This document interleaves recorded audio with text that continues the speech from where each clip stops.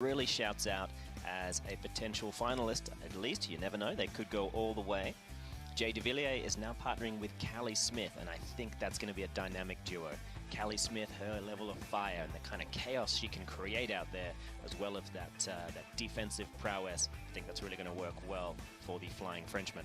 Well, and you said the word dynamic, and I love that for the two of them, two of the longer athletes on tour as well, so covering a significant amount of court for sure, but also that dynamic play and their aggressiveness. So thrilled to see those two partnered up. And you see right now the perfect conditions for pickleball. Mostly cloudy, 60 degrees.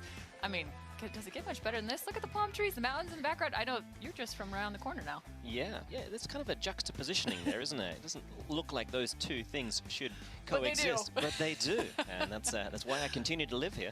Only in the desert. We're hanging out in Rancho Mirage. Again, this is the Mission Hills Country Club. We cannot wait to get the first match started on championship court. We'll be back with that after this.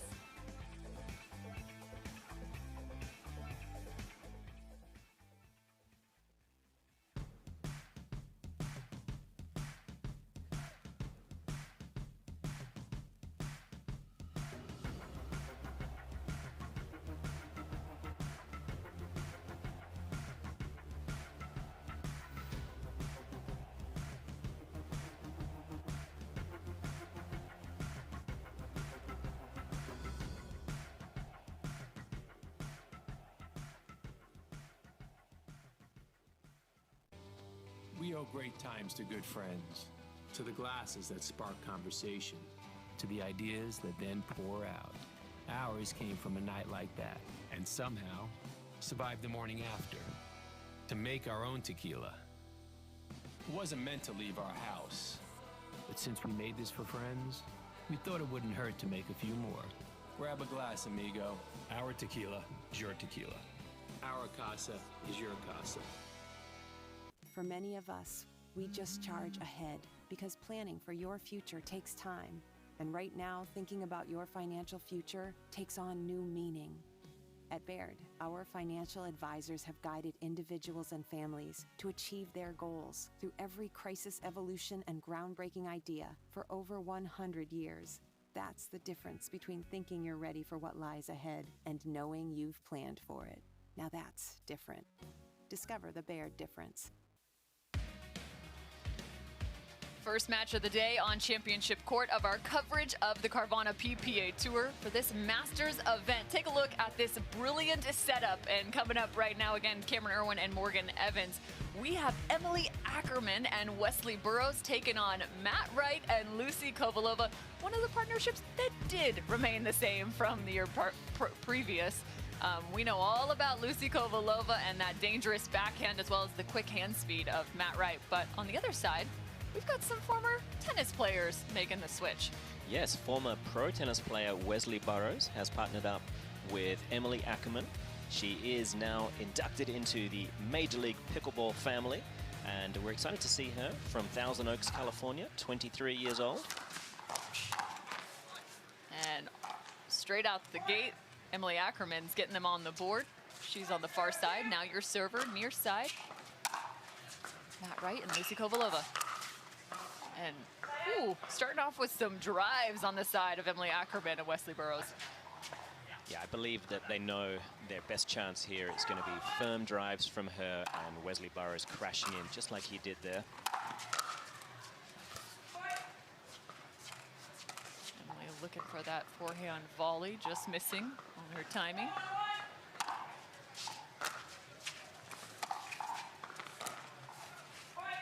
You can already see Wesley starting to creep well beyond the middle.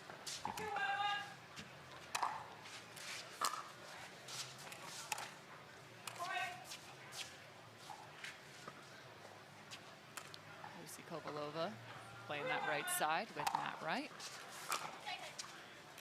Right now, the lady's going to play straight up. That's a good sign from Matt Wright early on. He prides himself on his hand speed. He's one of the best out there. Score is 4-1.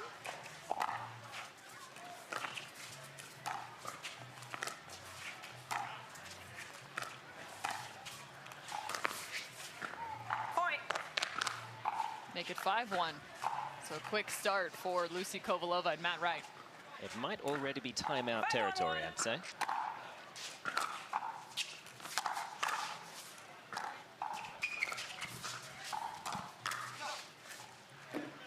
Just missing, but I did like in the middle of that, Wesley Burrows protecting that right hip.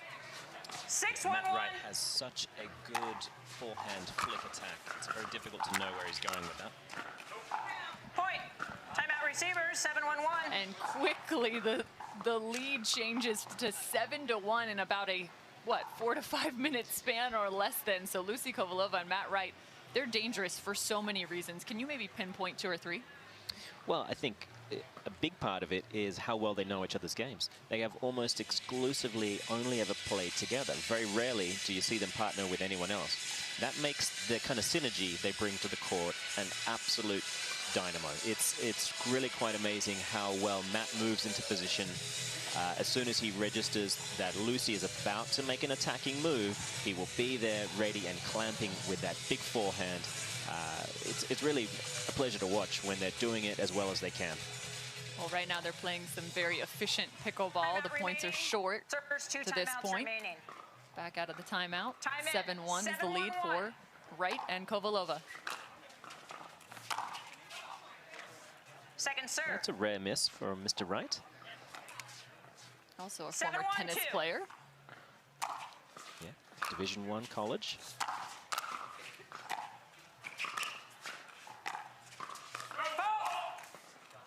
Left foot. And a foot fault called on Mr. Burrows. 8-1-2.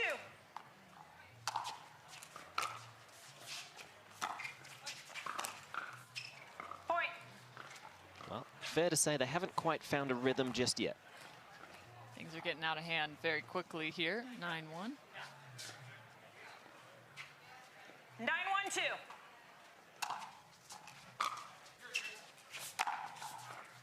Side out. Lucy really reaching for that one. You could tell from her posture. Yeah, it looked like the ball just didn't quite arrive where she had hoped. Point. And a return error from Mr. Wright. So 9-1. a consolation point at least. Lucy doing Second a beautiful job slapping that back. Nice counter. I think every man on tour knows to be very cautious about attacking her. Two-handed backhand especially is lethal. Side out. Trying to get a little more settled on championship court. Emily Ackerman out of Cal Poly. 9-2-1. Oaks Christian High School. Looking for the Second Ernie, serve. but creates plenty of space and opportunity for Wesley Burrows. Yeah, it was a good move. I liked 9-2-2. the backhand flick. Burrows just happened to be ready and waiting.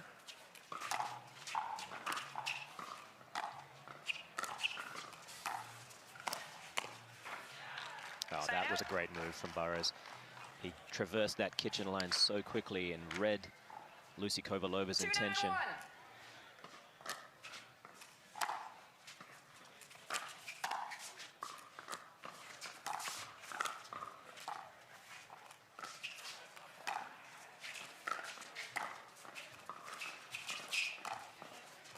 Isolating Emily Ackerman Second pretty serve. heavily there. You saw Lucy Kovalova move her Yeah. from the interior to the exterior. I do like the technique, though, of 2-9-2. Ackerman.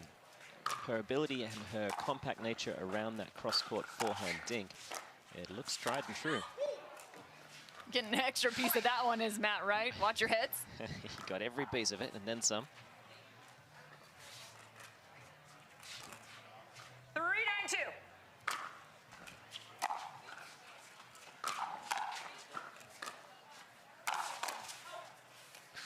Side out. I mean, that had to be absolute perfect contact if you're coming in swinging off a swing, right? Yeah, 100%. It's a difficult thing to do. I generally don't like to 9-3-1. promote big swings off big swings.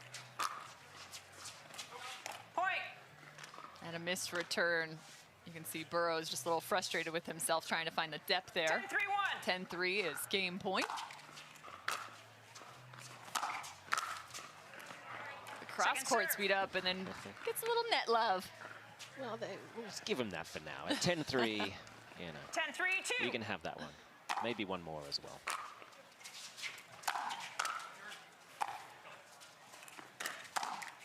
Ooh, I like that.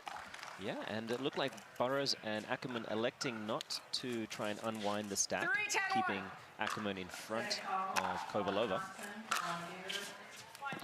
Second serve. It looked fantastic. She looks like she's got a pretty nasty two-hand backhand. I like that roll that she had on the left side earlier. 3-10-2. Tennis player. You know, she's got some weapons. There it is again. Point. That is a big forehand from Wesley Burrows, just tagging the hip of 4-10-2. Kovalova. They get another point on the board. Finding a little more rhythm now.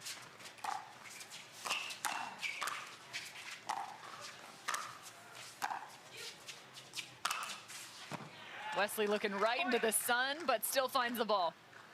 Yeah, there are some that say he's too nice for mixed. If you ever talk to Wes Burrows, you'll know what I mean. He's just the nicest guy.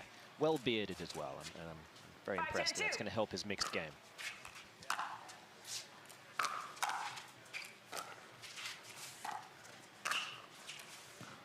I think he finds the line. No? Point. There it is. Side out. Okay, they did. Oh, they're No. going to say side out. It's close. Tough to see from this angle. 10-5-1.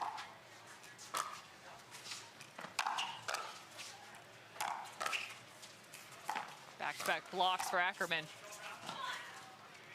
Well, she defended herself well Second there, didn't serve. she? And it's not easy, someone like Matt Wright coming at you with that flick forehand. But she 10-5-2. was pretty cool under pressure. Got that second one cross court too.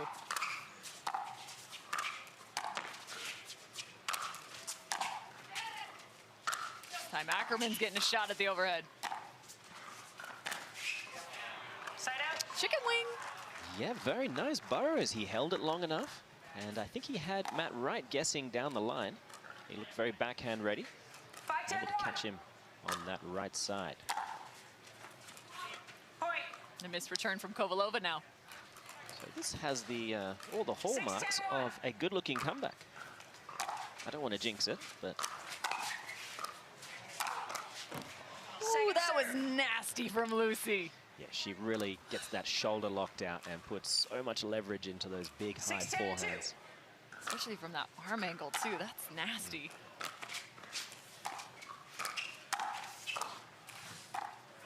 Nice recovery there for Ackerman off the net.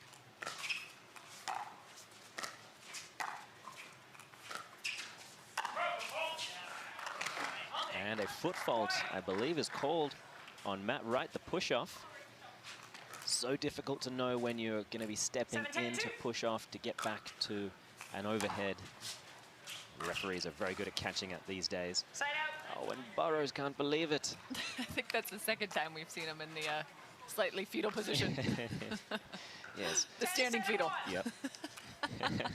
Sorry, Wes. A new posture in pickleball, the standing fetal. You heard it here, folks. Back to straight up with the women.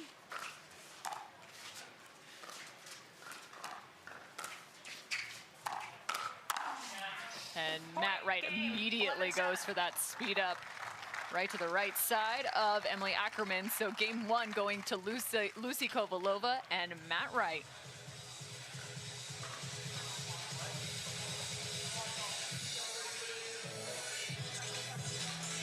At Baird, we offer a different, more holistic approach to wealth management.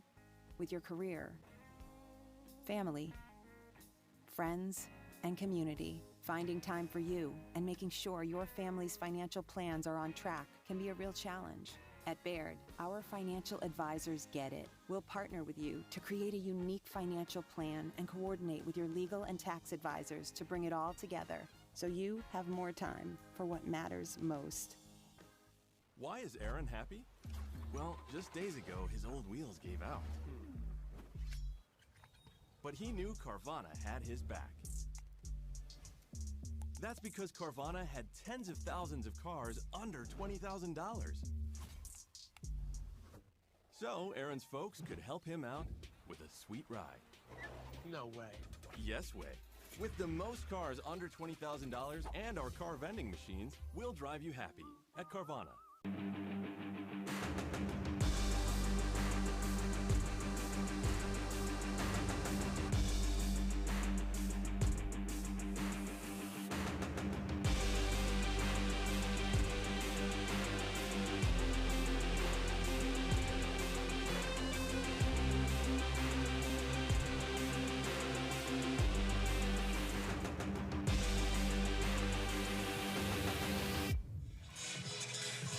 So much excitement coming into the 2023 season. We talked about some new partnerships in the mixed game, but also so many new paddles. The technology in this game just continues to increase each and every year. Matt and Lucy now sporting some new Onyx paddles, Game 2, fiber Onyx paddles. 0-0-2. So they're not the only ones. We saw Ben Johns with a new paddle, as well as Zane Navratil. There's paddles everywhere. Side out. Oh, and a good-looking cross-court dink taken out of the air. 0-0-1. So first game going to Matt and Lucy, but getting a little more comfortable now Point. are Emily Ackerman and Wesley Burrows. I think we will see 1-0-1. Matt Wright taking a lot of chances when Ackerman is in front of her. Point. And plenty of pressure there from Wesley Burrows up the middle, maybe forcing that ball wide. He's fast, he's 2-0-1. long, he can really cover the court well.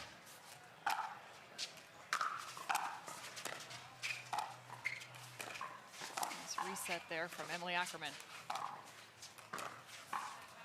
Second serve. It's a little bit of pressure. She knows that Lucy Kovalova is one of the best 2-0-2. cross-court dinkers in the game. And to compete with her is no small order. Point. Great job resetting the ball, getting it low to the paddle of Mr. Wright.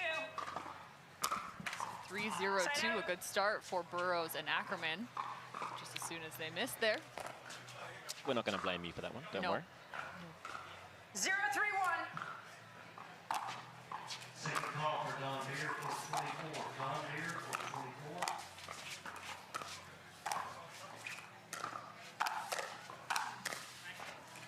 I like how you can see just how forward the posture of Matt Wright is, reaching in for some of those backhand volleys. Yeah, he knows that his major advantage is that reach into the kitchen and the power he has at full stretch.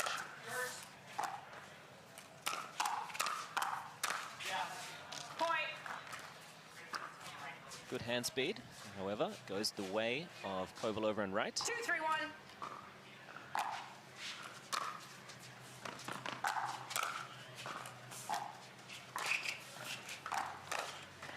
Point. Trying to reset towards that middle, and Matt's just going to go right at you.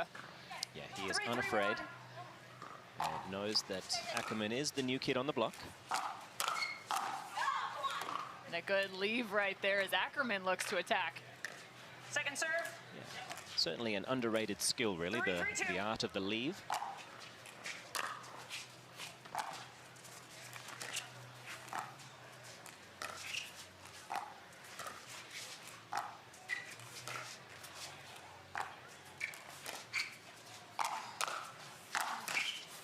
The second lob we've seen from Ackerman over the top of Matt Wright. He's handled both well. Yeah, he is 6'3". 4-3-2. Tough to do.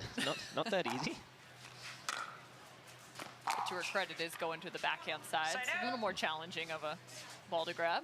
And I believe she does trust the hands of Burrows to be able to 3-4-1. clamp the middle and help handle whatever kind of overhead comes his way.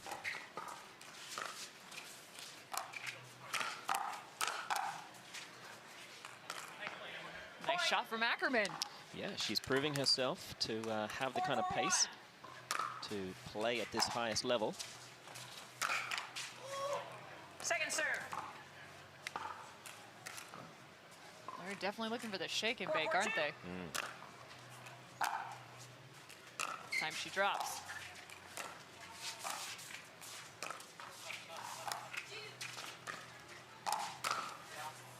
Side Oh, out. and that's tough. She slid and actually do her forehand side there. That was just a nice shot from Matt Wright. I would love to see her give herself a little bit more of a buffer back from the kitchen line. I think a lot of players, when they start out especially, they feel like they need to be glued to that line, to maximize their opportunities. But when you have someone like Matt Wright, as dangerous as he is, give yourself some space, because he's not just powerful and long, he's also quite deceptive with his attacks. And if she drops back a couple of feet, I think she'll have a really good chance to, at the very least, reset. Ernie from Burroughs, but how about that forehand? Ackerman. And to your point, especially in mixed as well, just giving a little bit more space from that kitchen line allows for your partner to step in a little bit more comfortably.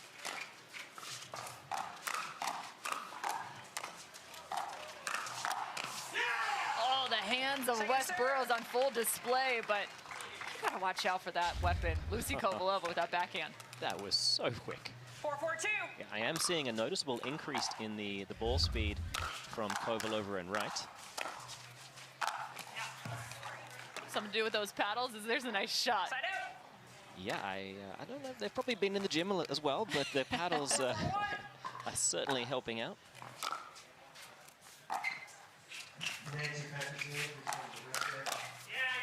Second You serve. see Ackerman a little further back on that one. Gave her time not just to reset, but to able to lock and load and return fire.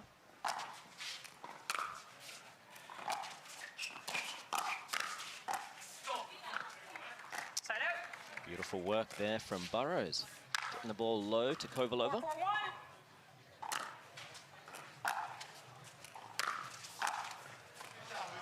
Second Net serve. love for Lucy Kovalova. 4-4-2. Score remains 4-4. Side out. The net is not much in their favor. I Nope. think they're owed one or two, I think. 4-4 on the side out. And Lucy says, thank you very much. Yeah, that is perfect. She would love one more of those. That's the danger when you're trying to get that ball all the way to Lucy on that forehand side. A little too much on there. Nice step back and rip from Ackerman. Yeah, she's clearly got great technical strokes. 4-4-2. I think she will be a real force to be reckoned with in the game. That's the second time we've seen that play. Nice job from Ackerman staying steady, though. Find the forehand. Let's see if she serves wide and allows some opportunity to get Burroughs to drive this third. Second serve. It's such an effective play when you know a team is going to be unwinding the stack. This extra room for them to have to move into position can often lead to a chance to drive the third.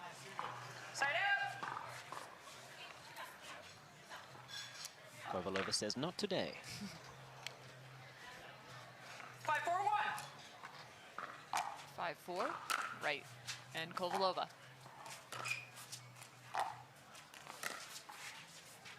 The third lob perfectly placed. Third time's a charm. Oh man, I missed the opportunity. I left it for you. 5-4-2. Thank you, I appreciate that. Tossing you softballs over here. Side out. That was a little risky. Very risky. Whew, that made me nervous. The jitters, I think, on the paddle of Wes Burroughs as an oncoming Matt 4-5-1. Wright. He got away with that one. He's in his bread basket.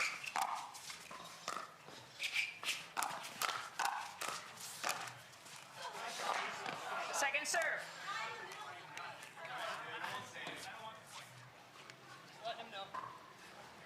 I'm not quite sure what happened there. I think they walked away thinking the point was finished.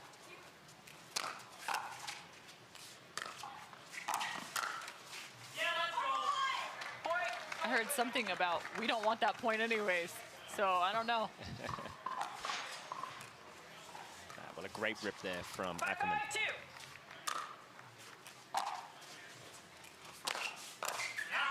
Point. Backhand drive. She's showing she's got pace on both sides right now. 6-5. Yeah. And what an asset for a mixed doubles team to have the female player be able to rip off both wings.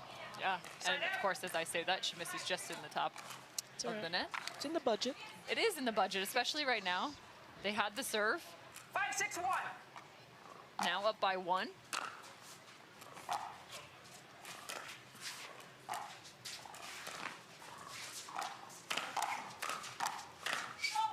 Oh, and West doing a nice job moving right to left on the court coverage, but missing that final shot.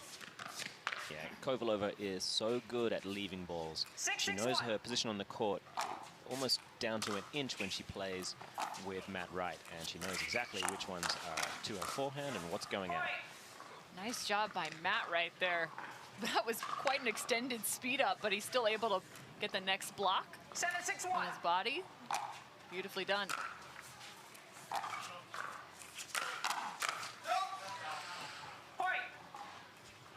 Matt Wright is he's dope. not that attackable. Nope. She wants to try her luck and see just how dangerous he is, and well, this is a good lesson. So a timeout taken, Ackerman and Burrows now trailing by 2.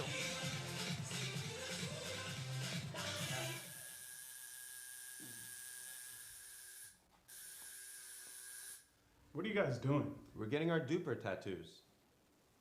You know it changes every match, right? Oh, Duper, keeping tattoo removers in business by updating after every match. Download the app and claim your free profile today. Can you change that 6 to an 8? I sure can try. Podiums are reserved for winners. No one ever said getting there would be easy. So we work, we drill, we train. And while we do whatever it takes to gain even the slightest edge, we found our biggest. Electrum has the most grit for spin and touch without sacrificing any power. Electrum, earn your edge. Just 2 points of separation here in game number 2. Kovalova and Wright on top over Ackerman and Burrows, but this one has been close through and through. Only 2 points difference has been the largest in game number 2. 8-6-1. A late surge by Kovalova and Wright have got them into this position to be able to take the match with a game 2 win. Cameron Irwin alongside Morgan Evans.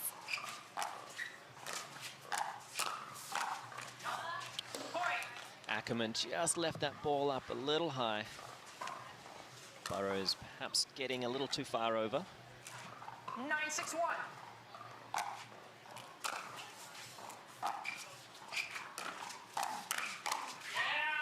Second serve. There's one for Wes. Yeah, he's going to try to dwell on that. I think he's got to focus on the chance that he can 9-6-2. beat potentially Matt Wright in a couple of hand speed exchanges if he chooses his battles. Still looking for one more for a side out, and there it is. Yeah, I think we can see Ackerman there at least a foot, maybe 2 feet off the line. So I think she's learning where's a good position for her to be in when Wright is in front. But that was a 4-point run for Matt and Lucy. 7-9-1.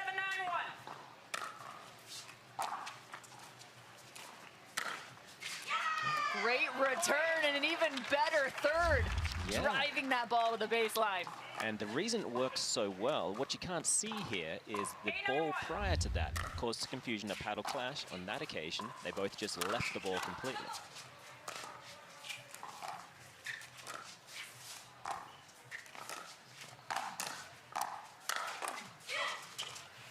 A little miscommunication there in the middle. Second serve. I'm impressed that Wes read the attack, though, and he was there. He was looking to defend his partner. Matt Wright has had good success attacking Ackerman, so Burrows looking to get his forehand involved. Second now, and that's such a bummer if you're Ackerman and Burrows. They put themselves in a good position. Still got 2 back. Now looking for a hold.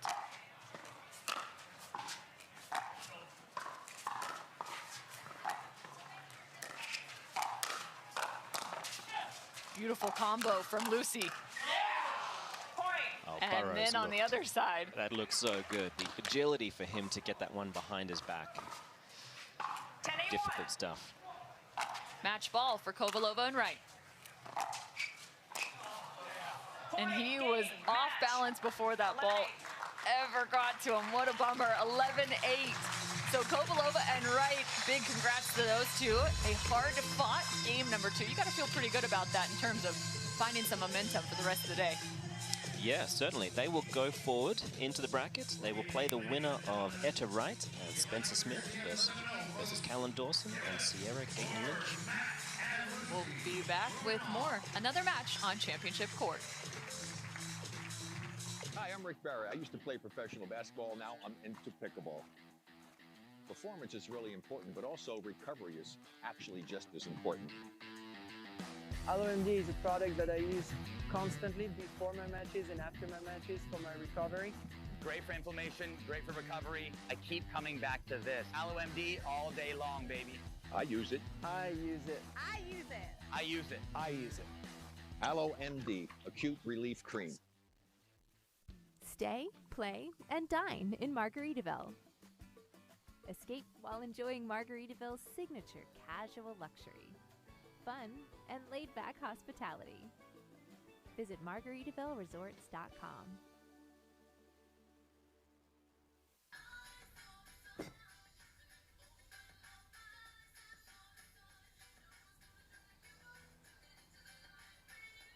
Miller Lite has more taste and only 1 more calorie than Michelob Ultra.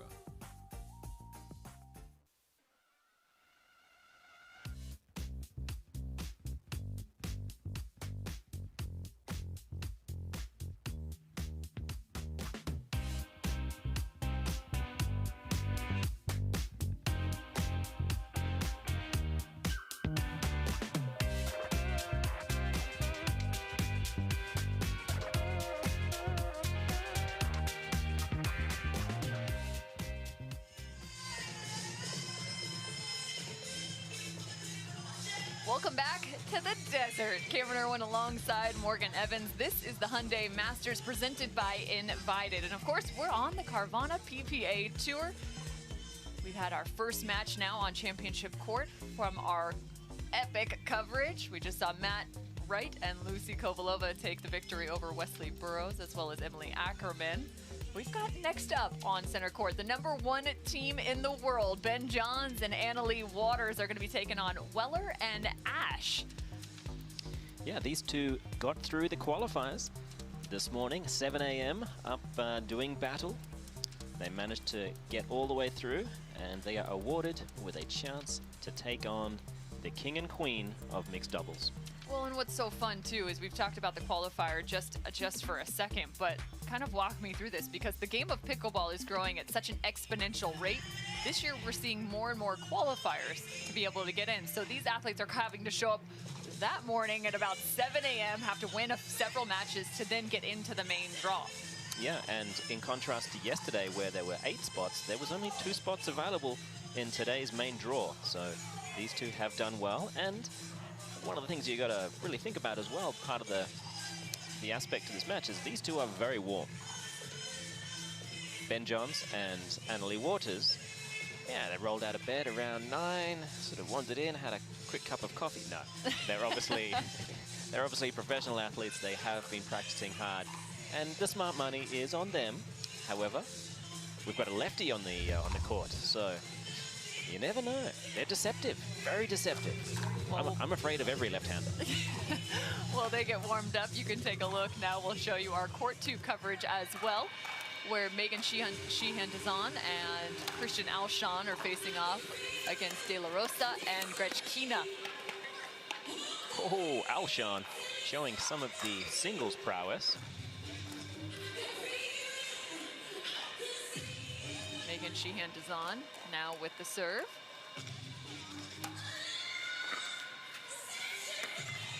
And it's tied up 1-1 in game 2. First game going to De La Rosa and Grechkina.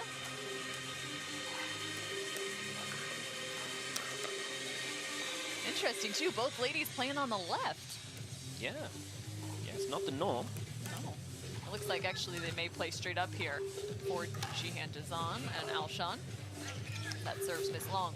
When it's a new partnership and having new players as well, sometimes that's just the safest thing, so you don't get caught in tricky positions.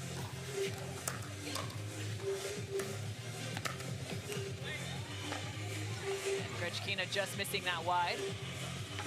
She had a fantastic year last year. I think she was one of the breakout performers. Not scared to pull the trigger.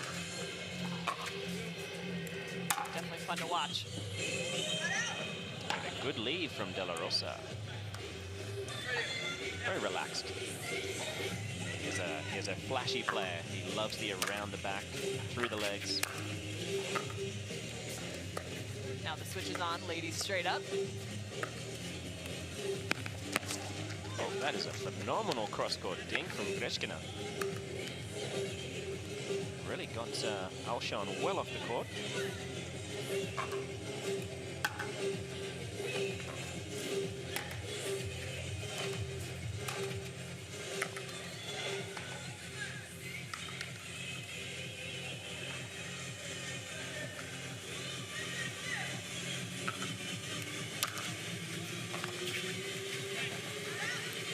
Third is De La Rosa. I'd like to see Alshon really trusting Dizon to drive the third ball and let him disconnect and be menacing.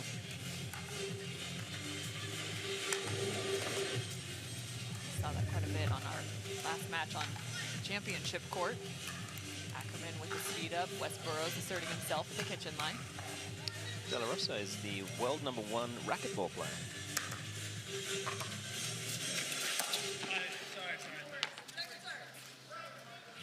He's the Ben Johns of racquetball. Is that what you're telling me? I think he could beat Ben Johns at racquetball safely. I think there's no one in the tournament that could get more than a few points off him. Imagine.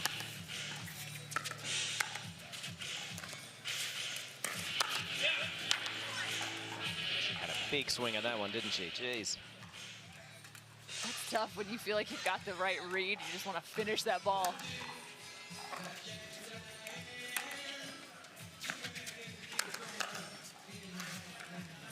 And a nice counter. Is that ball in?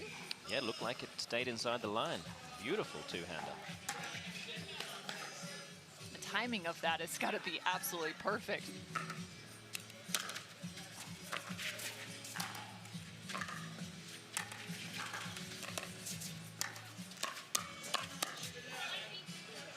Looks like Sheehan is on, really working with that forehand, even just slightly on that left side of her body with her volley. I really like how compact and efficient De La Rosa is with his volley technique. I think he might have the advantage over Alshon in that respect. Alshon probably has the power advantage though, and certainly the reach. I mean, it's got to be somewhat difficult to be able to find specific patterns you're looking for when they're constantly switching from stacking to playing straight up to having a guy in front of you to having a girl in front of you. Yeah, it is one of the benefits of playing straight up. You know, if your opponents do have a target person, that target is now constantly moving, and therefore the shots required to get to that player are always changing. Meanwhile, championship court still getting warmed up.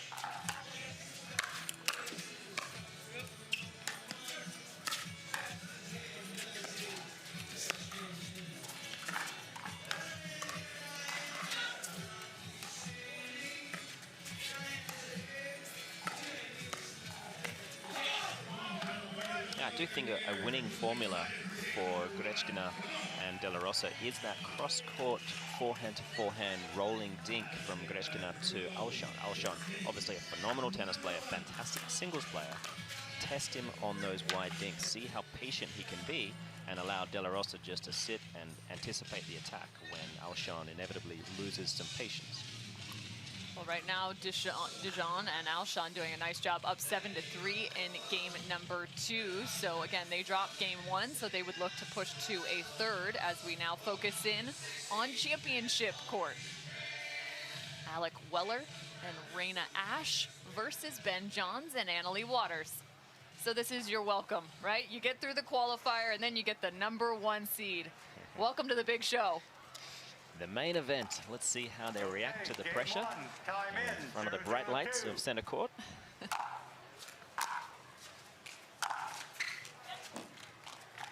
Leigh Waters right out the gate. Doing what she does best. Rip it and rip it. 102. Side out. 011. Rena Ash, lefty.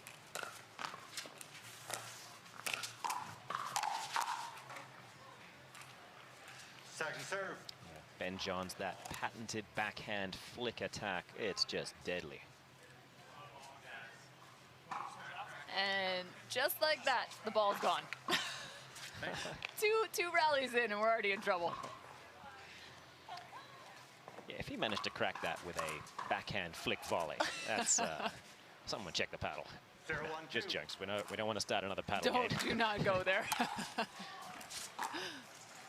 Might make for some good TV though. Nice combo and good defense from Weller. Classic Leigh Waters style right there. Speed up and close with that backhand. 101.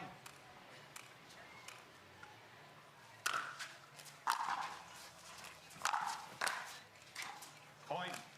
So far, Leigh Waters driving cross court straight to Ash. 201. Yeah, she did suffer a little bit of a strain. It sounded like it was a glute strain yesterday, but it didn't stop her with her normal singles domination. Point. She'll be in the finals come Sunday. 301. Up against Leah Jansen. And on the men's side will be Ben Johns, Federico Staksrud. That'll be good. Staksrud, when he's on, my goodness, that man is talented. I believe he's what, the 7 seed? Yeah, I think you might be right. Pretty impressive performance from him.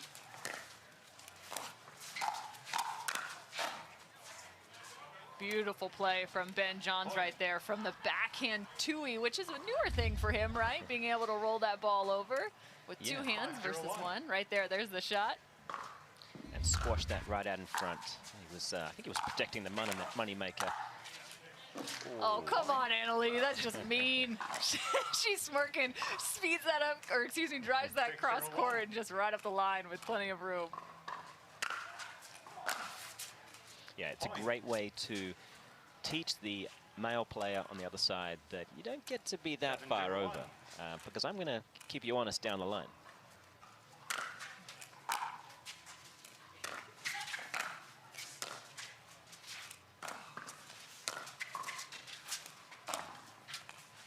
Point. That is the kind of pressure that the best players in the world will put on you. You feel like you have to be absolutely inch perfect to have a chance to win points. Second serve.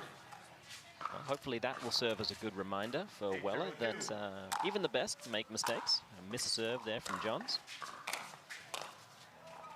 Side out. So 8-0, but they get the ball back now. Shot to get on the board. You got to imagine the nerves are a little bit high on championship court facing Johns and Waters. Second serve.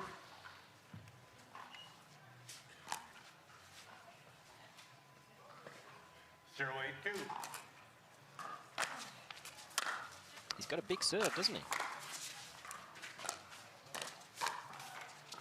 Side out.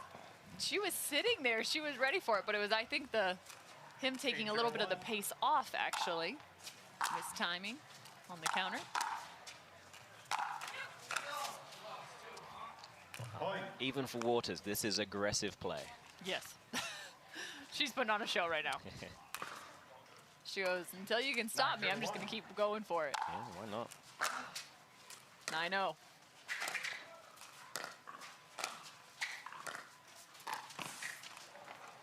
Point.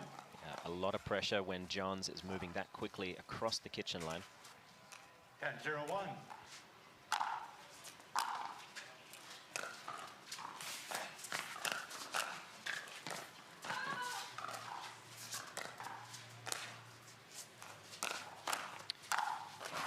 That was Riley Newman-esque, I would say. That was very Riley Newman-esque. Pulling the paddle all the way up to his left shoulder, dropping it back down. And a nice little roll to finish out game number 1. There's a look at the final point. Very well done, Ben Johns and Leigh Waters finding a pickle in game number 1.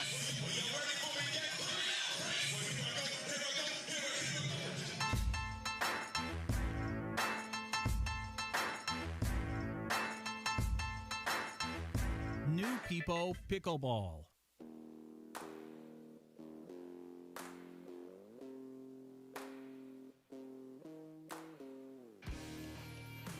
This spring, you don't have to be a baller to buy like one.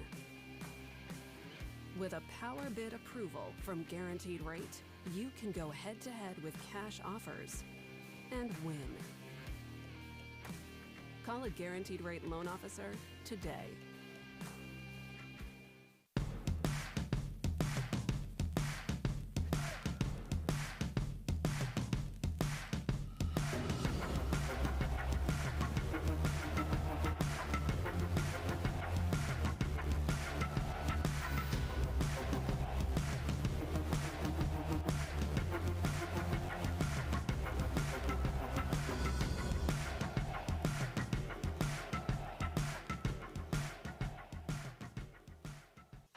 Match point, it's all up to me. Nothing can get in my way. And when they ask, what are you gonna do next? I'll say, I'm going.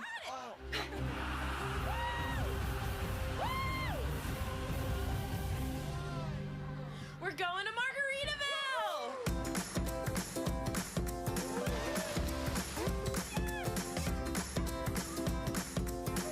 You can go to Margaritaville too. Visit MargaritavilleResorts.com. So Raina Ash and Alec Weller dropped game number 1 in a bit of a pickle, but they did have a fantastic way through the qualifier as they now face Ben Johns and Leigh Waters.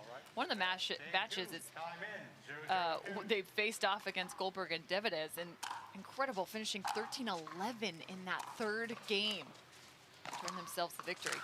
Yeah, so they certainly earned their spot here. It is their first appearance at the professional level. I mean, that's a solid team. And Salome and Johnny Goldberg.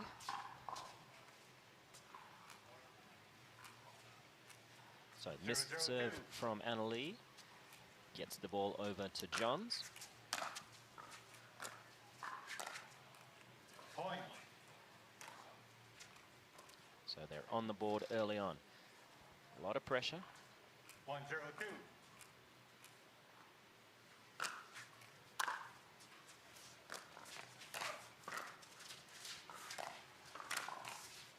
Point. Great job there from Johns getting the ball down so quickly. So 2-0 Ben Johns and Leigh Waters. 2-0-2. Now on the far side of your screen.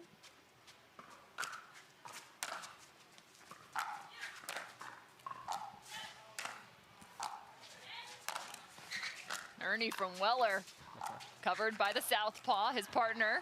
Yeah, nice work there. He really kept his balance, got plenty of power, so they get the ball back.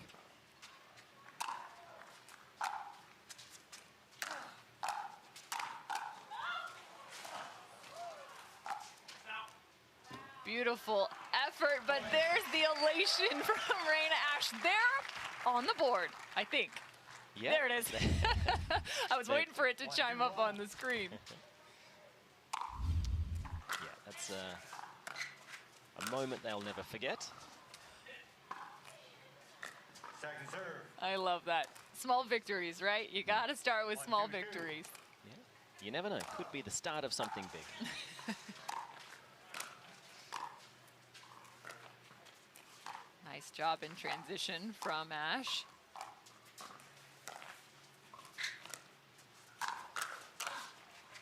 She goes right at Ben. That was a well-constructed point. Good patience. Some nice cross-court dinks. 2-1-1.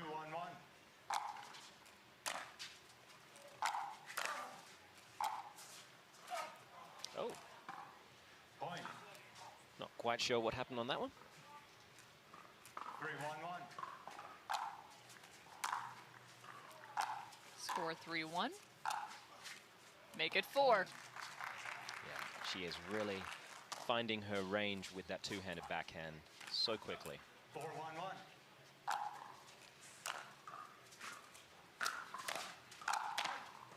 Shake and bake from Waters and Johns. You can always tell the players that have really been putting in the work in the off-season. 5-1-1. Leigh Waters, Ben Johns, they are not the kind of players to rest on their laurels. They are working hard, improving their game. They know a target is on their backs. And they've even worked now with the straight up play. Leigh Waters on the left. I'm not sure what that move is, Leigh. I'll have to ask her.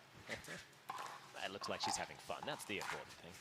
If you're not having fun, you're doing something wrong in pickle. Second serve. It's really hard to not have fun.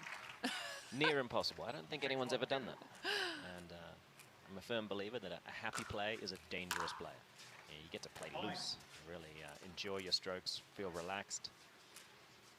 That time comes with time and experience, especially at this level. You got to imagine with the nerves too.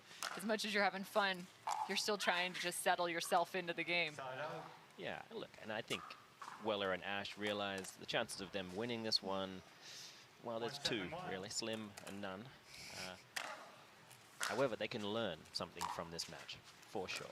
And what they're learning is how far they've got to go. Oh, the backhand flick from Leigh. Was that single hand? That was one hand. She's pulling out some new stuff. Yeah, she spent a lot of time around Mr. Johns, hasn't she?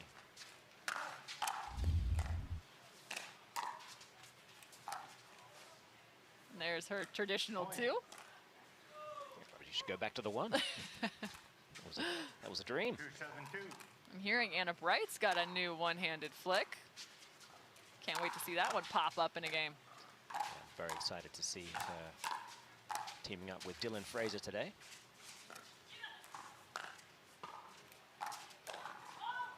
I just keep waiting for Leigh to pull it out again. That's all I want to see now. Come on now. 7-2-1.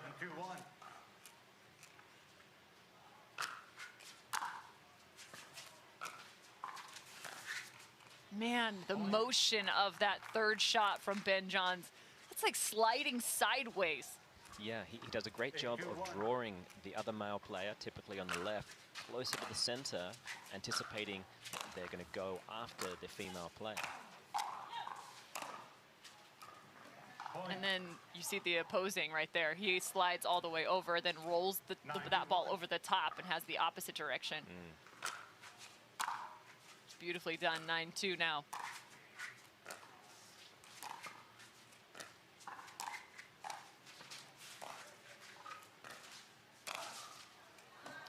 Oh, he's got plenty of meat on it. He's a strong young man, no doubt about it.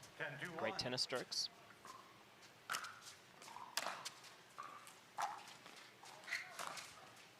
There's one, backside, Ben Johns. That is a fantastic shot. 10-2-2. Yeah, John's just looking for the middle ball. There it is. She's done it again. And with the finisher, she rolls that one up the line with the backhand flick. Look at her. Ben Johns is even giving her props right there, saying, yeah, you see that. Putting everybody on notice. Lee's got one. Here's a look at the final. Oh, it's gorgeous. Beautiful. From that left tip to the right shoulder. Ben Johns and Leigh Waters, their first round match is in the books. 11-0 and 11-2.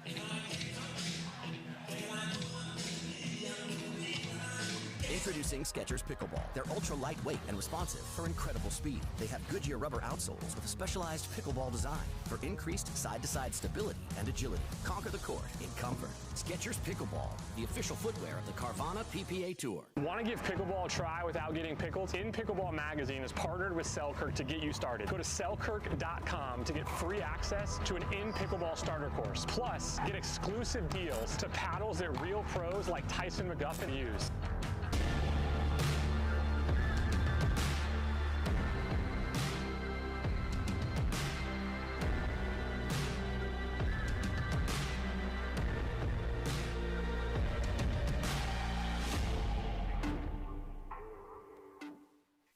Brewed with Valencia orange and coriander, Blue Moon is one of a kind.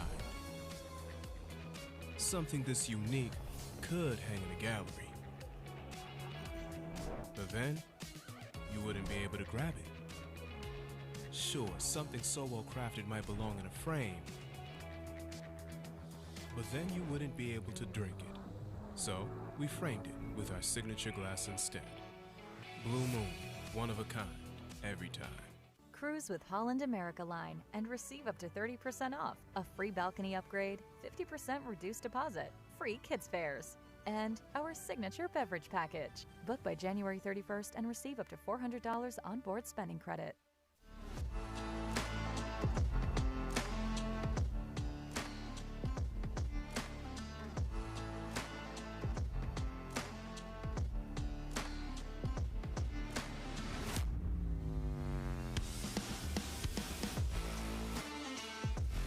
Thank you to Pickle Roll. It can be installed anywhere, temporarily or permanently on any flat area. So I have a feeling Pickle Roll is going to be a big part of our future. So the number 1 team, Ben Johns and Leigh Waters, closed out their match 11-0, 11-2. We'll have more coming up on Championship Court from Mission Hills Country Club. This is just the first event of the year. 25 in total, and I'm not surprised. There might be 30, 40, who knows, in the new partnership between the PPA and the MLP. Fun formats coming your direction from the MLP as well. So these athletes are going to be seen just about every single weekend over the next few months, and you're going to be hearing our voices probably for the next few months. You may get tired of us, but hopefully not. Hopefully not. This is just the second day of coverage. We're now into mixed doubles. And Morgan, I asked you at the top of today, who are some of the teams that you're most looking forward to seeing in these new partnerships? Now I'm going to ask you a different one. Who do you think is a dark horse in the mixed division that could be putting some people on notice? Well, okay, that's a great question. And I mentioned it earlier on. I think Anna Bright and Dylan Fraser. I believe the level that Bright is bringing up to the table now is amazing. When you watch her movements, her shot selections, the kind of power she has, and her ability to handle pressure. There's a lot of people talking about her getting up there in that Waters conversation as the most effective women's doubles player. And I think it won't be long before she's as good in mixed, if not, who knows, maybe that's possible. Well, and you talked about Anna Bright. She'll be partnering alongside Leigh Waters, at least in terms of what she called as a tryout phase as of right now. So these are some highlights from the last match between Ben Johns and Leigh Waters, and Raina Ash and Alec Weller, who came out of the qualifier. But to your point, Anna Bright, just dangerous in just about every discipline, from mixed doubles to women's doubles as well as singles. A very formidable opponent. She's also been discussing how she's starting to find a little bit of that backhand roll and flick. Yeah, no, definitely. And Dylan Fraser alongside her. I think the kind of weapons he brings to the table, so quick on the feet, such fast hands. There's not many players that really want to try their luck attacking him because of how quickly it comes back and how often he finds that center of the paddle and really uses people's pace against them. In this bracket, they are the number 8 seed, but I don't think that's reflective of just the potential for them to get up there. So that's a team for me that is going to be very dangerous. We're seeing Tyson McGuffin pairing up with Catherine Parenteau as well. Now it looks like we're back over to court 2, Alshon and Dizon. This is game 3 action. Right now, De La Rosa and Grachkina up by a significant margin. I believe it is now 7-1 in game number 3.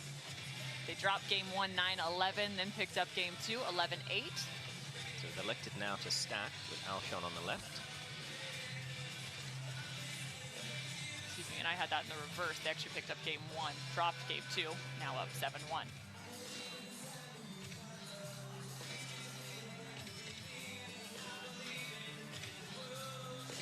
New pairings, both out on court number 2, like we've been discussing.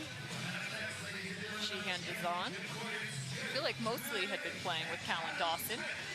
Yeah, I think they played essentially the whole year together, but decided now to mix it up. Callan Dawson playing alongside Sierra Gayton-Leach today. She's a powerhouse. That she is. I've been on the opposing side of her, and it is, you're fearful, let's just put it that way. Like, keep it away from that forehand. Here Sheehan is on. A couple of beautiful dinks on the left.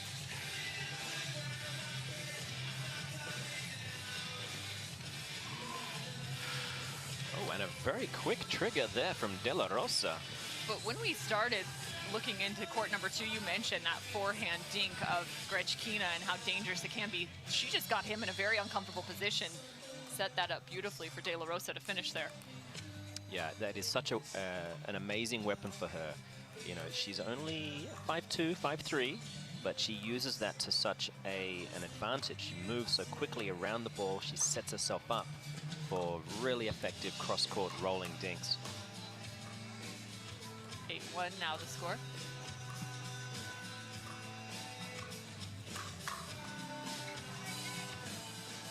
Very effective return.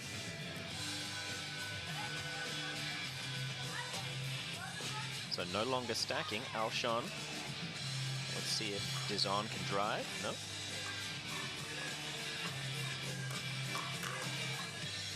Alshon had a fantastic day yesterday, taking down Tyson McGuffin in singles action. Looks like he's still trying to find his feet, maybe just a little bit. Literally and figuratively. His toes just got taken off there by De La Rosa.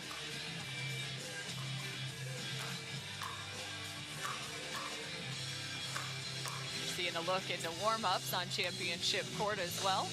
We've got Vivian David alongside Thomas Wilson facing off against Callie Smith and Jay DeVilliers. That is going to be a fantastic match. Looking forward to that one. I love watching Vivian David play. Yeah, just her steadiness on the court, it's so fun. How low she gets for those cross-court dinks, it's picture perfect. And a real lesson for anyone at home wondering what might be missing in the forehand-to-forehand dink department. So many players are really more comfortable in the cross-court backhand-to-backhand exchange, but she is incredibly proficient in the forehand-to-forehand variety, and a big reason for that is just how low she gets her hips down. She brings her hips back so quickly and effectively, drops that upper body, and it gets the eye line so close to the contact point. I don't think I've ever heard her mistime a dink. It's amazing. And she maximizes her length by doing that as well. Not one of the taller players, but she is certainly one of the best dinkers out there. Can't wait to get that start on championship court, but now we focus in court number 2. Again, the score is 8-1. De La Rosa and Grechkina up in game 3. Looking for the flick on the left shoulder, but that's long.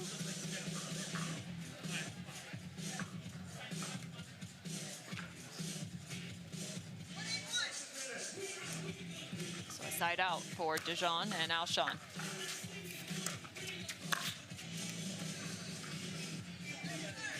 Believe that caught. Yep. That looked like a ball that Alshon could have driven. Perhaps Grechkina has made him a little cautious. She's got a fantastic counterpunch. So it'll be Dizon to serve.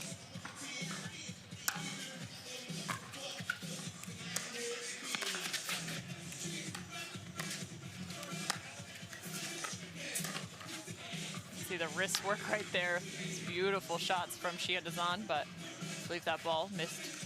Where did they get that? Looks like they got it. There they go. Yeah, nice Ernie from Alshon. Very fluid with the wrist. I like it. So 2-8.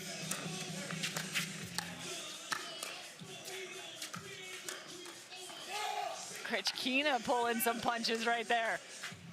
Yeah, looked like that last one just caught the top of the paddle. So, mounting a bit of a comeback.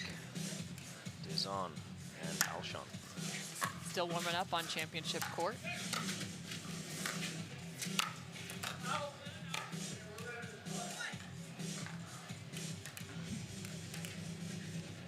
So a little bit of a surge here from Dizon and Alshon.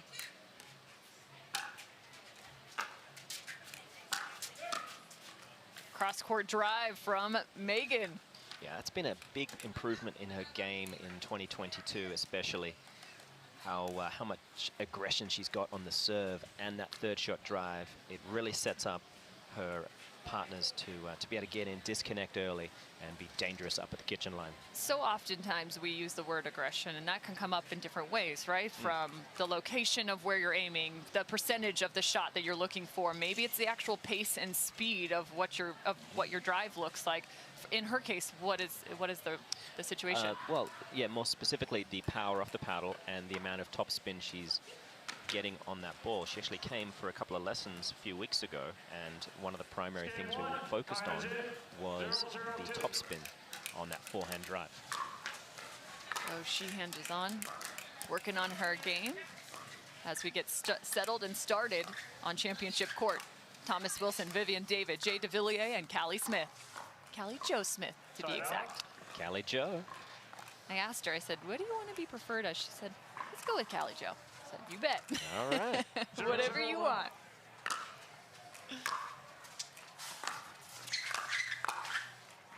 Second serve.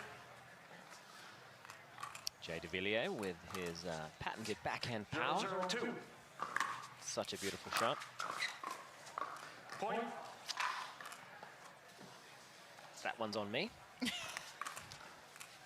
going to start keeping score. I should, yeah.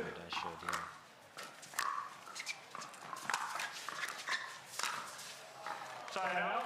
Wow. Wow, did wonderfully well, didn't he? What in the world?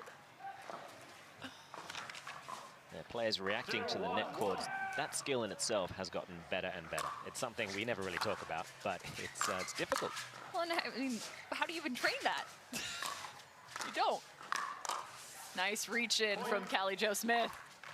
I wonder if you can set up a ball machine to the exact location where it's going to catch the net and pop over. Only you would do that. Maybe I will. I like it. I could get that lobster sponsorship that I've been looking for. Great counter.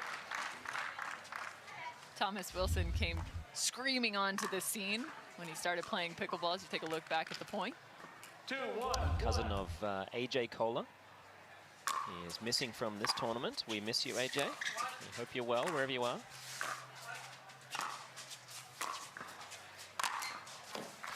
Second serve. That is a lethal overhead. You got no shot bringing that one back. 2-1-2. 2-1. Smith and DeVilliers. Side out. Oh, and he caught her on the right side. Yeah, I think there is going to be some growing pains for DeVilliers and Smith, traditionally not played together. DeVilliers has spent the last couple of years playing with Jessie Irvine, who is in this tournament, partnering up with Riley Newman. It's a pretty good partner switch, isn't it? Definitely. 1-2-2.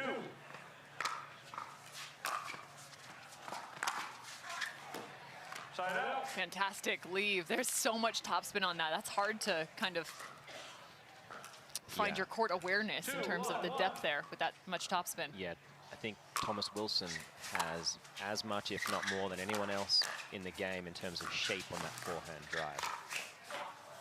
Second serve.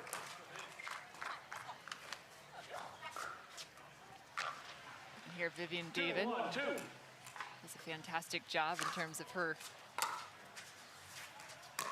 energy output, we'll call it. And specifically positive energy. Yeah, Always smiling on the court. She really is. It reminds me a lot of Corinne Carr. Just constantly happy, smiling, bouncing around. I've seen them play together. They're fun to watch. Call them the smiling assassins. Just so deadly. Second serve.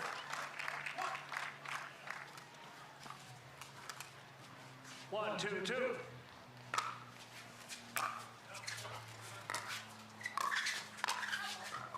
Oh man, but I love that backhand right there in the transition zone. You can just see how locked in she is to be able to drop that ball. Yeah, and it looked like David was still moving through the transition area. And took a chance against the big man.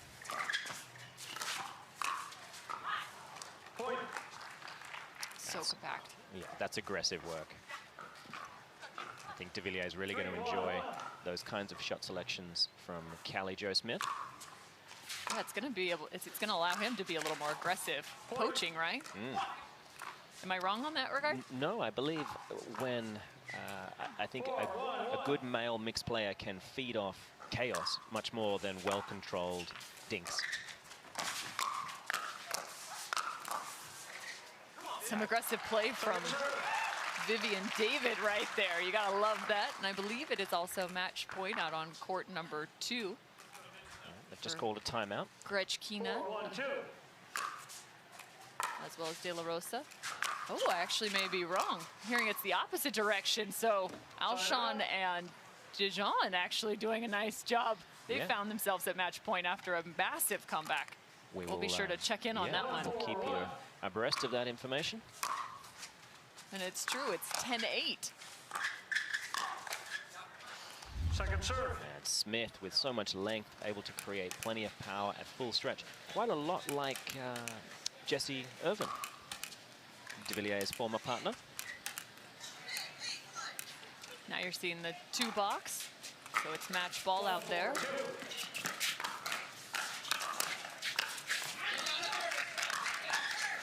Do you remember when TVs just weren't big enough to even have a chance at this? Yeah, It's imagine wonderful watching that we on can your do. screen. Yeah. your cell phone screen. Exactly. And how awesome is this? You can see 2 courts at once. Good job by the PPA to get this rolling. Spoiled for choice. Wow, things happening on championship court right now. Some fantastic play. Yeah, de Villiers, when that ball gets high to his backhand, he's so consistent because he uses primarily the shoulder to get his power. It's not so much of a wrist flick, and that helps him find the middle of the paddle more often than not. So they're going to take a few seconds now on championship court, but court 2 action is still going on. 10-8 again is the score. Dizan and Alshon. The second serve for Grechkina and De La Rosa. Yeah, they were down 7-1 in this game.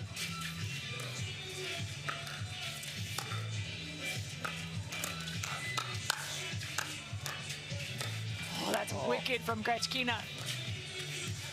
The hands of Dizan.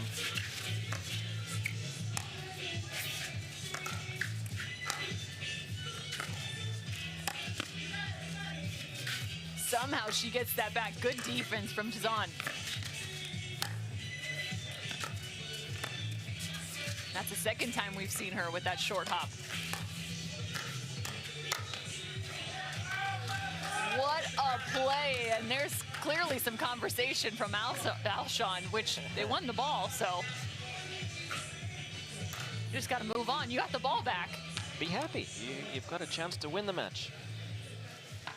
And now they'll figure out where they're supposed to be. And even Megan right there, just trying to calm him down a little bit. You can see just walking over in front of him, slowing things down. That's why you got to left partners. Match ball in the comeback. What an incredible play. Yeah, amazing work. Great comeback in game 3 from Alshon and Dizan. Clearly a few extra words at the end of that match. Whew. Heat. Full focus on championship court now. Second serve. Love that deception in the middle from Callie Jo, but even better from Vivian David. Yeah, she's one of the few players that really owns that shot. Jessie Irvine is one, as well as Catherine Parenteau. It's fantastic to see Vivian David being able to really explore those opportunities. Point. Took quite a bit of pace off that ding, did Smith. 7-1-2.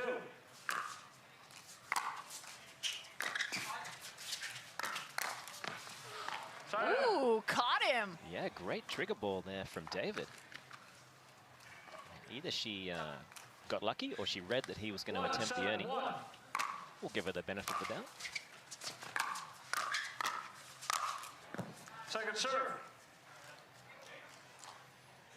So de Villiers and Smith with a substantial lead. 1-7-2. 1-7. Make it 2-7. Yeah, that's the shape we talked about earlier on from Thomas Wilson, that forehand, it's so deadly because it's dipping when it reaches the net.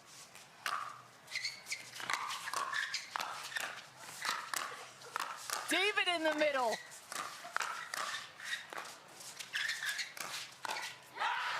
Oh, what incredible play on both sides. What does it take for them to win a point? They played brilliantly. The Flying Frenchman was up to the task.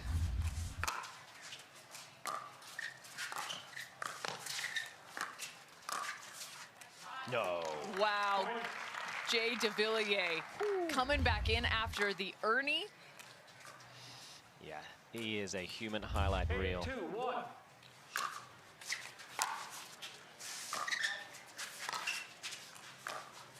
We're gonna keep Jay back.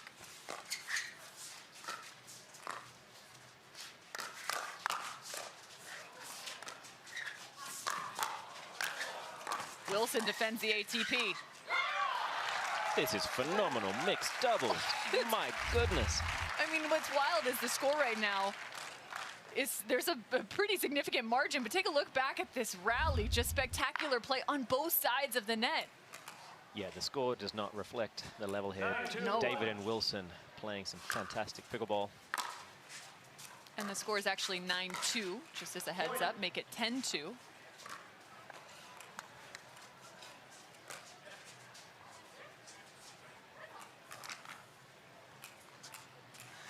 10-2-1.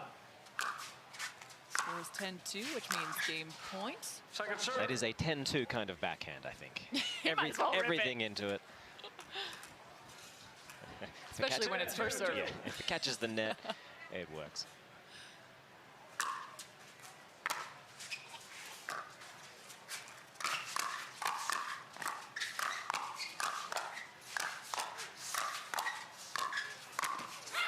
And looking to fly in is Thomas Wilson, but game number one goes the direction of DeVilliers and Smith, showing their chops in some of those firefights, doing a great job.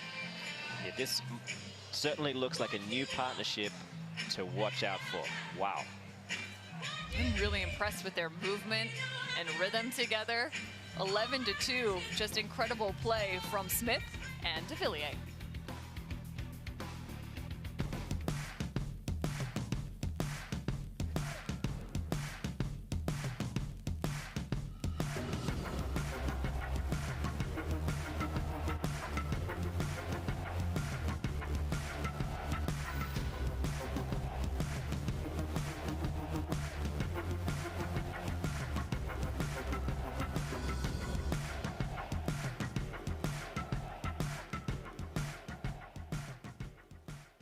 For many of us, we just charge ahead because planning for your future takes time. And right now, thinking about your financial future takes on new meaning. At Baird, our financial advisors have guided individuals and families to achieve their goals through every crisis evolution and groundbreaking idea for over 100 years. That's the difference between thinking you're ready for what lies ahead and knowing you've planned for it. Now that's different. Discover the Baird difference. I sold my car to Carvana and it was awesome. I heard about Carvana through friends, so I thought I'd give it a try. It was easy. I inputted information about the car, including the mileage, the VIN number, answered a few questions, and got a real offer in seconds. It felt too good to be true. It was a lot higher than I expected. A Carvana advocate came to my house. As soon as they accepted my car, they paid me on the spot. I couldn't believe it. I recommend it to anyone. Try it for yourself. Go to Carvana.com and get an offer for your car. At Carvana. So game one going to Smith and DeVilliers here on championship court. This is a second round match for both of these teams, having picked up a first round win. David and Wilson took down Schneeman and Hewitt. That's Lacey Schneeman and Rafa Hewitt. And Smith and DeVilliers took down French. Game two, time in. 0-0-2. Eroquina. And Eroquina. Thank you for the pronunciation.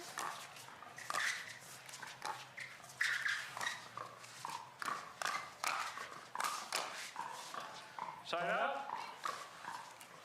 And David just unable to get that one back, but she looks so good in defense.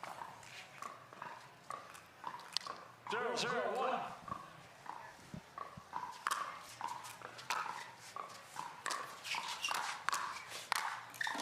So we mentioned both these teams playing incredibly well.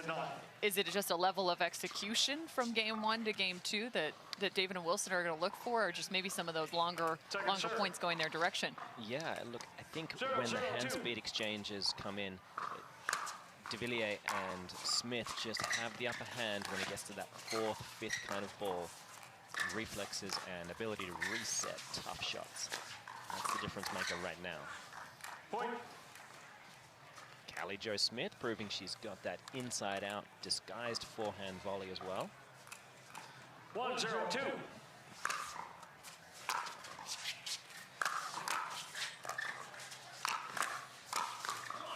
Side out. And reaching for that cross-court speed up is Vivian David. Now, where is she wanting to aim? Is it cross body of Callie Jo, or is it more that backhand side with a player like Callie? 0-1-1. That's a very good question. I think you first have to try to get her into the middle of the court to be able to expose some of the backhand side. The difficulty is Jay de Villiers is there waiting. Speaking of Jay de Villiers waiting, there he is again. Yeah, to expose a female player in mixed, you have to get the guy off the court. You've got to push him around so that he's not able to really help clamp in the middle.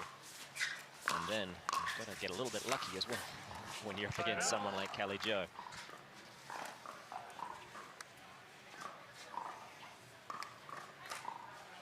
Some communication now from the baseline between de Villiers and Smith.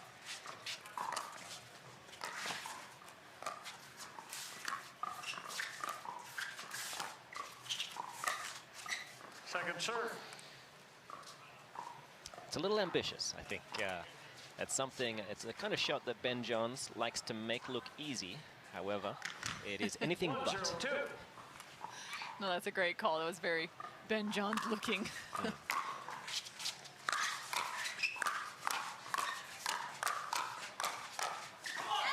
was all firepower all the time. Vivian David sliding to her right side and closing out the firefight. Look at that, beautiful work.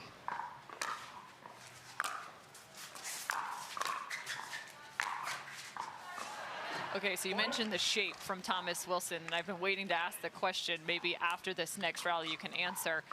So what's creating the shape? Is it the paddle angle? Is it his grip? Is it his follow through? I mean, specifically for him, where does the shape come from after this point? As he closes there overhead. Perfect little scorpion there. Yeah, a lot of it is how quickly he gets the paddle down into that kind of 6 o'clock slot, well underneath the contact point. And then it relies on massive amounts of wrist roll for him to be able to get up and over the ball in such short order. So I think when you combine that with powerful paddles that have plenty of topspin, he's able to really treat it like a tennis racket. And he is a fantastic tennis player. Just giving you some of the details at the highest level here. Morgan Evans doing a nice job breaking it down for you. 4-1-1. Score is 4-1-1, so David and Wilson steady in game 2. The hop flip from Wilson.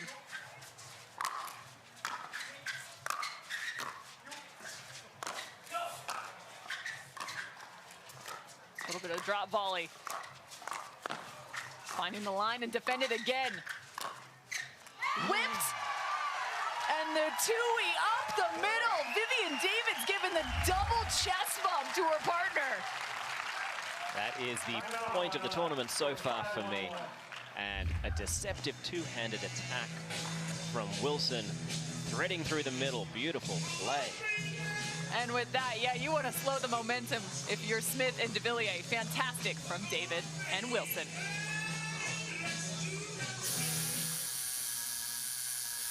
What are you guys doing? Getting our duper tattoos. Oh, cool. Hey Cameron, how's it going? Almost done. Perfect. Can't wait to see your number. Number? Duper, because ratings shouldn't be a surprise. Download the app and claim your free profile today. I haven't even started yet. Oh. Match point, it's all up to me. Nothing can get in my way. And when they ask, what are you gonna do next? I'll say, I'm going. Oh.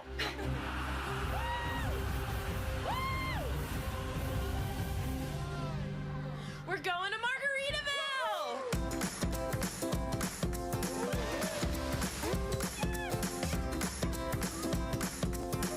You can go to Margaritaville too. Visit MargaritavilleResorts.com.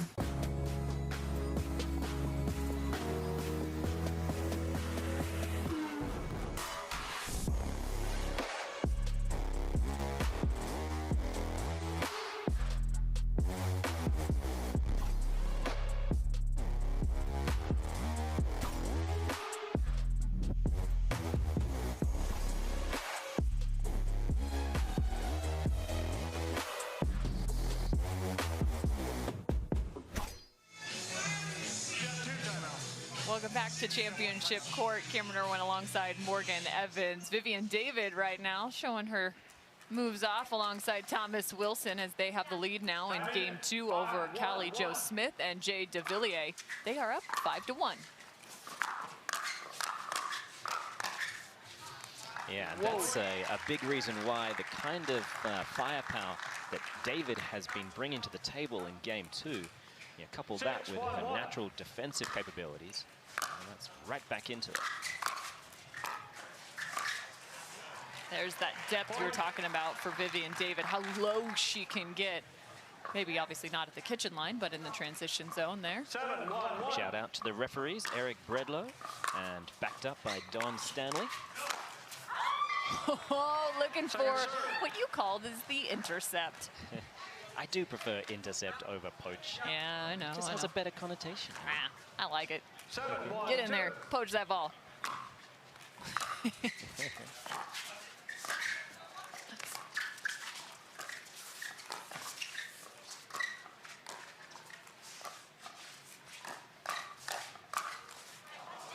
Vivian trying to take her chances there with the speed up the line. She's had some real success in recent times, so I think naturally she's going to see how far she can push her luck. 1-7-1.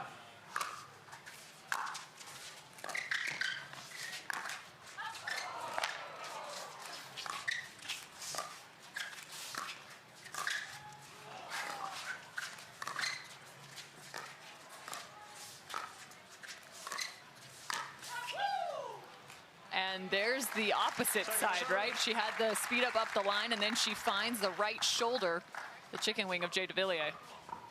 She has deception with how many balls she can reach, and it's because she's getting so low.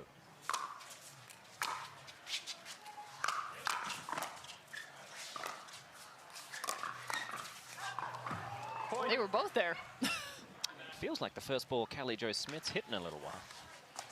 They definitely have been going a little bit more after DeVilliers. Yeah, DeVilliers has certainly been having to earn his money in this one.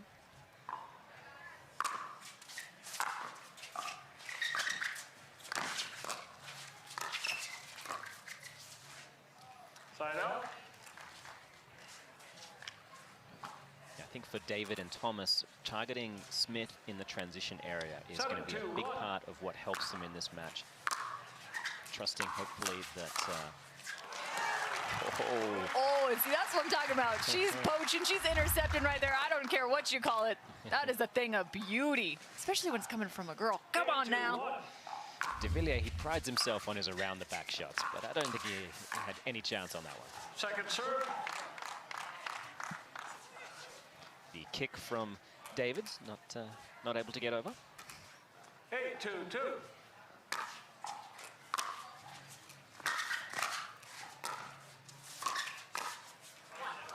Side out. That's a tough ball, cramped her up. Getting very close in on the forehand side. 2-8-1. It's just got to be a touch volley right there. That's tough. You can't really put much spin or anything on it. Try and take it off.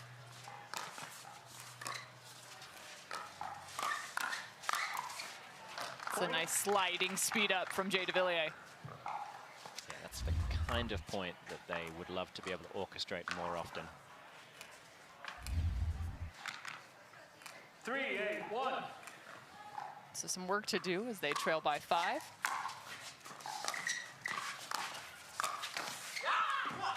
And de Villiers starting to get himself into this. Getting a little more aggressive. Creighton on the left.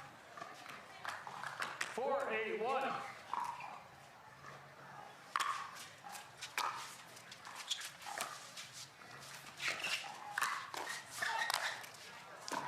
And Callie's taking the first shot as well, so a surge from de Villiers and Smith. Yeah, they look like they are not willing to have a war of attrition up at the kitchen line. No.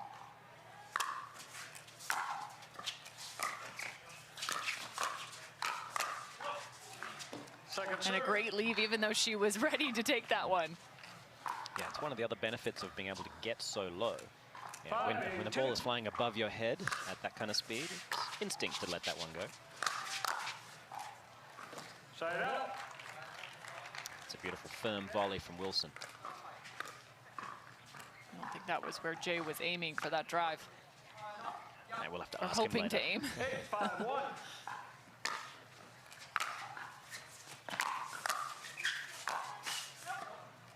Second serve.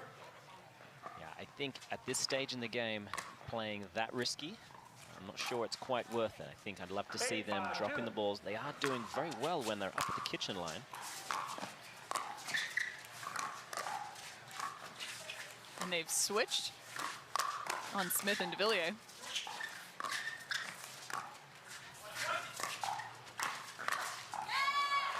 He defends the ATP from the left side. That's how far that one got around. Yeah, I think Smith and de Villiers need to get this stack organized again. With them in these positions, it could be trouble. So wisely getting Jay de Villiers back on the left side where he's most comfortable. 5-9-1.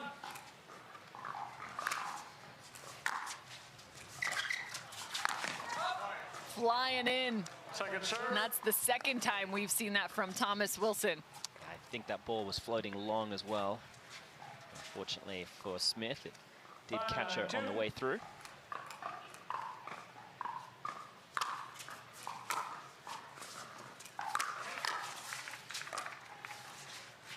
Side out. Not sure what happened there in the middle from Callie Jo. She looked like she took a little sit down in the middle. So 2 points away from taking game 2. Second serve. A rare missed third from Vivian David. 9-5-2. Put yourself in a good position. Give yourself a little margin. Covering the middle again, Thomas Wilson. Yeah, if they're gonna have to unwind the stack like they're doing on return of serve right now, I really think these returns need to be a little more lofted to buy themselves all the time they need to get into their new positions.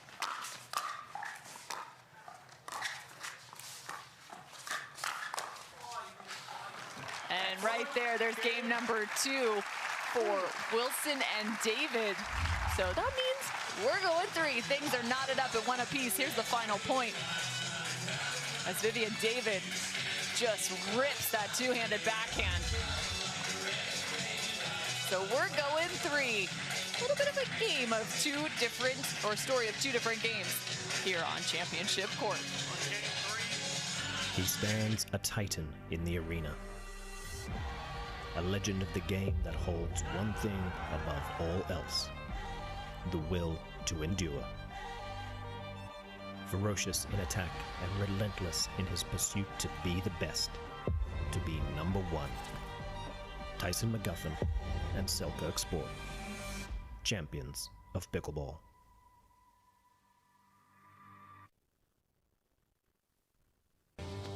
We owe great times to good friends, to the glasses that spark conversation, to the ideas that then pour out. Ours came from a night like that, and somehow survived the morning after, to make our own tequila. It wasn't meant to leave our house, but since we made this for friends, we thought it wouldn't hurt to make a few more. Grab a glass, amigo. Our tequila is your tequila. Our casa is your casa. At Baird, we offer a different, more holistic approach to wealth management. With your career, family, friends, and community, finding time for you and making sure your family's financial plans are on track can be a real challenge. At Baird, our financial advisors get it. We'll partner with you to create a unique financial plan and coordinate with your legal and tax advisors to bring it all together so you have more time for what matters most.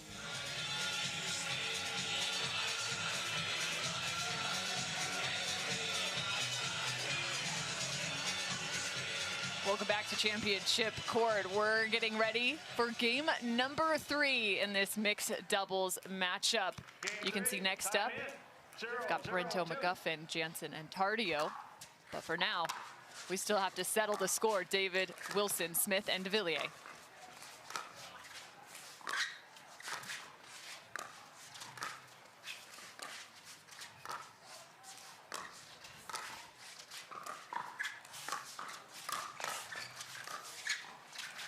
Reset from Vivian David, who then pulls the trigger. Yeah, she tried to leave that ball. Unfortunately, not quite in time.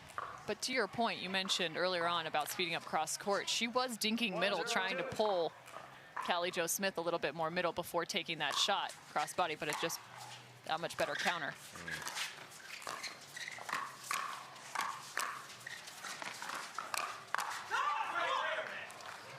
So we're seeing some wonderful shots from all 4 players. What we're not seeing is the one shot that has made an amazing surgence in 2022, and that is the lob. I really feel like Callie Jo Smith and Jay de Villiers are missing out on some opportunities. Vivian David is a wonderful athlete, amazing. She is not the tallest player out there. There is an option to get that ball up over her head and test if Thomas Wilson wants to fly through the air and try and pick that one up. So what's some of the best ways or opportunities / times, this is a little convoluted there, in order to find that lob against Vivian David after this point? Yeah, I think it's got to be coming from a cross-court dink exchange, but between her and Callie Smith, where Smith takes the ball out of the air. That is a ripe opportunity to get that ball up over the head and not have anyone realize it's happening too early. So far, Smith and de Villiers, 4-0. As he comes back in after the ATP.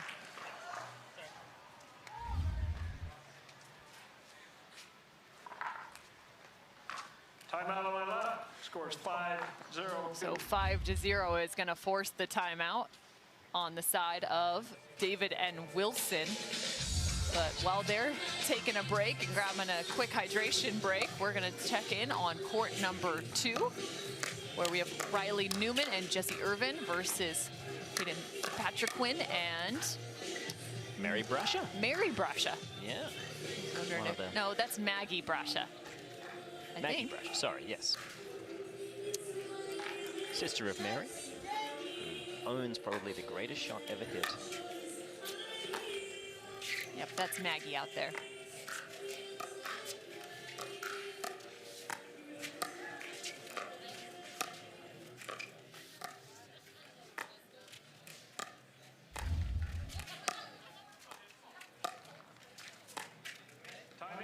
Speaking of lobs, there's one from Jessie. Yeah, she's unafraid to play a lot of different shots. Fantastic in defense, obviously, and one of the steadiest dinkers you'll ever meet. Patriquin has so much firepower. Young man, 16 years of age. 0-5-1. As we focus back in now, championship court, we'll keep you updated. As Riley Newman and Jessie Irvine are up 9-3 out on court 2.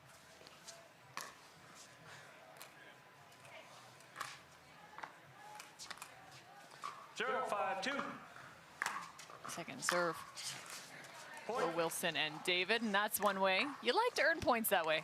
A little less work. Yes, it always feels good when your opponent just gives you something to work with when you're on 0. And that's a dangerous thing, right? Especially when you're unwinding the stack, is giving the opportunity for Thomas Wilson to drive the ball at you. 2-5-2. It really is, because he has that much shape. He can catch a lot of people. And yet they do it again, but nearly goes their direction on not the same pattern, but almost the opposite of that pattern. Yeah, mixed doubles return selection is a bit of a conundrum. Yeah. Do you try to target the male player to avoid the firepower, to keep them back one extra ball? I'll just wait for this one to finish.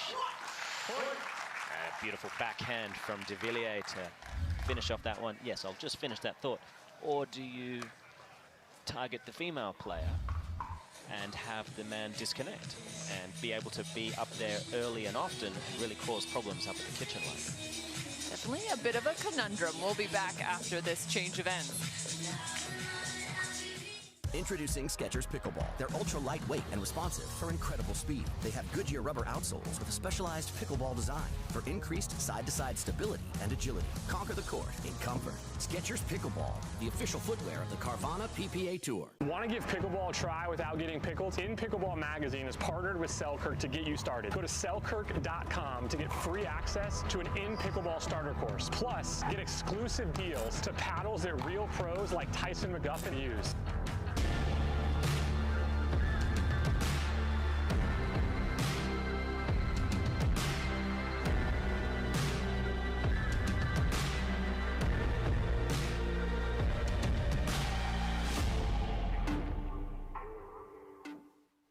Brewed with Valencia orange and coriander, Blue Moon is one of a kind. Something this unique could hang in a gallery. But then, you wouldn't be able to grab it. Sure, something so well crafted might belong in a frame, but then you wouldn't be able to drink it. So, we framed it with our signature glass instead. Blue Moon, one of a kind, every time.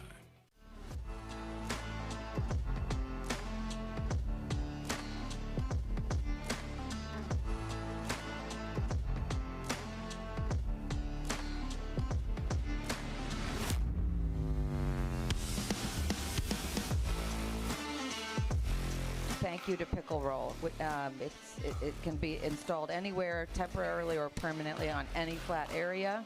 So I have a feeling Pickle Roll is going to be a big part of our future. So out of the change of ends, the score is 6-2. De Villiers and Smith are on top.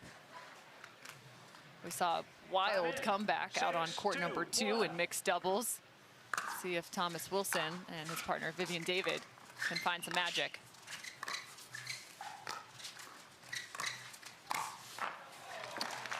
That is fast feet from Thomas Wilson. De Villiers certainly is the bigger man, but the agility of Wilson, full display there to intercept that ball, but not poach.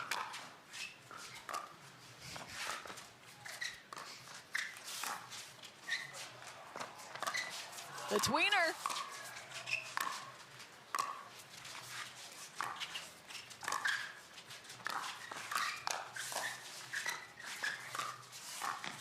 Looking to reset back into this point now. Can they find their way to the kitchen? Drop shot, looking for the lob as David slides in, but what an incredible rally on both sides. Yeah, De Villiers, one of the shots he's so well known for is that beautiful little drop volley. Just freezing the paddle, forcing the kind of distance. David did well to get to that one.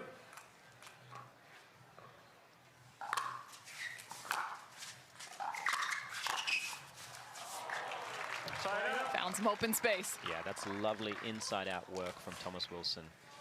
Well, that's a danger, I guess, of going with that forehand, right? Is he going to speed up the middle, or is he going to go cross court? In the previous point, I just want to point out, he did see a lob, and it came from Thomas Wilson. I think AJ may have texted him during the timeout. Nice adjustment there from Wilson. It was real quick for him to get his hand to have that two-handed backhand. That is a sexy two-hander. For me, I mean, it's gorgeous.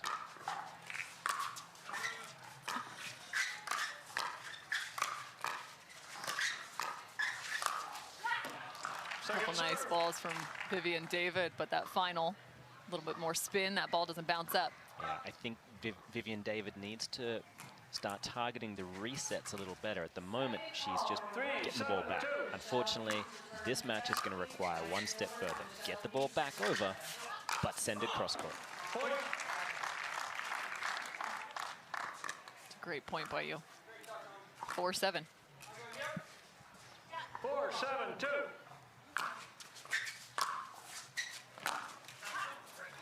Side out. Well, there's so much shape on that ball, and I tell you, if it gets over, that is going to be a nightmare. That's a winner. That's tough. Yeah, we talked a little bit during the break about where to return serves when we are trying to unwind those stacks. Down the line, all day long.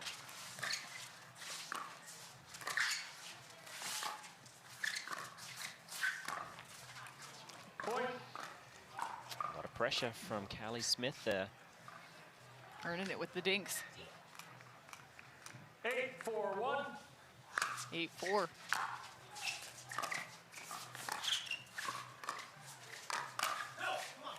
Second That one lofted a bit too high off the paddle of Callie Jo Smith. 8-4-2. David, she does that deceptive inside-out forehand volley, much like Jessie Irvine. So good.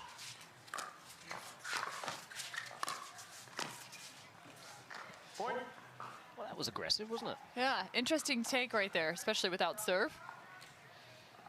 Momentary lapse. We'll give her, a little bit of a break on that one. She is, of course, one of the greatest players on the planet, and physically just an absolute specimen. Well, and you also have plenty of margin, so you might as well take your shots. You got room to work with. Oh, what a drop from Vivian David, though. And I think the camera doesn't do justice just how quickly that ball fell out of the air. And created a real bounce challenge. Yeah, even Callie Jo Smith right there giving her a little applause with her paddle, saying, that was clean, that was pretty. Second serve. Yeah, to do it and get it out of the wingspan of de Villiers, that's not easy. 5-8-2. Score is 5-8.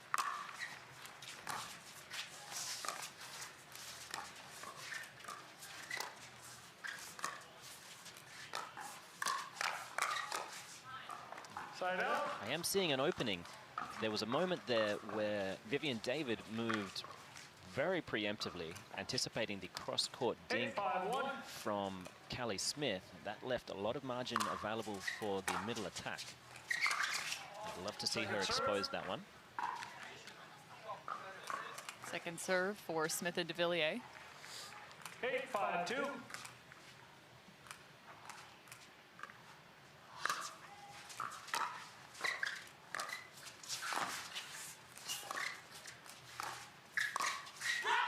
And instead, there's the deception again. Finding the line is Callie Jo Smith. Yeah, and I love how she attacked, not with raw pace, but with deception. Look at that. You saw Thomas Wilson floating the paddle out, anticipating forehand, but it went down the line. Beautiful work from Callie Jo Smith. 9-5, so David and Wilson. There's a look at that lob to tweener that you were talking about off of Thomas Wilson. It's a fantastic play right there. And we did see that utilized so much and more like experimented with in 2022. And it feels like these professionals have kind of found the nuances of when and how to be able to lob. Well, yeah, I think you need a certain level of ambition and flamboyant kind of shot selections, and AJ Kohler is the kind of guy who can look at any third ball and think, now's the time to lob. Why not? Haven't done one since the middle of game one. I was going to say 2 balls ago. 2 balls ago. But the amount of grip that we're getting on the balls these days, the amount of spin, is giving people much more margin to work with. Callie Jo Smith and de Villiers keeping warm. I like that. Yeah. In the middle of a timeout, they're like, let's work on that hand speed. Why not?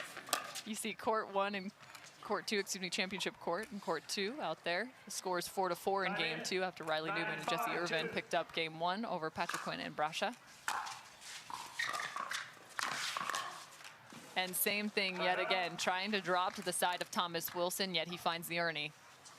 He is a wonderful earnier, no doubt about it. So fast, good flexibility as well.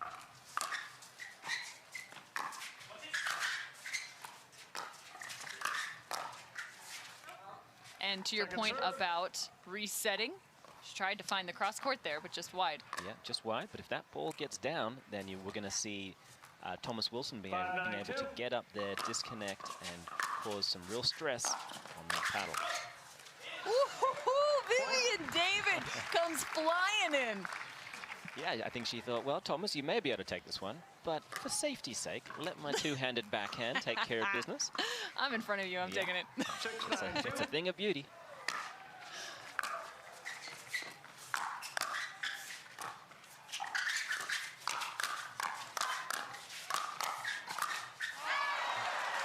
Oh, wow. The fire on the side of David and Wilson as they win that one. Unbelievable hand speed. 7-9-2. Love the focus right there from Vivian David on that forehand, especially pulling that ball back down. There's the reset cross court. She finds it, and it pays dividends as she closes out in the middle. Yeah, amazing work. And what we can see, if we catch another replay, is just how low she stays in that transition area. Even when she's moving, she'll be grabbing forward just slightly. As soon as she gets down there, I mean, look at that. This must be tough on the hips and the knees, but she's got what it takes to do it time and time again. So a timeout is forced at the hand of Smith and de Villiers. Game 3 will close out after this. See that thing John Morant has? That's a hypervolt. That thing he uses to warm up and stay loose before he throws it down. That thing Tony Finau uses on course between shots. Ooh, that's money. That thing Robin and I use before and after we're on the bike so we can ride harder tomorrow. That thing Erlen Haaland uses before smashing it into the back of the net. That thing that's for everyone. The Hypervolt from Hyper Ice. Give your body the daily relief it's been asking for.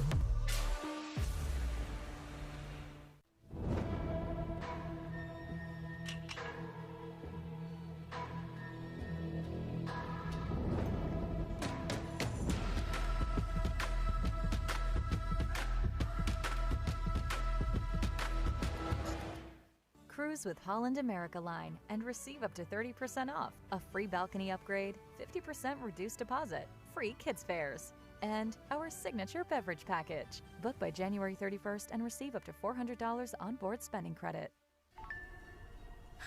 Oh, will you pause it real quick?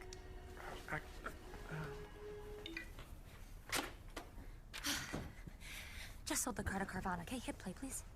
What? When did you do that? I just did it the other day. All I had to do was enter the VIN or license plate, answer a couple of questions, and got a real offer in seconds. Then they just picked up the car and paid me right on the spot. I can finally quit my job and become an actor. No, you're right. Sell your car at Carvana.com today.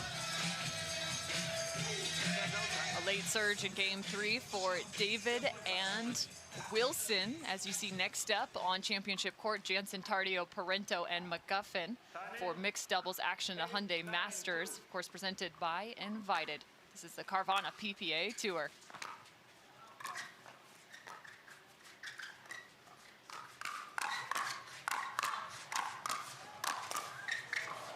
Some defense, and that one a little too much on it. Means it is 9-9. Fantastic comeback. That area of the game to de Villiers, I think, has been the most improved. It's very impressive. Wow, the switch and a missed dink. And it is now match ball for Vivian David and Thomas Wilson. I think this would still count as an upset, even though it's a new team for Smith and de Villiers.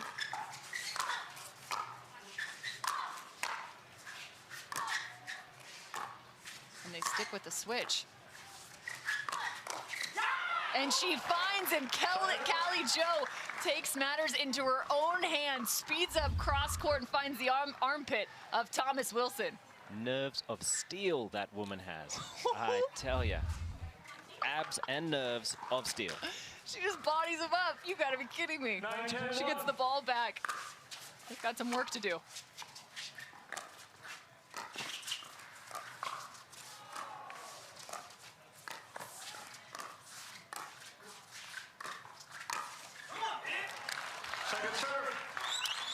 Come on, Viv, is the call from Thomas Wilson. Smith has just floated a couple of dinks A little high. I think she's underestimating the kind of length that Vivian David has up at the kitchen line. They need one here. Speaking of floating one up, that third floated up, but well defended. Hard to get your hands on that two-handed backhand to defend. So another match ball for Vivian David and Thomas Wilson. They'll get 2 shots at it now. 10-9-1.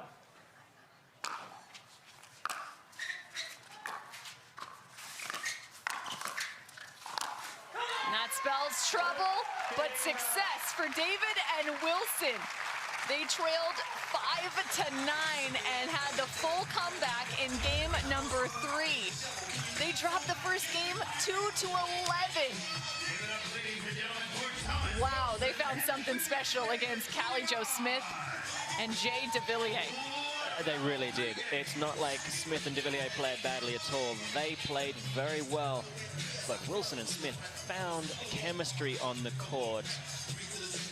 That's epic work. They will go forward to take on the winner of Wright and Kovalova versus Spencer Smith and Etta Wright. Oh, what a day is shaping up. Cameron Irwin. I mean, we saw some upsets yesterday, but this one, it's just continuing on, I guess, into day 2. David and Wilson, Smith and DeVilliers, a fantastic match going 3 games here on championship court. We'll have Tardio, Jansen, McGuffin, and Parenteau up next. For many of us, we just charge ahead because planning for your future takes time. And right now, thinking about your financial future takes on new meaning. At Baird, our financial advisors have guided individuals and families to achieve their goals through every crisis evolution and groundbreaking idea for over 100 years.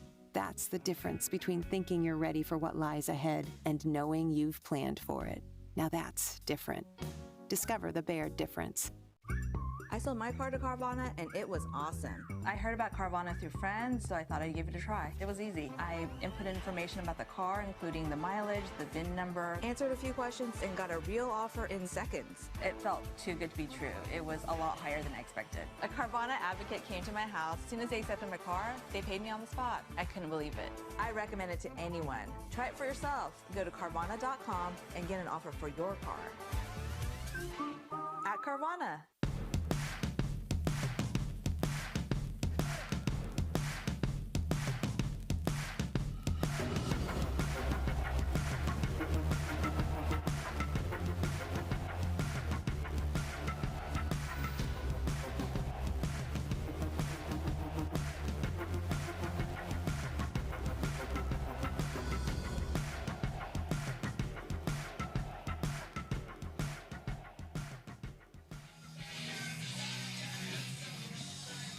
Fantastic morning here in Mission Hills Country Club, at Mission Hills Country Club out in Rancho Mirage, California.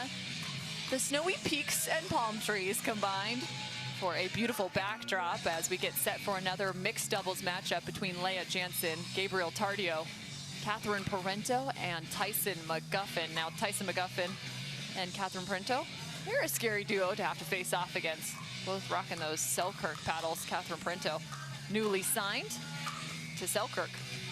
Yeah, reportedly these two will be playing a lot of the year together. So I think we're going to find out very quickly what kind of level we can expect from them. I remember last year, at the beginning of last year, there were a few new partnerships that were coming into fruition. Didn't always go well in day 1 of tournament 1. But by the end of it, we saw, for example, Matt Wright and Riley Newman going toe-to-toe with Ben and Colin Johns right down to the wire. In the end, it was only, I think, 7-6 over the course of the year towards Johns. And Johns, Parenteau, and McGuffin, I think they have everything it takes. There's no real kinks in this partnership. Very well-rounded. They can both drive exceptionally well, both near the top of the singles arena, and that lends itself very well to the mixed doubles, of course. Now on the other side, they're going to face off against Leah Jansen and Gabriel Tardio. Just give us a glimpse into what they present in terms of challenges to have to face against. Well, yes, Leigh Jansen, obviously one of the great singles players as well. She'll be facing off against a longtime rival, Leigh Waters, on Sunday in the Women's Singles Championship. Gabriel Tardio, 16 years old. He is one of the young bucks out there. Super fast hands and feet. A lot of his game reminds me a little bit of Dylan Fraser, how quick his hands are, how kind of flicky he is. I don't know if that's not a great word for it, but I think it could be in pickleball. That sounds right. Yeah. But no, I think he is someone to watch, definitely. It's going to be interesting to see how well they partner up. And if they will choose to stack, keep him on the left, or if it's going to be a little bit more of a mobile system. And who will be targeted by McGuffin and Parenteau? They know what to expect from Jansen. I think they'll be a little bit more curious about what level Tardio can bring to the table in all the different areas whereby you can have those difference makers. Sometimes it's just cross-court dinks. Can you sit in a cross-court dink rally with Tyson McGuffin for 15 balls? I know I wouldn't want to. No. When he and I used to train together, I never enjoyed that much. No, let's just do hand speed. All right, well, here they go on championship court. You also are getting some court 2 coverage as they're warming up for another match out on court 2. But now it's time to focus in. Point. Pardon me. Tardio starting on the left.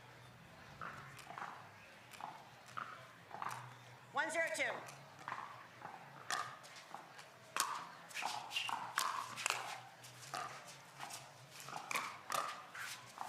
Takes an early shot and a nice bounce for Catherine Parenteau.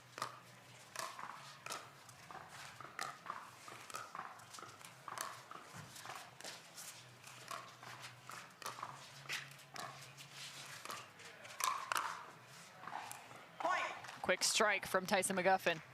Yeah, Tardio is already using the kind of familiar movement patterns you see from very high-level mixed players, so I'm impressed with his opening few points.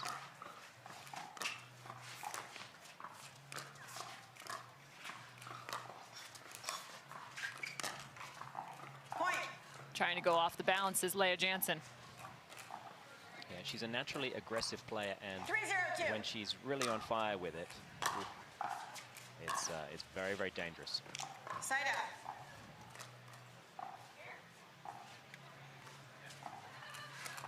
Zero, 3, 1.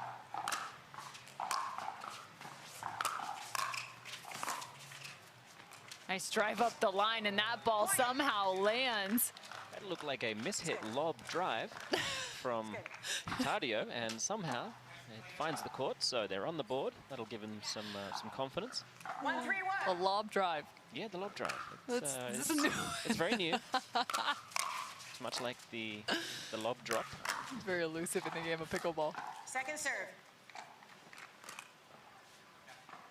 Second serve for 1, Leigh 3, 2. Jansen and Gabriel Tardio.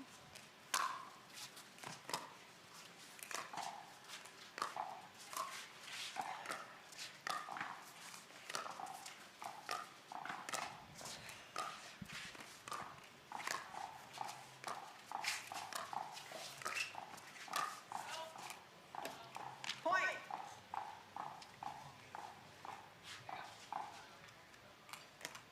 Two, 3, 2.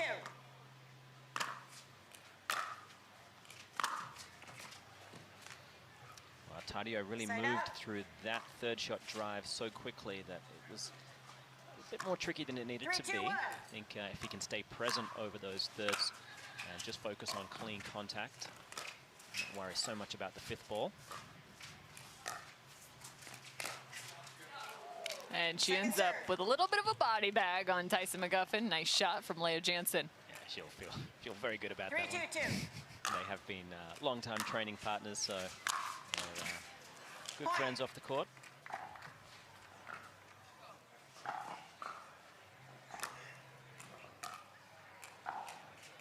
Four, 2,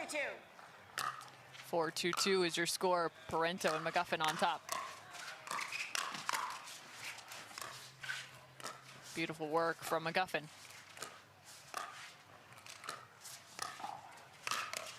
And lays that one up perfectly for Leigh Jansen. Yeah, it looked like there was just a little bit of miscommunication on one of those middle balls and ended up with a high 2, ball. 4, 1. towards the Jansen forehand, and good night it is. Second serve. Tardio still rushing through those third shot drives. Well, the risk versus reward, unfortunately, hasn't been in his favor.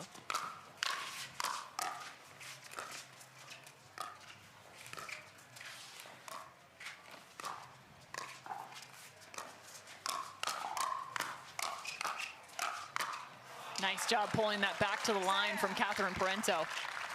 Yeah, and good hand speed from McGuffin. He had to retract a bunch of balls very quickly.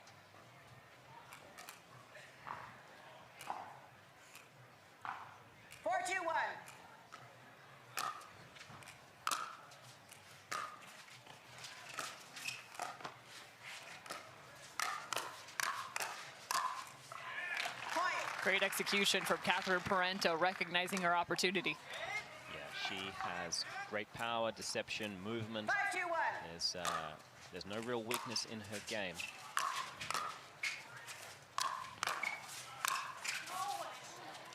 And the opposite direction finds the belly button of Leigh Jansen. So they're one apiece right now. I'm sure they're keeping score. And a quick timeout from Tardio and Jansen. Now down 2-6.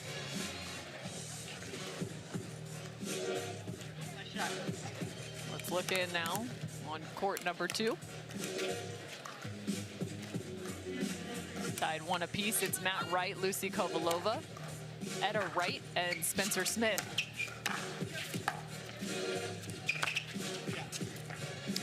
Nice work from Smith.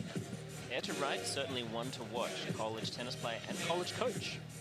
So I'm sure she will have a very high pickleball IQ. I've heard she's got background in, what, badminton, pickleball now, ping pong, tennis, just about everything you could possibly imagine that requires a racket or a paddle. She's got experience with.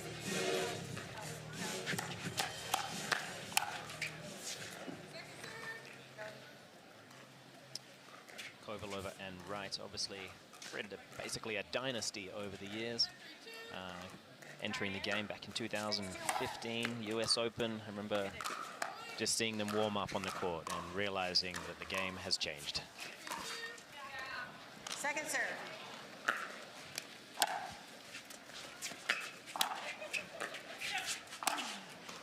There's been a lot of talk about Etta Wright and what she's capable of as she's found her way to the pickleball court. Definitely somebody to watch, very dynamic, steady in her approach and mentality. No highs and no lows as you're looking on both championship court as well as court 2. Nice finish from Leigh Jansen right there. Yeah. Quick, compact. She knows McGuffin's game very well, and when to slide to her right, open up that big two-handed backhand. I'm curious to see if he looks to find that right side a little bit more, like right there, trying to force her as she slides to the right. Yeah, McGuffin has always been a good mover on the court. However, in the last year or so, he has taken it to such a new level, hiring a very professional trainer to get his body in good shape. Side out. Getting handcuffed there is Gabriel Tardio. Going just on his chest, trying to swipe that off. 6-2-1.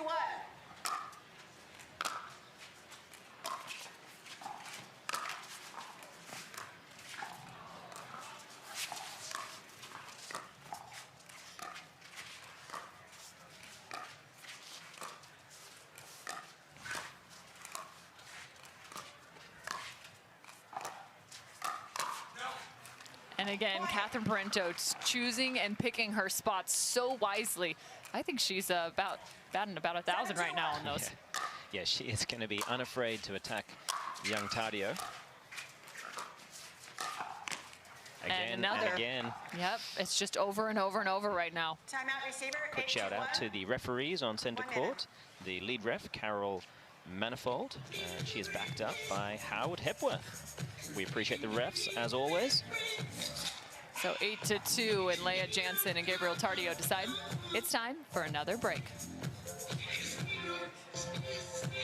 Introducing Skechers Pickleball. They're ultra lightweight and responsive for incredible speed. They have Goodyear rubber outsoles with a specialized pickleball design for increased side-to-side stability and agility. Conquer the court in comfort. Skechers Pickleball, the official footwear of the Carvana PPA Tour. Want to give pickleball a try without getting pickled? In Pickleball magazine is partnered with Selkirk to get you started. Go to selkirk.com to get free access to an in-pickleball starter course. Plus, get exclusive deals to paddles that real pros like Tyson McGuffin use.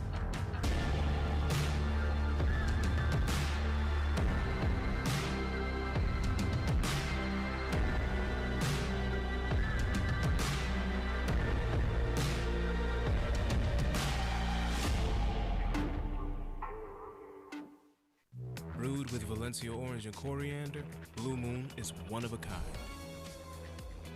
Something this unique could hang in a gallery.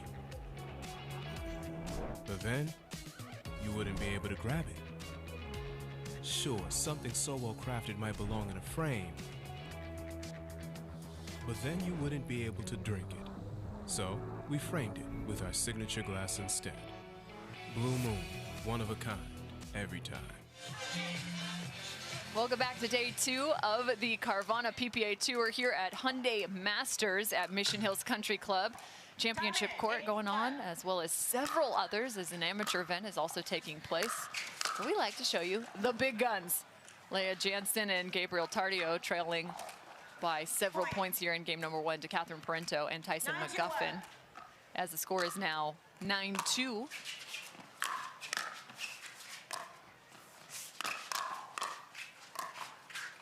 Great touch from Gabriel Tardio as he looks to lob.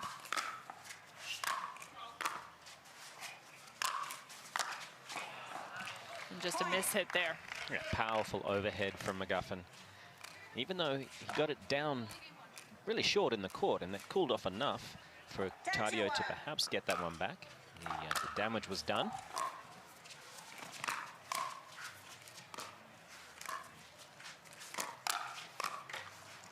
Now he's just starting to take shots as game number 1 goes the direction of Parenteau and McGuffin.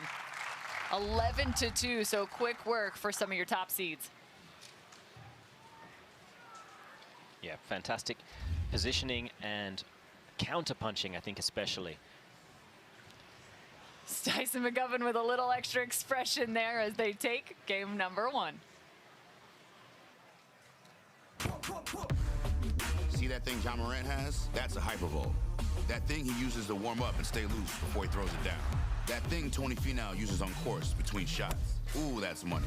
That thing Robin and I use before and after we're on the bike so we can ride harder tomorrow. That thing Erlen Haaland uses before smashing it into the back of the net. That thing that's for everyone. The Hypervolt from Hyper Ice. Give your body the daily relief it's been asking for.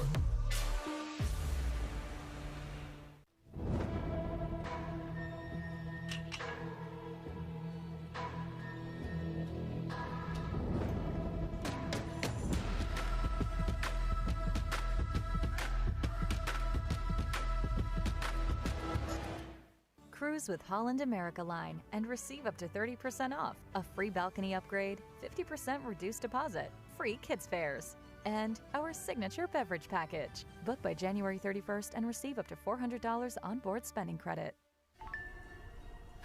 Oh, will you pause it real quick?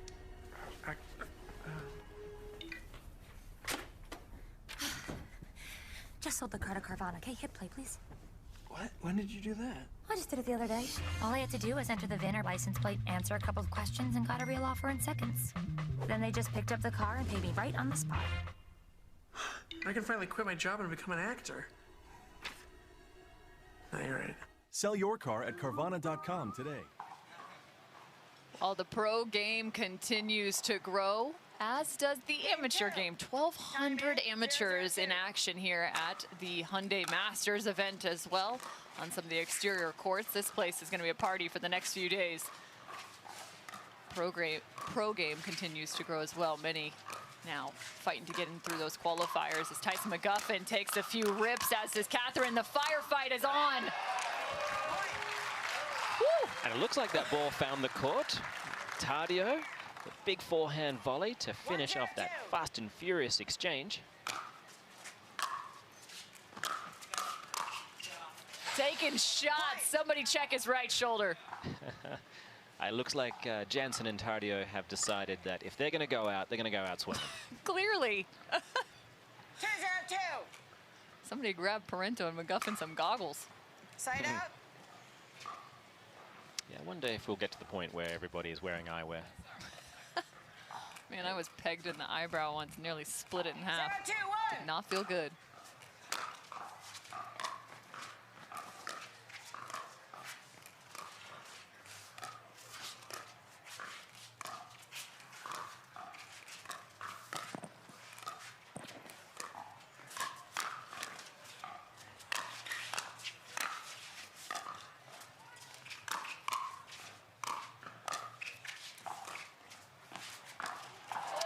Looking for the Ernie, but ultimately finds his feet. It really was just a little bit late of that decision to have a chance to jump that line, and then indecision cost him.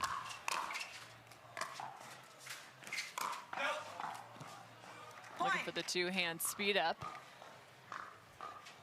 Yeah, you can really tell that Tardio is starting to feel some pressure. He knows he has to try to manufacture something if he's got a ball to look at. And almost identical on the other side. These two are just going tit for tat. They really are, aren't they? They are. Yeah, they have certainly met. McGuffin, a lifetime ago, was a coach of Leigh Jansen in the tennis world. Up in the Pacific Northwest, both of them.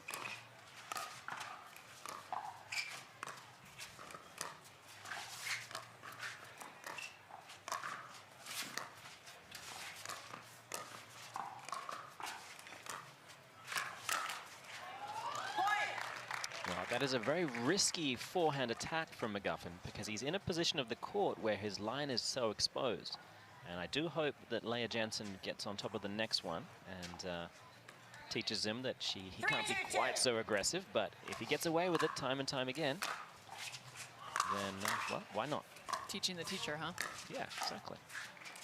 There's always a cycle in life.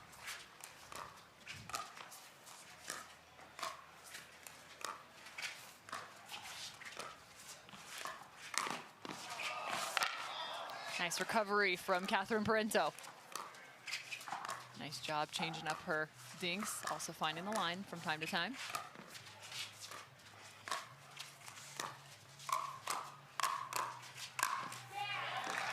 It takes 3, but he gets it done. Yeah, it was a great display of cross-court dinking that eventually found them a ball to really work with. Already seeming like a well-oiled machine, Cameron. Yeah, Tyson, McGuffin, and Catherine Parenteau look like they've spent quite a bit of time on the court together. Let's take a look now out to court number 2. And of course, they just went to commercial. Look at all these paddles on the ground. My goodness, come on now. Lovely looking paddles. Spencer and Etta are up 8-1 in game number 2, though, just as a bit of an update for you. So they're looking pretty solid. But a quick timeout, luckily, on championship court. We're getting you all the action as they have now found their way back out on our Carvana court. See all our sponsors here on the PPA Tour. Got Duper and Chase, DraftKings, Vizzy. These athletes wearing Skechers on their feet. Well, Parenteau's been, Jansen has been able to get good, clean contact on a lot of those two-handed backhands. She just hasn't been able to find the right margin above the net. I don't know how she got out of the way that one. Some fancy footwork. A wonderful athlete. That's how that works, I think.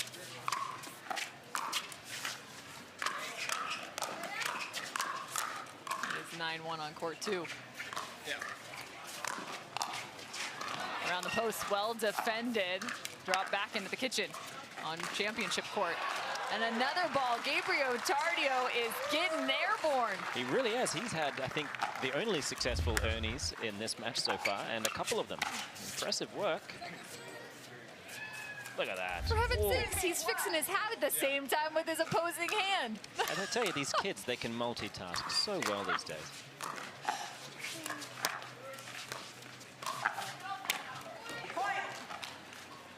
McGuffin, he's been attacking so well, predominantly off the forehand side when he's heads up with Jansen. That was the first attempt with the single-handed backhand flick volley. Perhaps watching Leigh Waters earlier on, saying if she can do it, I can do it too. And, is that a shot typically in his arsenal? Not so much. Okay. Not as an attack. He can roll his volleys beautifully cross-court with that one hand. And it's a skill I have yet to master. It's very difficult. 5-6.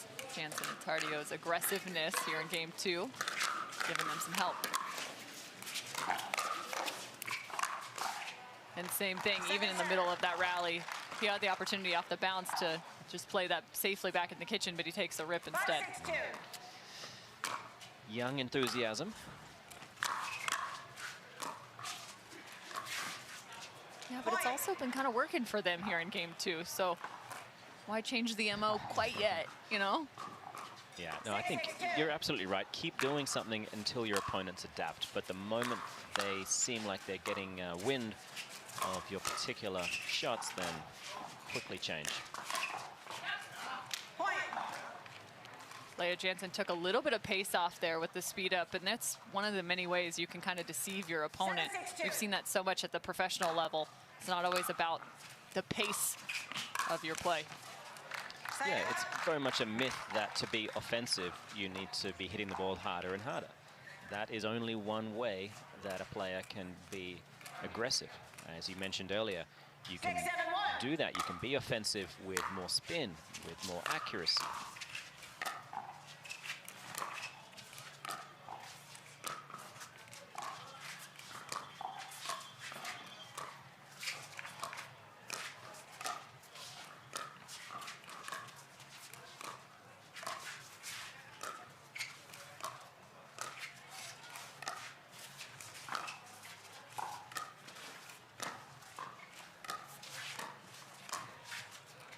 Who will take the first shot? Tyson McGuffin does.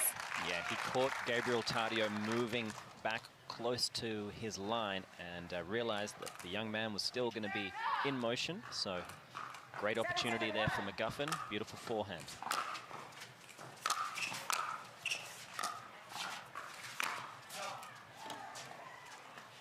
And that ball just floating long from Tardio, not by much, but it's enough to inspire a timeout from Jansen and Tardio. 8-7 is the score from Parenteau and McGuffin. And I like that. I mean, you're just down by one. Give yourself a chance to get reset in a critical moment. You need game 2 here as they dropped game 1. Let's look in on court number 2. As Smith and Wright have an opportunity at a game point here. They're up 10-4. I tell you, just that scoreline alone deserves a lot of credit.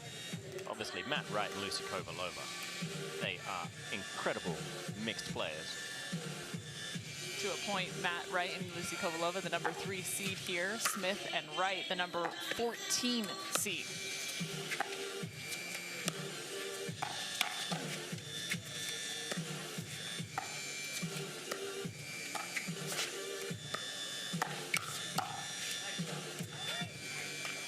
One of the great skills of Etta Wright. I know they just lost that rally there, but I'm impressed with her ability to stay so neutral when she's getting balls drilled at her and be able to counter both on her forehand side and her backhand side. I was watching some film on her, and it was pretty incredible. Even when she's getting kind of crossed up with a crossbody attack, she's comfortable with that forehand and the backhand. Ooh, that is a powerful two-hander.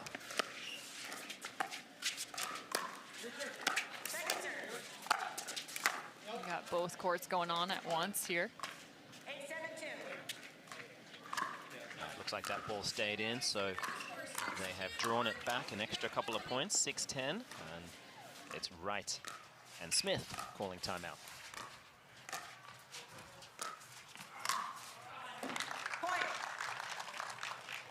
And Tyson McGuffin finds another point. 9-7 is now your score on championship court. 9-7-2.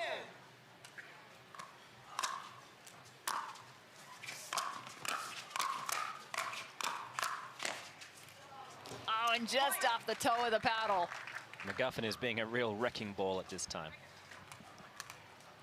10-7, it's match ball. 10-7-2.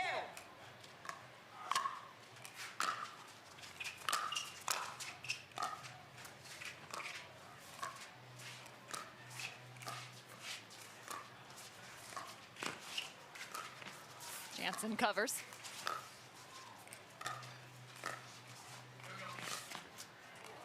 And there's no way that one's coming back. Yeah, a little bit of luck. That can go a long way at 7-10. Who knows, the window is still open.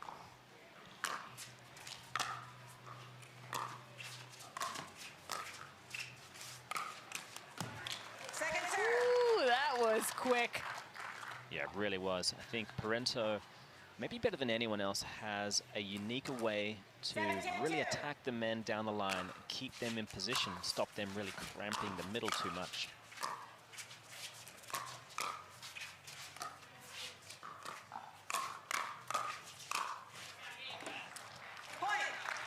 They earn one back now, 8-10. Just watching her, she's reminded me we're actually teaching a couple of clinics together on Monday. Might be a few spots available if you want to go check out Catherine Parenteau Pickleball. I mean, I'm here till Monday. Oh, you're in. The ball long, make it 9-10. 9-10-2.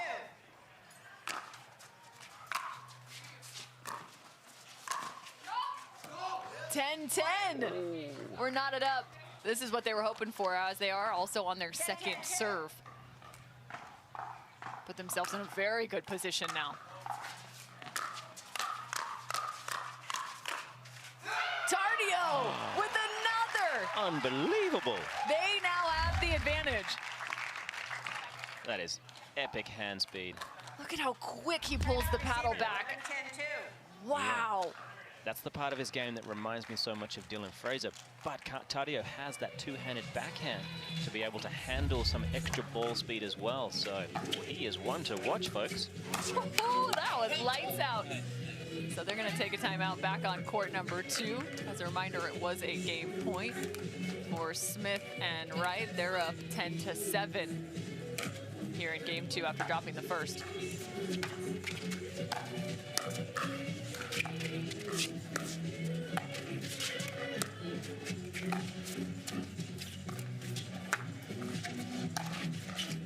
Lob as they have to now work back to the kitchen line.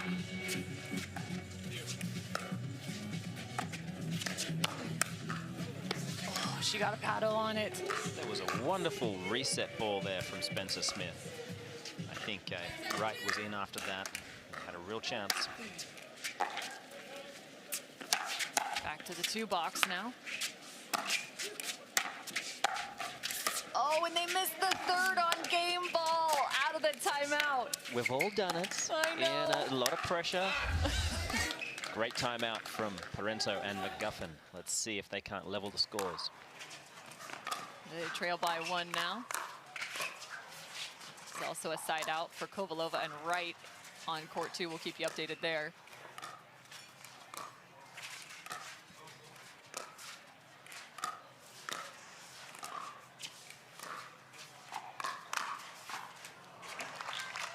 That's a quick trigger ball from McGuffin and a big swipe from Tardio. It's not easy to find the court.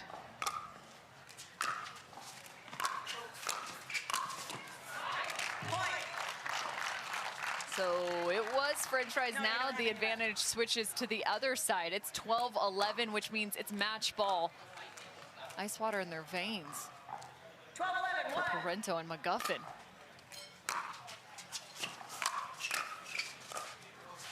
Good scoop from Parenteau.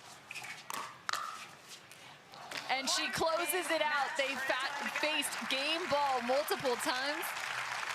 And that's a big sign for a new partnership.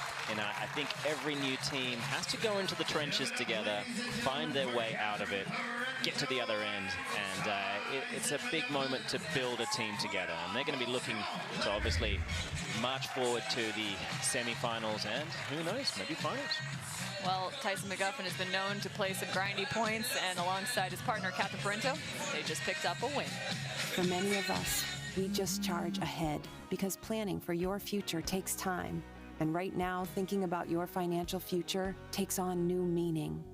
At Baird, our financial advisors have guided individuals and families to achieve their goals through every crisis evolution and groundbreaking idea for over 100 years. That's the difference between thinking you're ready for what lies ahead and knowing you've planned for it. Now that's different. Discover the Baird difference. I sold my car to Carvana and it was awesome. I heard about Carvana through friends, so I thought I'd give it a try. It was easy. I input information about the car, including the mileage, the VIN number, answered a few questions, and got a real offer in seconds. It felt too good to be true. It was a lot higher than I expected. A Carvana advocate came to my house. As soon as they accepted my car, they paid me on the spot. I couldn't believe it. I recommend it to anyone. Try it for yourself. Go to Carvana.com and get an offer for your car. At Carvana.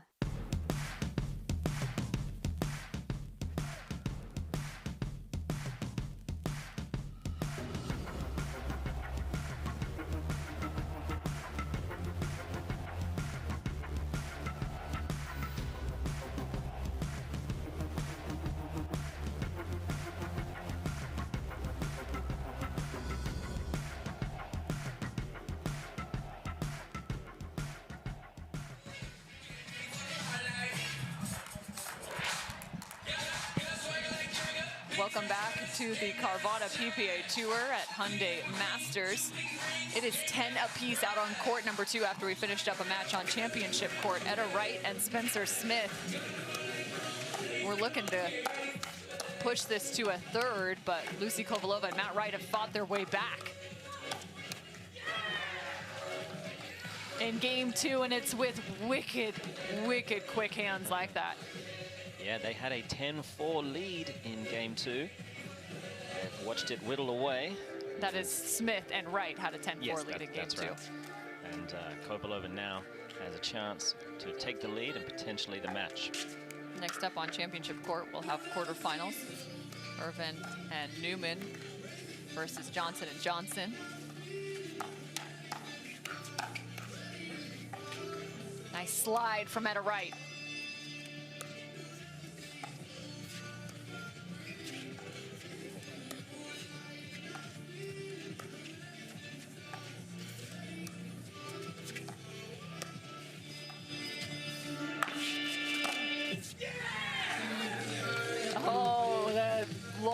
Growl from Matt Wright right there, and rightly so, as they've now found themselves at a match ball. It's 11-10.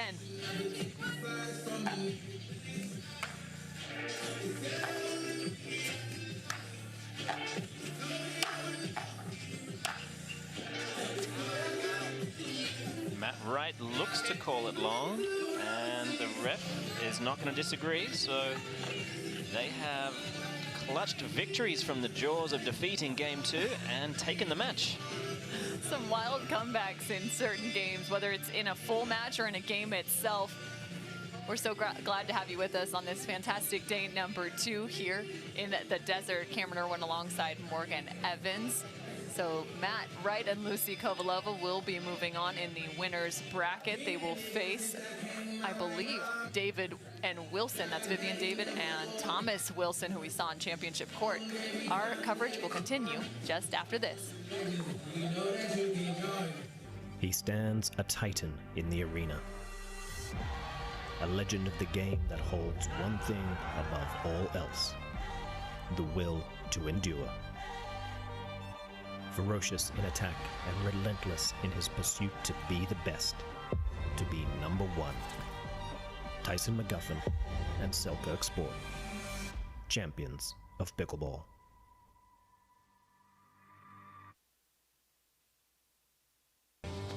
We owe great times to good friends, to the glasses that spark conversation, to the ideas that then pour out. Ours came from a night like that, and somehow survived the morning after to make our own tequila. It wasn't meant to leave our house, but since we made this for friends, we thought it wouldn't hurt to make a few more. Grab a glass, amigo. Our tequila is your tequila. Our casa is your casa. At Baird, we offer a different, more holistic approach to wealth management.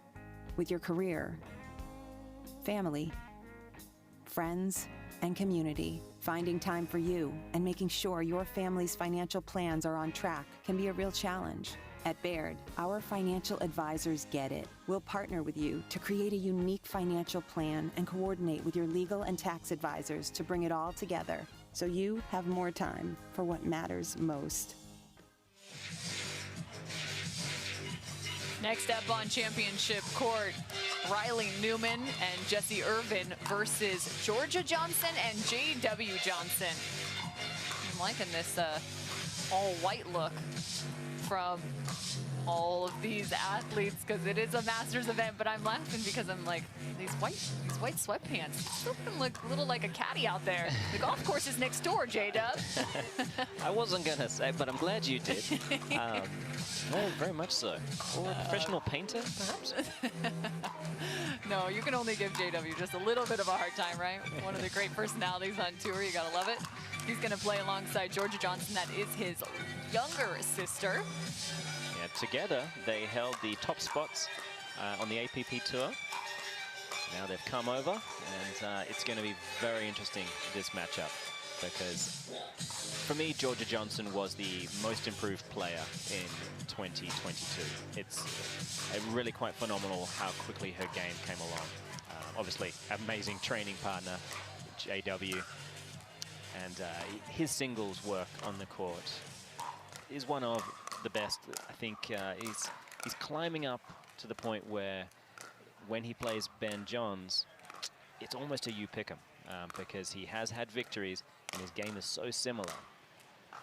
I think how well they're going to be able to complement each other's game is going to be a really determining factor in how well they can come into this match and feeling confident and therefore successful. Newman and Irvine, by contrast, have not played that much together. This is a new partnership we're seeing. Riley Newman, one of the top men on tour, working with that two-handed backhand, as he likes to be known for, and also that pancake maneuver as well. What do you call it? Pancake stroke? Forehand. It's a squashing forehand. Is it? Is that considered? I guess, yeah. Well, he's able to play so many forehands where your average person has to be forced into a more difficult backhand. It's because of that semi-western grip we talked a little bit about yesterday that allows him so much contact points. Now underway. Steady dinks from both of these women. Yeah, Johnson is a fantastic cross-court dinker. We know what to expect from Jessie Irvine. She will sit in that rally and really maintain her balance, take a lot of balls out of the air.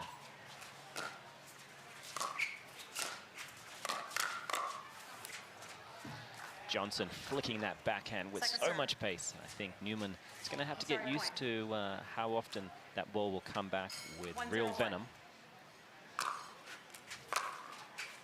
Should be used to that facing off against Ben Johns and Colin. Except for the fact that I guess Colin resets more often. Very much so, yes. Colin is a reset king. 1-0-2 now.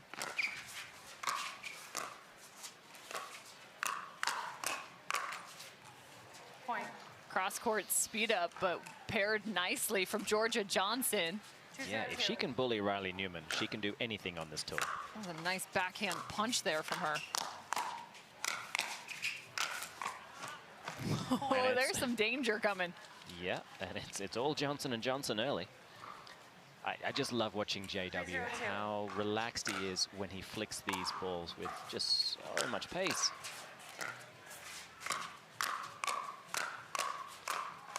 And he's just standing tall. Good leave. Meandering forward and flicking these balls with so much speed.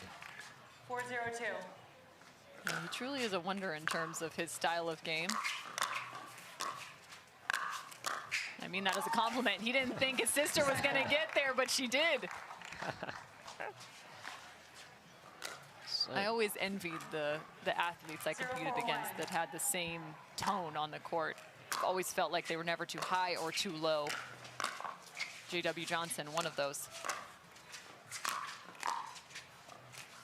Be a real superpower.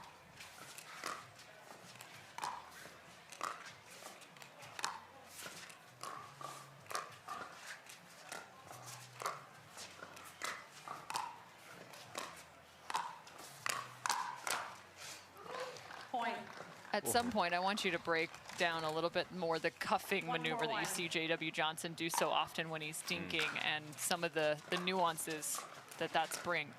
That's a great example right there as he covers middle.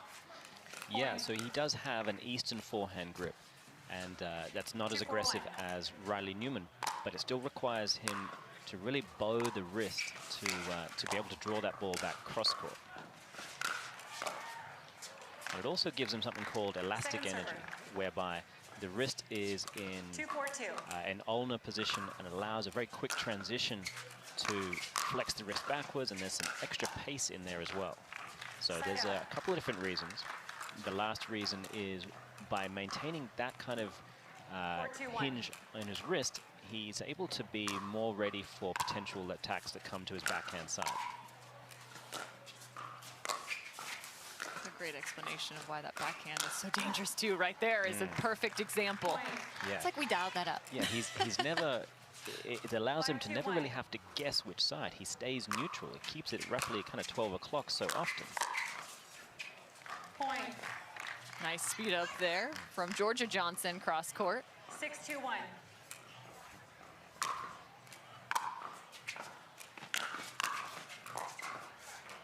Second server. You talked a little bit about the sort of mindset of being very steady, not having that kind of ups and downs. Well, I think Jessie Irvine is one of those players as well. I would agree with that. And to a large extent, Riley Newman. I think mentally so solid. I think that's one of the reasons why it doesn't really exist in that roller coaster derby of my highs are amazing, but my lows could cost me 4 points.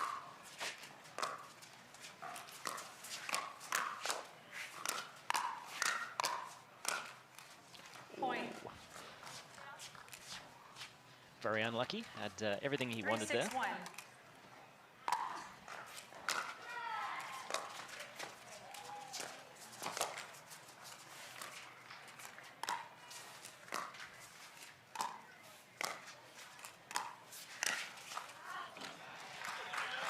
JW, that flick through the middle, it happens so quickly.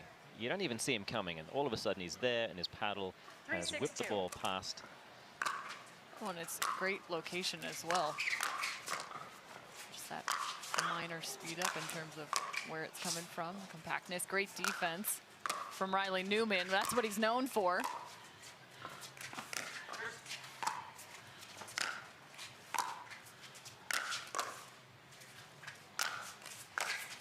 Some more good defense. Can they find their way back to the kitchen? How about that? Beautiful winner from Georgia Johnson. She says, I've had enough. That was amazing. For her to choose that shot, the risk involved, wow. And then to have the skill to execute it. Very impressive young lady. Second server. I think that decision was just a second late. 6-3-2. Still a three-point advantage for the Johnsons. Great protection of the shoulder right there, Georgia. 7-3-2. I would love to see one day JW and Georgia take on Riley and Lindsay. Just a battle of the siblings. I think you would see a level that is hard to come by with people who do not share some genetic code. Might be at the next tournament, right? Yeah, Lindsay Isn't Lindsay and Riley signed up together as of right now? As of right now. 4-7-1. 4-7 is our score.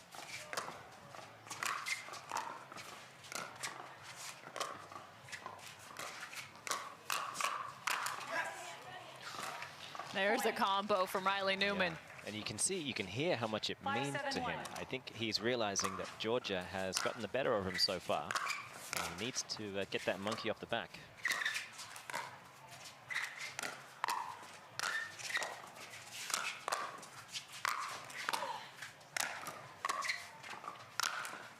Find themselves in a defensive position again at the baseline.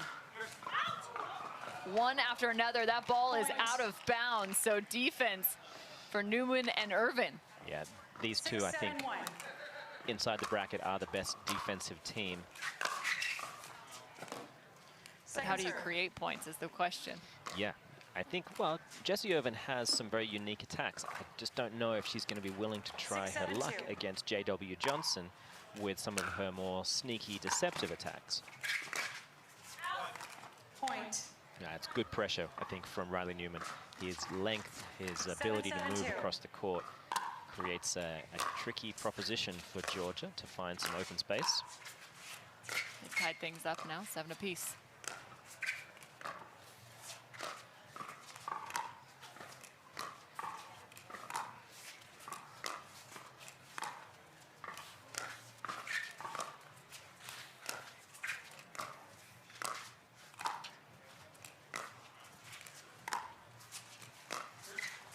Back to knifing forehands.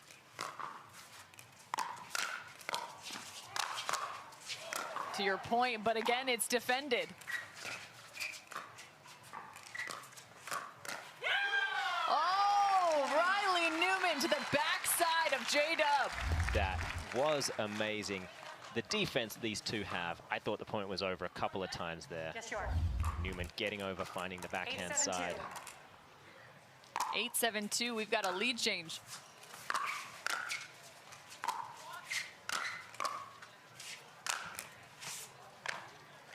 Side out.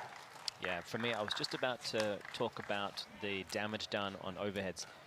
J.W. Johnson has had a number of really good looks at overheads, and often he's kind of come middle of the court. And it's just been a little too easy for Newman and Irvine to be able to defend, find their way back up to the kitchen line, and then recreate some possibilities. Side out. Oh, and a missed serve. Oy. That wasn't their best side out in history.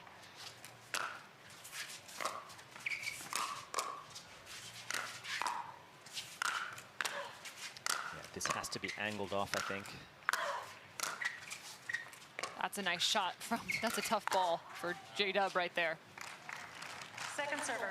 Just so relaxed. It's like he's just resisting the urge to burn calories out there. 8-7-2.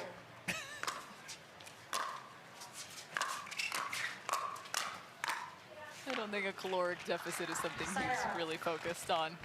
Well, maybe not, but a much earned side out though right now. Yeah, I mean, if you look at the contrasting styles though between Georgia and JW, they're very, very different. Great shot from Georgia. When you look at Riley Newman and Lindsay Newman, almost identical. 8-8-1. It's 8 apiece now. It's a nice dink. Oh, looking for the ATP with the slice. It's one of my favorite ATPs. I think it's it's probably the most challenging to me, which is why I think it's in my top 6. It's great. Top 6. It's in my top 12.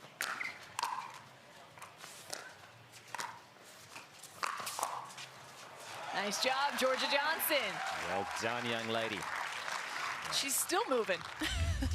9-8-2. Another lead change. They've earned it back. They were up 6-3 at one point. Oh, she steps in, kind of gets a funky wrist position there on that backhand. But I love how fearless she is being in the face of Riley Newman. It's pretty remarkable. You know, he is an absolute beast on the court.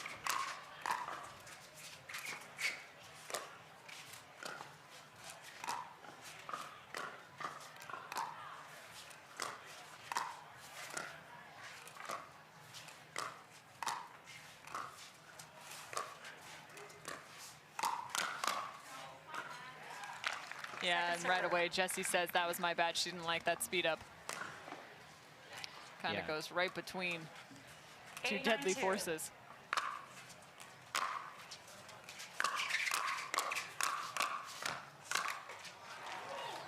And another side out. Phenomenal stuff from the brother-sister duo. Are you kidding me? He knew he had to let that one go. 982.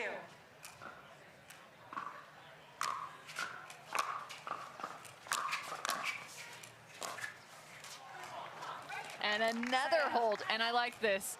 Right away, they earn the side out, and they're actually taking a timeout. They've had a few opportunities to gain the points back, but I feel like they want to figure out a little strategy here. Yeah, I think this it's a dubious moment to do it. They've just given the ball back, but we will find out after the break. Actually, no. I'm gonna say we're not going to break because I want to talk about some strategy. So you take an offensive timeout here. What could be the strategy for these two coming back out? What are they looking for? Where are they aiming? Well, at the moment, I think they need to keep Riley Newman back one extra ball. Hope they can catch Jessie Irvine in transition. That's a big part of the equation here. And when they do get those high balls, I think they can't be going through the middle as often as they are. Okay, you talked about keeping Riley Newman back for an extra ball. How do they do that?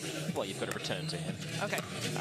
You've got to make sure that you can handle, if he does choose to drive, that kind of power. You know, he's got so many weapons on the court, but raw speed isn't the main reason why he's so successful. He's got incredible consistency, and his movement is just amazing. Combine that with his length, it's tough. But get him back, keep him back, that one extra ball, and then I think JW needs to step over a little further and try to put some extra pace and angle towards Jessie Irvine. Awesome. All right. Well, now we got a little bit of an equation from Morgan Evans as to what might take place on championship court. We are giving you a glimpse into court 2 as well, where Julian Arnold and Lauren Stratman are taking on Mario Barrientos and Mary Brasha. All right, so Newman gets the return. Unfortunately, the return was quite short and it allowed them to get up there very quickly.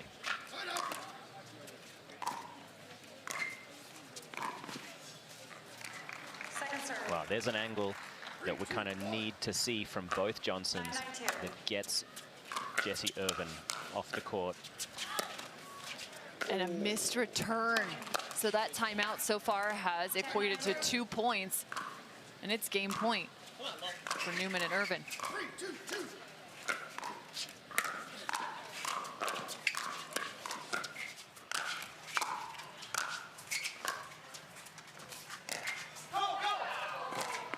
Oh, she's there so quick, finds the court.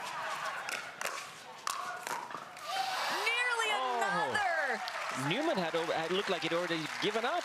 And he's given applause to his partner, and rightly so. I don't know how Jessie Irvine got to that ball. Amazing play. Fantastic play.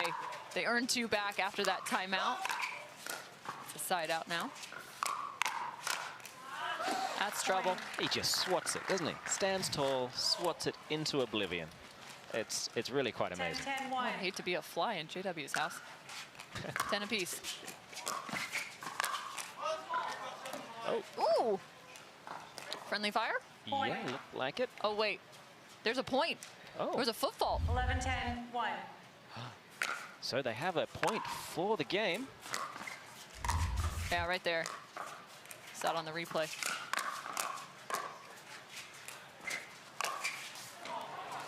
And JW is upset with his shot selections on that one.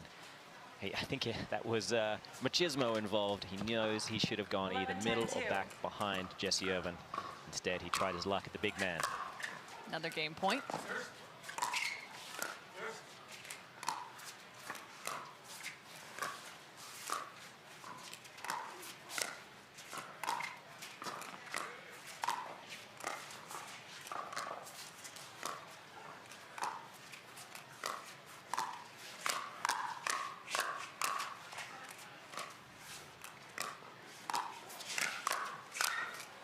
Great defense from Georgia Johnson, finds them the 12th point and game number 1.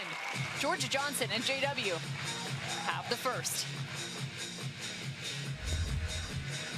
I'm so impressed with Georgia right there on some of those. Her ability to reset that ball in the middle of a speed up. Great job. We'll be back with game number 2. Why is Aaron happy? Well, just days ago, his old wheels gave out. But he knew Carvana had his back. That's because Carvana had tens of thousands of cars under $20,000. So Aaron's folks could help him out with a sweet ride. No way. Yes way.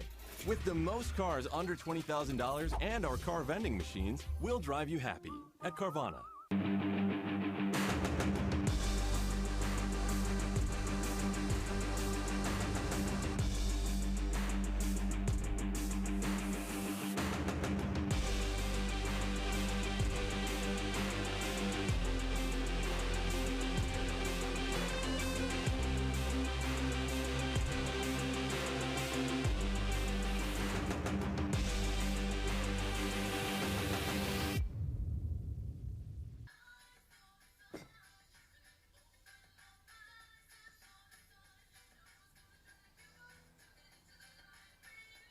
Miller Lite has more taste and only 1 more calorie than Michelob Ultra.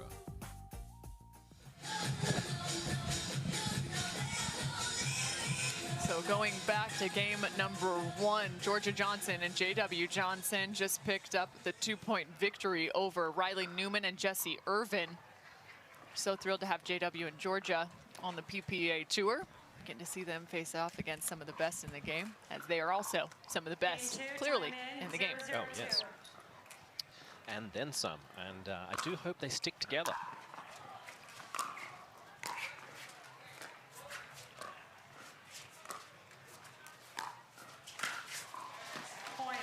Nice reach through the middle from J-Dub. Yeah, I think he can afford to be just slightly more active in the middle and really put some extra pressure on the cross-court dink of Jessie Irvine.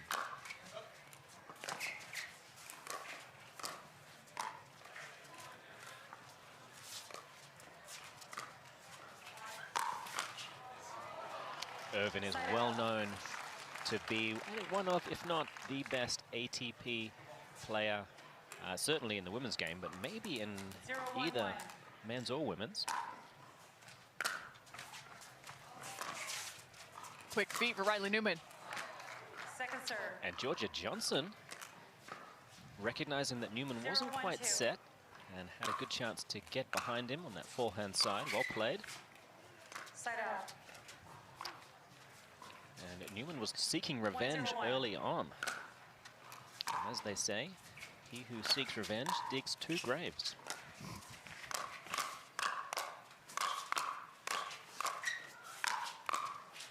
Three backhands well defended from Georgia Johnson. 1-0-2.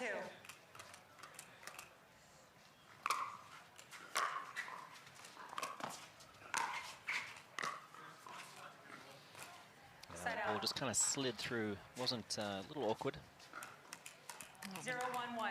Georgia maybe got as low as she might have needed to for that ball that didn't appear to bounce like she expected it.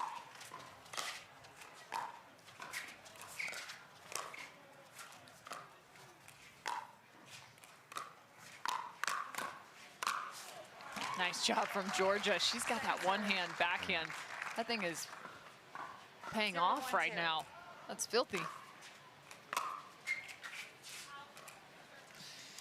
There's just been a couple of loose errors on serve and return. And I tell you, if it wasn't for those, I think game 1 could have been 11-5, 11-6, something like that.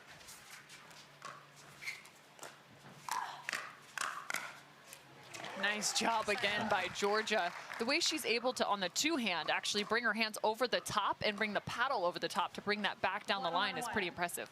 Yeah, it's a strong left hand. She understands what really makes a great 2-handed, as soon as I said that. No, it's okay. It happens. No, I have to send a sorry letter. 1-1-2. But yeah, she's got a fantastic 2-handed backhand. She rolls well with the left, treats it a lot like a single-handed, left-handed forehand. Much like Anna Leigh. 1-1-1.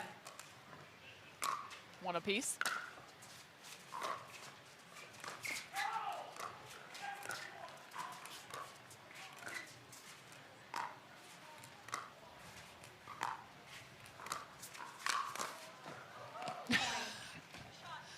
works. It does. It appears to. I think when you've got someone who can move like Newman and be able to put that kind of pressure on, give him the license to fly.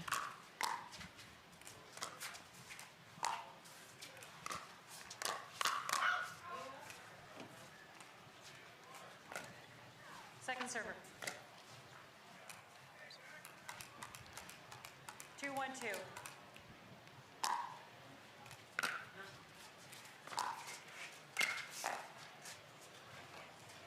Side out. That's great. Great work getting the ball very low and keeping it out of the wheelhouse of Mr. Newman.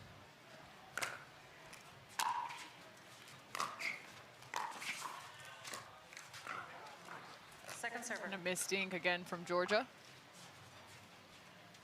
1-2-2. Keeps rolling those shoulders back, trying to get a little bit looser, it looks like.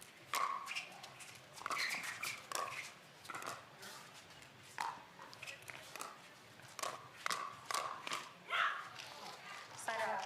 Just a couple of her dinks getting a little high, and she's putting herself in a tough position. Yeah, when Jessie Irvine really finds her range and more importantly her width on those cross-court dinks, then it's very difficult for people to be able to keep the normal amount of poise, I guess is the word for it. Oh, and it just falls through the valley. The valley. Oh, yes. I see what you're saying. Yeah, you know. 3-1-1.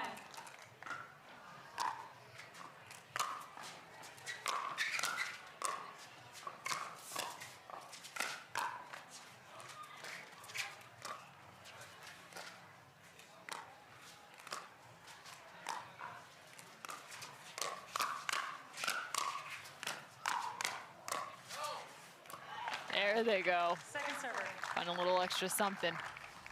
Yeah, I think JW can compete and beat almost anyone in the world in the hand-speed exchanges. Resisting the urge to take that next ball on though, that's a hard thing. And anyone with fantastic hands can kind of attest to, unfortunately, adrenaline dictating a lot of the balls you go for, and then later on you realize, wow, that was probably going to hit the fence. 4-1-2. Deadly attack there from Jessie Irvine, now smiling alongside Riley Newman. Ooh. Johnson. Wow, that thing had some pace. Usually you only see that just kind of off speed or half speed, rolling speed up to the back line right there. That was beautiful. That stays.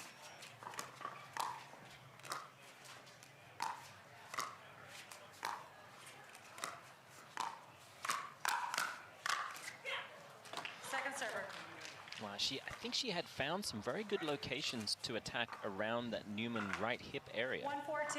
And she went away from that and unfortunately realized what everyone who has come up against Jessie Irvine has realized. That two-handed backhand is absolutely lethal.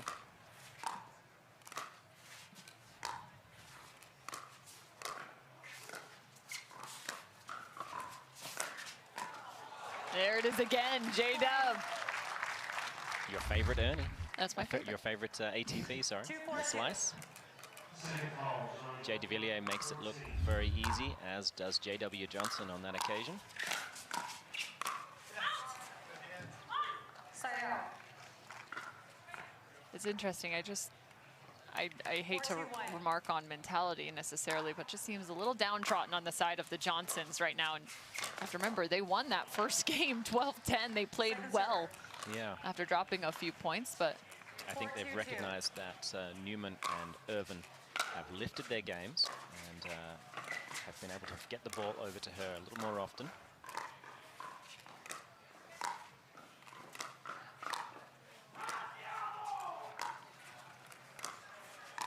just heard an andiamo on the audio feed from a previous court as J-Dub takes a shot at Jessie Irvine. That tells you Julian Arnold is happy with himself. He's clearly somewhere. Actually, he's on court number 2. And now 13-9 up.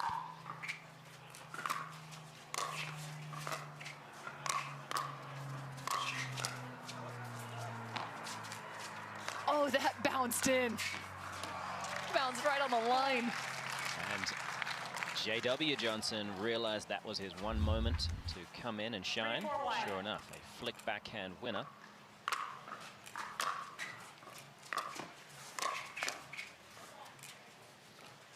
Riley Newman started to find his positions with Georgia Johnson. He's been able to cramp her up a little bit more. I think JW is going to have to start shielding the younger sister a little better than he is right now.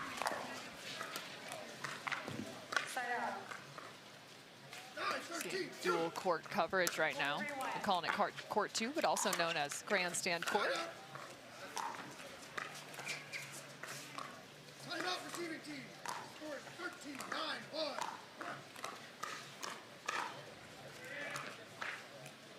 A bit of a stalemate out there at 13-9 in the back draw.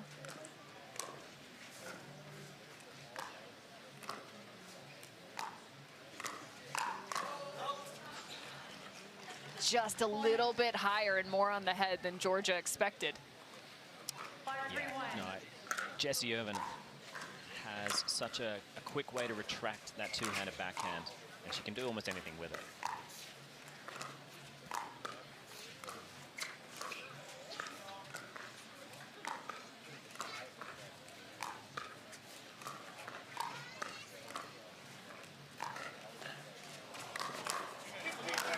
Again, the defense, but great movement from Georgia Johnson right there to set that up.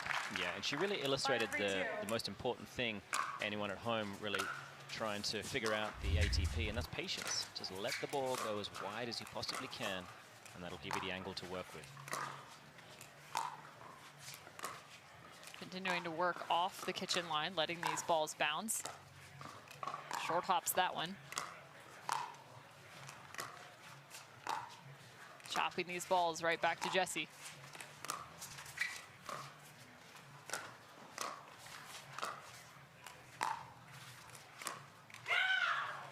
And that's tough. If you're going to sit in a cross-court dink battle, slicing that ball back and forth and with Jessie Irvine, it's going to be tough. She's the queen of consistency. She really is. And she rolls that ball so beautifully.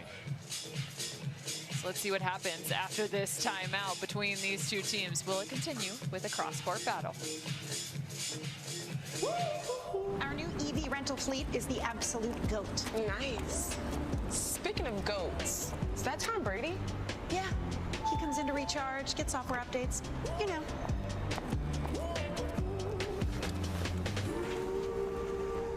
Same time next week? You got it. Cool. Let's go.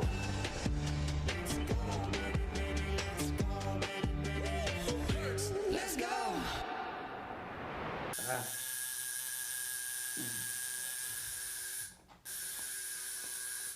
What are you guys doing? We're getting our duper tattoos. You know it changes every match, right? Oh, Duper, keeping tattoo removers in business by updating after every match. Download the app and claim your free profile today. Can you change that 6 to an 8? I sure can try. One timeout, 2 timeouts. Back out of the timeout. Jessie Irvine and Riley Newman 6-3-2. facing off against Georgia Johnson and JW Johnson. Drop game 1. And that's an assertive forehand volley from young Georgia Johnson.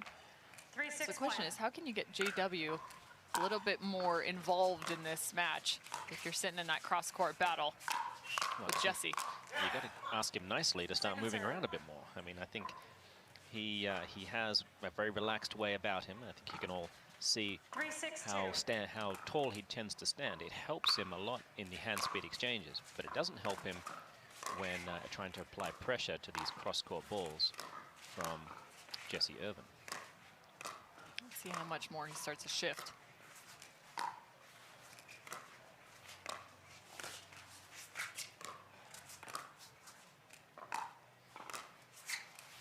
Also looks like Georgia Johnson is working with a handful more dinks up the line to Riley Newman, just in that last rally at least. Yeah, she's comfortable dinking down the line, but she knows how careful she needs to be, given that he does possess a very good earning. He hasn't used too many of them so far today, but I'm sure we will see. There she gets one back. Quick hand slap to her brother. 7-3-2. I like the walk, the pride she had after that one. Adorable. Point.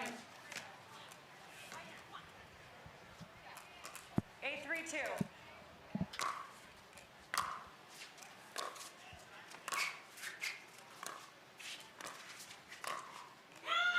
That's a wicked shot from Riley Newman. Yeah, he curls that ball. It almost looks like it's going out, but it has a kind of little bit of a side spin to it. You see that really almost bananas the ball in, a la Rafa Nadal. Point. And that It one almost tags. looks- Oh, yeah. that might have hit the throat. 10-3-2. She's tough though, isn't she? Undoubtedly.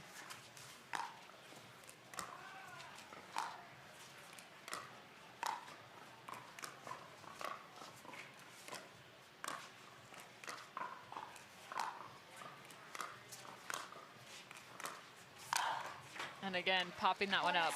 So game number 2 goes the opposite direction. Irvine and Newman have found game number 2. Yeah, very different kind of tactic from Irvine and Newman. Much more patient, letting the team of Johnson & Johnson make the first move. I think what cost Irvine and Newman in the first one, they were being overly aggressive, and the counter-punching, especially from J.W. Johnson, was costing them big time. So they changed it. Great play. We'll see if they stick with that strategy into game 3.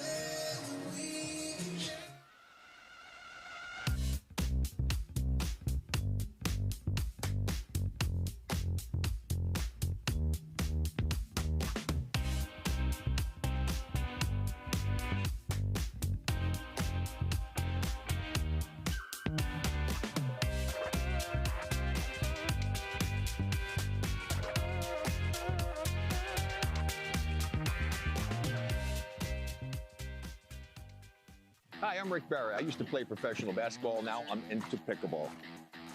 Performance is really important, but also recovery is actually just as important. LMD is a product that I use constantly before my matches and after my matches for my recovery. Great for inflammation, great for recovery. I keep coming back to this. AlloMD all day long, baby. I use it. I use it. I use it. I use it. I use it. AlloMD, Acute Relief Cream.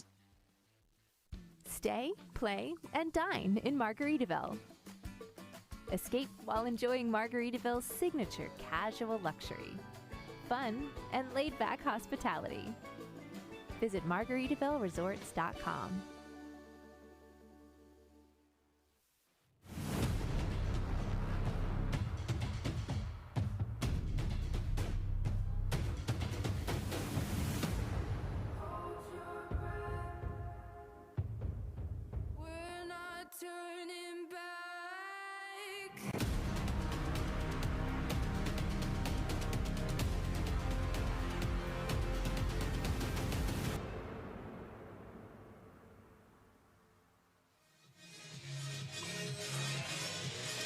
So we head into game 3.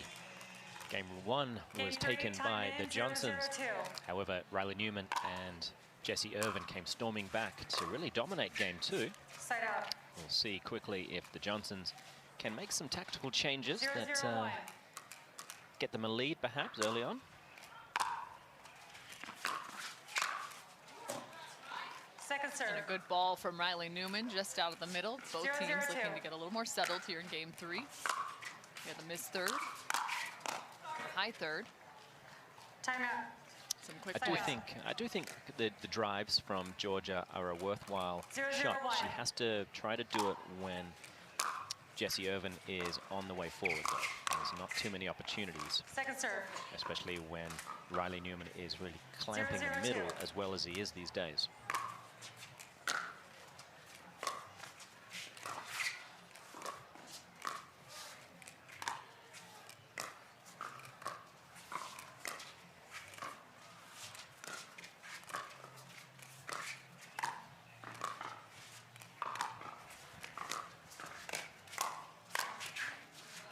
Oh, just missed that one. And just missed it, but I'm sitting here kind of wildly expressing myself because in between games here, we had a conversation about Georgia Johnson slicing the ball back and forth with Jessie Irvine. And I asked the question, why not roll a couple of those? And you just saw in that last rally, she actually did 2 balls as there's a firefight taking place. And she now earns 1. But you had a great explanation why maybe not rolling some of those balls, but she has gone to it a little bit more. Yeah, look, if she has that shot in the arsenal and she feels comfortable enough to use it under tournament pressure, now would be a great time to explore.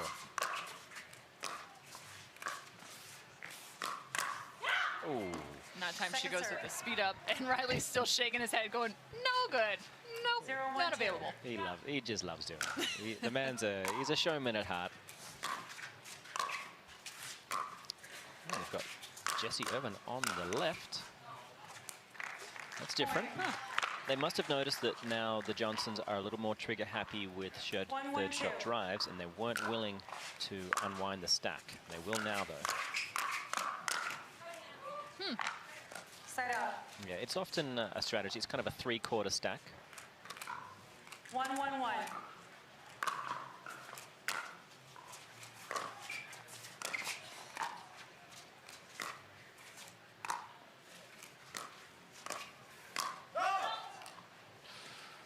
Point. And to your point again, trying to work with that roll. It's tough. If you have built a career on 2-1-1. really consistent sliced cross-court forehand dinking, reinventing it against someone like Irvine and Newman is tough.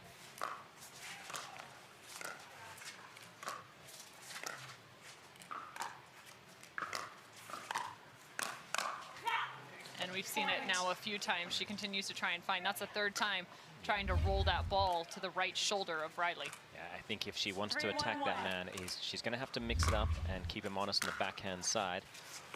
Or mix it up. Perhaps the lob is an available option. There, that's the pattern she's looking for. See, the success there relied on Riley Newman overplaying quite a lot. He really got halfway across, well, most of the way across the court. If he plays smart, that's not going to be available. There she earns another. The points are going to the least risky team right now. It is, that's true. The ones with the counter. 1-3-1. Yeah, exactly. Both teams fantastic counter punches.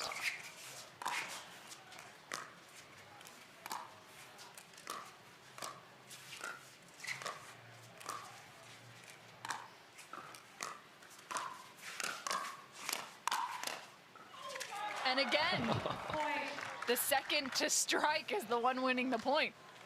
I think everybody except for JW thought the point was over there, but the hand speed of that young man, keeping the paddle so low, No. quite phenomenal. Thank you.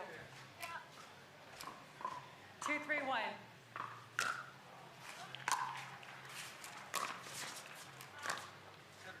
Second serve. Just a little wide. 2-3-2.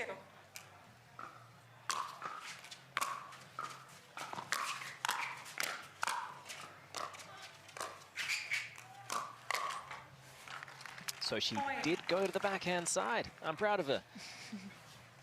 3-3-2.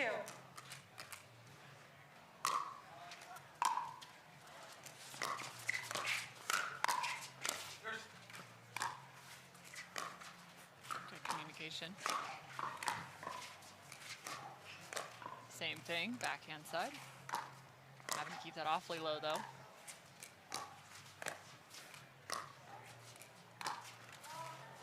Point. And Jessie misses one. It was actually more on her body. Yeah, but it's, I can't remember her. Has she missed one yet? I think it's the first one that we've seen. She's allowed one. She's allowed one, all right. Someone send her a text. That's the one that she's allowed.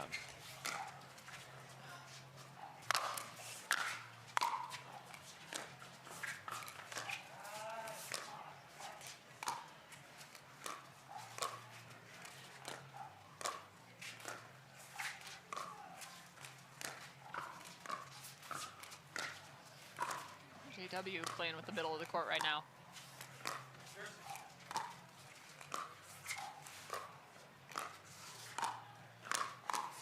There it is for Georgia, the cross-body. Yeah, the cross-court and cross-body of the cross-court player. That is crucial with someone like Jessie Irvine, who has such a big two-handed backhand. She loves to sit on it and wasn't ready for that one.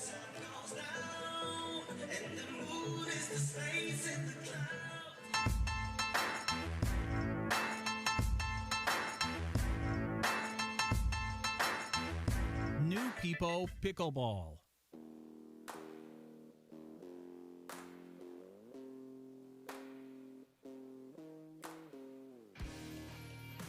This spring, you don't have to be a baller to buy like one.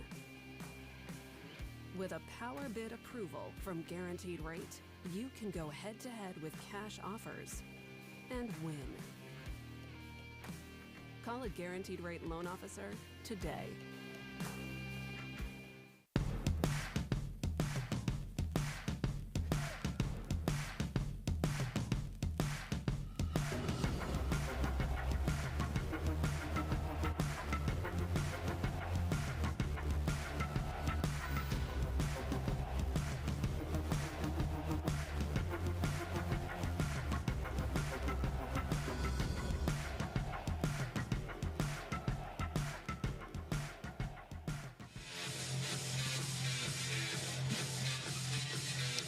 So it's Johnson & Johnson up 5 points to 3 on Irvine and Newman.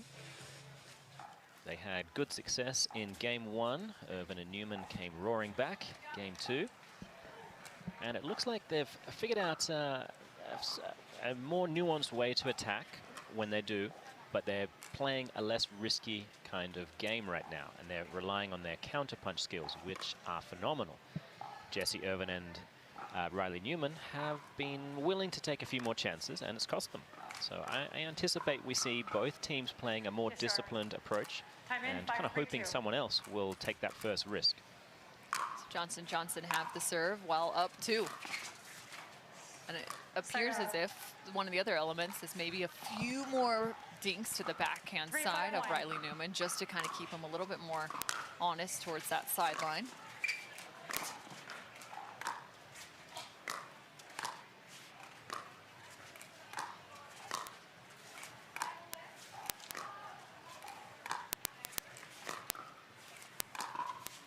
Both ladies working slightly off. There's that backhand dink. The backside dink as J-Dub. I think that's exactly how they mocked up that point, but didn't necessarily execute on the last ball. Basing a strategy on Riley Newman hitting one dink too high is a tricky way to make a living, and they got a little lucky there. But I'm very impressed that JW was able to pounce on the opportunity.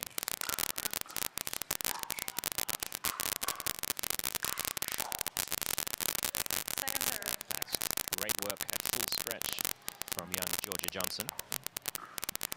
5-5-2.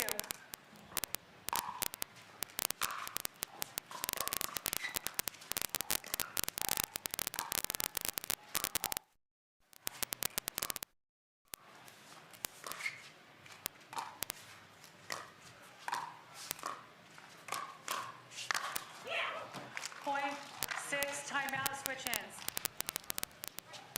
So it's 6-5 now, the opposite direction. Irvine and Newman find 3 straight. They were down 3-5 at our last break. Now at the change of ends, they have the 1-point advantage.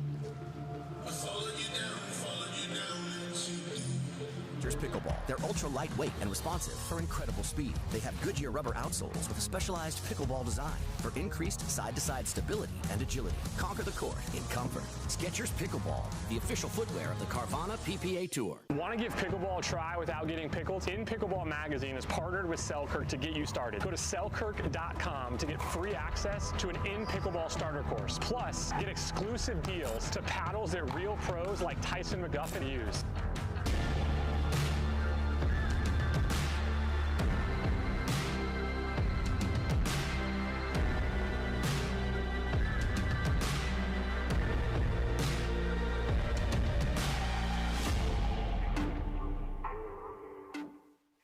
Brewed with Valencia orange and coriander, Blue Moon is one of a kind. Something this unique could hang in a gallery. But then, you wouldn't be able to grab it. Sure, something so well crafted might belong in a frame, but then you wouldn't be able to drink it. So, we framed it. with our signature glass instead. Blue Moon, one of a kind, every time.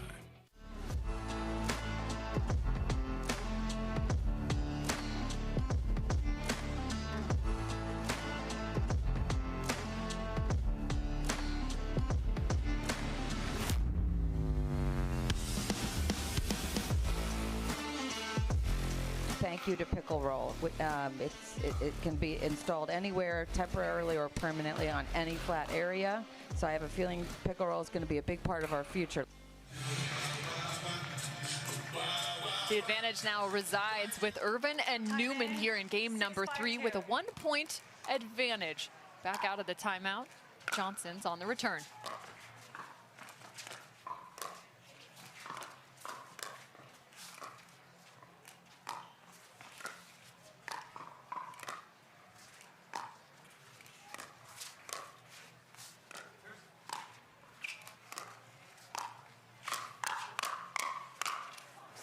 Great combination. 3 strokes from Georgia Johnson finishes. Yeah, her initial attacks are now being followed up very well with movement that really deals with the most likely shots of Jessie Irvine.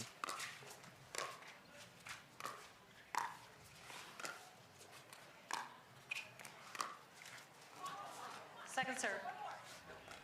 It's unfortunate, so close. I mean, it speaks a lot to the kind of range and consistency of Jessie Irvine, though, trying to get that ball inch perfect.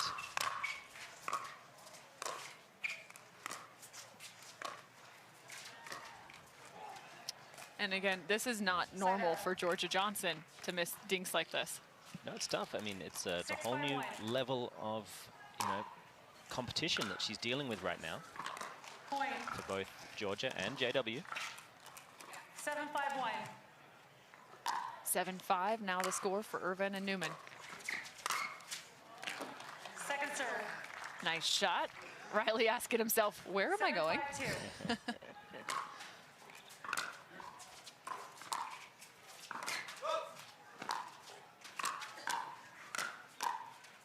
Beautiful from Irvine.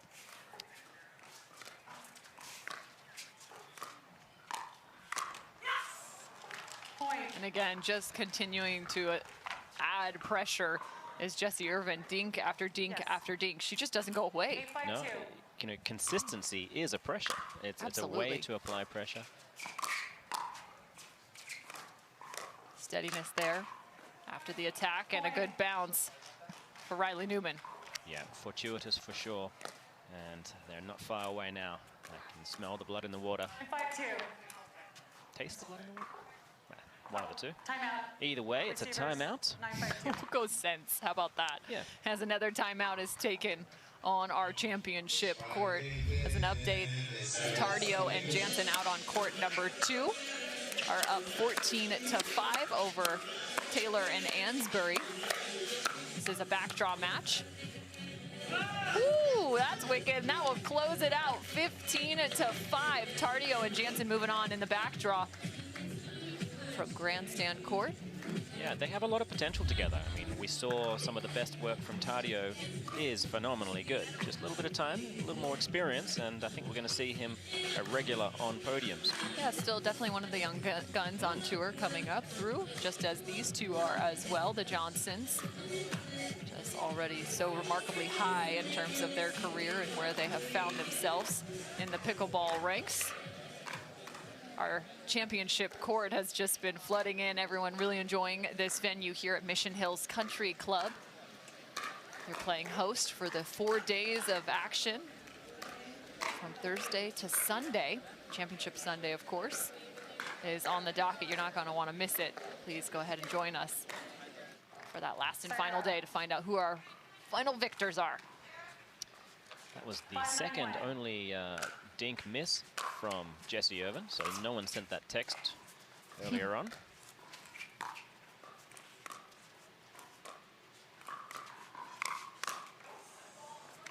And Riley's doing a really nice job. Instead of going to the left shoulder, which she has pretty well protected, he's now starting to find that right shoulder a little bit more often. Yeah, really asking the question, can you slide early enough to open up your two-handed backhand and counter-punch my attacks? And right now, the answer is not that often. 9-5-1.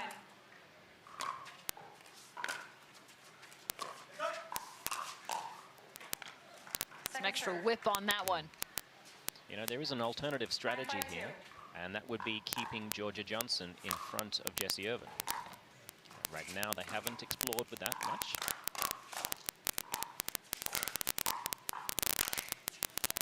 Oh, so whippy. Unbelievable. Now I kind of want to see that. Putting Georgia in front of Jessie just to see what it would look like.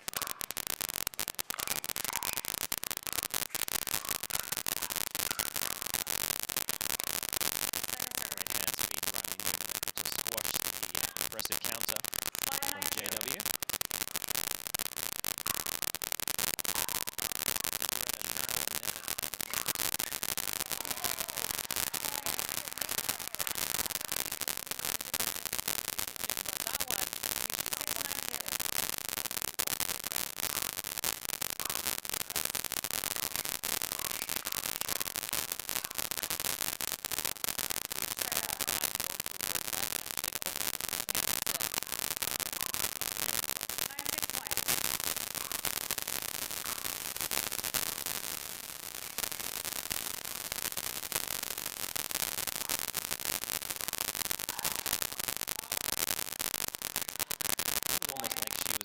Jessie Irvine some bait.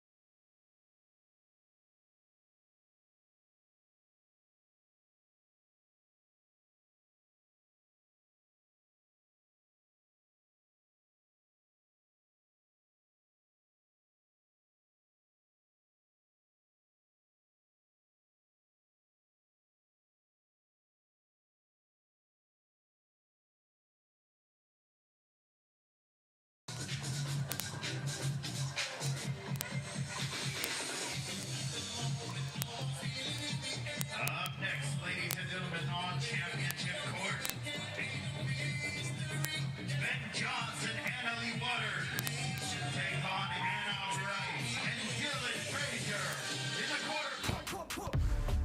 See that thing John Morant has? That's a hypervolt. That thing he uses to warm up and stay loose before he throws it down. That thing Tony Finau uses on course between shots. Ooh, that's money. That thing Robin and I use before and after we're on the bike so we can ride harder tomorrow. That thing Erlen Haaland uses before smashing it into the back of the net. That thing that's for everyone. The Hypervolt from Hyperice. Give your body the daily relief it's been asking for.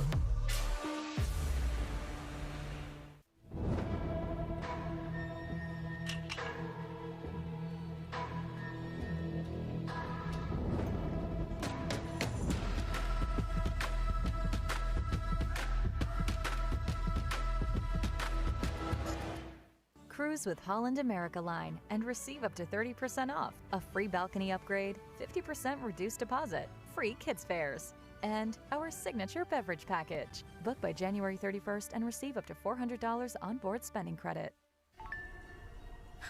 Oh, will you pause it real quick?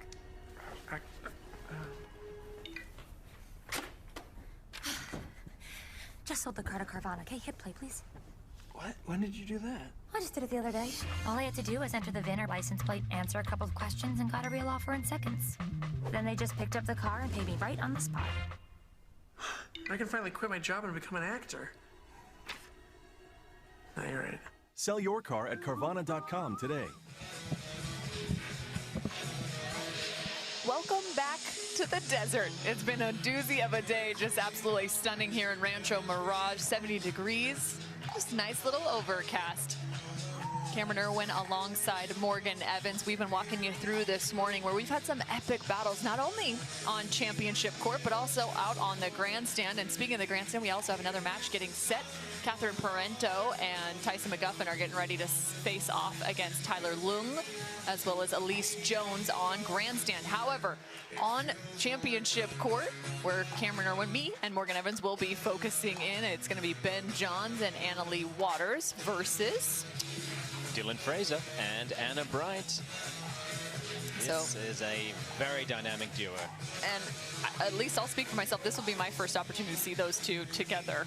So what can we expect from Anna Bright? We talked about her earlier on in the broadcast, but maybe for those who haven't tuned in to our coverage yet, one, what are you doing? And two, welcome in.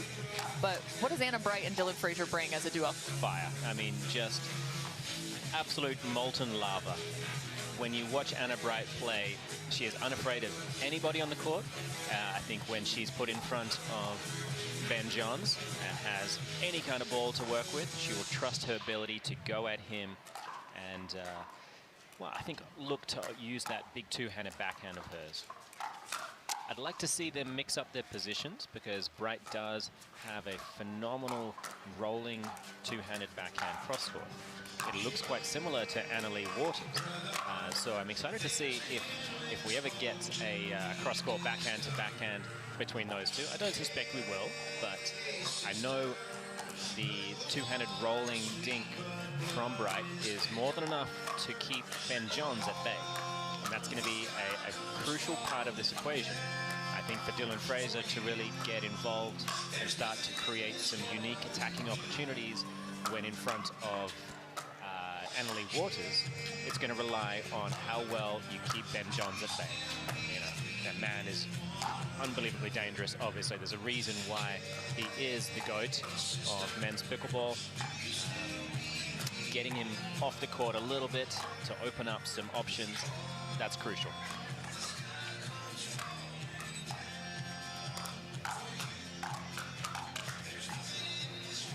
So while they continue to get warmed up, I believe we have Hannah Johns. I'm not sure if you all are hearing her right away or not. I'm hearing her in my ears. So I think she's just about ready to get a winner's interview with Riley Newman as well as Jessie Irvine. Let's see if we can send it on down to Hannah Johns.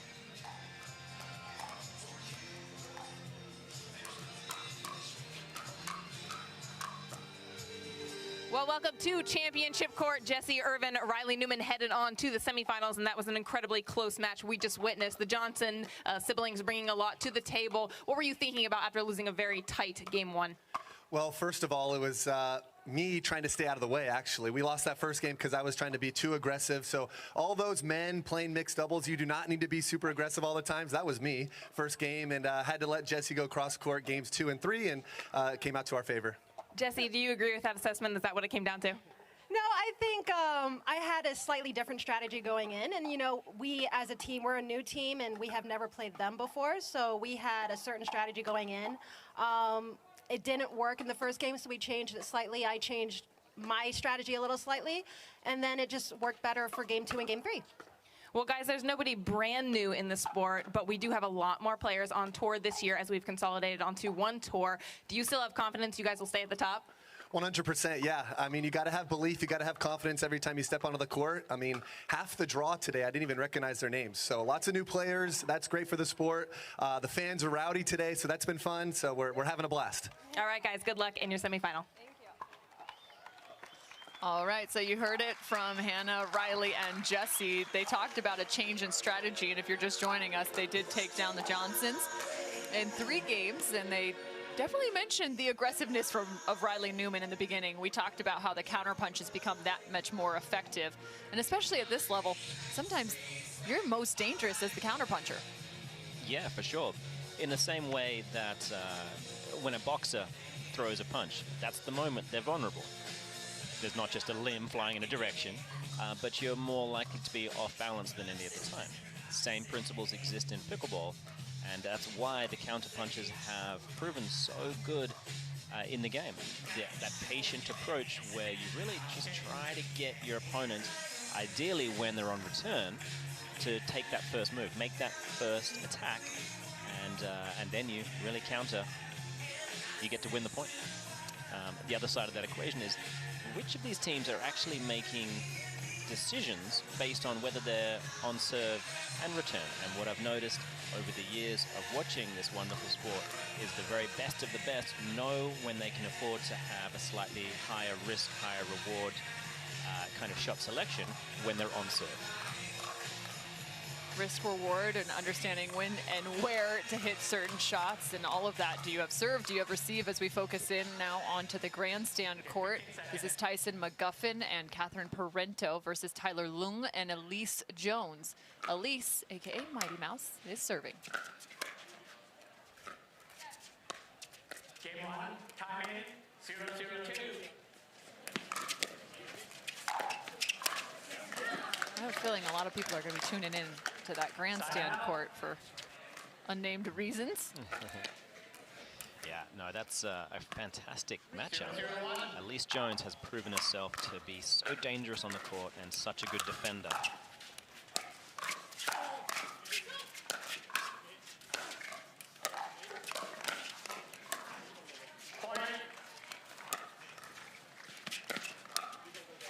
Meanwhile, they're underway on championship court as well. We're giving you the 2 box of coverage. Unbelievable play. Just wicked there from Tyler Loong, the southpaw out of Utah. Actually, both those athletes out of Utah. Him and his partner, Allyce. And we saw on the left there, Fraser crabbing across the kitchen. Had a good look at it.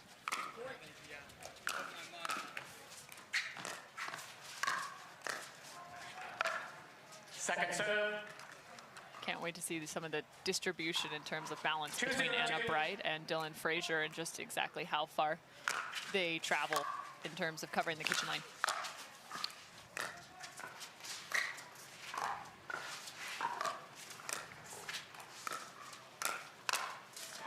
And that's not near you want to look for.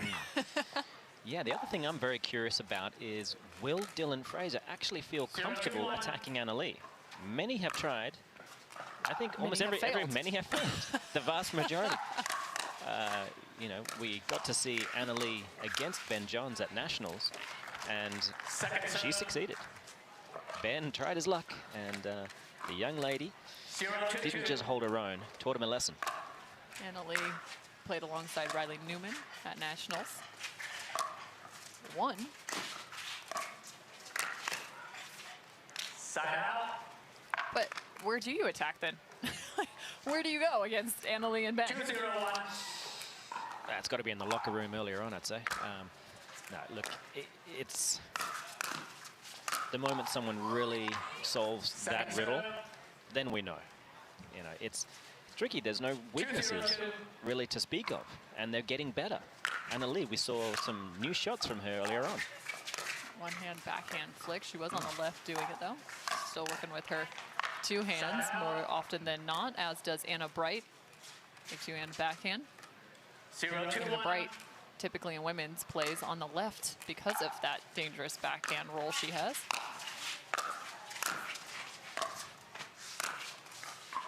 Just so much spin on that ball. Really kicked up. Wright was not ready for the kind of spin that got it up over her paddle so quickly. Some miscommunication there. 1-2-2.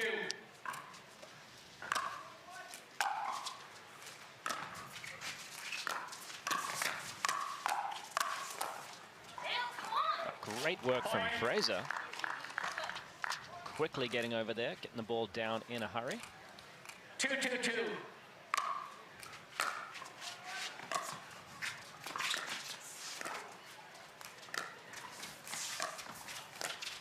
Nice ball back to the middle from Frazier, and he's quick to cover middle, and he had it. He really did, didn't he? He got everything. Oh, well, I feel for the young man. So 2 apiece. 2-2-1.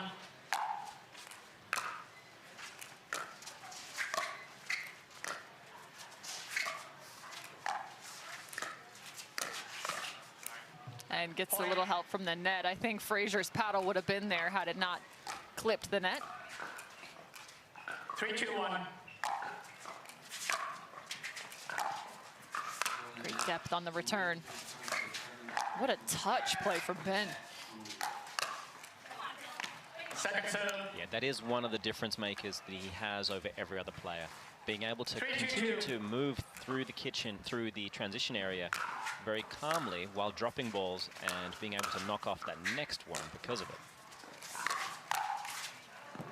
Tries to be a little sneaky against Allyce, and she is well prepared. So that is 1-0 to Leigh Waters. Okay, I'm going to keep another running score here. Fraser and Anna. Leigh.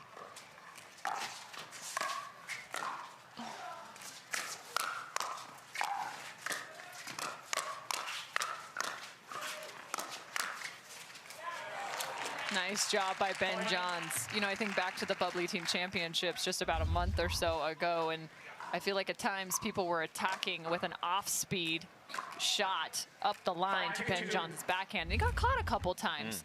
So I was wondering if that may take place, but that time he did a really nice job defending that back shoulder.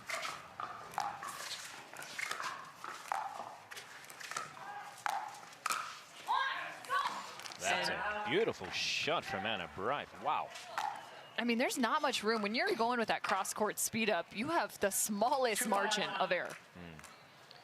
Yeah, and just going back to your point earlier, it's a shot that Ben has really put into his arsenal.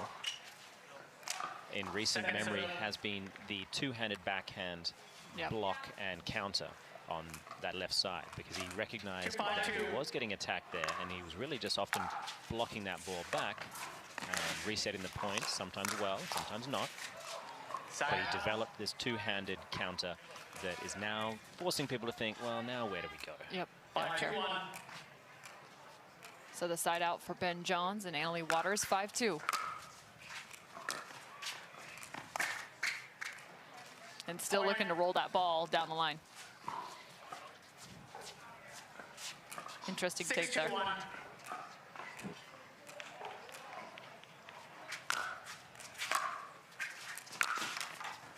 Second serve. Johns does not miss too many of those forehand drives, does he? 6-2-2.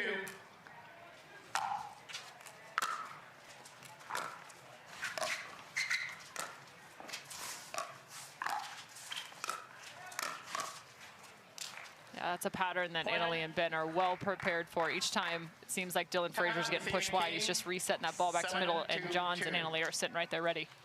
Yeah, and Johns has been able to find the kind of accuracy in the positions that really cramp up Fraser. Very difficult for the young man. So quick work thus far by Leigh Waters and Ben Johns, up 7-2.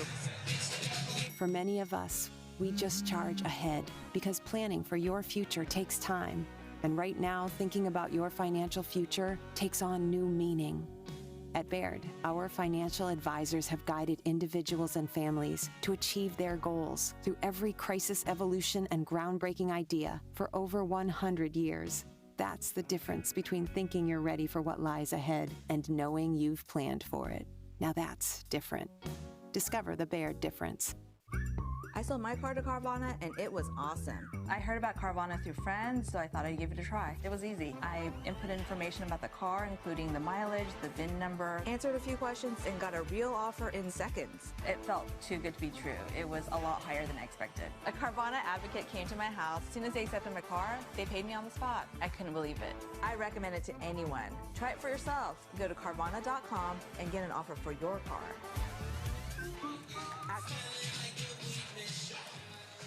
7-2, Leigh Waters and Ben Johns with a quick start in game number 1. Of course, this is on the winner's side of the bracket. That's the #1 team in the world facing off against Anna Wright and Dylan Fraser. A new team to the PPA. And there's the backhand flick, roll. That is gorgeous. That's just beautiful. It doesn't matter how many times we see it. I never get tired of watching that shot. I mean, the amount of topspin to get that ball up and down. With such little motion. It's AJ Kohler-esque, really.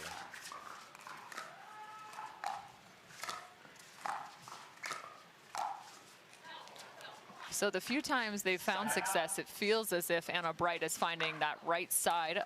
Not necessarily, some of them have been attacks, true attacks, but some just a little bit deeper from the kitchen line. Anna trying to find the speed up there. Some really nice footwork by Anna to get back into the court. Yeah, Fraser was caught still trying to get all the way up to the kitchen line, and John's got it high enough on the body to make it a very tough contact. And there's the change of pace right there. But he missed it, so another point. It's hard when somebody's making that much of a stroke, too, to not get caught up in it.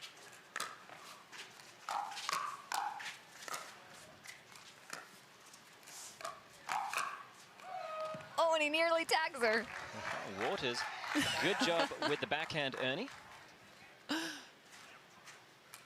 it's amazing to see Waters and Johns grow as a team over the years.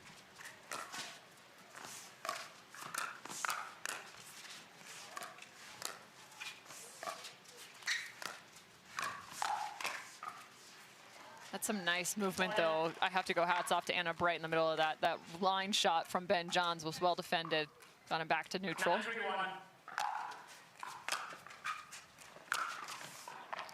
Johns has missed 2 drives now. Yep. He's taken the right chance, because when they are trying to find their new positions, Wright moving quickly from left to right, there is an opening. But he's got to make that shot. It is now game ball for Leigh Waters and Ben Johns.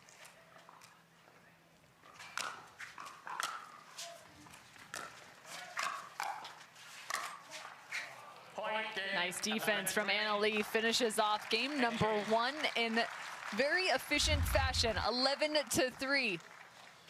The number 1 seed staying true.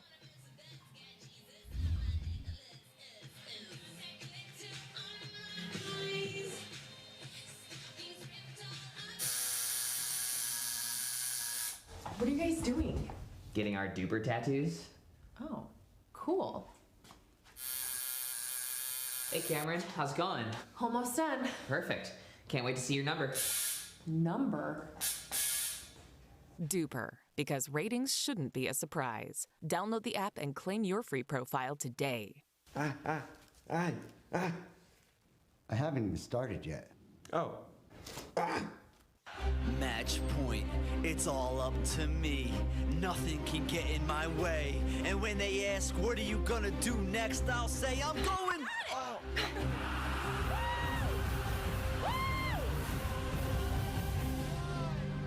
We're going to Margaritaville!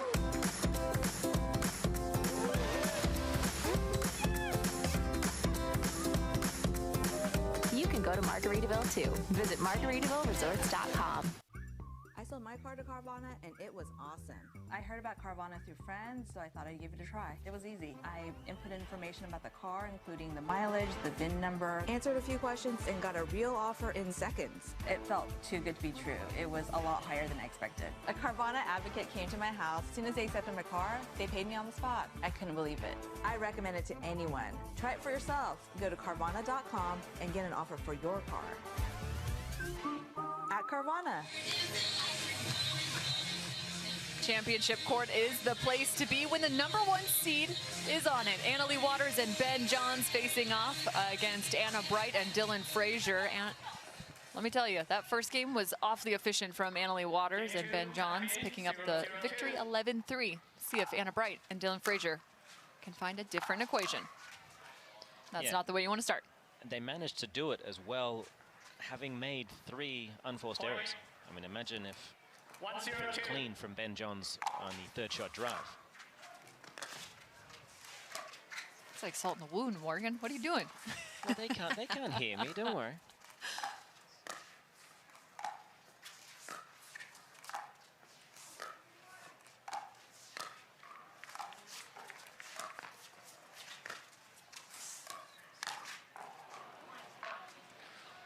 Well, found the net. Either way, it was going to be a foot fault regardless. I would love to see Anna Wright and Dylan Frazier switch positions. Just try for a handful of points, see what happens with Wright heads up with Leigh Waters.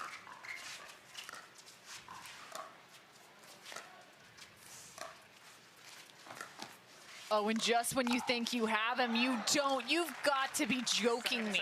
He did such a good job. He was practically doing the road runner out there, and he still caught up to the ball.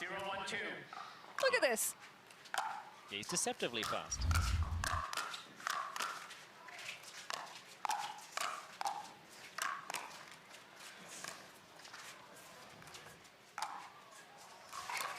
Nice work by Allyce, and well covered by her partner.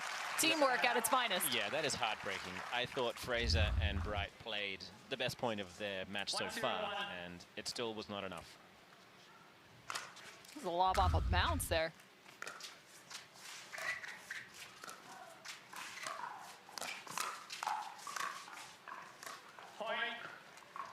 Well, Anna Bright handled her business very well, I thought. And it's the second time now that Ben Johns has gone with the backhand flick up the line, and it's been well defended on the forehand side of Anna Bright. She's taken a step off the line to prepare for it, too.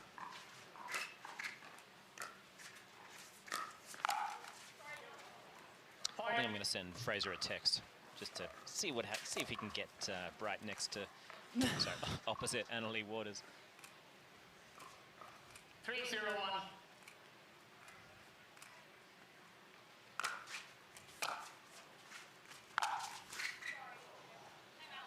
A little bit of love from the net, and that inspires a timeout pretty early. Yeah, very quickly, 4-0, Leigh Waters and Ben Johns. It's so frustrating when that takes place. You feel like you've got yourself set up, and next thing you know, the ball's 6 inches higher than your paddle. So while they take a break, let's look on over to Grandstand Court, where Tyson McGuffin, Catherine Parenteau, Allyce Jones, and Tyler Loong are in action. The Ernie King.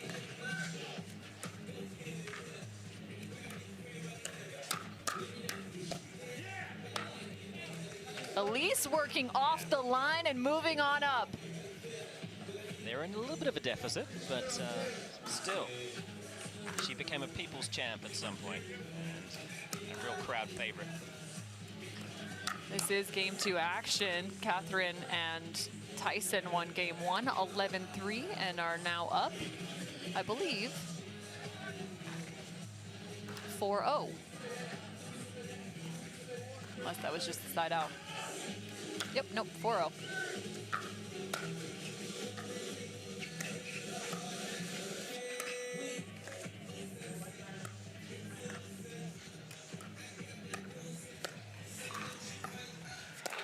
Double box coverage for you. Grandstand as well as championship court.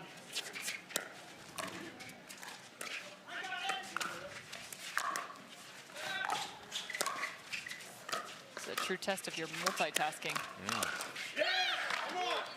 A nice job there too. So it looks like finding that backhand side. Nice cover by Dylan Frazier in the middle. Johns knows that even for him, as good as he is, when he gets overly aggressive, he can be punished. And Fraser is more than up to the task of doing that. That was quite impressive. Looks like Tyson and Catherine doing some steady work. Still out on Grandstand as well. Here on the return. He moves in so quickly with that single-handed backhand, and that would be enough. But if he wasn't deadly accurate as well, it's hard to see a way through this team, I tell you. How about that shot, the change-up? Yeah, inside out, two-handed backhand to the crossbody of the cross-court player. In corner pocket. How the game has changed. You're just sitting here reminiscing to 2017. Hey. I'm still good in 18, maybe a little of 19-ish.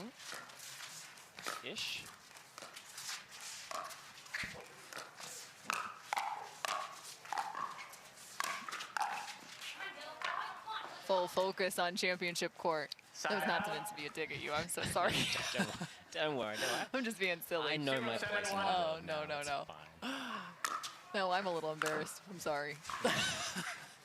7-0.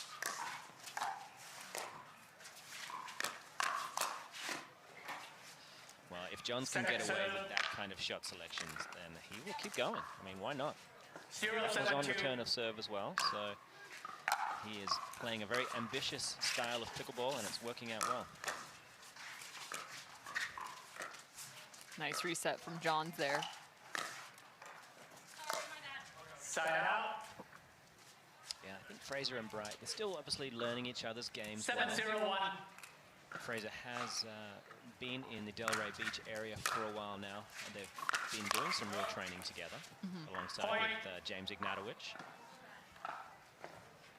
and J.W. Johnson. So good group of players really honing their skills.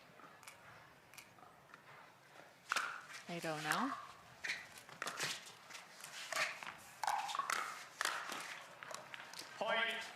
And even if there's something you see, maybe you can do something with, their partner just steps in and finishes the point.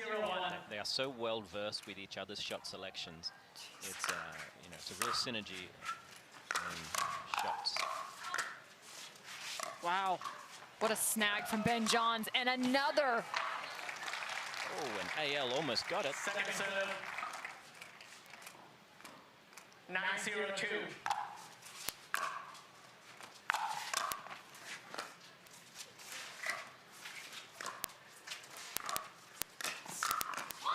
And there it is from Anna Bright. Yeah. She's ready for it. She's there. Someone has to teach that man's backhand a lesson. 0-9-1.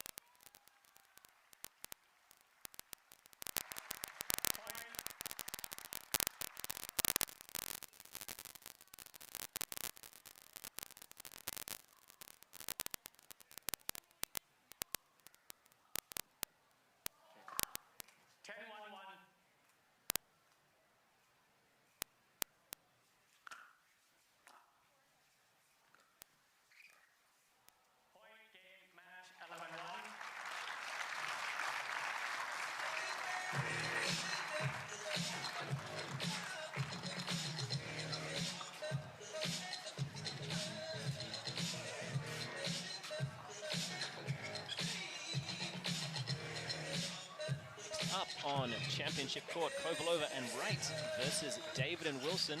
You are not going to want to go anywhere. But we are. But we are. We're going out. Dave Fleming We'll have our and next crew Kyle in. McKenzie will be joining you shortly. Don't go away. Our new EV rental fleet is the absolute GOAT. Nice. Speaking of goats, is that Tom Brady? Yeah. He comes in to recharge, gets software updates. You know.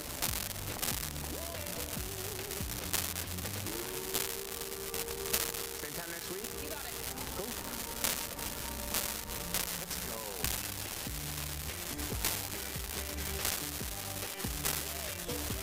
Let's go.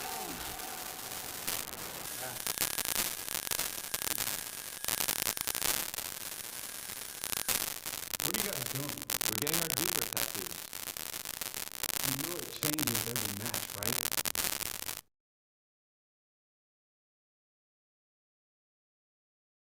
Removers in business by updating after every match.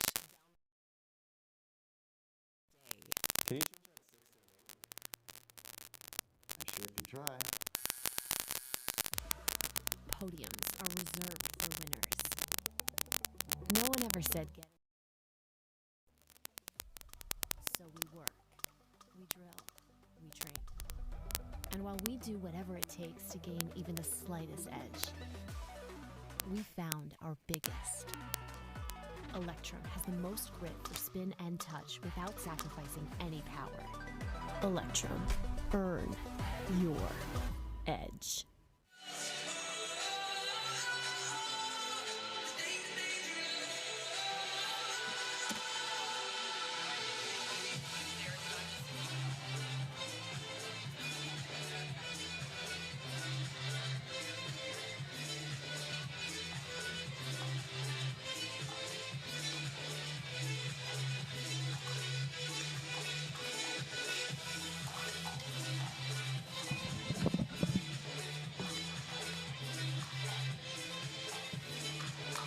Hello, pickleball fans. Good afternoon. I hope you've been enjoying everything here. Dave Fleming here, and thrilled to pick up the action after Morgan Evans and Cameron Irwin had a lot of fun watching some tremendous mixed doubles action. And Kyle McKenzie is back with me. Kyle, how are you, buddy? Doing great. Happy to join you as usual here, Mr. Fleming. And just like yesterday, we've got some fantastic matches and fantastic pickleball ahead. So I'm definitely very, very excited to be here. So we just saw, we were watching this match that we just saw, and you're like, hey, okay, Ben and Allyce, they're coming in. We saw Dylan Frazier have a great run in singles yesterday. We know his hands for doubles. We know Anna Bright, star on the rise. And we're thinking, okay, this is going to be something. And they just absolutely ran them over. Yeah, I mean, all of us in the pickleball world, we're looking for that next team that's going to push Ben Johns and Leigh Waters. And so far, we haven't seen a pair that's really consistently doing that. I think we looked at Dylan Frazier and Anna Bright and said they've got the tools to maybe give them a run, and it certainly wasn't their day today. So there you see on the grandstand, fan favorite Allyce Jones about to serve there, and they got a huge hole, 11-3, and they're serving at 3-10 there. Tyler Loong tried to stick the left hand in there, and McGuffin and Parenteau together here. Obviously, it's new partnership fiesta here in the desert, and see if they can close this out right here against the couple from Utah, and they do indeed. So Parenteau and McGuffin will be another team on paper yes. that people are thinking, will they have the right chemistry to maybe push Ben Johns, Leigh Waters, and some of the other top teams? On paper, they certainly do, doing very well today. And I believe they've played together before, but this is the first year where it's looking like it's going to be a consistent, steady partnership. So certainly a team to watch. Yeah, they have made their partnership pretty public in their various social media. They get the next crack at Leigh Waters and Ben Johns in one of the two semifinals. The other semifinal will be made up of Jessie Irvine and Riley Newman, who won a thrilling match earlier today right here on center against the Johnson family. And yeah, I was watching that match, knew it would be an exciting one. It's one of the examples of kind of the new faces on the PPA tour here that everyone knows are elite top players, and very tight match. It went the way of Newman and Irvine this time, but excited to watch that one play out a few more times this year. Yeah, those Johnson youngsters as the 7 seed are as dangerous as it gets. You don't want them on your side of the bracket if you're one of the top seeds. You do not. So 3 of the 4 semifinalists are set, and the 4th one will come from this match. So let's set the scene for you. You've certainly seen Lucy Kovalova, who is closest to you there, and Matt Wright. They just keep doing it. They've got a good thing going, Dave, and they're not messing with that. No, long-time partnership. They know each other's games extremely well. I believe they're a couple off the court as well. On and off the court. They may know each other extremely well. So one of the rare rare couples that have figured out how to make it work on the pickleball court, and they're going to be up against Vivian David and Thomas Wilson, who played together a bit last year. Yes. Had a lot of success, a lot of natural chemistry between those two, and this should be a fantastic, very close match in my opinion, but we'll see how it plays out. And one big factor to point out is for those of you who are like, wait, where's that Onyx Premier paddle that I'm used to seeing with Lucy Kovalova and Matt Wright? They have the new, not even out yet, carbon fiber paddle, and that thing is thin. We're talking this is 10 millimeter that Matt has in his hand there. So let's play pickleball. Point. So again, we talked about Ben Johns had something new. Not only is everyone bringing new white clothes, they're bringing new paddles here to the court. Yeah, at this level of competition, everybody's looking for that 1% edge. If it's technology or paddle development that's going to get them there, they're wanting to sign up for that that program. Absolutely. And Vivian David hits one that is just off the back edge. That was as tight as a call gets early in a match.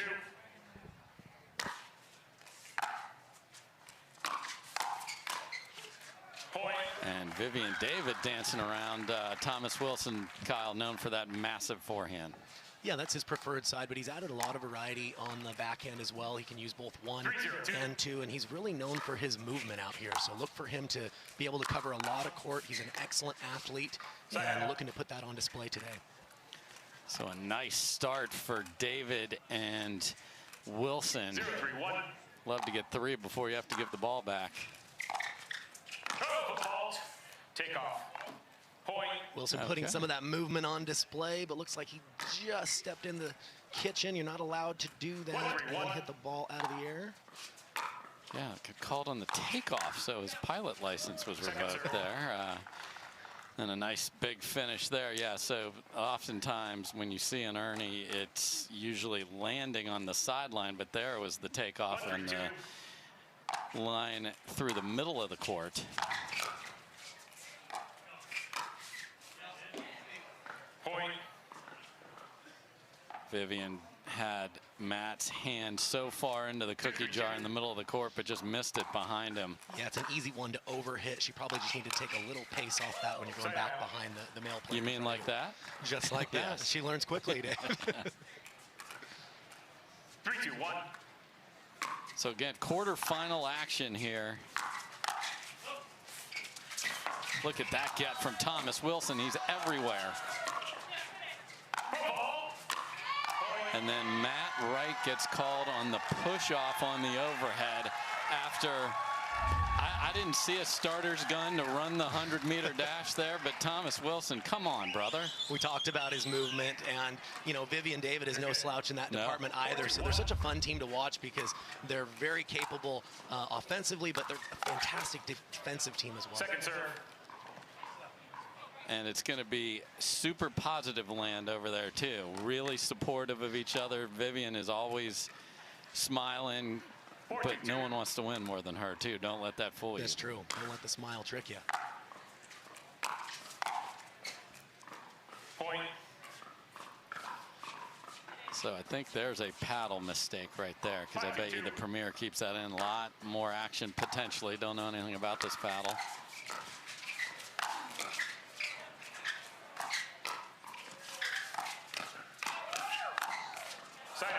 Yeah, for folks at home, you know, Matt Wright and Lucy Kovalova known as some of the better attacking players, and normally when you use a thinner paddle, that usually means a little bit more pop, a little bit more power off the paddle. So look for them to be in rhythm with that attacking style, but if the paddle's new, they may miss just a few long early on. Yeah, so it's the difference of, yay, I can smoke it, but do I have the resets? Do I have the hands at the kitchen, and then just making a basic dink? So we'll see. Once they get this dialed in, it'll be even more dangerous because they are coming. Point. Excellent discipline by Matt right there. Looked like he was trying to jump the kitchen for an Ernie, but had the frame of mind to let that speed up go from Vivian David.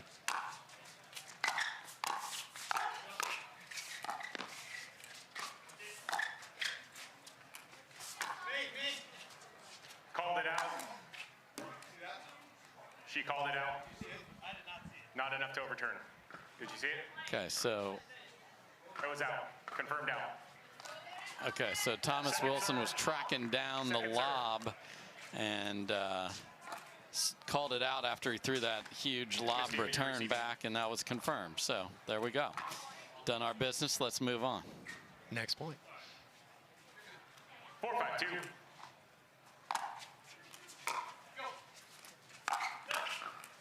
Side out. Okay, well, thank you, Vivian David, for saving the video board. That ball is going to go off the duper sign back there. You know, Dave, I think she wants the stats. She Yeah, wanted to hit the clean volley winner, you know. Yeah.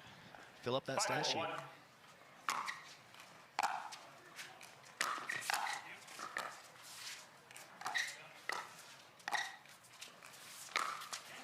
Oh, and a beautiful ATP from Vivian David. Goes 5-hole on Matt Wright there.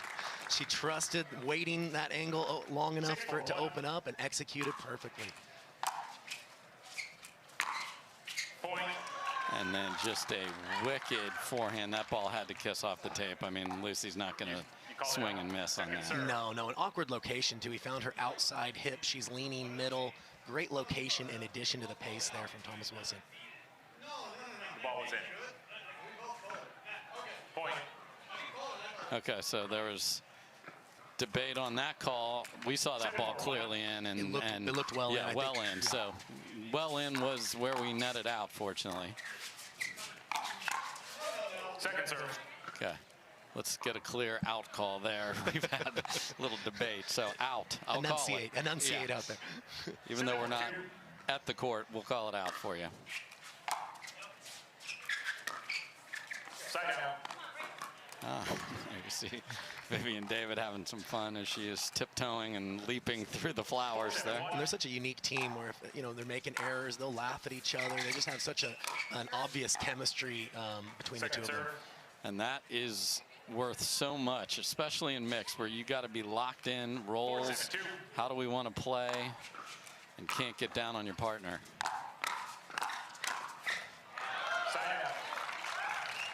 Beautiful use with that two-handed backhand, and that's a speed up that Lucy would maybe have more success if someone only was using the one hand, because they're going to stretch and be outreached. But when you add that left hand, it allows you to cover quadrants outside your body, which he does beautifully there.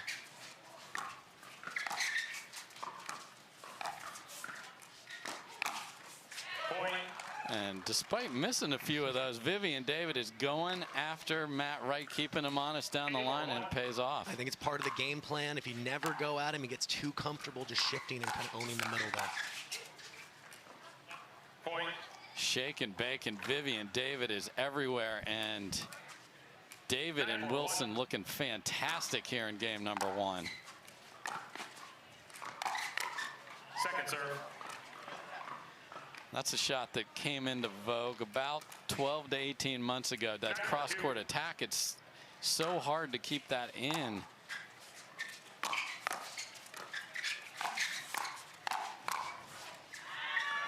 Yeah, for those of you at home, the standard attack is usually in front of you because the players in front of you have less reaction time. But a lot of times when you're cross-court from the ball, you start to lean middle, and it opens up some different attacking angles on your outside hip or into the body. Side out. Dadgummit. Right. Check the language out there. Yeah, No, yeah, that's as clean. Daggone it. Yeah, some of these I can't repeat for you, folks. That one I can.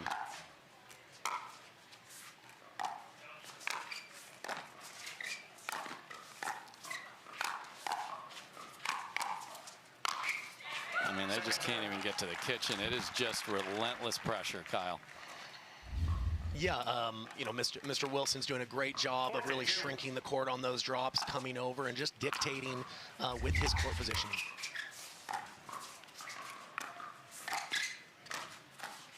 Side out.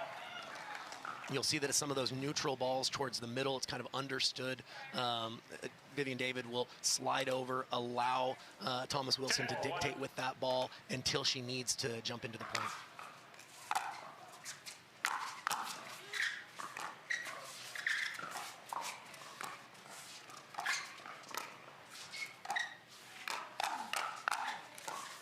Second serve. Good hands from Matt Wright. Keeps him in it here. another chance to close out game one, number one.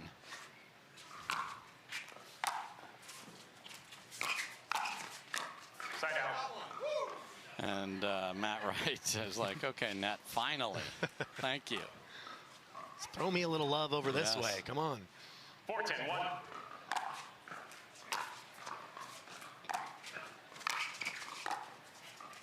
Second serve. And you mentioned it, Dave, they're just plain not neutralizing and getting to the kitchen line. I'd like to see maybe some drive drop combos as an alternate way to get the point to neutral here. Or drive the third, drive the fifth, which did not work out for Matt Wright. Mr. Wright was halfway there. Yes. He drove the first. Thought he was going to just come through right on cue for you, but big windup from the Michigan Wolverine. And some thirds have deserted Wilson and David here, so yet another shot at game number one here. Side out. And another. So, you know, you're down 6, but you're like, they don't even freaking want it. Okay, so let's go get it. Let's put some pressure on them. Point. A little bit of a gift there from Mr. Wilson. He doesn't normally give that one away, but Matt Wright and Lucy Kovalova will certainly take it at this stage in the match.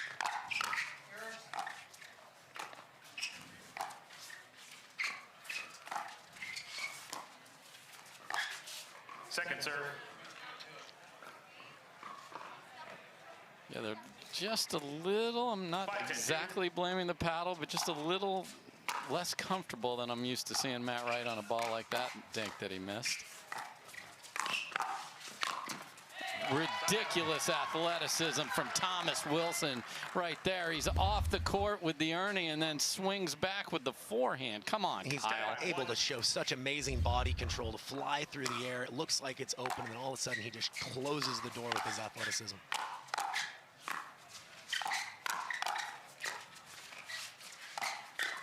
Second serve. And there's the Matt Wright special, hooking that back into the right hip.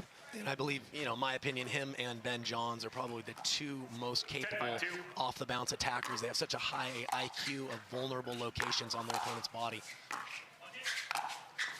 Point game, final score. And that one-handed backhand sails deep.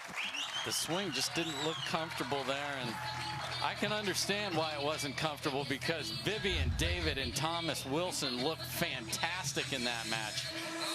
Played real clean most of the day, missed some thirds at 10, but they were so in command that they were very deserving winners. So far it's been all chalk. Now, don't be confused by that. These teams had to battle. These draws are ridiculous, Kyle. So the 11 seed trying to make sure it's not Sesame Street 1, 2, 3, 4 then.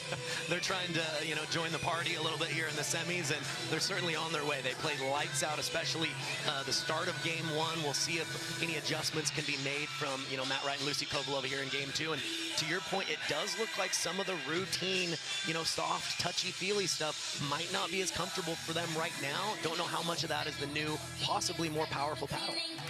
Yeah, so Leigh Waters and Ben Johns will play Parenteau and McGuffin. And then Jessie Irvine and Riley Newman have gotten a chance to sort of regroup. They lost that first game to the Johnsons 12-10. Were able to recover 1 and 2 in command in their second, and then they were down actually in game 3 and came back. So they've had a chance to sort of think about it, and no one loves watching pickleball more than Jessie Irvine. She's got her eyes glued to this match. So she's probably front and center somewhere. Yes.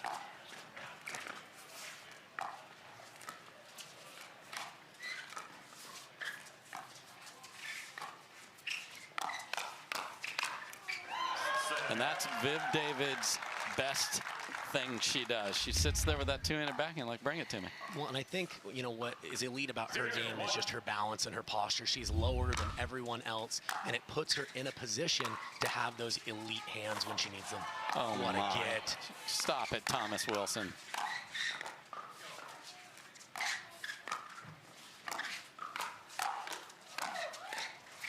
Look at the resets. Vivian David, welcome to Mission Hills Country Club. unbelievable get behind her earlier from Thomas Wilson, and then it's David that finishes. They had it all on display. They had the resets, they had the defense, and they put it away with the hand speed to finish. Amazing pickleball here.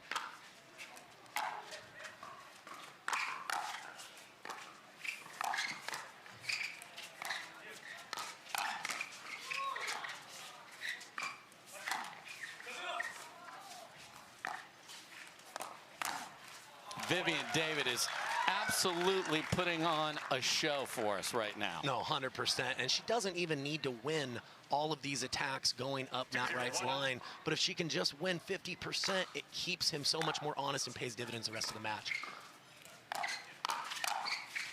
There she comes again. She ain't scared. No. I mean, why change it if it's working? And again, it just keeps him pinned on that sideline and forces him to be more one-dimensional.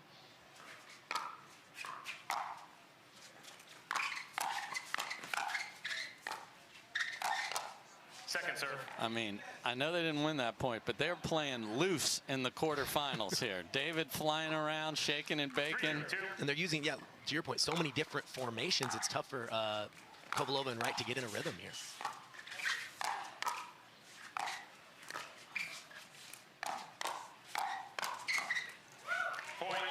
I mean, this is beautiful pickleball. Yeah, you notice how when the point was not quite neutral, they were a couple steps off the line. They created that wall together, and they're sitting on a counterpunch, expecting Matt Wright to try to power through them.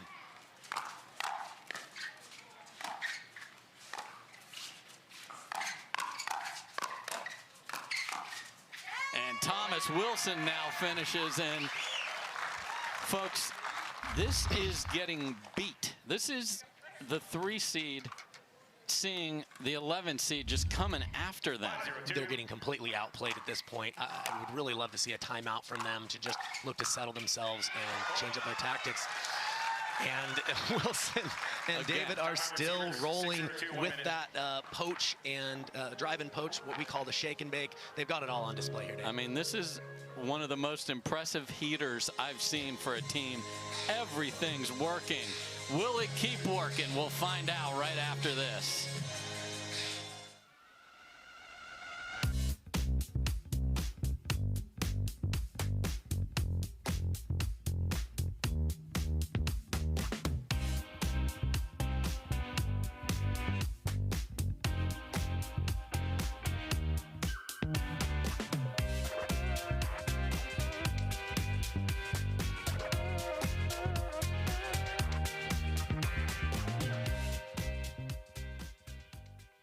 Hi, I'm Rick Barry. I used to play professional basketball. Now I'm into pickleball. Performance is really important, but also recovery is actually just as important. LMD is a product that I use constantly before my matches and after my matches for my recovery. Great for inflammation, great for recovery. I keep coming back to this. AlloMD all day long, baby. I use it. I use it. I use it. I use it. I use it. AlloMD, Acute Relief Cream. Well, welcome back, everybody. Dave Fleming here with Kyle McKenzie, and I hope Kovalova and Matt Wright called for several fire trucks and not just a bucket of water to cool off Wilson and David. We'll see what happens right here. It has been impressive.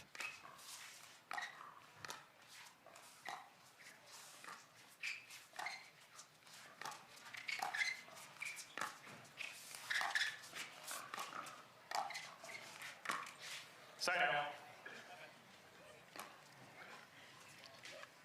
So what we do know is they decided to slow it down right there. Yep. We also know they were in a 10-2 hole in an earlier match and dug out of that. So the veterans will have their say here.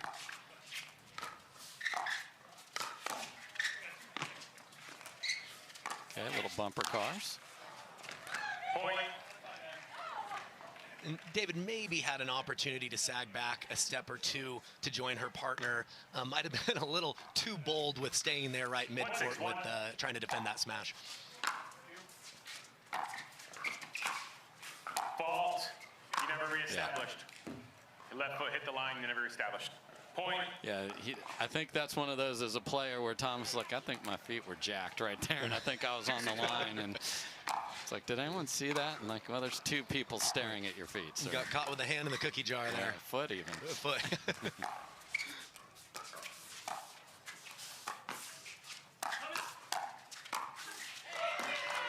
Again, the speed up at David is just not, it's a negative, a big negative. Yeah, when you're playing that right side, she's so smart about, she's sitting on her backhand, knows that it's so tough from certain positions for Matt Wright to find her forehand. She got jammed up, but she still got down on that block, and it was effective. So that's what you got to do, somehow find that right hip like Lucy did right there. Yep, perfect location.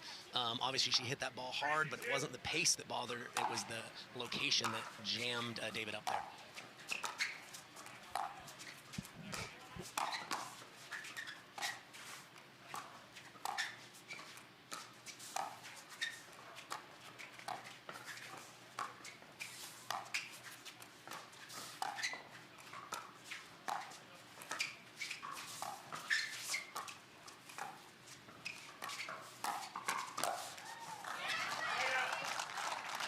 And Kovalova had Wilson in trouble there, just wasn't quite ready for that reply.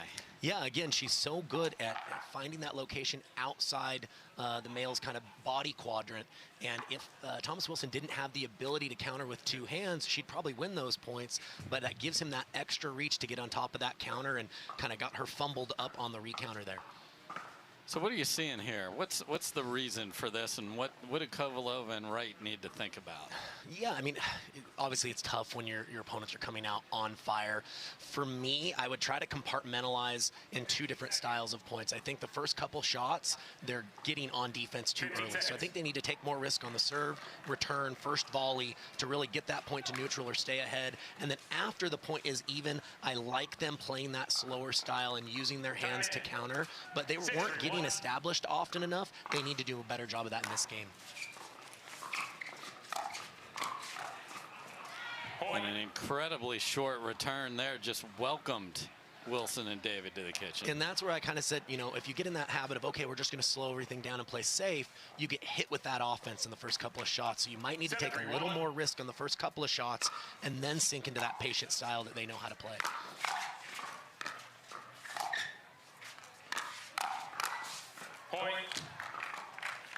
I mean, this is not a replay of the points earlier in the match. It's the same patterns, and it's working beautifully. There's no reason for Wilson and David to change it. Yeah, Wilson and David are a little bit off the line for most of their offense, and so Matt Wright and Lucy seem to want to power through them. I don't think that play is working. I would go a little more aggressive with their dinks and expose those feet that are a little off the line first. I mean, just beautiful pickleball. Vivian David is 1 millimeter from the ground half this match. She's getting so low because you can't attack her down. And that's what you and me and everyone else that coaches the game tells you to do. Yeah, you focus on what you can control. Posture for most of us is something that's in our control, and she's putting on a clinic as to why it's so important. There's a nice finish from Matt Wright. So again, timeout. They're veterans. 9-3-2, 1 minute. They've dug out of holes before, and what a smart timeout here from Wilson and David. Okay, you hit a great backhand, little momentum over there. Yep. We're shutting that down immediately. Don't let them build on it. All right, so we're going to shut this down ourselves just for a second. Go get some snacks. We'll be right back.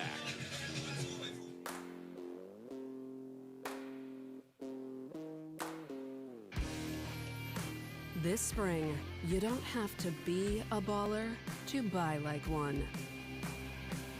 With a power bid approval from Guaranteed Rate, you can go head-to-head with cash offers and win. Call a Guaranteed Rate loan officer today.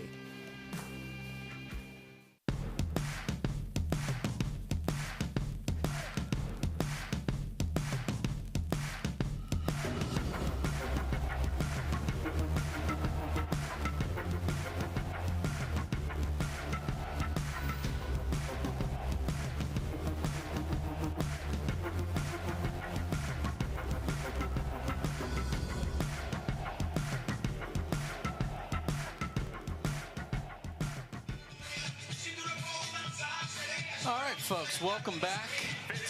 Vivian David and Thomas Wilson are up 11-5, 9-3, and they took a timeout. We both like it. Why? Yeah, I think, they know how capable Matt Wright and Lucy Kovalova are. They had just come off, a couple of good shots. At this point, you want to keep their confidence low. Don't give them anything to build on.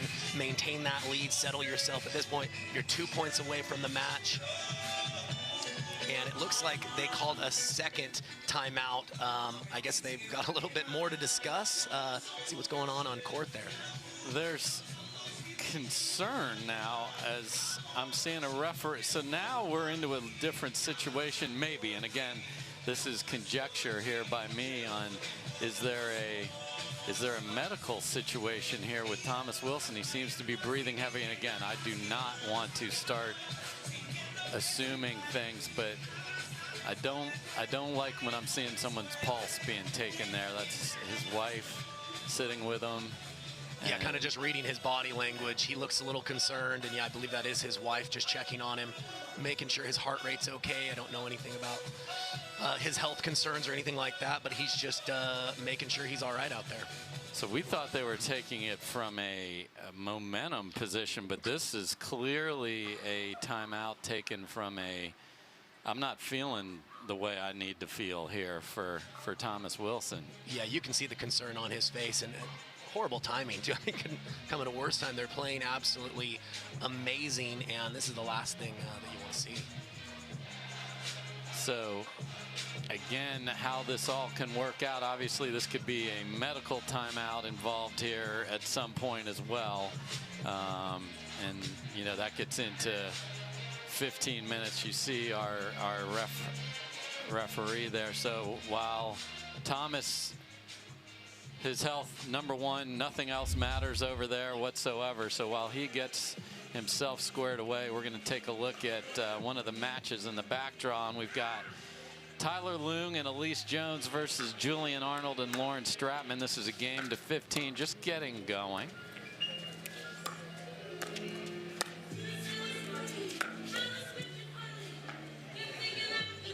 Beautiful around the post there by Tyler Loong. Julian Arnold unable to defend there. And these backdraw matches, Dave, is so important to implement your will early and get off to a good start. You don't have the luxury of kind of throwing a game, behind you. You've got to compete for every point right from that start. So I've just been told from the truck, and appreciate all the information coming our way. Thomas Wilson's health is our #1 priority. I mentioned that we could get into that medical timeout, 15 minutes. That is where we've gone here. So we will keep an eye on that. That's why it's great to have 2 courts going, because as we get that sorted out, we can continue to give you some pickleball action, and we will keep every eye on what's going on with Thomas Wilson. Well, yeah, and lucky for us, there's no shortage of great matches out here, so we're happy to be able to go to the second court here, right getting started with a fantastic matchup.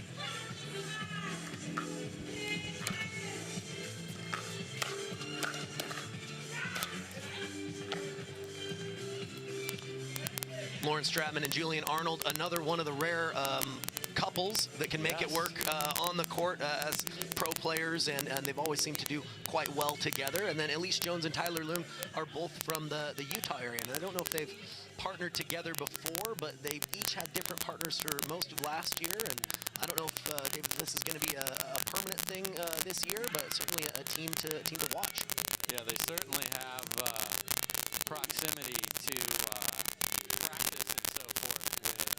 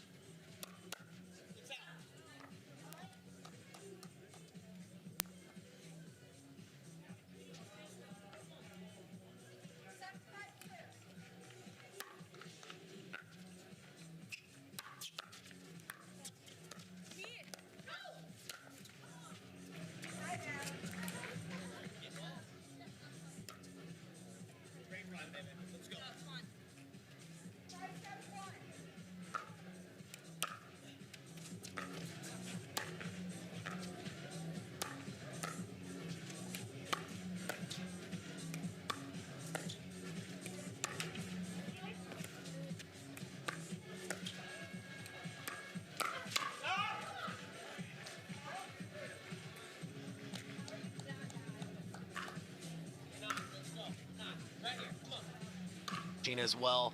Paid dividends for her there. Yeah, no one practices harder or more than her.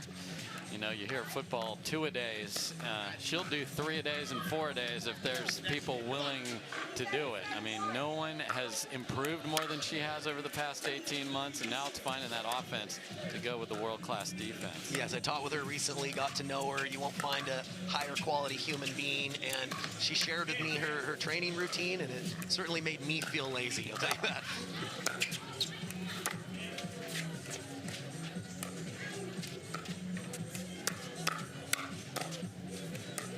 Scorpion, you know, bringing it out. Let's go. Oh, and then Scorpion leads. And then she leads. So we had the Scorpion and then no venom in the second Scorpion and let it go, and it was wide. So very entertaining action here on court two. I mean, the other thing when you think about these players, Kyle, she's a mom, okay?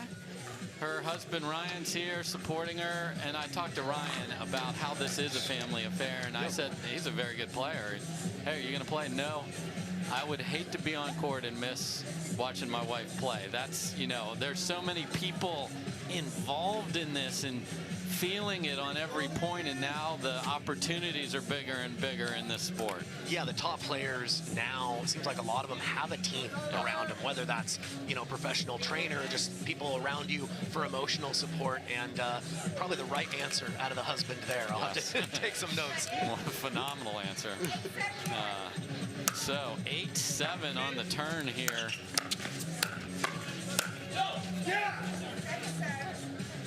And Loong had everything he wanted, just misses. Yeah, a little frustrated with himself. That's a routine finish for him. Normally, he's got to throw that out of his mind and just keep competing here. Yeah, even Tyler's got at least a different colorway on his paddle here, so everybody's coming with new stuff.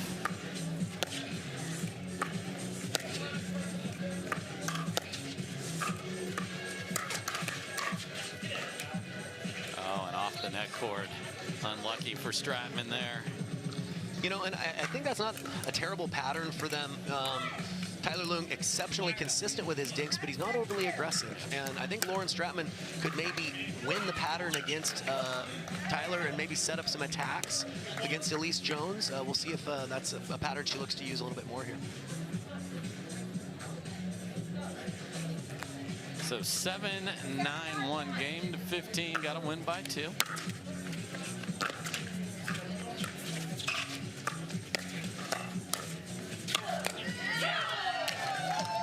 Allyce Jones able to track down the net cord, but way behind in the point, and we are at 8-9.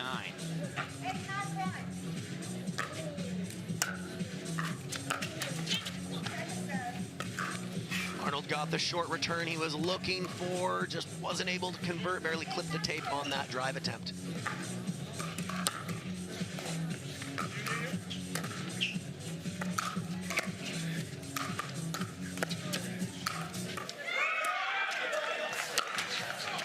Oh my.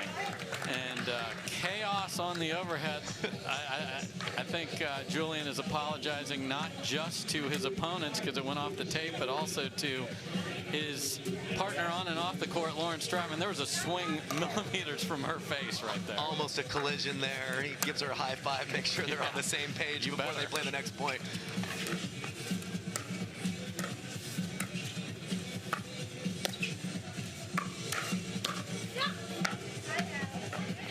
Good slide from Allyce Jones. She would have liked to have gotten that ball down, but it still worked. Folks, if you're just tuning in, this is court 2 coverage. We are in a medical delay on championship court as Thomas Wilson was feeling something. His body wasn't the way he wanted it to be, and we are in that medical timeout. I have no further information beyond that at this time. I will certainly keep you posted on that.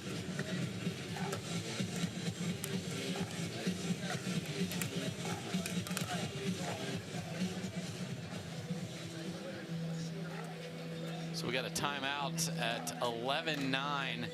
And, you know, I want to take this time to thank the pickleball tournaments team that gets here at the earliest of hours to make sure that over 1,140 people can play pickleball here, Kyle. We say play where the pros play. You're right next to them out here. It's amazing. No, nothing beats it. And like you said, there's so many unsung heroes behind the scenes doing all the grunt work to make, you know, production like this possible. If you're a fan of pickleball, you certainly appreciate it. Want to make sure that we thank all those unsung heroes. So Thomas is just trying to got a little information from the court, just dealing with getting that heart to not be going too fast. We saw an ice pack put on his chest there to get that temperature down. And again, that's the last of the medical I'm going to give here. I want a great man and a good player to be 100% healthy here. And as much as he and Vivian would like that match to continue, it's irrelevant in the grand scheme of things. Yeah, you hit the nail on the head. We love pickleball. We were in the middle of a great match. He's a great guy. His health absolutely comes as #1. Don't want to see him push it if he's not feeling 100%, and we're just gonna wait and see here. Yep.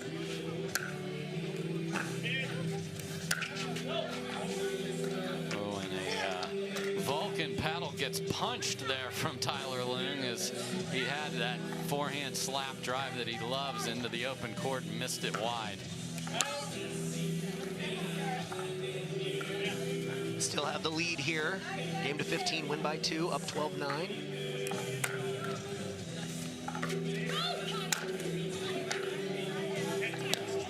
There's definitely in Tyler Loong's put-away zone on that one. Talked about the lively arm that he has, and no doubt on that one. When you got to go chase it off the adjoining court, you're pretty sure Loong was nearby.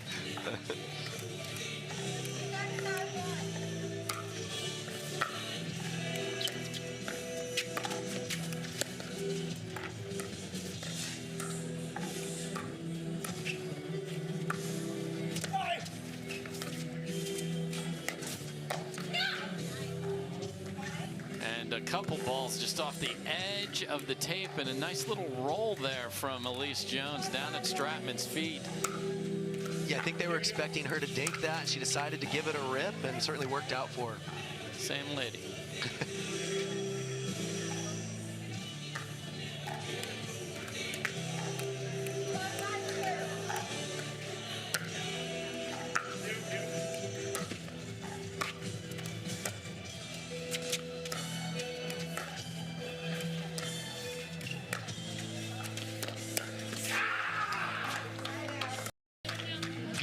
Attack and very bold choice to go right at Tyler Loong. He's known for his excellent counter punching ability, so Julian's got to be feeling excellent about getting that speed up through. And the net does not spill over there. Winner of this match again in this stacked back draw gets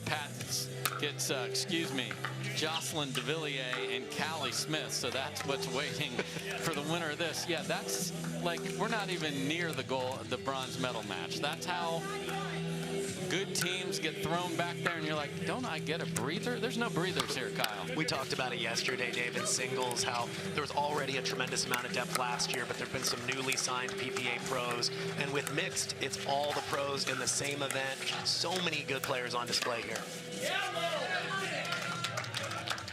Nice two-handed finish from Lauren Stratman there, so they keep him at 12 on the first serve. Again, 12-9-2.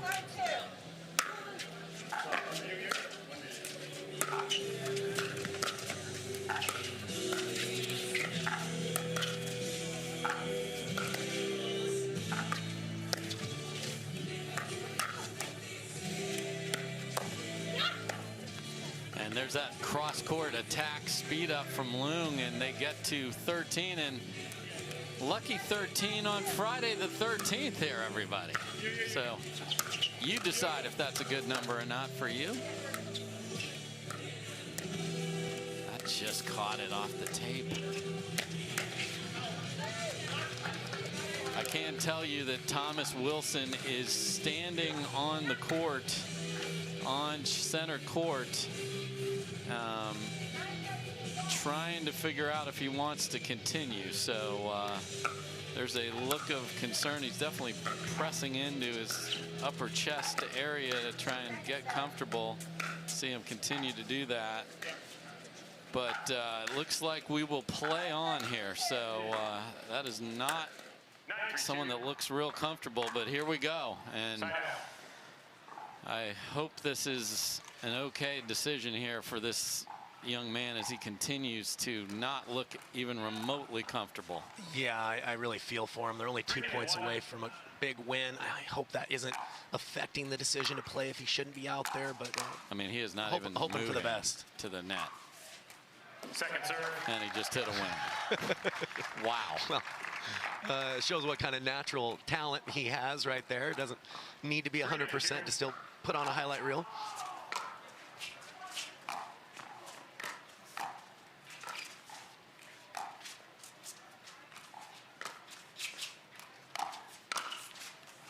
So this is a really difficult situation for everyone. You want him to be well. Kovalova and Wright just have to play, and that's hard to do. It's very hard to do, and they're natural competitors, right? But you can see they're not wanting to, for lack of a better term, kick a person while they're down, right? So they want to win, but finding that fire is a little more challenging when you're playing somebody not 100%. Point.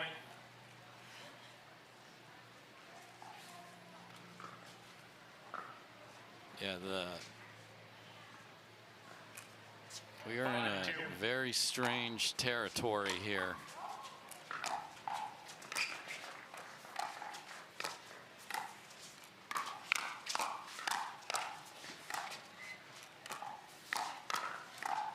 Side out. Vivian David able to put that ball down, so 2 points away. I mean, you can see this is usually the smiliest team in the world, and there is concern on Vivian David's face, but I think we'll play on. Dave, they're talking about which formation to do. They've had Thomas Wilson playing the left and taking more court the whole time. But with him not feeling great, I'm wondering if they only need 2 more points, if maybe they play straight up or put Vivian David on the left. They are going to do that. Looks right like that's here. what they're going to do here.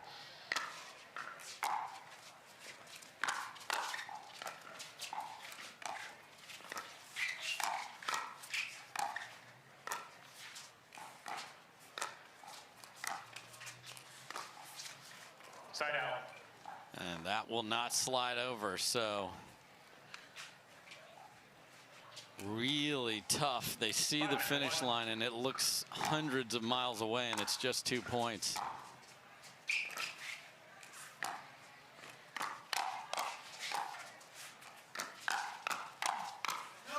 Point. Vivian David trying to do everything she can, and it is now 6-9 And on a 1. I think that's what she's going to have to do is take some less calculated chances because her partner is just nowhere near 100% at the moment.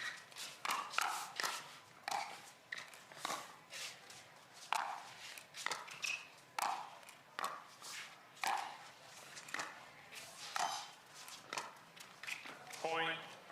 And that catches the net, and we are at 7-9 on a 1. Wilson continues to press against his chest. And they're having much longer discussions between points. Don't know exactly what they're talking about, but it's clear that they're just taking this 1 point at a time.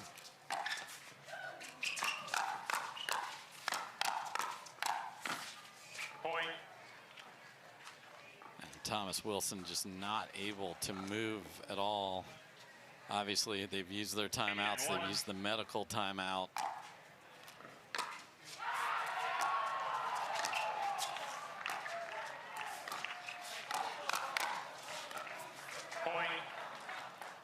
Vivian David trying to do everything she can, and we are at 9-9 here in game 2. 9-1.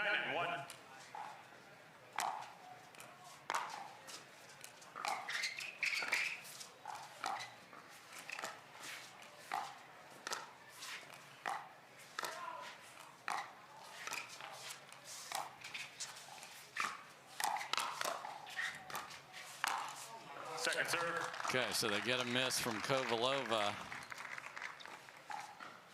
9-2. And I really get the sense here, Dave, that they need to win this second game. I'm not sure, honestly, if they're even going to play a third game. And look at this. Step around winner from Wilson, and Vivian David is checking in after every point. I mean, when you see your partner doing what we're all watching here, pressing against his chest and heart area and breathing heavy. We rolled it into the medical timeout.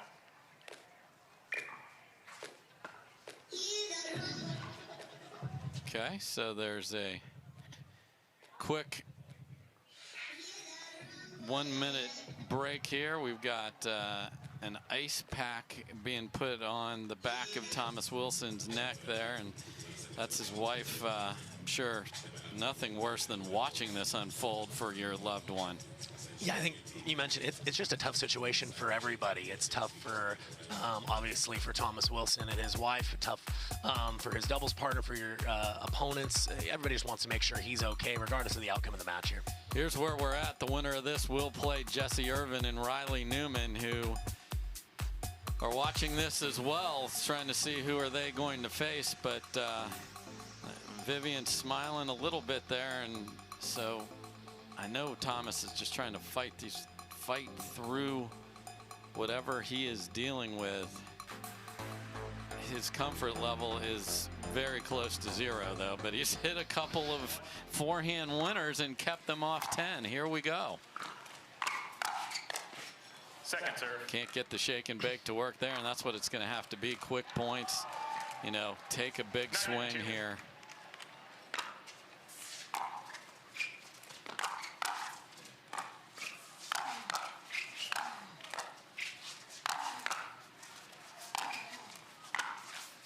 Oh my, and a ball off the tape goes just wide as David just kept digging balls off of the Matt Wright attack. You know, she's doing everything she can right now to try to get them over the finish line, but it's going to be such a tough effort with everything going on.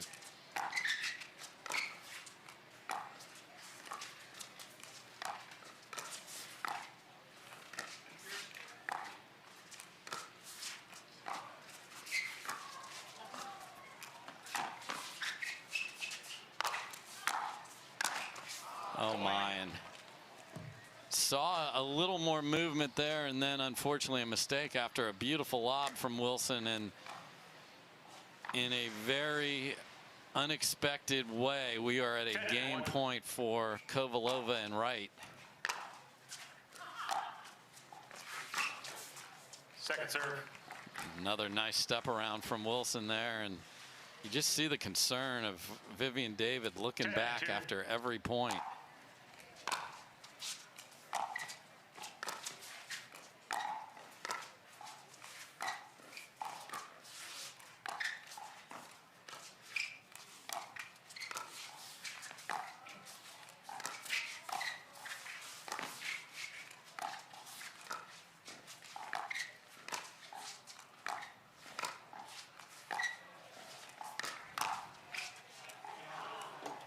And that stays in. So a stab from Matt Wright does it, and Wright and Kovalova win game 2, 11-9. I don't know if we're going to have a third or not. We'll see when we come back. Is the absolute GOAT. Nice. Speaking of goats, is that Tom Brady? Yeah. He comes in to recharge, get software updates, you know.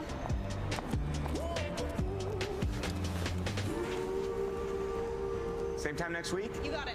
Cool. Let's go.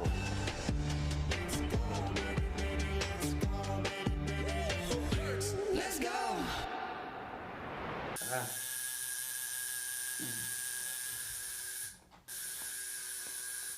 What are you guys doing? We're getting our duper tattoos. You know it changes every match, right? Oh, Duper, keeping tattoo removers in business by updating after every match. Download the app and claim your free profile today. Can you change that 6 to an 8? I sure can try. Podiums are reserved for winners. No one ever said getting there would be easy. So we work, we drill, we train. And while we do whatever it takes to gain even the slightest edge, we found our biggest. Electrum has the most grit for spin and touch without sacrificing any power. Electrum. Earn your edge. Welcome back, everybody. Dave Fleming with Kyle McKenzie, and we've had a strange change of events here. Obviously, we are concerned about Thomas Wilson. He had to take 2 timeouts, took a medical timeout. They were up huge in game 2. They were so close to winning that they continued on. Right. Kovalova and Wright were able to win game 2, and they are standing on the court ready to play game 3. I saw a lot of people checking pulses and things, and he knows his body better than anybody. So it appears, and not even appears, it's exactly what's going to happen. A quick update from court 2. It was Allyce Jones and Tyler Loong able to win 16-14 against Julian Arnold and Lauren Stratman. So great win for those two. All right, game 3, here we go.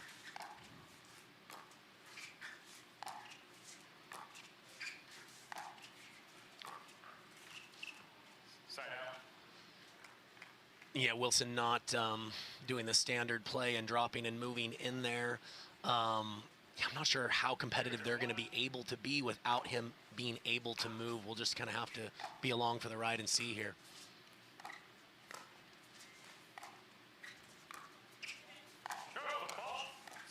And another push-off fault on Matt Wright. We saw that earlier in the match. So Wilson's been flicking winners, flicking overheads, or excuse me, flicking lobs to force overheads, and there he gets the foot fault from Matt Wright.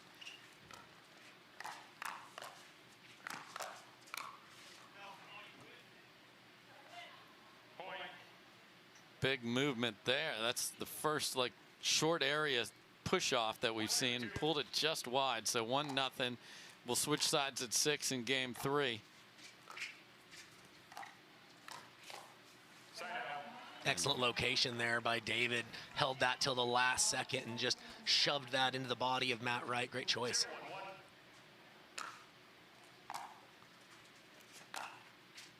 Second serve. That forehand is hit well deep from Wilson. So he does appear to be pushing off the legs better. a little bit more. I think, when you're starting game 3 at 0-0, he must at least be willing to push himself athletically a little bit more if he's going to be out there. So we'll have to see. And that is the first time where he actually had good footwork since the medical timeout. So perhaps it's just getting whatever was causing him a problem to calm down, and maybe that's happening. And that is the no-go zone for Kovalova right there. Not today, she would say.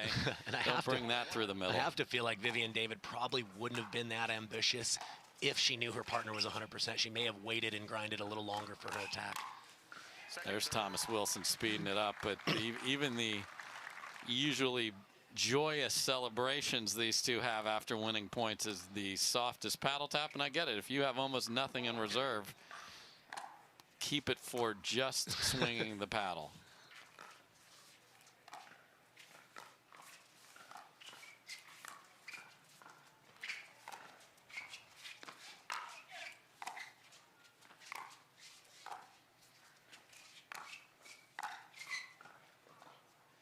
That goes deep. So Thomas Wilson, who's cousins with AJ Kohler, who loves a lob more than anybody, is going to the cousin well here. And again, I think you're going to see a lot of variety from Thomas Wilson here. He's going to have a puncher's chance, right? Where he's going to lob, he's going to speed up, but he's not going to grind out as many dinks because you need your body to be 100% in order to play that patient style. 1-1-2.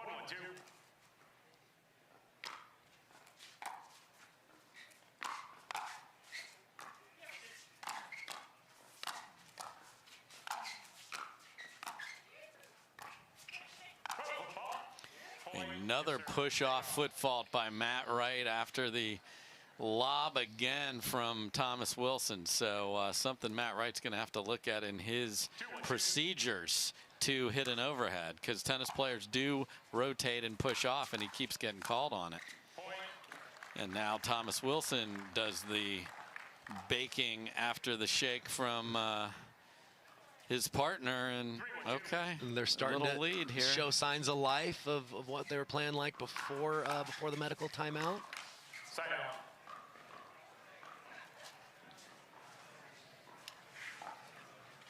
Again, look for a steady diet of drives, lobs, anything that gets them out of the standard pattern when Thomas Wilson touches the ball.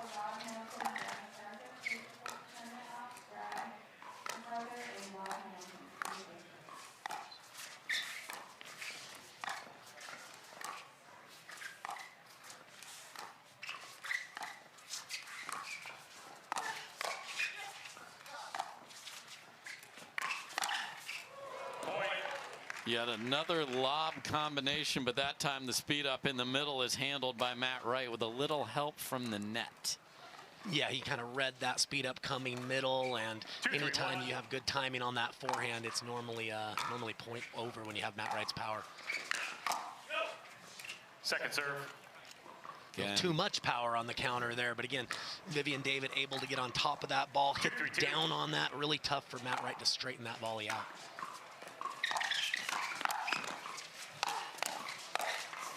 And that's the way Wilson was moving earlier in the match. Not maybe all the way, but certainly somewhere past 50%, which he was at 1% at the end of game 2. Yeah, it's the first time we've heard his shoes squeaking out there, and that's a great sign for him.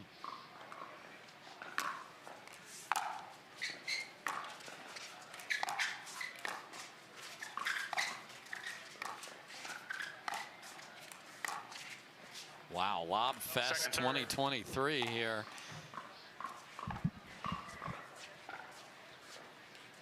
First time I believe he's tried that on the backhand side. Most of us find that a little bit tougher. Side out.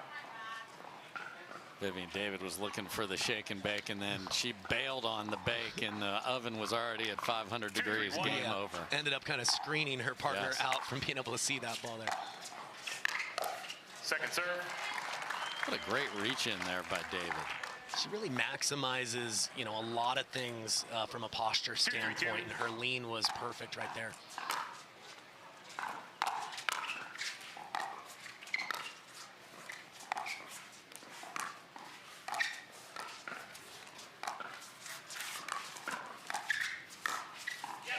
And Vivian David rolls a beautiful forehand in, and again, health we'll put to the side. This is looking a little more like games 1 in the first half of game 2. And a blistering forehand drive by Thomas Wilson is finished by Vivian David. Here we go. We're seeing some signs of life. This is promising, and this is where we were the first game and a half. So I'm happy to see this.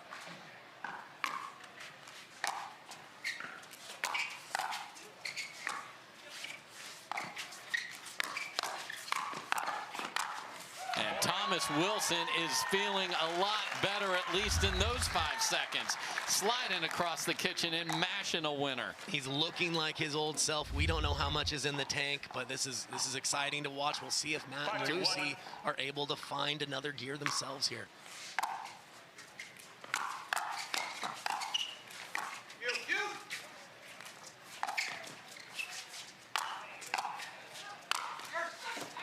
Huge overhead from Thomas Wilson, and now they are investing in high fives as well. So, my goodness, what a physical rally here, Kyle. Not just the rally in the sense of coming back and playing, but right there, he's getting the cold compress. Can he get to the finish line? We'll find out right after this. Introducing Skechers Pickleball. They're ultra lightweight and responsive for incredible speed. They have Goodyear rubber outsoles with a specialized pickleball design for increased side-to-side stability and agility. Conquer the court in comfort. Skechers Pickleball, the official footwear of the Carvana PPA Tour. Want to give pickleball a try without getting pickled? In Pickleball Magazine is partnered with Selkirk to get you started. Go to selkirk.com to get free access to an in-pickleball starter course. Plus, get exclusive deals to paddles that real pros like Tyson McGuffin use.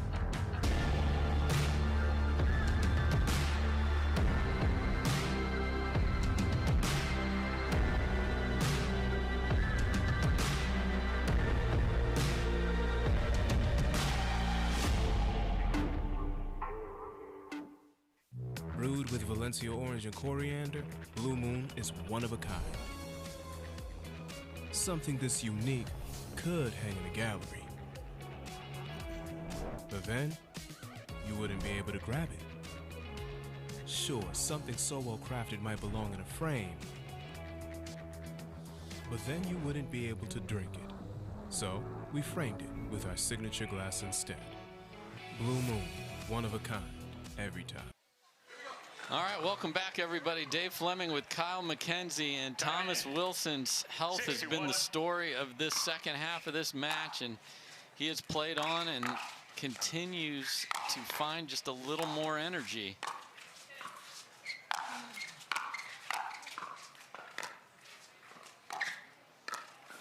Second serve. And Viv got super low, but just couldn't will it over. I was going to say, she did everything she could with getting her body underneath that ball, but still, unfortunately, caught the tape for her. 6-2. Great deep serve.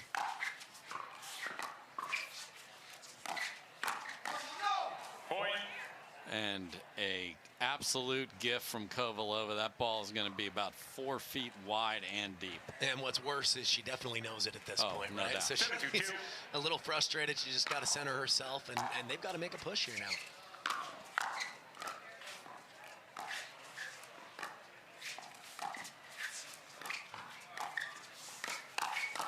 Side out.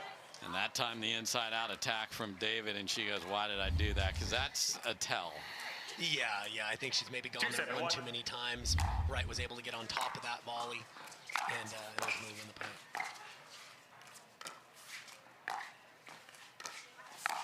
Second serve. Matt Wright unable to hit that, and Vivian Davis going, well, I might have gotten away with something there, but okay. I'll take it. I'll take it. Side out. Just a great volley down from Vivian David. So again, obviously she was trying to do as much as she could at the end of game two. Maybe too much. I don't blame her. Obviously, we all would have done that. So now back to the role that she was playing so well earlier in the match as Wilson's moving a little better.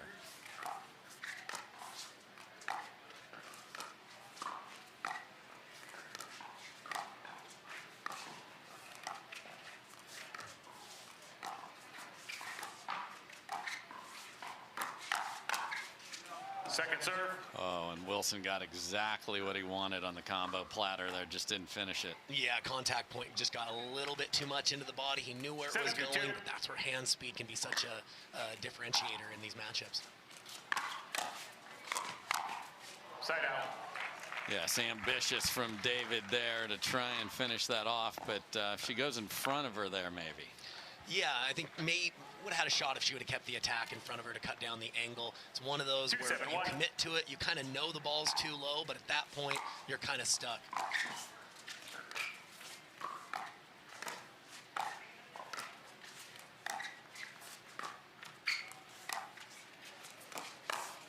Second serve.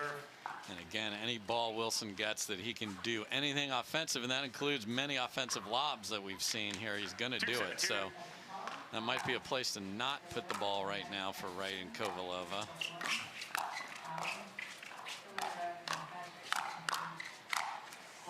Point.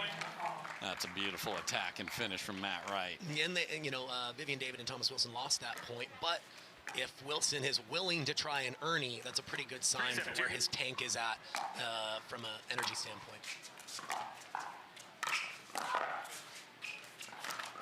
Point. And one of the rare unforced errors from Vivian David throughout this match. You know, it looked like a situation where she wanted to dink it, but she didn't want to be, too passive, so she decided to attack at the last second and just didn't have a clear idea of what she wanted to do with that ball. Touch. And that just, even though it was deep, it did just skid off.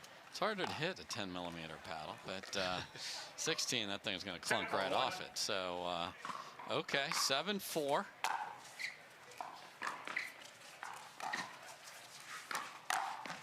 Second serve.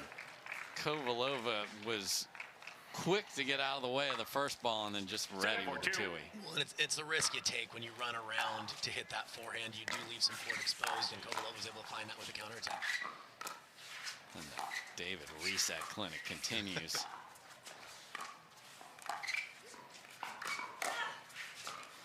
Again, the point's going to be over one way or the other if you put the ball there that's passive.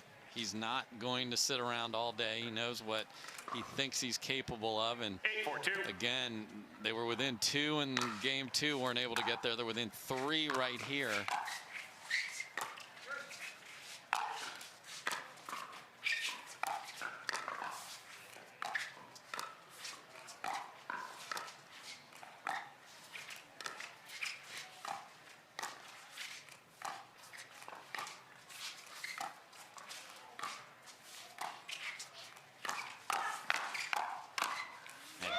Wilson takes over and a fist pump at the end, so feeling a little better. Still immediately back to pushing in on his chest. This is just, it's just an unbelievable watching someone try and will their body through this. Yeah, and what again, they're within 2. And what did it for him on that last speed up was not the speed up alone, but he guessed right as to where that counterattack was going to go. He was already moving to that location before he hit the second ball. And Kovalova miss on a ball down the line. There's tough body language on the far side, and we are at match point for Wilson and David.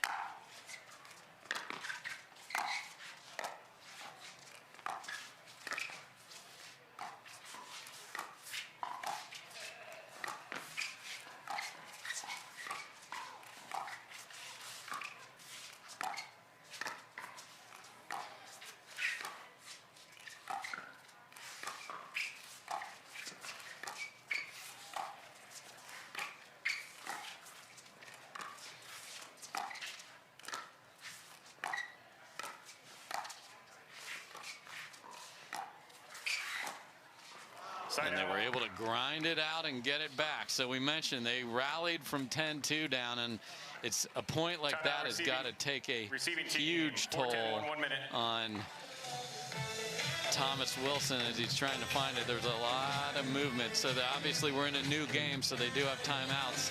They choose to use one right here. 1 point from the finish line. Can they get there? See that thing John Morant has? That's a hypervolt. That thing he uses to warm up and stay loose before he throws it down. That thing Tony Finau uses on course between shots. Ooh, that's money.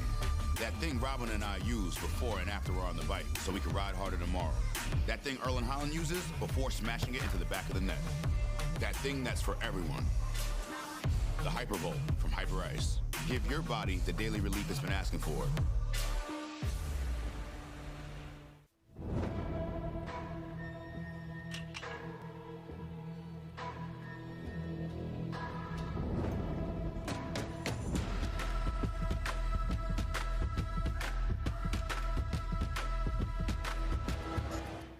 Cruise with Holland America Line and receive up to 30% off, a free balcony upgrade, 50% reduced deposit, free kids fares, and our signature beverage package. Book by January 31st and receive up to $400 onboard spending credit.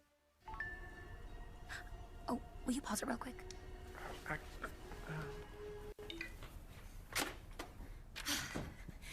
Just sold the car to Carvana. Okay, hit play, please. What? When did you do that? I just did it the other day. All I had to do was enter the VIN or license plate, answer a couple of questions, and got a real offer in seconds. Then they just picked up the car and paid me right on the spot. I can finally quit my job and become an actor. No, you're right. Sell your car at Carvana.com today. All right, folks, so here's where we're at. David Wilson had a match point there. It was saved on a long dink rally, so Kovalova and Wright get the ball back after a timeout, and I expect a very slow point, but Wilson is going to go with the lob overhead combo. Again, what a get by Kovalova. So Dave, if you're Kovalova and Wright in that timeout, they're down 4-10. They're playing against a team where one of their opponents is not 100%. What are you talking about? What's in that conversation? I think you just got to throw away the second half of that sentence and just say, let's make him play and hit a lot of balls like we did on the point before, and not give him a forehand where he can pull the trigger or lob us because it's working. That is it and right to there. Your point, yep. Points can build organically if you're just willing to wait for a moment just like that. There shouldn't be a speed up by those two once they get to the line.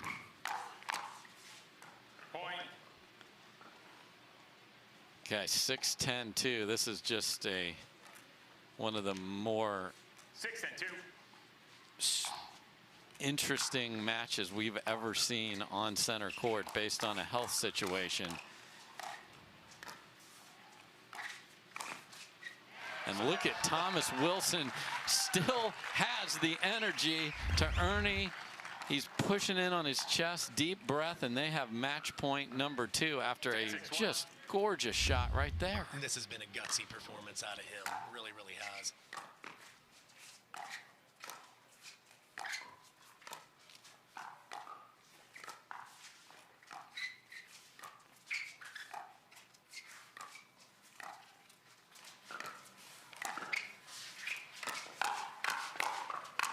And that will do it in a remarkable recovery from Thomas Wilson, who literally wasn't able to move much in game 2, took a full medical timeout, was clearly not at his best, and Vivian David and Thomas Wilson are able to win and advance. Obviously, the #1 thing we are all worried about is how well is that man right there, but they finished and they hugged, and that, you know, you talk about these performances of players able to find it when their health is not at their best. That was a remarkable performance from Thomas Wilson. When we talk about chemistry, talk about how much fun they look like they're having when they play together. And I've got to think a part of the reason that he pushed through was wanting to win for his partner, right? You see the support. Great story. And credit to Matt Wright, Lucy Kovalova. I thought they showed excellent sportsmanship. It's not easy to compete against an injury either. And obviously they would have loved to win that, but I thought they showed a lot of class with how they composed themselves. Yeah, agreed. And, you know, we talked the benefits of chemistry. Just, I'm sure Vivian David trying to find, I got to give one more reset. It was going both ways. Thomas Wilson knows they're 2 points away in that second game, and I'm just not feeling it. I'm sorry, Viv. I got to empty the timeouts. I got to get a medical. And you know how big this draw is. We've talked about it so close, and then they find it in game 3. All right, we will talk to the winners, and then semifinals coming up. What a match and what a performance. For many of us, we just charge ahead because planning for your future takes time. And right now, thinking about your financial future takes on new meaning. At Baird, our financial advisors have guided individuals and families to achieve their goals through every crisis evolution and groundbreaking idea for over 100 years. That's the difference between thinking you're ready for what lies ahead and knowing you've planned for it. Now that's different. Discover the Baird difference.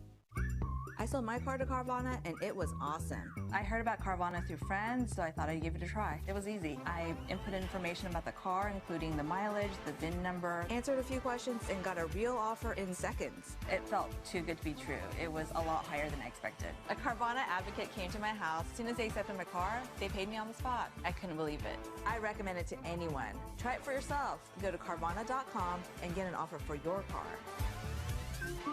At Carvana.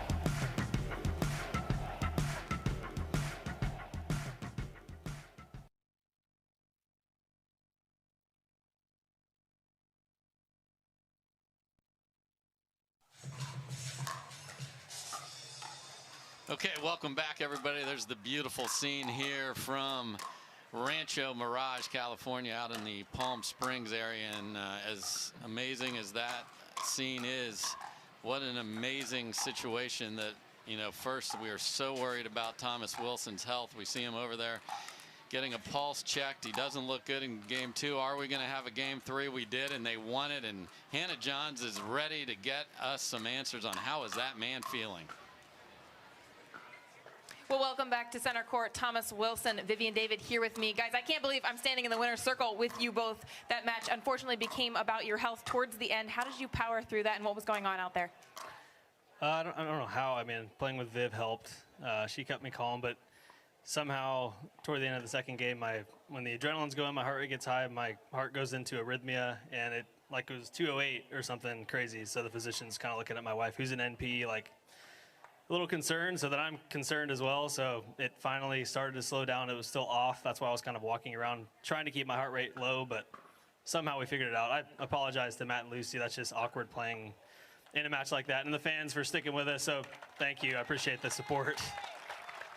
Well, Viv, talk about how hard it is to stand next to a partner who's fighting with this and be a support system for him on and off the court. It's very hard. I mean, I don't think words can really describe the scare that I usually have when that happens. It happened a couple of times in the past. And I tell him, I'm like, dude, if you feel like you can't, like it's just a match. It's just pickleball at the end of the day. Your life is more important than a pickleball match. So I try to be the supportive partner, and I mean, yeah, there were highs and lows, and there's some big lows, but we powered through, and at the end we came with a W. Again, it was awkward, so I apologize to Matt and Lucy, because I've been there where opponents were not feeling great, and it's tough to kind of really lock in and play full out because you're worried about your opponent, like their health or their life is not doing so well at the moment. But yeah, kudos to Thomas, like just to power through it. You're a stud. All right, guys, well, with that, you are through to the semifinals. Now to rest, now to recover. What are you going to do to make sure that you're going to be okay to play later on? Hydrate, rest, and do whatever my wife tells me. That's the key for a lot of us out there, actually, I think. Guys, congratulations. Go rest up. Dave. Thank you.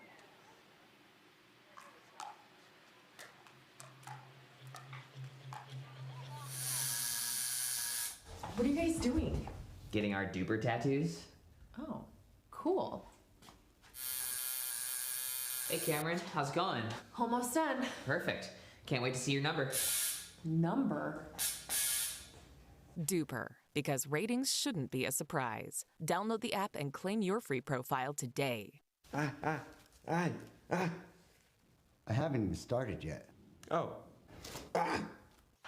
Match point. It's all up to me. Nothing can get in my way. And when they ask, what are you gonna do next? I'll say, I'm going. Oh.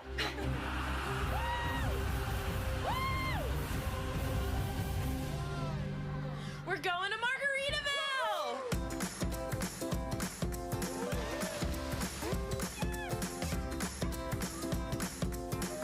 You can go to Margaritaville too. Visit MargaritavilleResorts.com. I sold my car to Carvana, and it was awesome.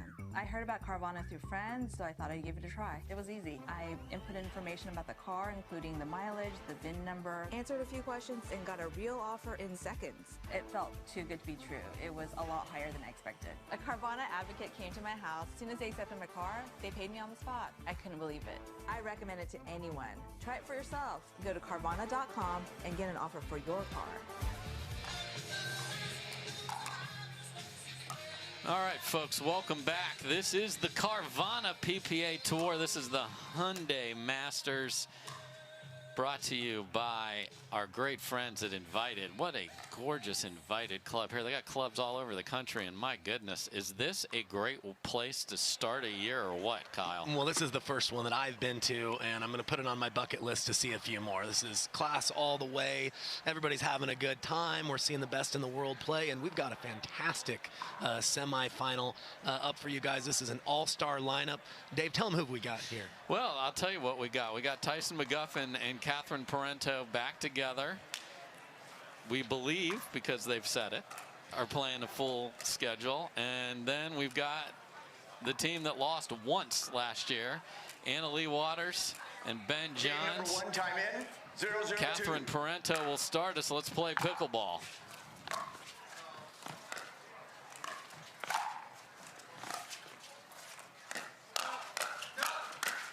Point. And an Ernie from Leigh Waters early on, but it's Parenteau and McGuffin who hit the scoreboard first here.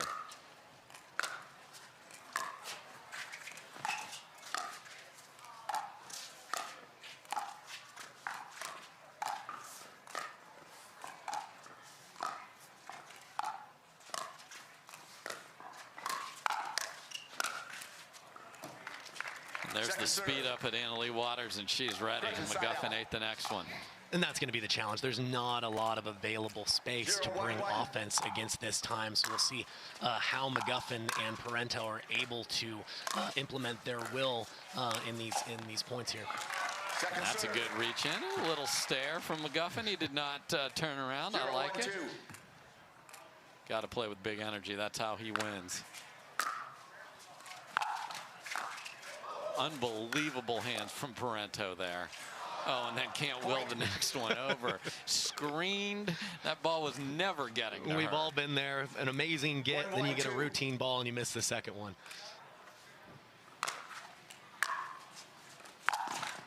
Side out. That catches the tape and doesn't come back. So quick hold there. 1-1-1. So 1-1-1 here early. Big serve from McGuffin. Point. Looks like Waters did have a little bit of space going back behind McGuffin there, unable to convert, just clips the tape.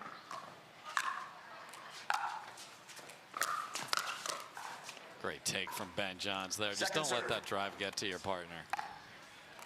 Sometimes you got to be greedy out there, Dave, especially if you have the kind of skill set that Ben Johns has. Yeah, if you go get it. Side out. Parenteau did a great job of handling that cross-court attack from Leigh Waters, but too much Ben Johns after that.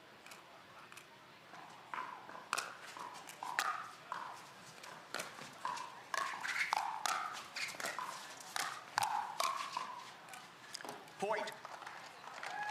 And I think a big stat in this match to pay attention to would be how well do McGuffin and Parenteau handle the offense with their counter punching. I don't think for either one of them it's their biggest natural weapon. They've each, I believe, worked quite hard on getting better at it. So we'll see how they're able to handle that offensive onslaught from Waters and Johns here.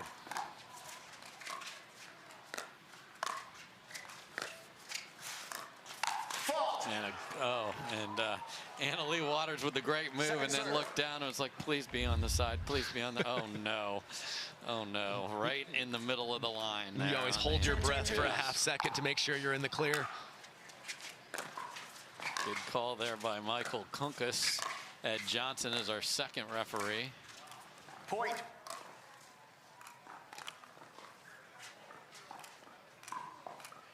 Three, 2-2.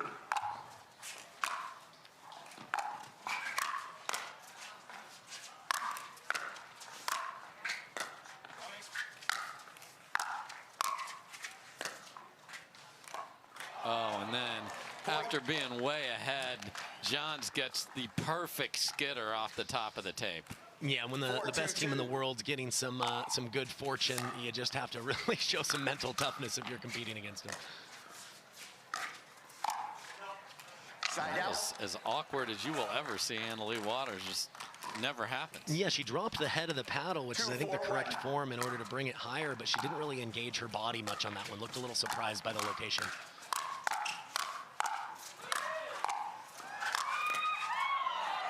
We're still playing, folks.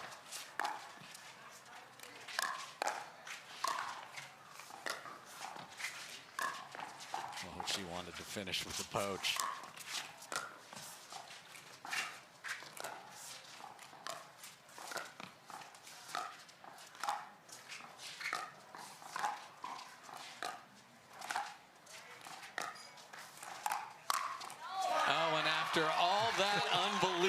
Defense, Leigh Waters speeds it up, and McGuffin says, well, I hit 8 winners earlier, but this one's going to count right there. Bang. Yeah, and a great job for McGuffin and Waters to not get frustrated. They had plenty of opportunities to put the ball away, but they stayed in there and eventually got the one they needed.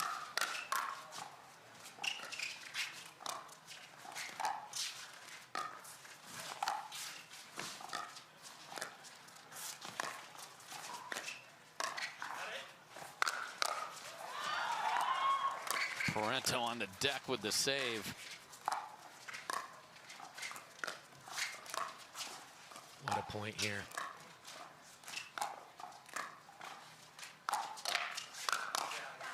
And that time the speed up from Waters works, and The beauty of this team is they can play offense, they can play defense, they speed it up, they're happy to play slow, and then when they strike, 3-4-2. the other one can finish.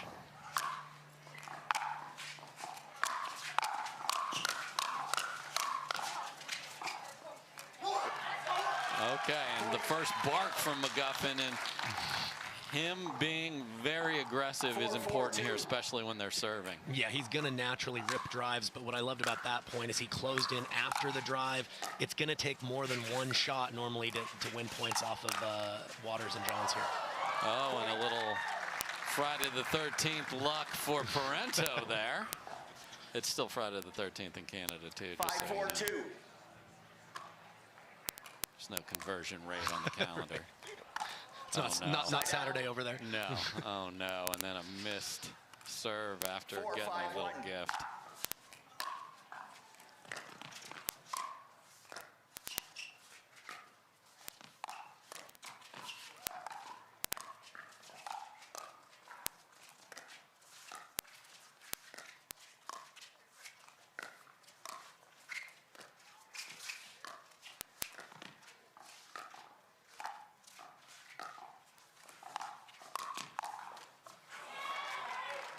Second serve.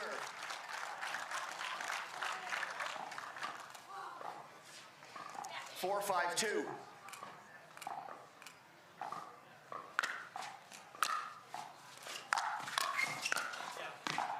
Point.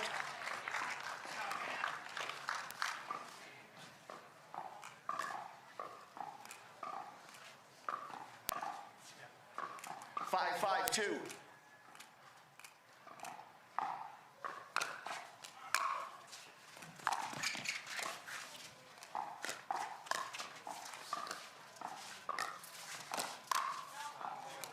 Point.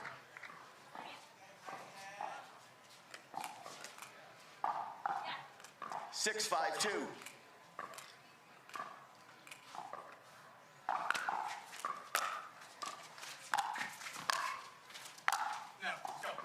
Side out.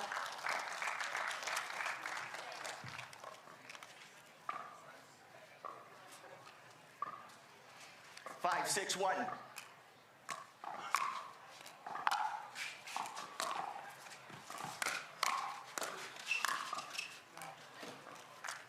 Second serve. 5-6-2.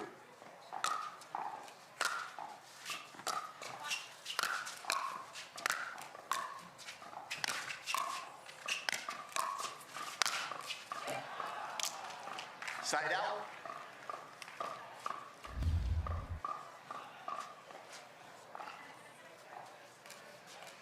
Six, 5-1.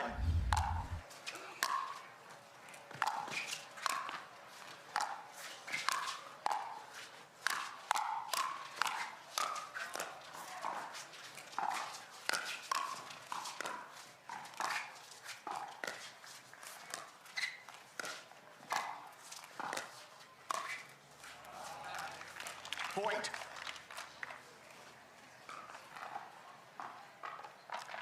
Timeout receiving team, 7-5-1, 1 minute.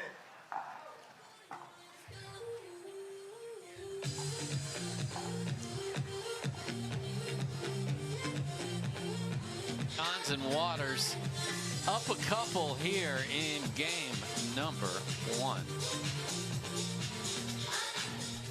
There's never been a better time to get away. With a great deal on the Hyundai you've always wanted. With America's best warranty and up to 3 years complimentary maintenance. It's your journey. Own every mile at the Hyundai Getaway Sales Event. Hurry in to get our best deals of the season. Get in and get away. Get 0% APR financing plus 0 payments for 90 days on select vehicles. Now, during the Hyundai Getaway Sales Event.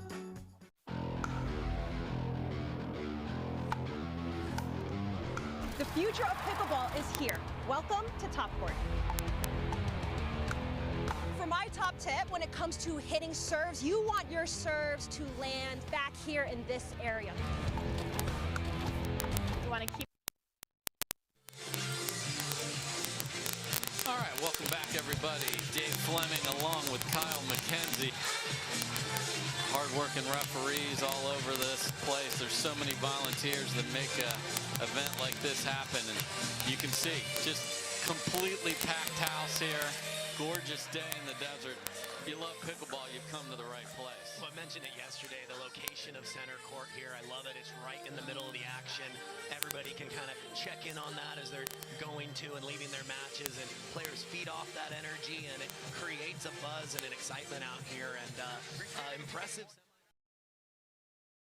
65 matches are being played today by the pros and amateurs on 35 courts. Hello, pickleball. Second serve. Nice job releasing that one hand to go with that one-handed punch. 7-5-2 there.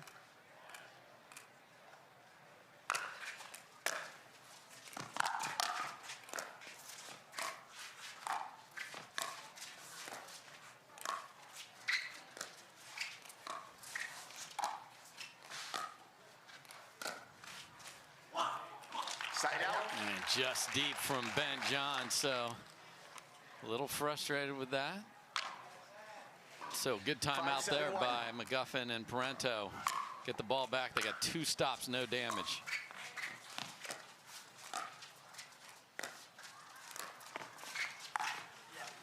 Oh my.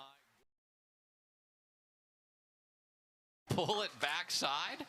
And not just the location, but the pace she managed perfectly. Actually cleared McGuffin's body in a high location, but because it was slow, it still found the court. And just wide on the poach there from Ben Johns, and it is 6-7-2.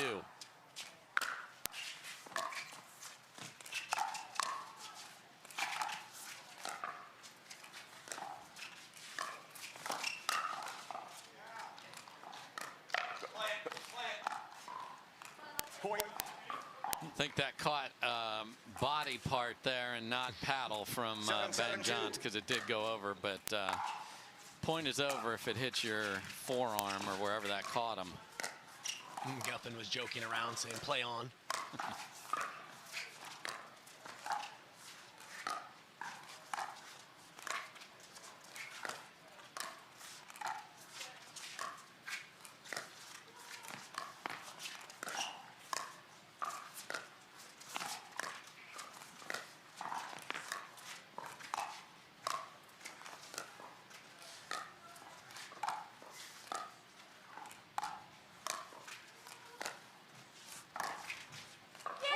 And you want to slow flick it at me, I'm going to slow flick it back at you, says McGuffin, with the 1-0 there. What a ball from McGuffin. I will see yours and do you one better. This is impressive. A team that's been completely dominant today is getting a good test from McGuffin and Rancho here. They're down 1, leave that one up. So here we go. 7-8 on a 1, game 1 of our first semifinal, and I can tell you one person who hopes this goes 15-13 in the third is Thomas Wilson, just to have that break that he needs to get ready for his semifinal. Absolutely.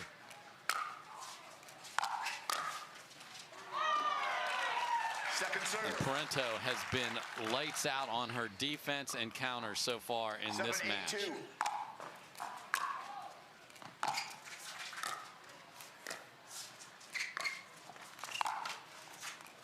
Side out. Another slightly greedy ball from Leigh Waters. They're trying to push it down the line, backing off the kitchen, and again, no harm done, and they're up 1. Yeah, it's usually a sign of feeling pressure for her to, you know, try to thread the needle before it's really set up. So we'll see how that plays out. 8-7-2.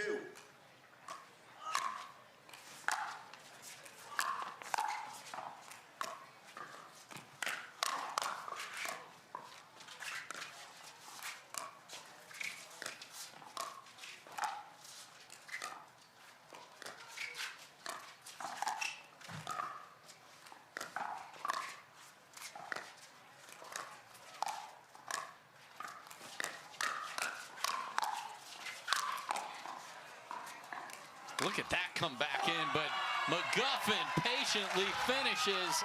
And folks, This team looks fantastic. They are pushing the top seed, and they have forced a timeout call from Johns and Waters. 9-7. The Selkirk duo looking great here. You know, it's a unique matchup, too, because, you know, Johns is the best player in the world, but I would say part of his style is he's extremely patient. He understands the geometry. He really likes to break down the opponent cross court from him and win that pattern, get a weak or defensive shot that he can sink his teeth into. McGuffin is one of the best grinders out there, so it's going to be very hard for Johns to get ahead in those points consistently, which you might see him pulling the trigger without it being fully set up, and that's what we've seen so far. Some of the hands from Parenteau and McGuffin have been up to the task because of that elite dinking that they're both able to do. So we've talked a lot about paddles. We see Ben Johns there, or we will see him in a second there. You see McGuffin and Parenteau, but he's using Project Perseus, which is coming out. That is one of the greatest Greek heroes, slayer of Medusa. Okay.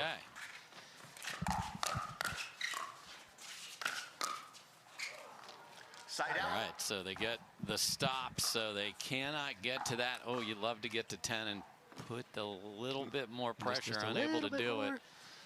So 7-9 on a 1 here for Ben Johns and his Perseus Project paddle pickleball.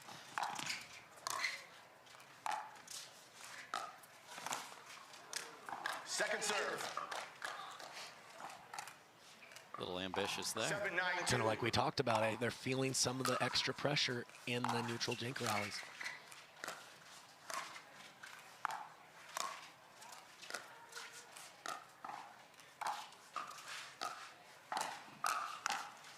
And Scorpion Mead, this says Parenteau.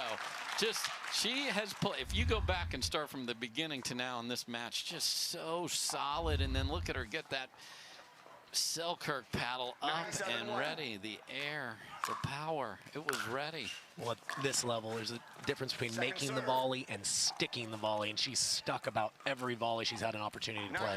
A missed third there from McGuffin. You want to try and get that magical 10 here. And a huge drive from Parenteau, and they are exactly there, folks. Game point for Parenteau and McGuffin. Side out. Oh no, and a missed third. So 2 missed thirds are what get the ball back here for the top seed. 7-10-1. And can they do it? They've come back so many times if they've ever needed to. We'll see if they can come up with the goods right here.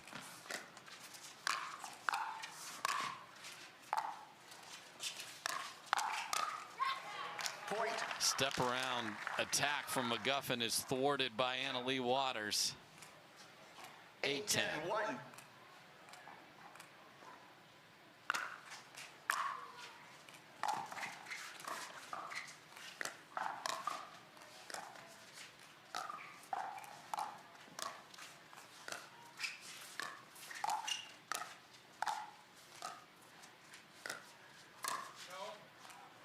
Oh, and a little flick from McGuffin goes deep, and it is 9-10-1, and it is now Parenteau and McGuffin who have to say, wait a minute, and let's slow this down, and you've got to take those missed thirds out of your mind. They may have been creeping in there on that shot. Big finish coming right back. He stands a titan in the arena. A legend of the game that holds one thing above all else: the will to endure.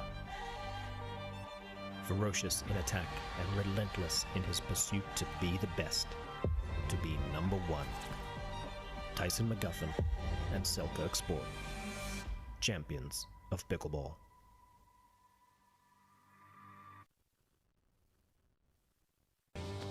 We owe great times to good friends, to the glasses that spark conversation, to the ideas that then pour out. Ours came from a night like that, and somehow survived the morning after, to make our own tequila. It wasn't meant to leave our house, but since we made this for friends, we thought it wouldn't hurt to make a few more. Grab a glass, amigo. Our tequila is your tequila. Our casa is your casa. There's 1 timeout remaining. Well, folks, this is what a semifinal should look like. The crowd is loving it. And it is 9-10-1, Ben Johns to serve.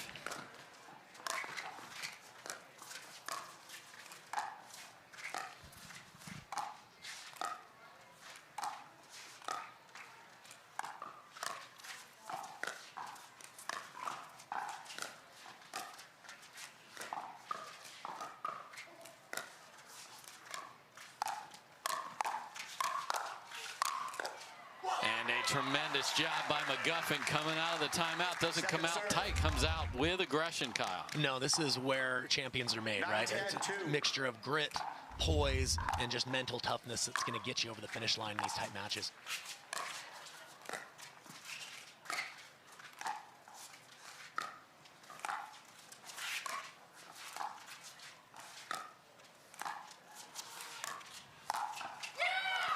And Leigh Waters, after short hopping a couple of dinks, sees an opening and takes it right here, and we're tied at 10.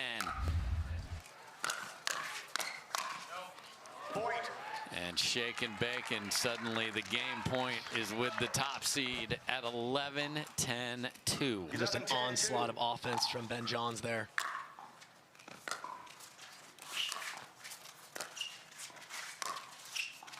Oh, and a ball off the net court on the attack, and after a brilliantly played game number one, it is that small a margin that makes a difference. McGuffin and Parenteau had every chance, had the ball on their paddle, didn't even get into the point with a missed third, and they now have to dig out of a loss in game one. They got to 10. They did not get to 11. Can they get to 11 in game two? We'll find out. Why is Aaron happy? Well, just days ago, his old wheels gave out. But he knew Carvana had his back. That's because Carvana had tens of thousands of cars under $20,000. So Aaron's folks could help him out with a sweet ride. No way.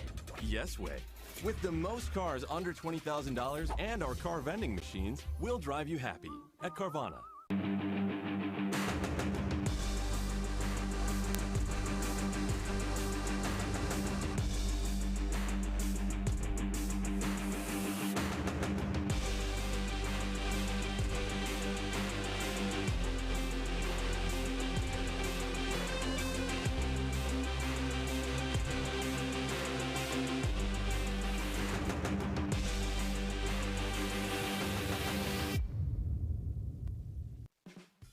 There's never been a better time to get away. With a great deal on the Hyundai you've always wanted.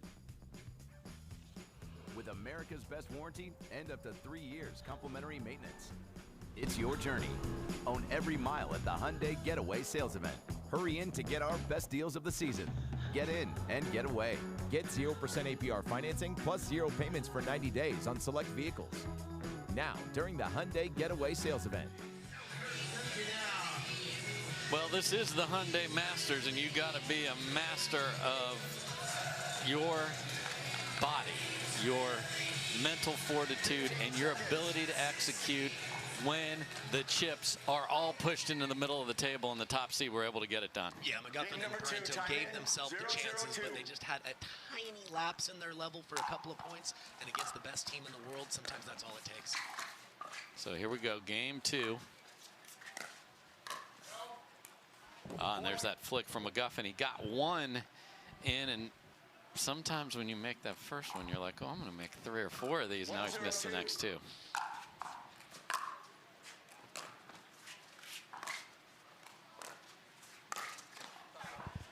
Look at Parenteau pull the trigger. I think that did kiss the tape, though, with the way she apologized.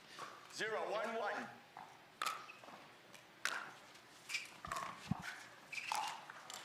Point.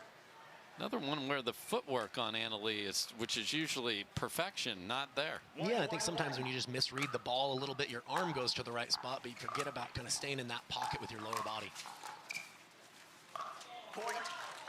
And these teardrop thirds from Parenteau are just looking fantastic rolling in there. Yeah, McGuffin is enhancing it by sprinting in afterwards, and they've got a couple of errors here from Waters. Let's see if they can build on that.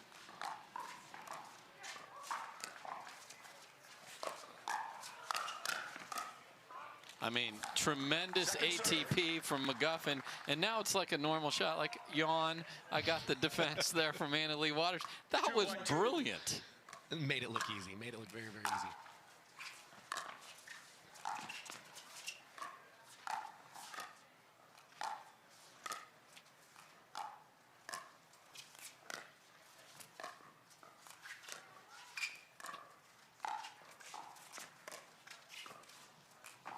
Beautiful topspin lob. Johns was thinking tweener, but didn't do it.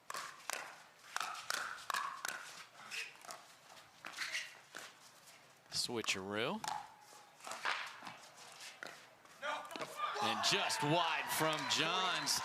These points are at a ridiculous level, what it takes to win one. Yeah, McGuffin was putting his footwork on display there, and they're going to need that from him. He's dancing around, looking to find a few more forehands. He's not as capable offensively with his backhand off the bounce, and they're going to need his offense in this match.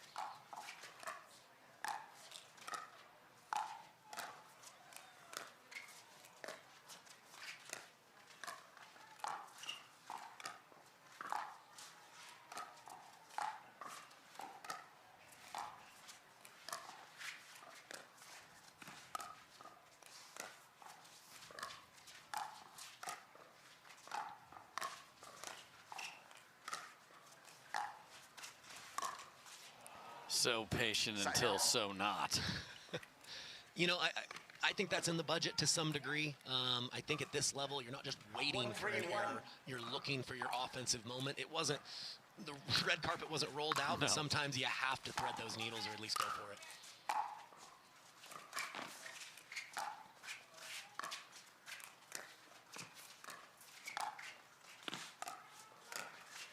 Oh, and the scorpion tail is only on one side of your body, and do you get extra points for catching the ball? Absolutely That's not. what Parenteau wants to do. Yeah, she wants 4. She wants a 4-pointer there for nice hands, but when we say nice hands in pickleball, we mean with the paddle. Right, right. She got that one a little off.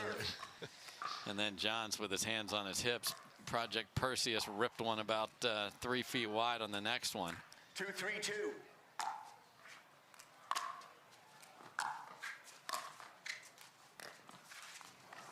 Side out. Okay, and then a missed dink. So again, Parenteau and McGuffin, they sort of hung in there and got in front and had a chance. Let's see if they can follow that script here and just get one more point. Yeah, really liking their body language between points. Yes. They really seem ready to compete. They're very connected from a chemistry standpoint, and they're here to fight. That's just a gorgeous attack from Ben Johns from below the top of the table. Yeah, knows that if he can get that ball into the right hip of McGuffin, very tough for him to straighten that out, especially if he can get down on it, which he did.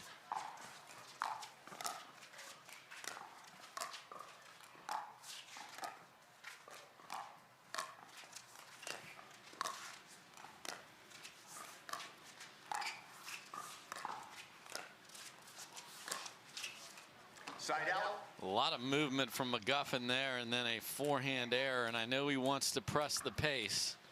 2-3-1. You know, that's two chances in a row that have been missed, but he's got to keep going, and there, I want to talk about going. Ponytails flying, and there goes Leigh Waters. Yeah, she has such a unique ability to poach off of either side. It looks like the court is open, and she closes the gap instantly.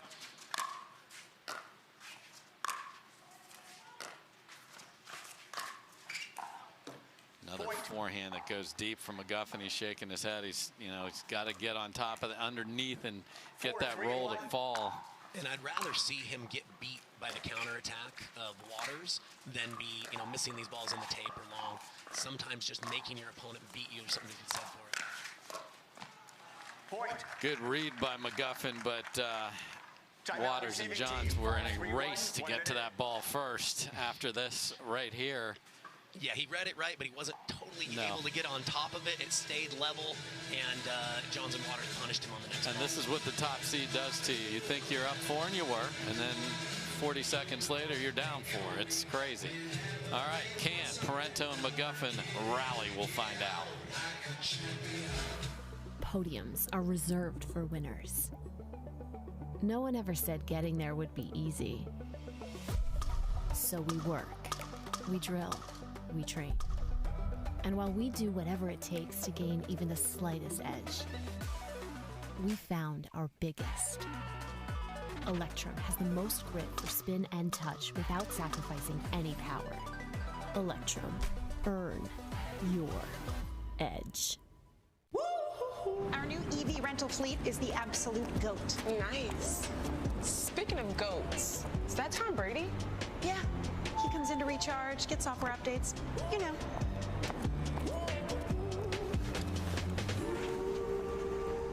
Same time next week? You got it. Cool. Let's go.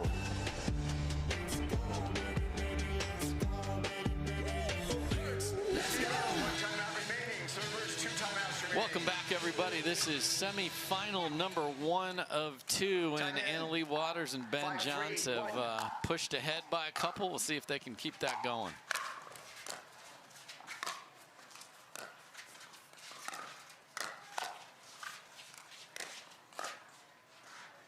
Point. Again, the spot that he is choosing, Kyle, is what makes the difference there. Well, I feel like he's probing, or has been probing. He's tried the forehand a couple of times, and Parenteau's been up to the task, put that one right into her body, and really handcuffed her there. And if Ben Johns is going to be on the right side of the court, why not let him be a spectator over there as Leigh Waters rips a two-hander right through McGuffin and Parenteau, and this run continues.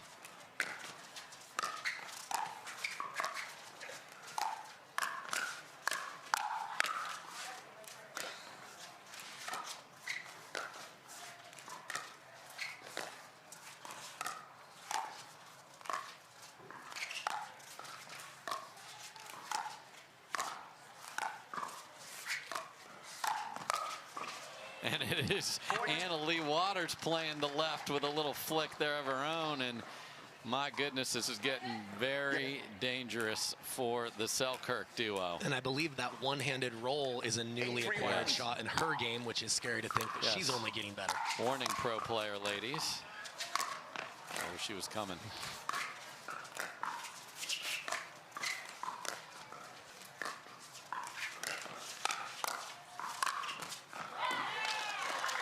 But look at Ben Johns. I know he didn't win the point, but he's waving the two-y at you now, too, as something to attack with. See that coming up on this next ball right here. He's kind of throwing a little extra left elbow in there, kind of like Riley Newman, to add a little disguise as to where he's taking it.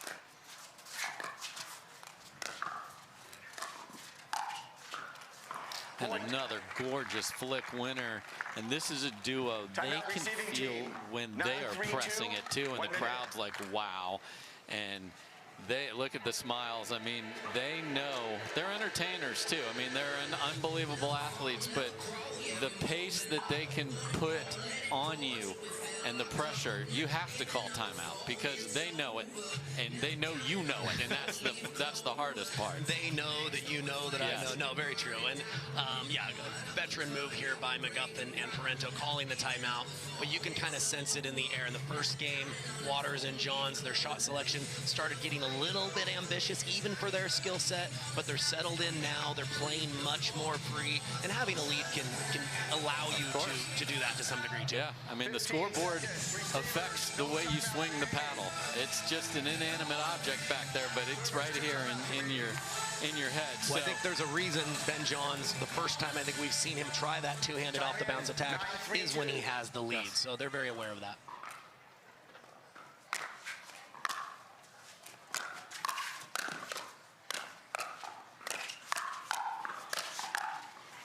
And just all sorts of beautiful resets from Parenteau there. She was under siege. She's played a fantastic match. They're down, but not a lot to say negatively about how she's played at all. She's played brilliantly.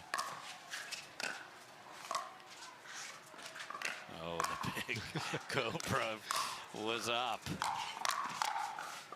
And Leigh Waters finishes down the middle. And I know that's got to be disheartening. We're both saying Catherine Parenteau's playing unbelievable. She is. It's down a game and down 9-3. I mean, that's the reality here. Side out. McGuffin definitely wants that one back. Looks like he saw it coming. It was just a little bit early and got too much on top of that one. So 2 points from a second Sunday ticket for both players. And now it is match point. It is Sunday point here in the desert.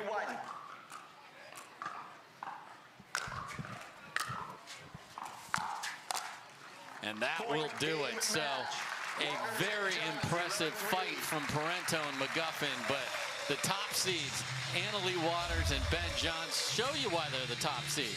Yeah, they're playing on Sunday. Yeah, we keep telling everybody about how amazing these draws are. They are, and guess what? The top 2 players are playing mixed doubles on Sunday, they're playing singles on Sunday, and we'll see tomorrow if they're playing men's and women's doubles. They're that good. Well, they can beat you in so many ways, and they're so intelligent. They have such high pickleball IQs that they can really choose which shots to match up against which opponents. I thought Parenteau and McGuffin did such a good job in game 1 of really neutralizing and winning a lot of those neutral dinking points, but more variety got thrown their way in game 2, and they weren't able to keep up. Yep, they saved 1 game point in game 1. We'll talk to the winners with Hannah Johns right after this.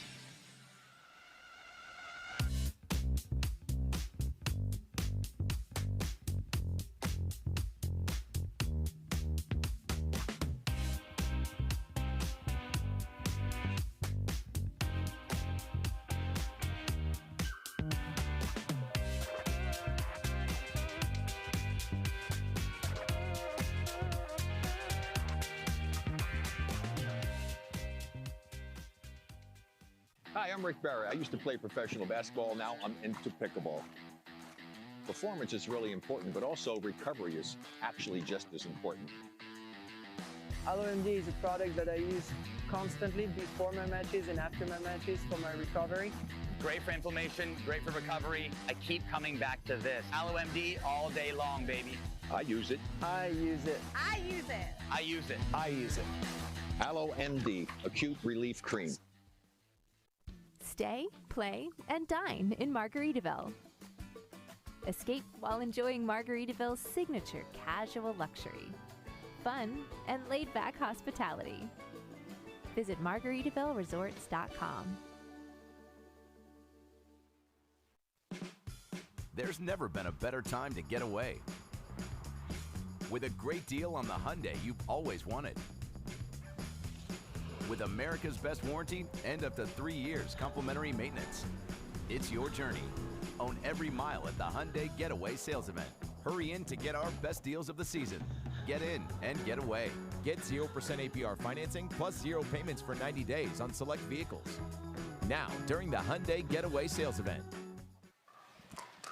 All right, welcome back, everybody. There's the beautiful powdered sugar on the mountains right around this gorgeous part of the country this time of year. Love that little snow-capped peaks, and the top seeds, they're peaking. They're not going anywhere. They are a force to be reckoned with in singles and doubles. Tomorrow, they'll get a chance to play with their female and male partners. And Hannah Johns got her brother and Leigh Waters. Let's hear what they have to say. Well, welcome back to Championship Court, where we have 2 not unfamiliar winners here in the winner's circle. Leigh Waters, Ben Johns, you're headed to Championship Sunday. Guys, that was a new partnership you got to see across the net, and you played a very close game 1 against them. Did you feel like you figured them out at the end? Yeah, it's always tough to play a new partnership. I think it's good for the sport to see different matchups. So me and Ben, the first game, were just trying to figure out what we were doing. We had a strategy in the beginning, and then I think we got away from it. So we just had to really focus when we were down 10-7 in the first, and then we switched sides. We were on the better side, and we took it from there. The better side, is there a better side out here today? Some of us at home watching don't know about the conditions out here. Yeah, when the sun's glare kind of hits on the white shirts, it can be a little bit off-putting for the ball visibility. And that's really the only factor here. There's not much wind. It's nice conditions other than that. So I think it maybe played a minor role, but I think we were just a lot more comfortable game 2. Didn't play quite as passively. We were attacking a lot more. Basically got in the zone, and that makes a huge difference. AL, did I see you sneak onto the left, not once, but a few times in game 2? Yeah, I'm trying to push him over to the right side. Anytime I see an opportunity, I'm like, give me over to the left. Ben's been teaching me the flick, so I've been trying to do it today. So as much as I can, I want to go to the left side. I saw you got one flicked. I did, but he stepped on my foot, so he made it a little bit harder than it should have been. No partnership is without its difficulties, guys. Well, congratulations. We'll see you on Championship Sunday. Dave. All right, so 2 tickets punched for each of them. They'll have to do it tomorrow. Leigh Waters, of course, if you're new or want to know, you've heard about the mother-daughter duo. Unfortunately, Leigh Waters torn ACL, big injury, so she's going to be cheering for her daughter. And Ben Johns, of course, playing with his brother Colin Johns tomorrow, so we'll have all that action for you tomorrow. But we do have some more pickleball for you. Before that, there's a good look at the draw. Vivian David and Thomas Wilson will play Riley Newman and Jessie Irvine, but they will not be the next match on here. We are going to have a match in the back draw first, and we'll get the opponents set for you here in a second. What I can tell you I see are 3 people from Utah. Callie Smith playing with Jocelyn DeVilliers, who is the lone non-Utah guy. He lives in Wichita, Kansas. They're going to be up against Tyler Loong and Allyce Jones. That'll be a game to 15, Kyle, and this will be fun. Yeah, absolutely. Like you mentioned, 3 of the players are from Utah. I know Allyce Jones and Callie Smith are very good friends, so it's always a little different, you know, in a big moment competing against your friends, but they're used to it. They're ready to compete. They're competitors at heart. And for Jay DeVilliers and Callie Smith, this is a first-time partnership, which I'm guessing is going to be a trend later through the year. I guess we'll have to wait to see. Like I watched one of their matches earlier. They lost a very tight one in 3 games, but saw a lot of things to like out of them. I imagine they're going to get more and more comfortable the more they play with one another, but this should be a very close and entertaining match. Yeah, I think we're going to keep seeing this. Is it, you know, are they going to stick with it? You know, we saw Jessie Irvine and Callie Smith was playing with A.J. Kohler last year. I mean, what's going on with all of this? You know, just to talk about who isn't here, as I mentioned, A.J. Kohler. A.J. Kohler and Deckel Barr just couldn't get it all figured out. So those are 2 of the best men's players. Otherwise, everybody's here, and I'm sure they'll be at the next one. And that's going to be a duo that's going to be interesting this year as well. They're playing together. So a dangerous duo. You will not see them tomorrow. So as we continue on with mixed here we go. We got Tyler Loong ready to serve. Let's play pickleball.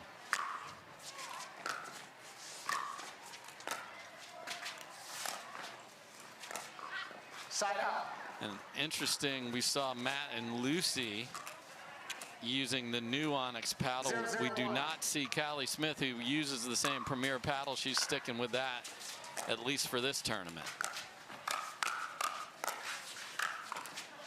And speaking of Matt and Lucy on court 2, if you were watching that, James Ignatowicz and Lindsay Newman win that 15-11. So an impressive big finish for those 2 as they were down and came roaring back. So they will continue on. And another first-time partnership, yes. I believe. So yeah, doing good things here in 2023. 1-0-2. Again, this is 1 game to 15. We'll switch sides at 8.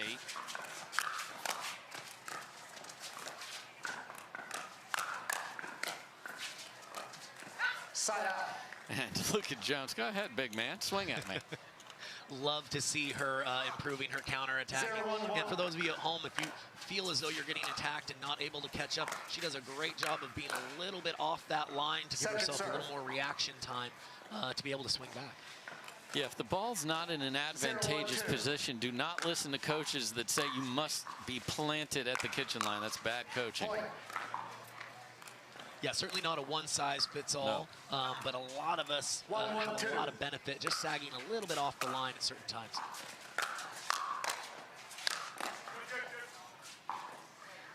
Oh, I wanted to see something fun with that being just over, and they had to reach over and maybe hit it back into the net. I was hoping for something fun, didn't have enough oomph. Second serve. Oh, and then what did Jay do the second that serve went in the net? He stared a hole through that Vulcan, like laser eyes. We've talked about it before, Dave. It's always the paddle, not the player. I mean, there's no way Jay would miss a serve. Freaking Vulcan.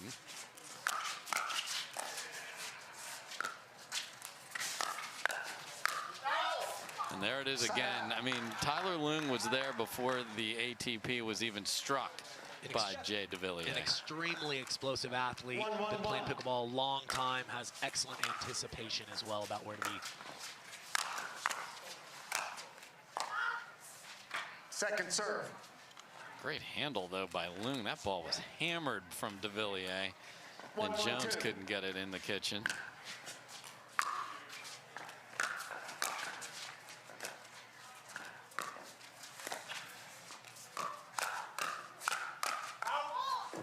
Side out. Even though Allyce Jones lost that point, still looked pretty capable on some of those counters. That sends a message as the match continues, where even if you win speeding up, if the counter was quality, you're a little more selective about going there.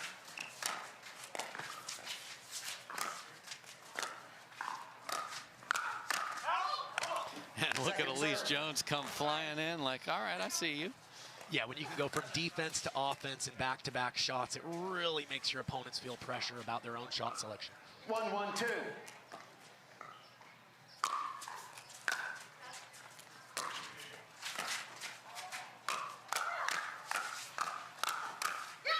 Side out. And again, they come out on top of a little bit of a firefight there, and Callie Smith has gone every time with the attack to Allyce Jones' two-handed backhand. Curious to see if she'd have a little more success trying to jam her in the body a little bit more. We'll see. again, a serve off the net that stays in as a replay on the PPA Tour. That'll go wide, and I Second serve. need to thank Carvana as being our sponsor. So on the Carvana PPA Tour, I really appreciate their support and all the sponsors.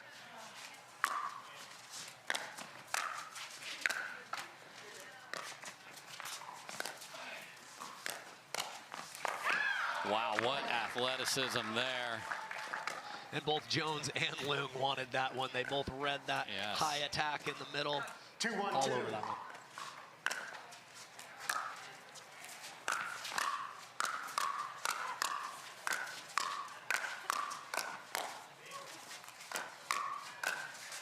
I formation, and it's just wide from Loong. I love the way they flowed in that point. Yeah, they lost the point, but I love how, they flowed. Jones naturally deferred to Loong when he was being a little bit more aggressive. Liking the chemistry that I'm seeing here.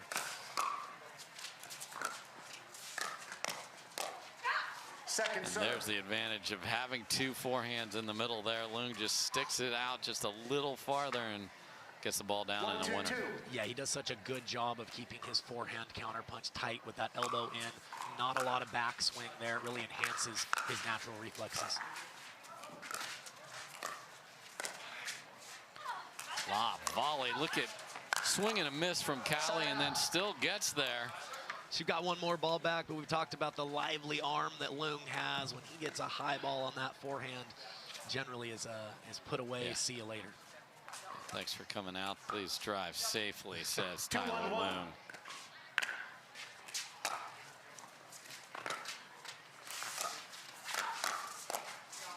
That's a beautiful slide and counter from Callie Smith. Yeah, very short, compact, and strong motion. She definitely knows her way around the gym, and it definitely shows in her counterpunching ability.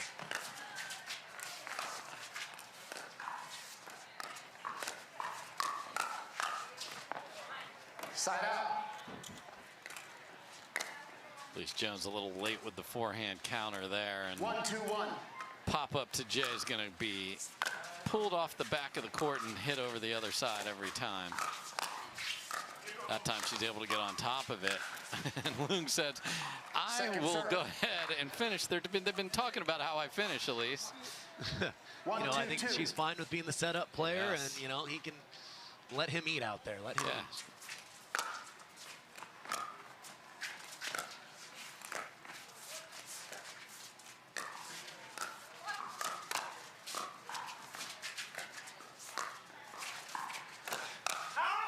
Wow, two-y from Loong you don't see very often, so everybody's got to have one. It's maybe what he wanted for Christmas, because he's certainly adding that in. It's good to see.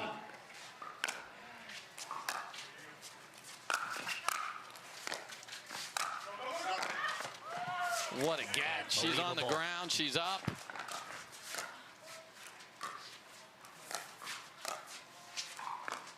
Oh, Oh, no. Second serve. And after another classic Allyce Jones get, some sort of a weird bounce or footwork over there. Yeah, oh, what a shame. If it hit a spot on the court or if something was going on with the ball, but definitely kind of an uncharacteristic error to finish that. And the Vulcan punch happens again. 1-2-1. I mean, what a pitcher's duel here. We have played a while, and it is 1-2-1.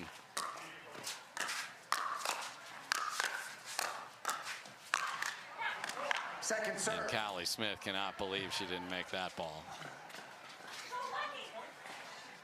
Yeah, she definitely set herself up with the previous couple of swings. Always frustrating when you don't finally convert that high ball that you earned. 1-2-2.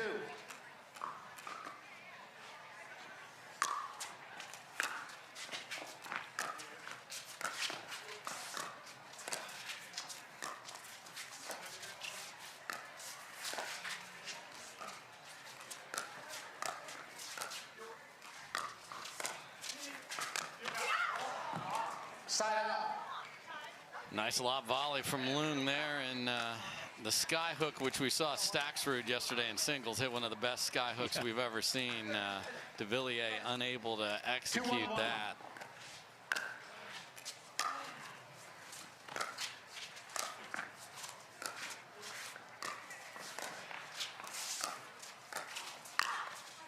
Second serve.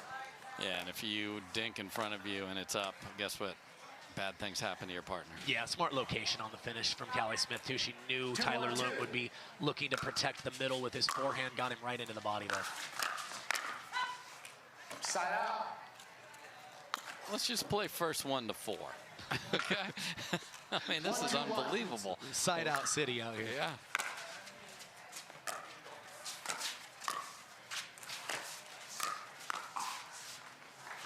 I mean, this is one for all you rec players that are, you know, next paddles on. You're like, are you kidding me, you guys? Like, come on now. I recall. 2-2-1. Well, some people have made an argument for long-term, the game potentially going to rally For scoring. sure. This would be it right here. Point. Not that this isn't entertaining, it just doesn't scoreboard tending. Exactly. 3-2-1.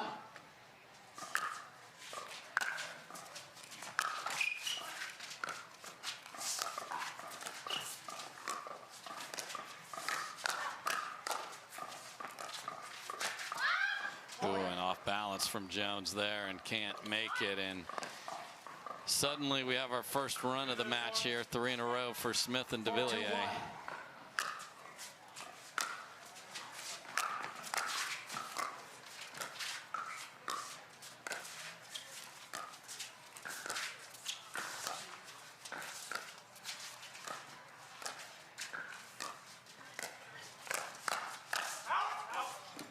Second serve. I like De Villiers' core positioning, though. They lost that point, but he's really just planting himself in the middle, really forcing Loong and Jones to adjust to him over the course of the match. I think that's going to be a good play for them.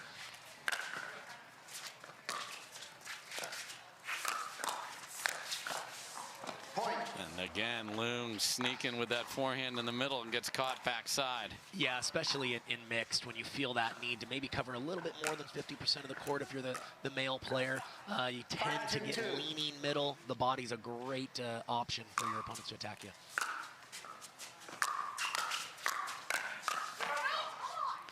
And the first lefty scorpion of the day here on center. Well done by Loong. Loong decided, you know, have a seat and hit some scorpions.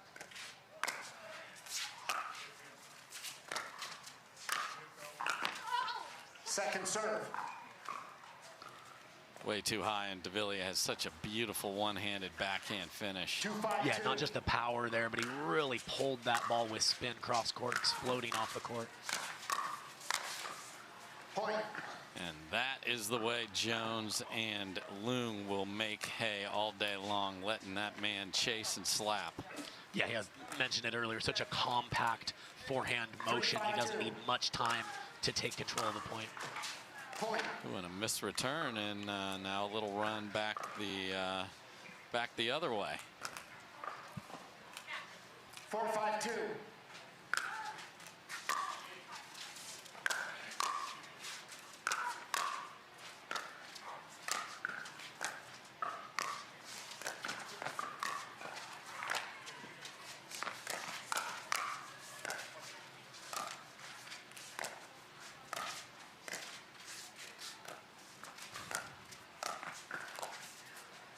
Ooh, and just can't sneak over.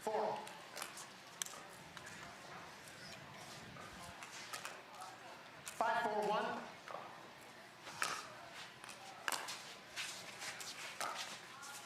Second serve. Missed third from de Villiers, having a little chat and timeout over there. Comes back. Sometimes it just takes a moment to center yourself and get ready for the next point.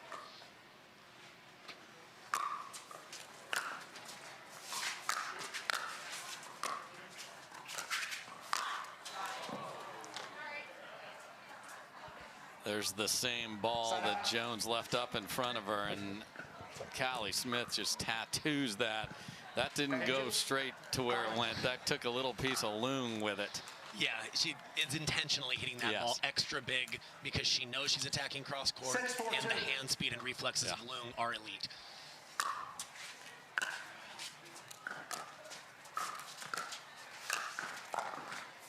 And there's the reach of de Villiers, and that's what this team can do. I know they're new and they're going to play some together this year, and that's the danger when you see them on the other side. There's a lot of weapons. Yeah. De Villiers covers more court than most even elite male players in mixed, and he's great on the stretch with those flick volleys.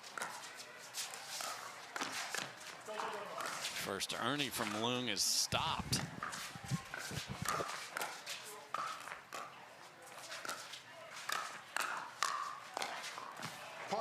And again, it is de Villiers ready to make a difference with that backhand, and they've doubled up. So those of you maybe new to how the back draw works, once one team gets to 8, we switch sides. Got to get to 15, got to be ahead by 2. Will Smith and de Villiers keep their lead.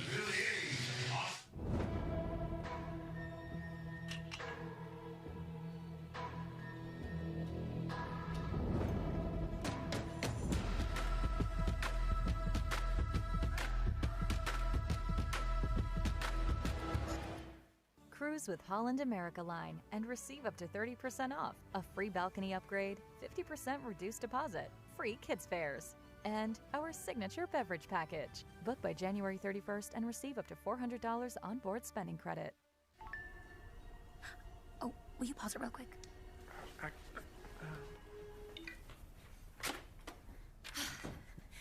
Just sold the car to Carvana. Okay, hit play, please. What? When did you do that? I just did it the other day. All I had to do was enter the VIN or license plate, answer a couple of questions, and got a real offer in seconds. Then they just picked up the car and paid me right on the spot. I can finally quit my job and become an actor. No, you're right. Sell your car at Carvana.com today. All right, folks, welcome back.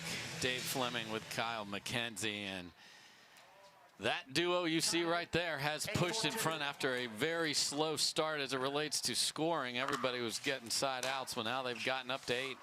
See if they can keep it rolling.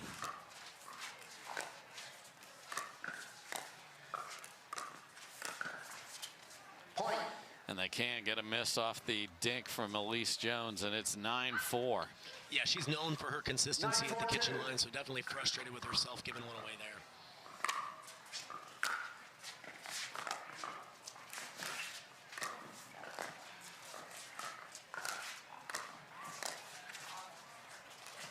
Just catches the edge of the line from Loong. And that slap just can't catch up to the pace. Yeah, and you hit the nail on the head. Some people on their finish will use a little bit more spin. His is a pretty flat motion, and it's easy for him to put it away anything up at all.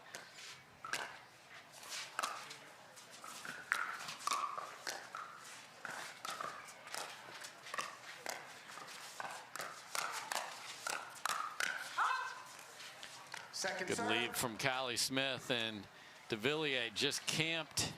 There's no rule that says he must straddle that center line, but he's doing it, and it's been very, very, very aggressive and working. And that's a little bit of that game within a game here, Dave, is Allyce Jones is doing a great job of countering. She's a little bit off the line, but if your opponent has faster hands and they don't give up any court positioning, as that point continues, sometimes the advantage stays with the person closer to the line. Second serve. Nice slide and scorpion finish. And by scorpion, for those new to that term, you're bringing that paddle up above 9-4-2. to protect your body and hit down, and perfectly done there by Jones.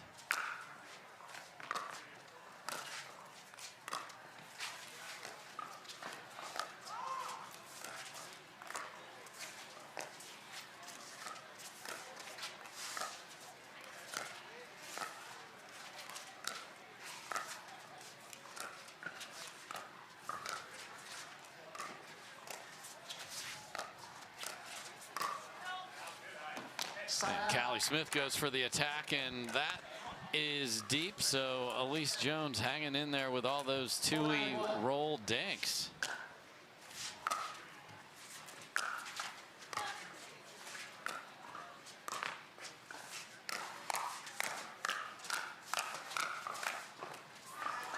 Second serve. And again, it looks like it might be open to his left, but it's just 20 feet wide, and he's like 18 feet wide himself. 4-9-2. That's just too much Jocelyn de Villiers right there. Point. And the reason that, you know, players can get away with just clogging the middle is it's so difficult when the point becomes fast to hit a counterpunch short angle, right? So generally the faster that point becomes, the more likely that location's going to be more middle.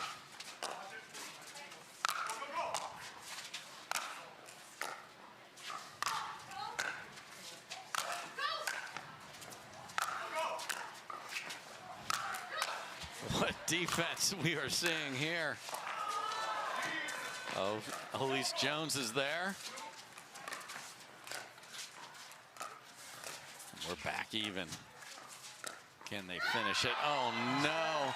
And Allyce Jones does the backward somersault after missing a dink, after stopping 6, 7, 8 overhead, smoked right at him. Yeah, you know she's frustrated after getting everything back up to that point, but you got to have a short-term memory. You're still in the middle of a tight match. You got to move on. Oh. And it carried over to the next one in a missed return, and now we're at 10-5.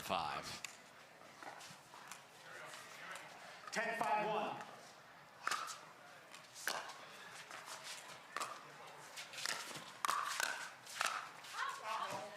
Second serve.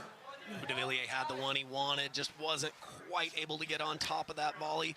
Just cooked it just a little bit long here. Yes, yes. 10-5-2.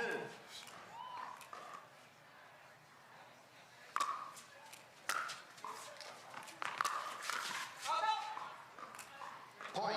Miss it there. Winner of this match will get the loser of our next semifinal coming up after this. So that's what we will have. So we got a timeout called here. Smith, de Villiers, 4 points from moving on in the back draw. Match point, it's all up to me. Nothing can get in my way. And when they ask, what are you gonna do next? I'll say, I'm going. Oh.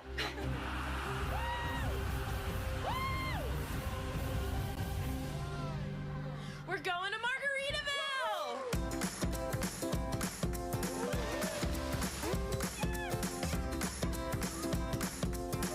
You can go to Margaritaville too. Visit MargaritavilleResorts.com.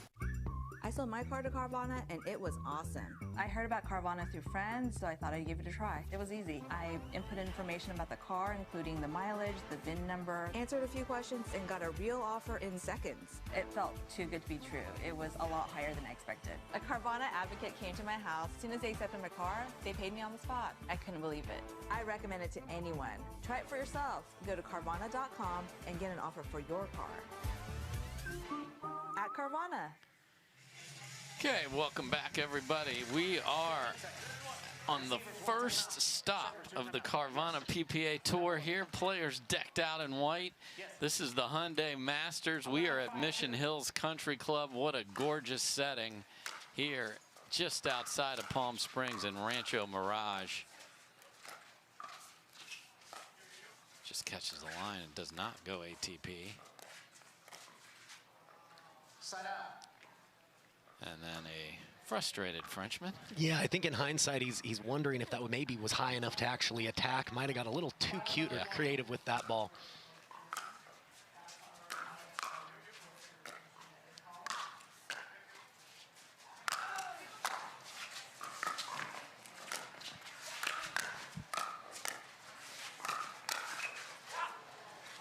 Allyce Jones thought she had an opening there, but doesn't find the court. And you know, for all the tennis players watching, you see how the lobs, it's just hard to put an overhead away against a team that plays great defense. So very effective in pickleball. And Kyle, we're seeing more of it both offensively and defensively.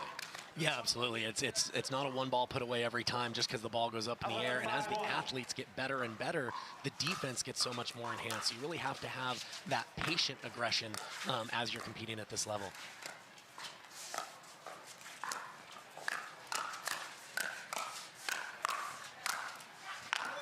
Great body control by Allyce Jones, who set that up. She was a little out of position, but she was able to get to the open court, plant her feet, sit on a counter, and ultimately set up her partner. 11-5-2.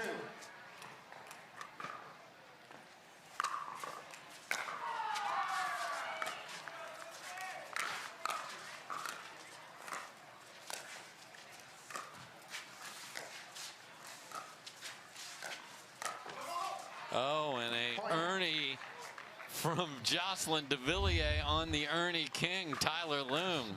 What a move. I mean, look at how big this man is to leap over there. Feet are perfect. Says you're not the only one with that move in your arsenal.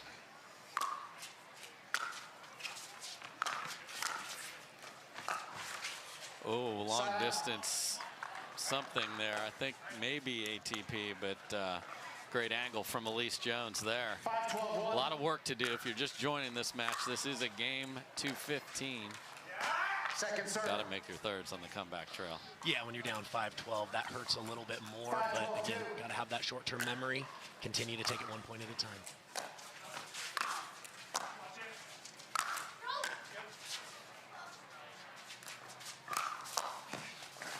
What a get from Loong. Oh, and then de Villiers tries to be super cute and catches the net on the dropper. We would have seen a full Allyce Jones dive if that would have gone over. She was getting ready. Yes. The head was ducked down. That cape was tucked for Superwoman. 6-12-2.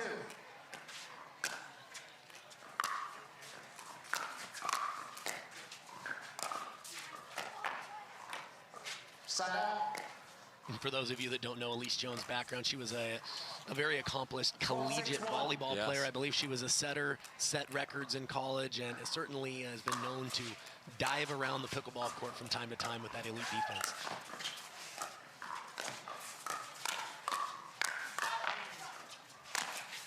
And I just want to borrow the slime from Nickelodeon when Tyler Loong finishes and they fill up the end zone in the football. Like, he's just smoking balls.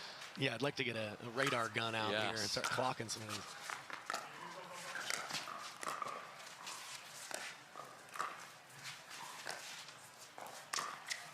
That's just a beautiful place ball from Callie Smith, who's just been so solid in this match. You know, de Villiers, when you're his partner, he hits a ton of balls in mix, which is usually not the case.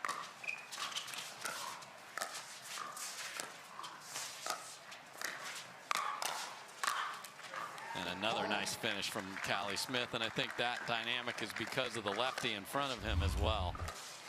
Yeah, it's always different when you're playing a righty-lefty team. You have to find different patterns to win, but de Villiers is really known for playing his best when he's moving more than the average player.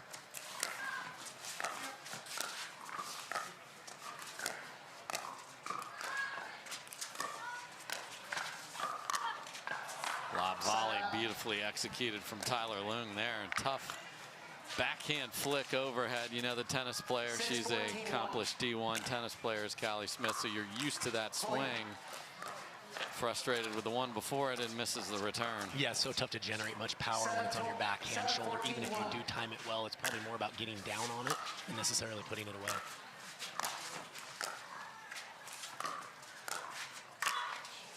Oh dear. Same shot for the third time, and that looked especially dangerous. We'll just leave that right there.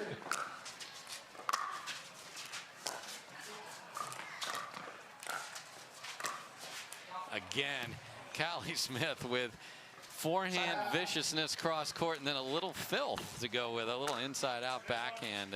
And showing the one-handed roll, which is more of a rarity in the women's game of really having that be a weapon. So excellent play by her. Another chance to close this match out. Callie Smith says, I'll happily do it off the tape. So it is 50% Utah beats 100% Utah here as Callie Smith and Wichita's Jocelyn DeVilliers are moving on. So they can do a little scouting here. They'll actually usually scout to see who the winner is. They'll actually get the loser of our next match in the semifinal. So they'll keep an eye on that. So folks, one more match for you. The big question mark for this match coming up is that second name, the 11 seed Vivian David and Thomas Wilson. Where's his health at? What's he going to be able to do? Did it just take a break? There's been 2 matches since he's played. Was that all he needed?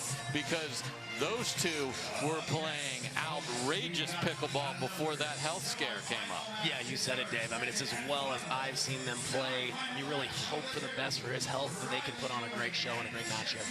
We'll see what we got when we come back. Thanks for watching.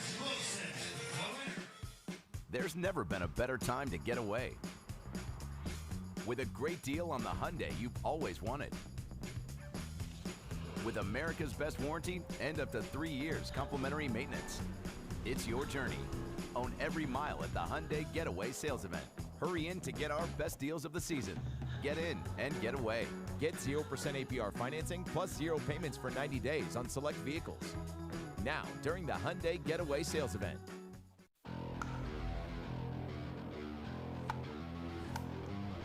The future of pickleball is here. Welcome to Top Court. For my top tip, when it comes to hitting serves, you want your serves to land back here in this area. You want to keep that paddle towards your body, and it's more of a push with my shoulder.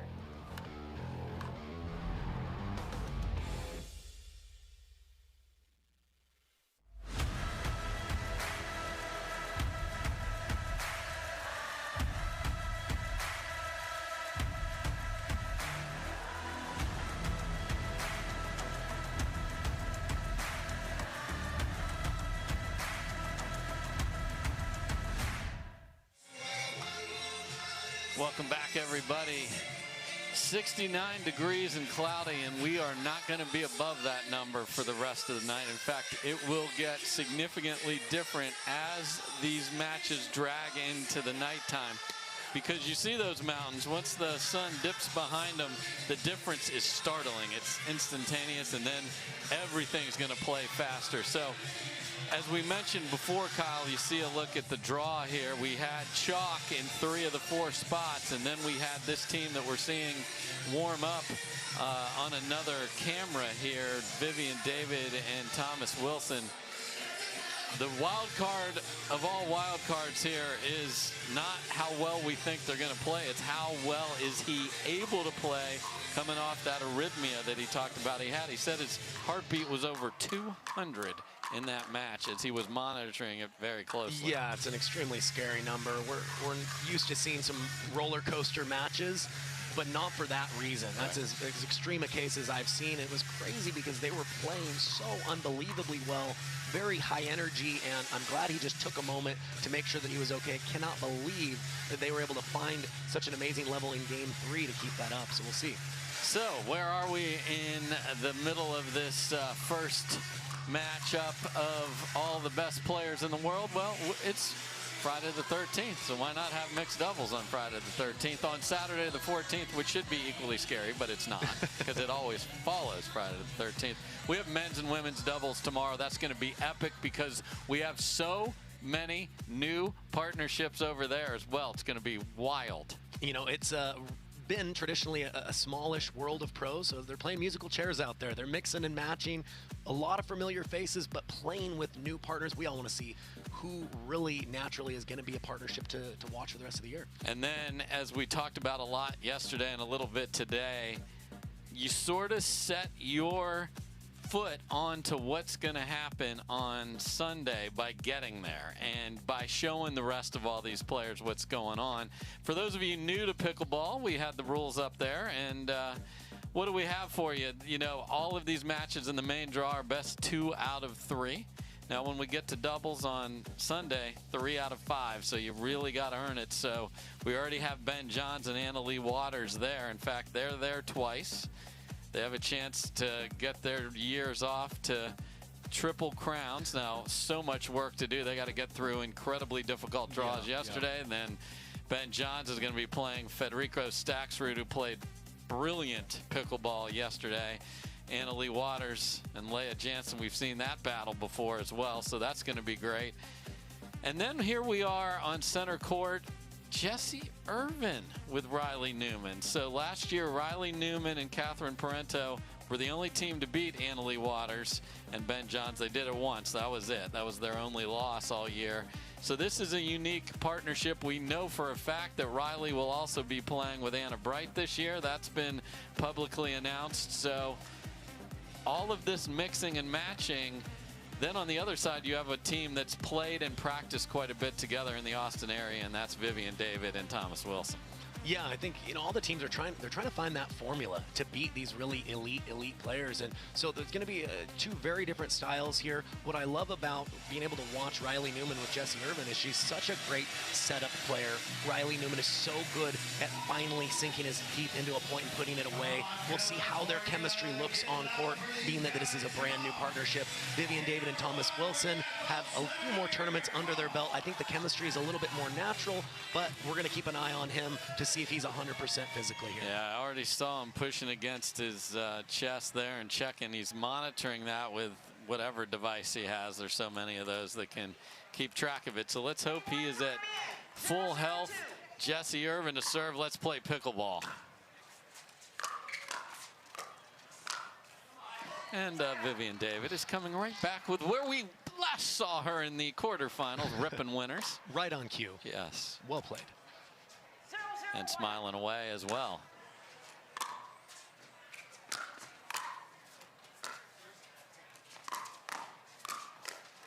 Second serve.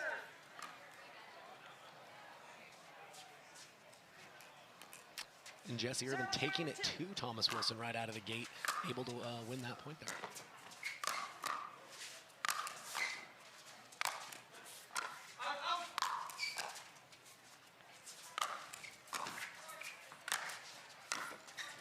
And another proof of overheads are hard to put away continues.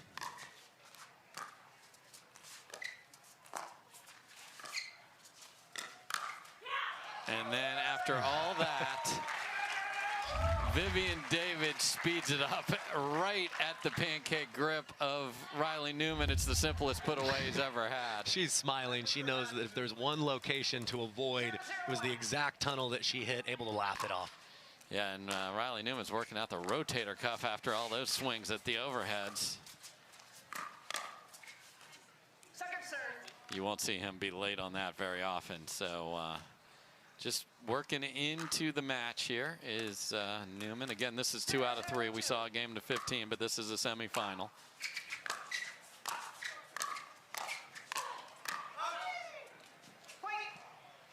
And one of the great things about, you know, professional pickleball at this level is everyone has a different style. There's different grips out there. So when opponents are attacking, they've really got to solve for the puzzle of what is my opponent doing? Where might they be vulnerable for potential attack locations?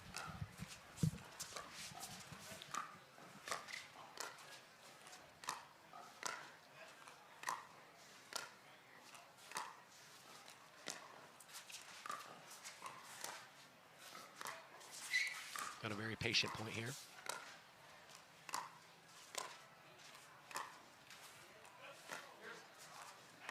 Yeah, when you're playing against Jessie Irvine, it's make balls.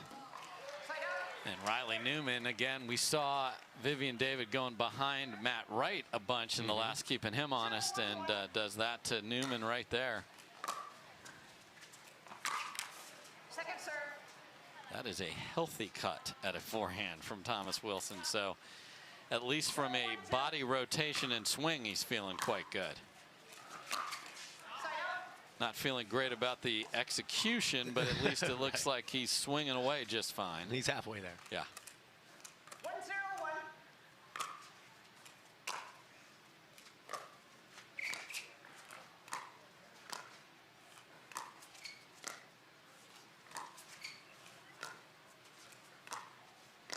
both these ladies extremely comfortable in that forehand to forehand cross-court battle.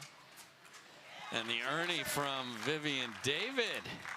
Hello. She's put it all on display today, Dave. Really looking like she's stepped up her game in the offseason. She was a heck of a player before. She's looking like even better to start this year. And that is really close. There's 4 eyes staring at it, and they're just not sure. And they're like, yep, I think it caught. I love that that was the decision. If you have to stare at it that long, and then you really need to call that ball in. If you call that out after all that, that is just not cool. Oh, a switch miss. That can happen in the shake and bake there. If it's not finished, you're already stuck where you drove it from. And when you drive it cross court in a shake and bake situation, you leave your team vulnerable of that natural volley going up your line and behind your partner.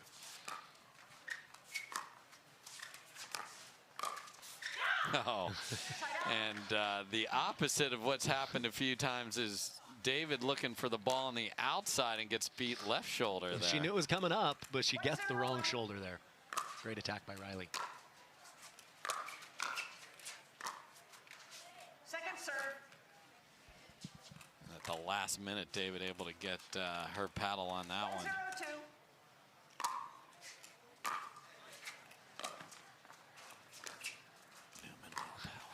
Willing it over the net. He has it. His signature.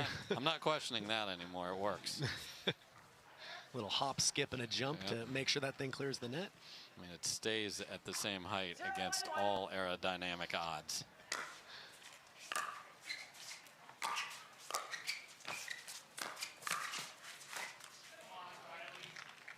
Look at Riley Newman rally back to the center there, and then the best thing that ever happened was the fact that it kissed off the net here on right there, and then Wilson a little off balance himself.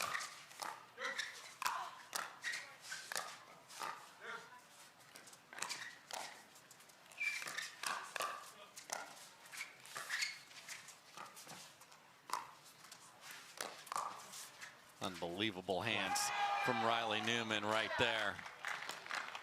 And you can see that, Kyle, they are not switching when Jessie Irvine is returning on the left side. Yeah, which is probably pretty telling to see what percentage Wilson has in the tank. If he was 100%, I believe that they would. So they're just trying to compete with a slightly different style here.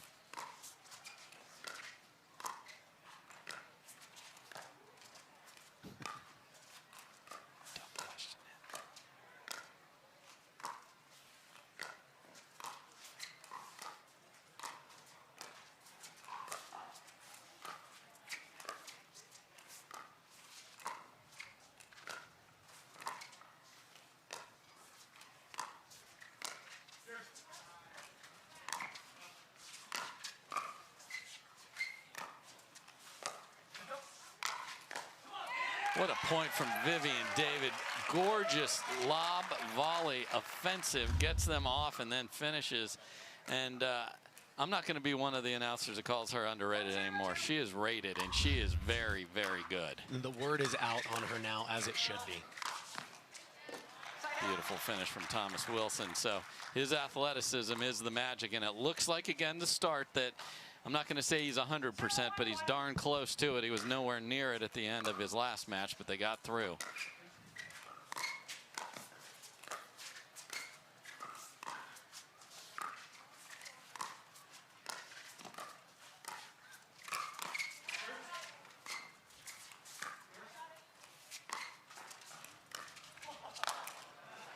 And Thomas Wilson had turned his back after the overhead choice there. Yeah, he was already giving up on that one. May have actually ended up having a play on this. Yeah, because Riley didn't hit that hard at all.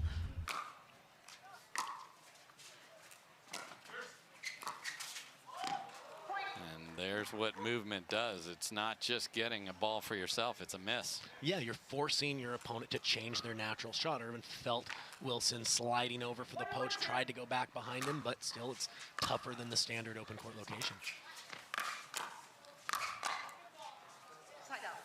So much syrup on that pancake finish right there. I mean, It's unique. He sits forehand, and he can hit inside out like that ball, and it's just got tons of pace from a weird paddle position. That's why he's one of the best players in the world. The paddle position allows him to get that downward trajectory so naturally. It makes it so much tougher to dig those balls out at your feet.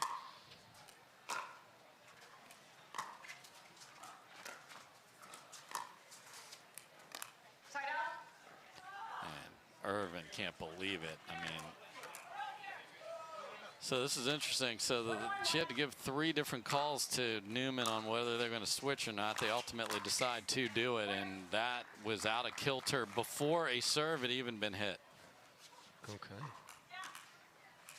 So they're not going to switch here.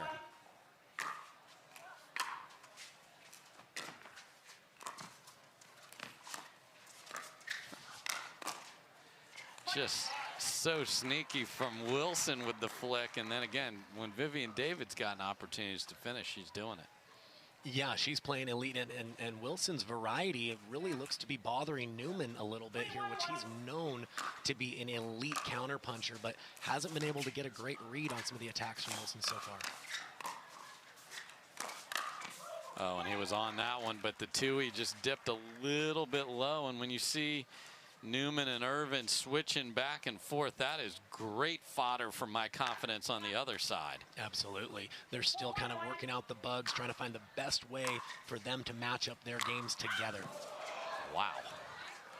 Absolute missile hit at Riley Newman there. A little extra giddy up on that one. I mean, very unintentional, but man, was that thing smoked.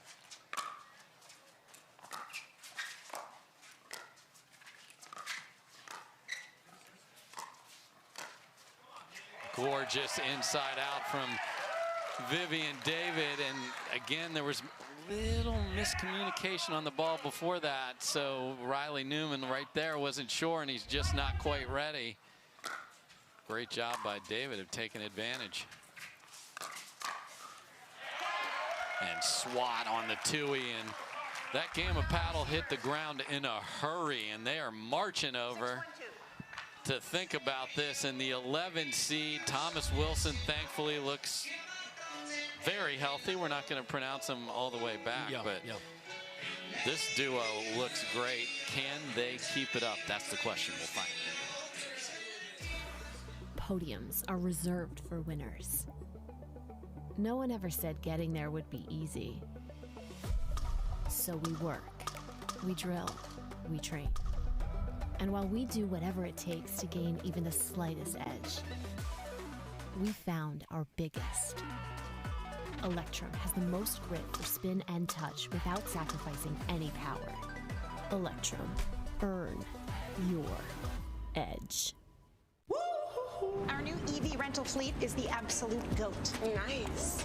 Speaking of goats, is that Tom Brady? Yeah, he comes in to recharge, get software updates, you know.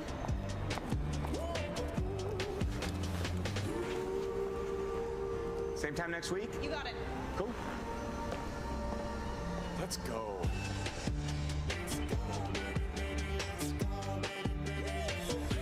Let's go.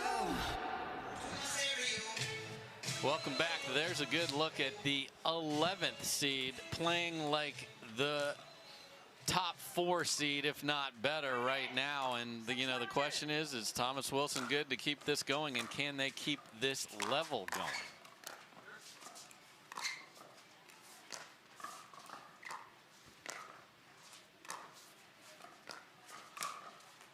And that goes wide, and that's the danger of attacking Vivian David, because guess what else is in play? That sideline, Kyle. No, absolutely, and she's shading to cover almost everything with the backhand. There's a tiny, tiny hole for Newman to hit there, and if he misses it slightly, it's wide.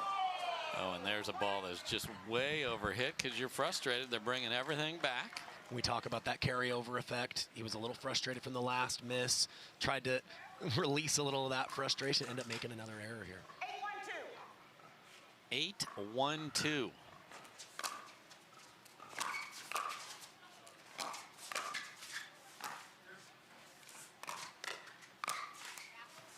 And there's a nice cross-court finish.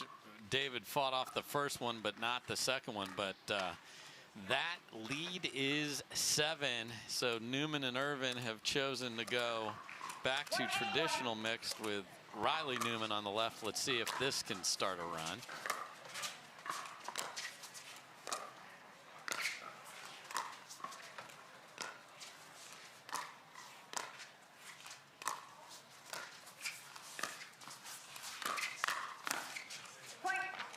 Nice job by Jessie Irvine there.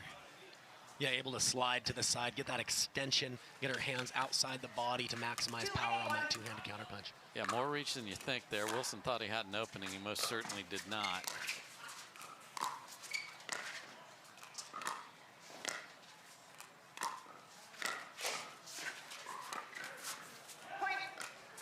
And after a really nice speed up by David at Newman, mistake from Thomas Wilson. So 2 quick ones.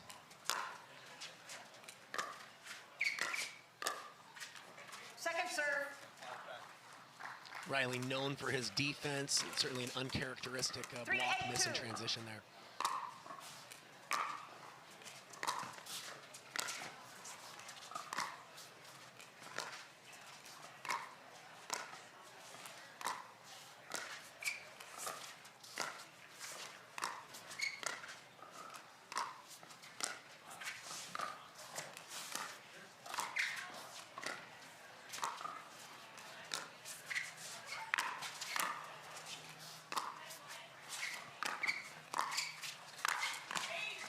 What a get from Irvine.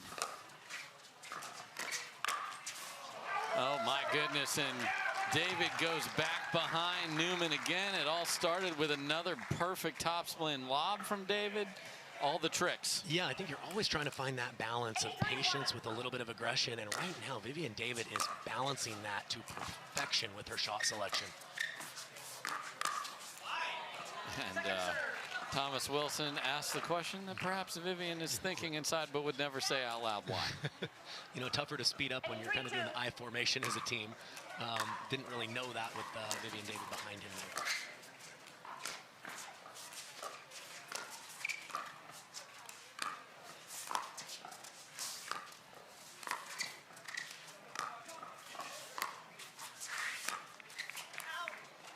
Just wide from Thomas Wilson. There's a question about whether it was seen in or out there. Very, very close. Thomas Wilson asks. You challenged it. It's good. It's good. Okay. Oh, wait. This ball is overruled here. So that is Howard Simon. Wait, what is happening? Okay. Howard Simon is not overruling after there was a statement saying that he was. He is not. Carry on.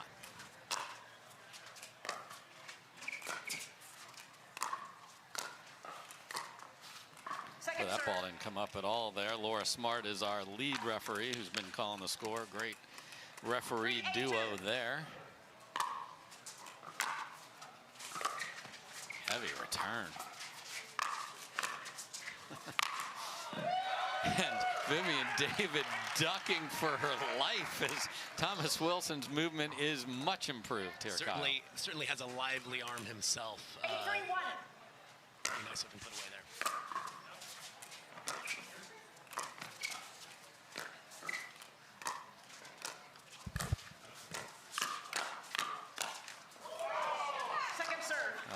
Vivian David does the little skip frustration. I'm sure she's smiling over there, though, too. Went head-to-head with Newman. Again, they do not want to switch sides with Irvine coming in, so they're going to keep her over there on the left. I think the thinking is it puts more pressure on Irvine's return. She's got to cover more territory, unwinding the stack there. They just want to make sure as a team they hit a good first volley and maintain control for as long as possible. 100%, and you know that is the formation that Riley and his sister Lindsay won multiple gold medals in, so it's very familiar to him as well.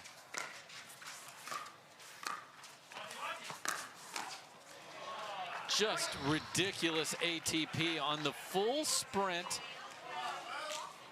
I mean, that's as good as it gets. Yeah, the body control there was amazing. He not only had to run to the side, he had to take an angle slightly backwards to get in front of that ball, hit it to perfection. And then not smash into the advertising.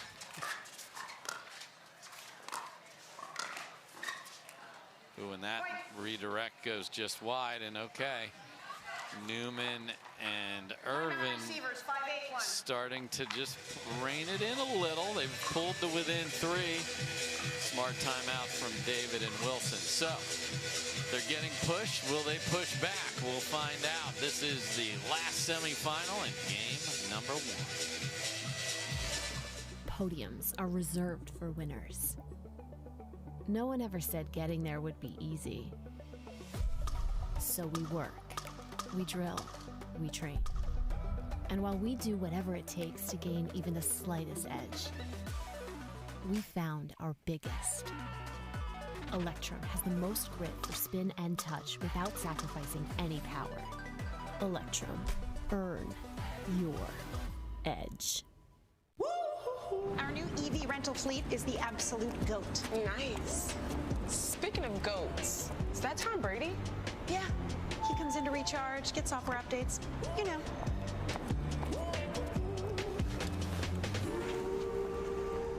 Same time next week? You got it. Cool. Let's go.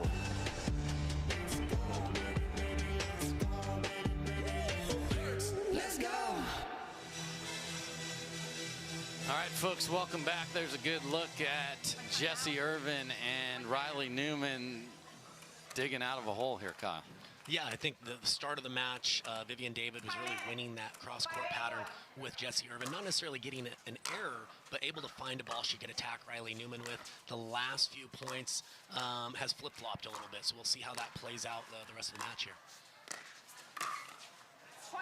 And another patient point, and Riley Newman finds a place to jump in, and the lead is down to 2. Yeah, you're starting to feel that momentum switch sides here.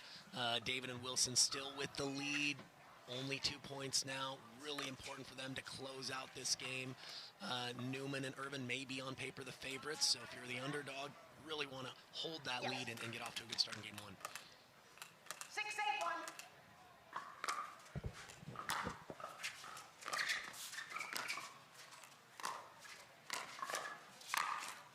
That is a great job by Vivian David. Again, starts the fight. And so smart. She's knowing the grip that Riley Newman uses, knows the location. She's not going to the right hip where he's waiting with that pancake grip. She's trying to go more that left hip, catching that two-handed backhand without getting that extension. And that's the reverse of most players. So you've got to be smart about who are you playing and what is going on. Quick delay here. 6-8-2. Okay, ready to carry on. Look over at grandstand where we got McGuffin and Parenteau playing Ignatowicz and Lindsay Newman. So we got Newmans everywhere, and it is Lindsay Newman and James Ignatowicz up early, and that's a game to 15. So great pickleball all over this complex.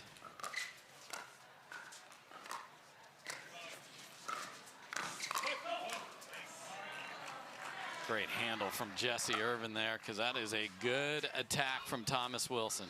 Yeah, easy to panic a little bit when you see that flying across the kitchen there, but she held her ground, was able to get that point away from her. Oh, and a big serve set up a very short return, and what looked like a good opportunity ended when that ball kissed off the tape. So, boy, that 8 has been ominous, and it's been there a long time for David and Wilson.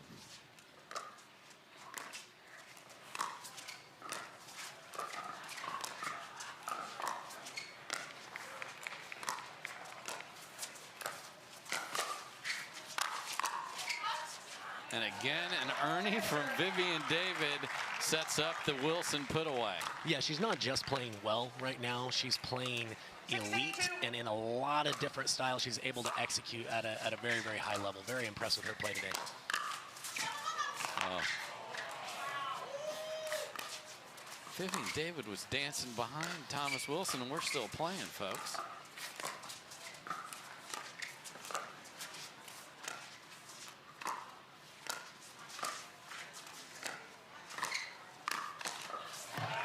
Thomas Wilson has the last answer.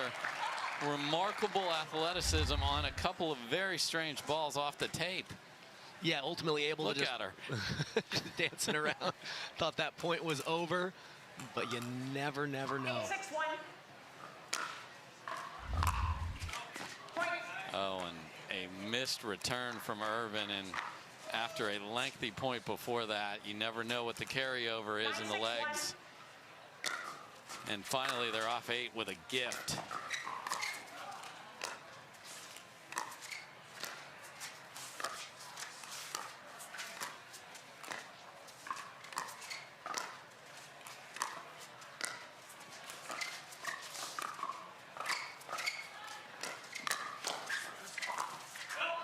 And Vivian David speeds it up, but was ready for the counter. Yep, you always want to expect that one to come back, and she knows where she's attacking, and she knows the predictable location of that counterattack was already ready for it. So after being pushed, they've got a game point.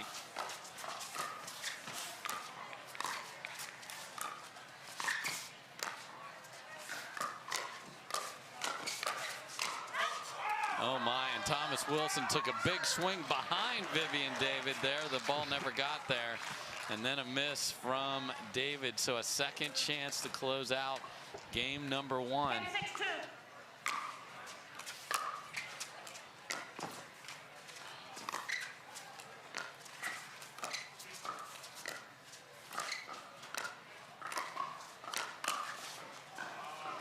And David goes for the attack, but into the pancake. Yeah, I think she was trying to get more of the belly button, but again, with that pancake grip, that's such a tiny target. I think she's a little better off in that left hip location. So Irvine and Newman save a couple game points.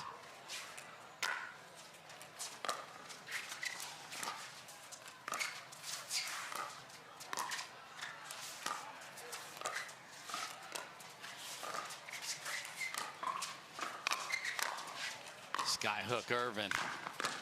Ernie Wilson, and my goodness, he has definitely been watching his cousin AJ Kohler, who loves to lob. His lobs have been very effective today, Thomas Wilson. When he's using them at the right times too, so it's fun to watch. Not just the skill set, but the added variety. And that's pretty from Riley Newman. Just a little off-speed pitch, little roll, little winner. Yeah, look for Newman to do that a little bit more. I think he's got a lot of respect for Vivian David's counter-punching, but I think that he's going to take a few more chances as this match progresses.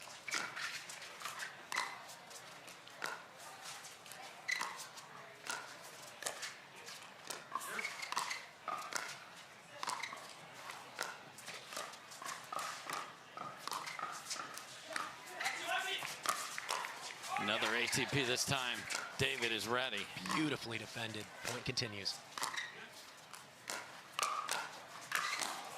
And then David goes slice down the line. That's going to be a tough ball to get by Riley Newman. Yeah, I don't love the slice motion. I think it floats just a little bit, and with the body control and the power of that two-hander, I think it normally gives him the time to get over there and hit down on it. Certainly did there. They're within 2.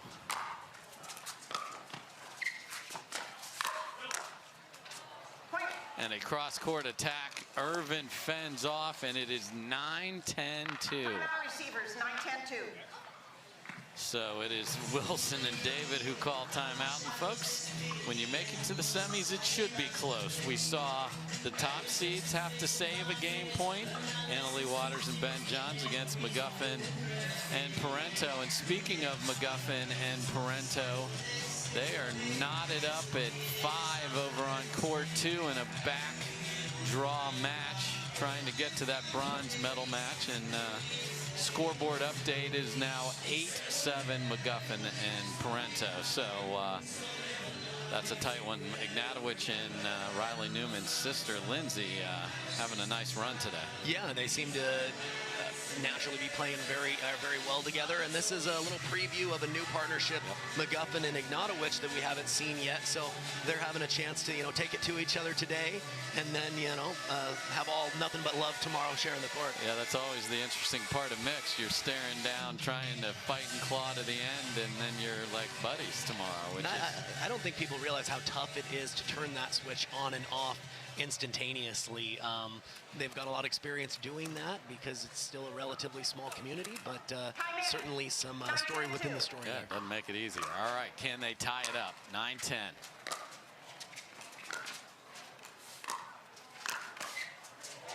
And look who it is. David speeds it up. There's no doubt that kissed off the net just a little bit, though. She'll take it. Yeah, she's not game feel too bad point about number 3. This one comes at 10-9.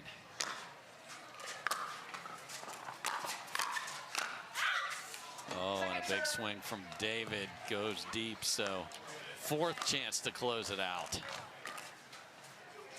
10-9-2.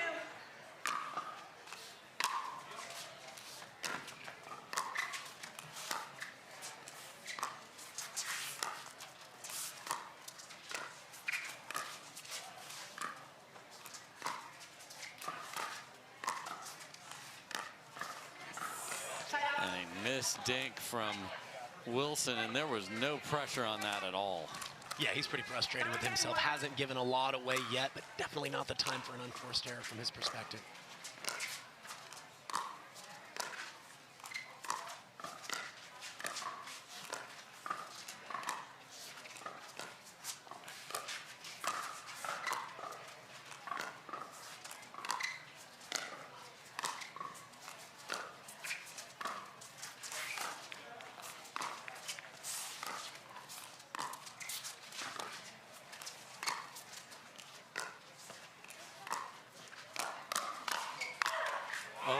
Big rip from Irvine catches the tape.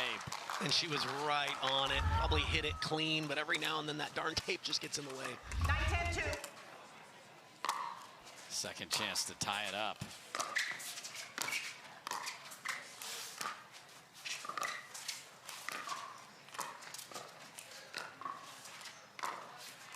Oh no, and a missed dink from Irvine.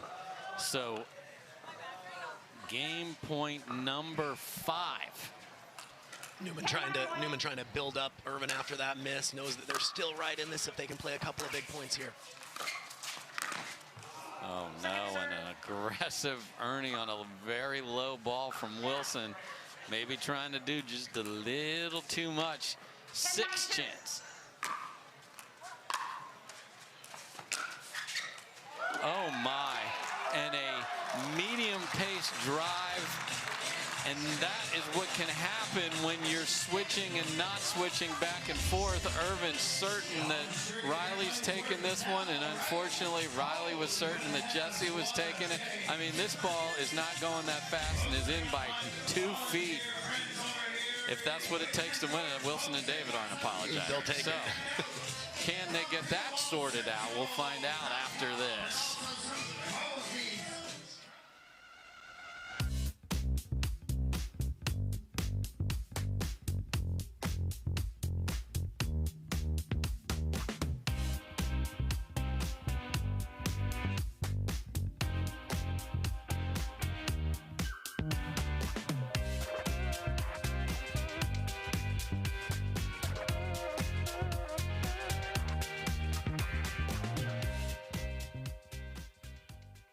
Hi, I'm Rick Barry. I used to play professional basketball. Now I'm into pickleball.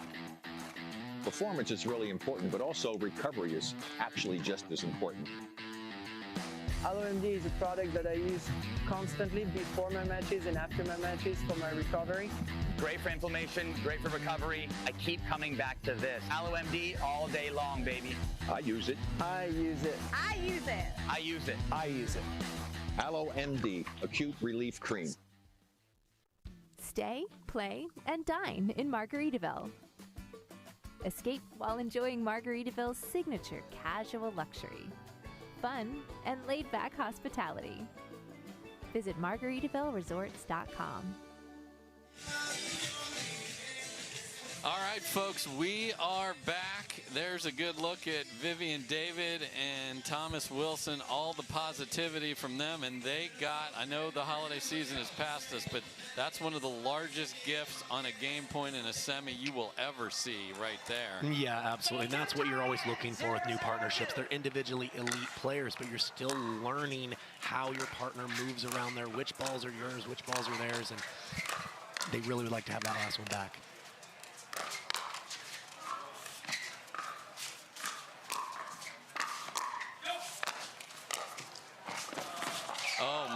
think Thomas Wilson gets that if Vivian David isn't in his way. Yeah, they're both have no idea where their partner is. They're just trying to scramble and anybody get a paddle on it. Beautiful shot by Newman there. And you just got to keep an eye on Thomas Wilson. We know what happened earlier. Does a big sprint like that, I have no idea, trigger anything? We hope not.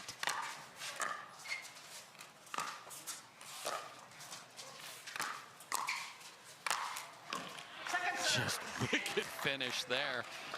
Check the ball. Yeah, the ability to kind of hook his first attack when it was a little bit lower, gets a little bit of a higher ball and completely crushes and flattens that one out.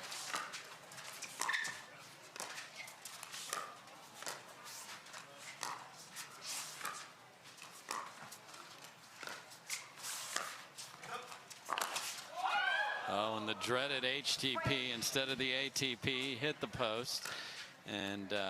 And from my vantage point, it did look like the angle was going to open up. He just didn't seem to let that ball just get low enough to open up that angle. Yeah, let it travel, folks. Let it travel. Get those miles for the ball.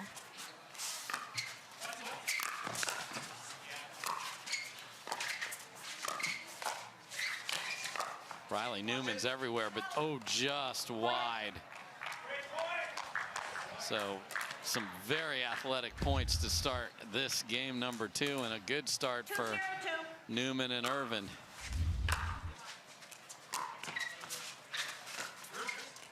Wow, they got away with complete miscommunication there, right back in it. And a missed backhand dink from Thomas Wilson. So 3 quick ones for Irvine and Newman. Now we saw them earlier. They lost game 1 to the Johnsons and then came back and all the way and won. So they have dug out of a 1-game hole today. Yeah, they both have so much experience. They're both extremely intelligent players. I expect them to make adjustments and have a very tight game here in game number 2 here.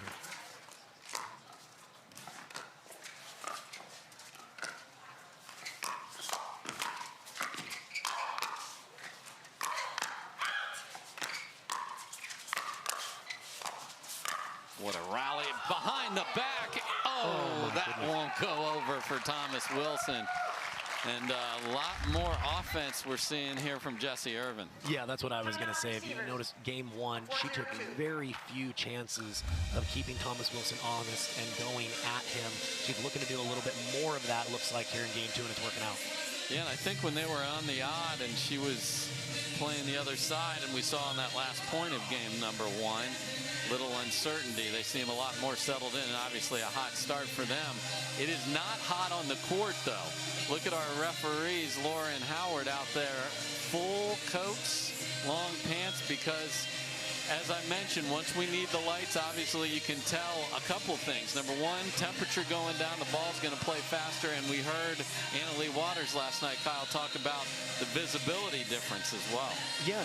I think, in addition to the ball playing a little bit faster, everybody's dealing with the lights a little bit. So it kind of does make sense if it's in your arsenal to play a little bit faster, take a few more chances, and be a little bit more bold as your opponents are struggling with some of those conditions. So, Wilson and David have been kind of being able to play loose. The scoreboard's been their friend. Yes, it got very tight at the end of game number 1, but now they have a 4-point deficit. Now, obviously, as you can see, David clapping her paddle, their camaraderie isn't going to be affected. We'll see if their play is. And there's nothing you like better than hitting a very below average return and getting a 3rd missed after it. Yes, makes you feel like a genius for when you call the timeout. See if they can build on it here.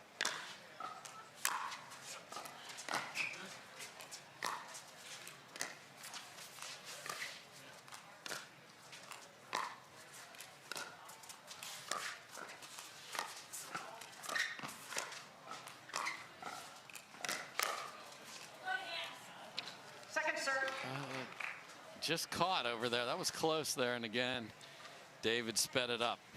Yeah, and for the majority of the match, that's been a winning pattern for, and didn't seem to be hit very clean from Newman, but he was able to catch the line.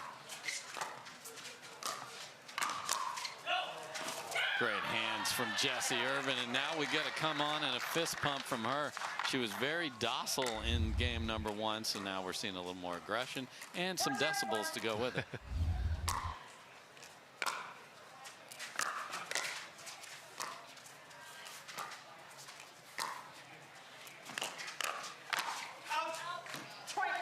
paddle clank there in the middle, and just a touch of frustration from David. Not really, but just like, I need to get this roped in here. It's going to be quick.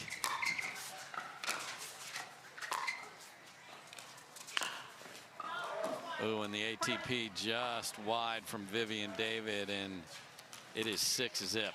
Yeah, they've got to tighten it up pretty quick here. Game 2 is getting away from them at the moment. Got to get back to what they were doing in Game 1. And there's Jessie Irvine with the shot and the yell to go with it, and she's a different player here in Game 2. Yeah, we talked about the need for her to take some chances.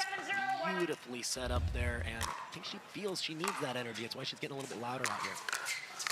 And now she's driving the ball and setting up Riley Newman, and this is a complete 180 from game number 1. It is snowman 0 here.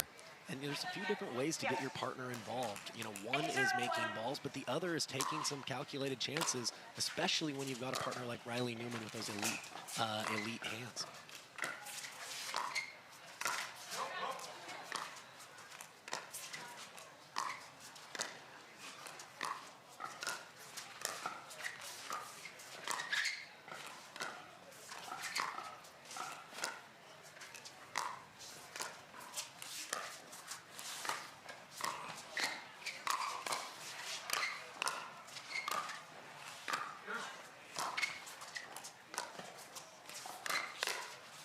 And a no-look Riley Newman Tui wins it after an amazing reset clinic in the middle of that from Vivian David. And boy, the second seed looks fantastic right now. Yeah, they've got it all rolling right now. We'll see if they can keep it going.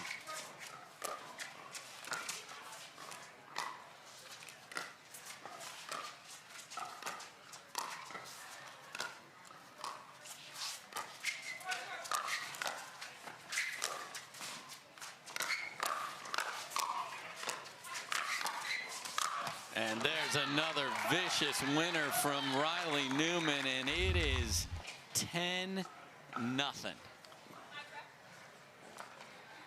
Yeah, we talked about this yesterday. At this point, if you're David and Wilson, you're just trying to find some rhythm, get back into those patterns, and to maybe carry over into a probable Game 3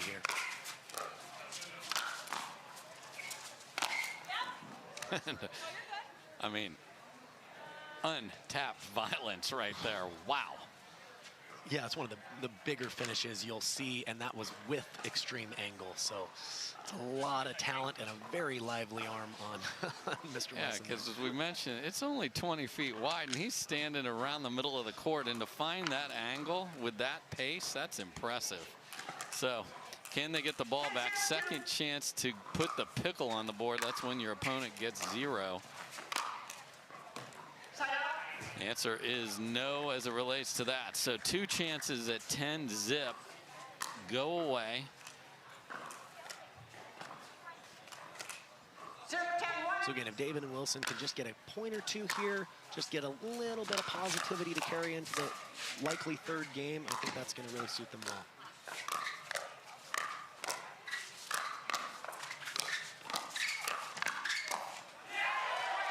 And Thomas Wilson stares down Riley Newman, who was spinning all his tricks there. Yeah, and it didn't just take one shot. He had to hit several good counters, but able to get the better of Newman there in that exchange. Smiley Vivian David trying to mount a comeback. And the basketball stars used to going up and getting things above his head. Riley Newman impressive. Just caught the middle line.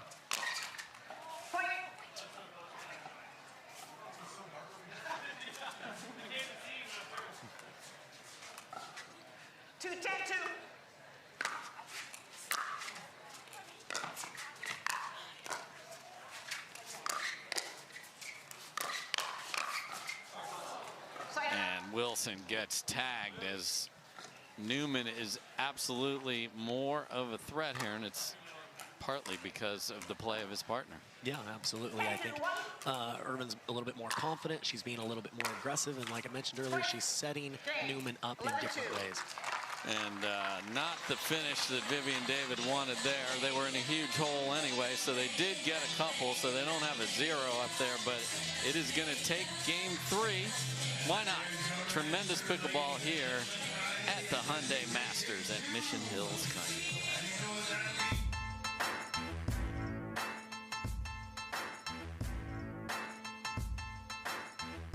New People Pickleball.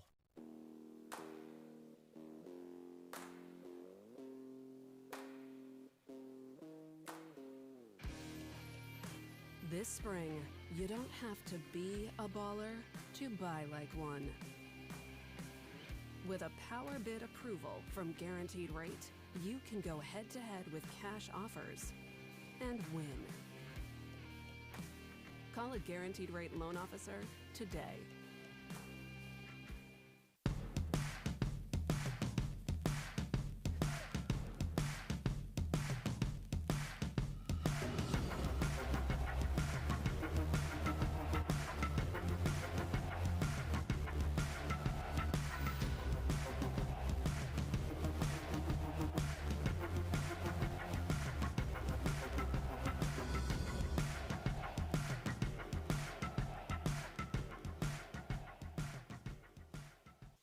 Match point, it's all up to me. Nothing can get in my way. And when they ask, what are you gonna do next? I'll say, I'm going.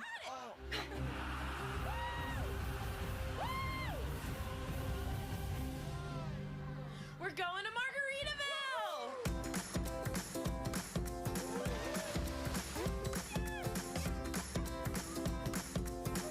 You can go to Margaritaville too. Visit MargaritavilleResorts.com. All right, everybody, welcome back. It's Miller time on the scoreboard. I'm sure some of you at home are hopefully enjoying a delicious Miller Lite yourself.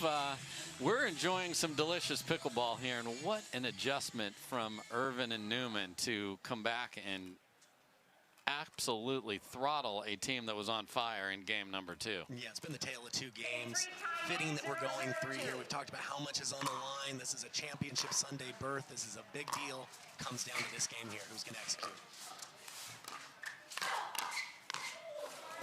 And again, some miscommunication on, I think Irvine thought Newman's going to come just destroy that and didn't show up. Yeah, she was expecting him to pinch middle a little harder.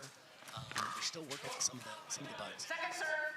Okay, that one they let go was well out. So 0-0-2. again, we'll switch sides at 6.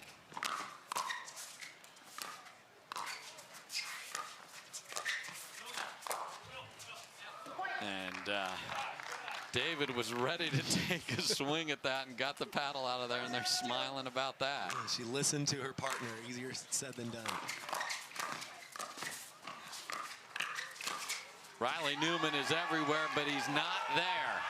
So Thomas Wilson looking very fit here. Already into game 3. We haven't seen any sort of message that maybe we're going to see a repeat of what took place in the quarter when he was struggling. Yeah, it's been great to see.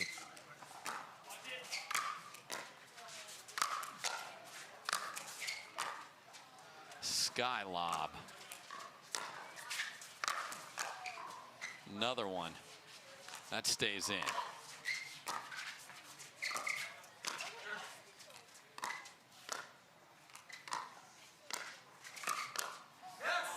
And after a very bizarre point, it is a speed up from Riley Newman that gets the ball back. Yeah, David's dink just floated just a little bit. Riley, with that long reach, was able to initiate that attack and ultimately put it away. 0-2-1.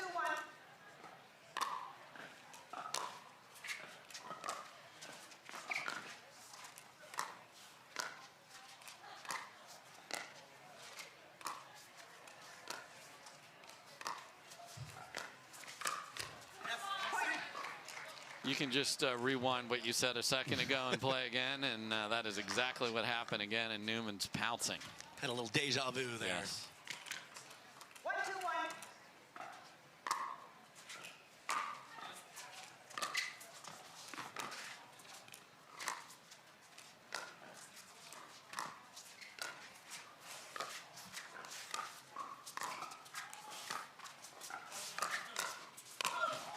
my, and Irvine may have hit a ball that was going deep there after a nice setup from Newman. We'll never know. Well, yeah, a little bit unlucky for them. Looked like Newman got a weaker counter punch, which he was looking for, but it just came to an awkward location for them as a team.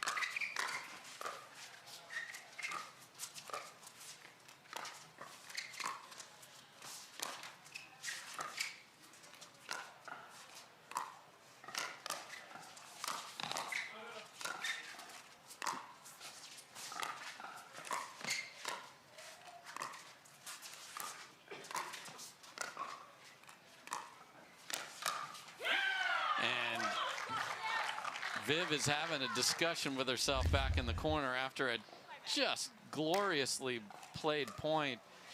Fired it right into the Newman paddle. Yeah, earlier on in the point, she had her first attack. She jammed him. They were able to get back to neutral. The second attack, unfortunately, we talked about that tunnel to the pancake forehand, which normally does not work out.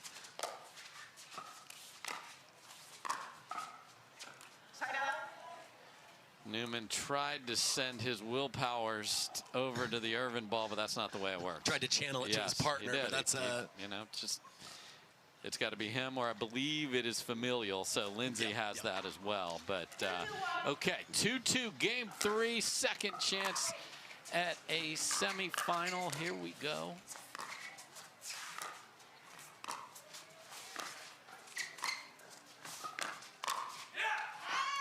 Thomas Wilson now stepping up and pressing the pace a little bit himself. Yeah, love his footwork, love his movement. That's a really encouraging sign to see where he's at physically.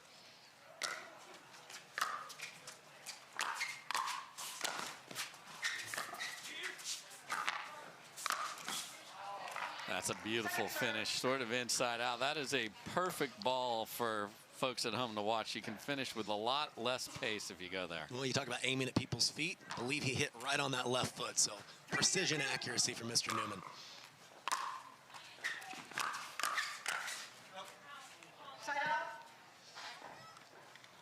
Yeah, a little discussion from David and Wilson again about the location of the drive from Wilson. Had a chance there, didn't take advantage. Still have the lead.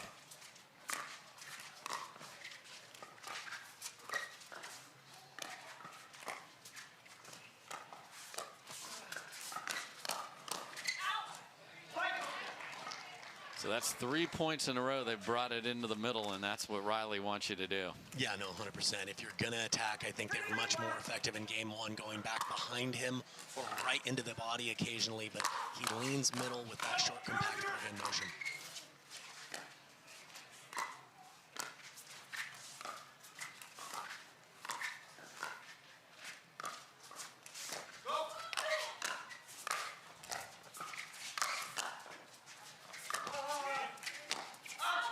Oh my, and David fought off a couple just bombs that are in, then can't handle the last one, and big deep breath from Jessie Irvine here, trying to find it. Yep, points are getting more and more important as the match progresses.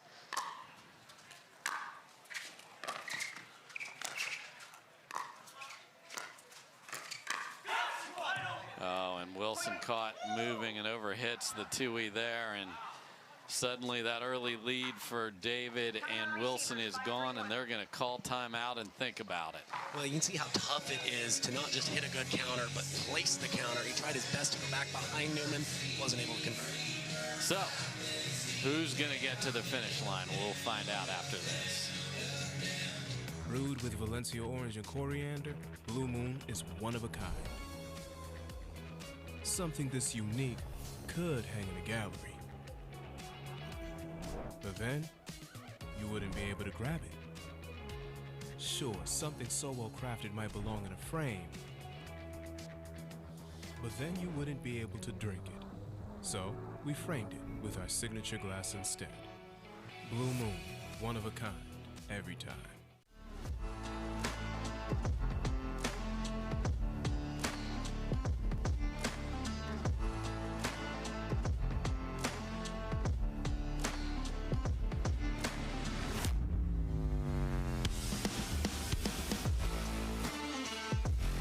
Thank you to Pickle Roll. It can be installed anywhere temporarily or permanently on any flat area. So I have a feeling pickle roll is going to be a big part of our future.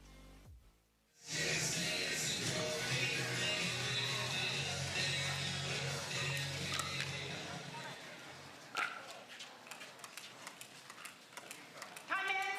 5, 3, 1.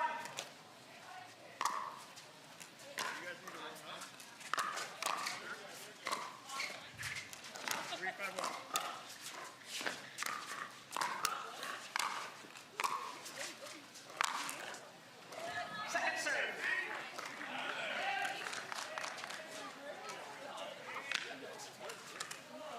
5, 3, 2.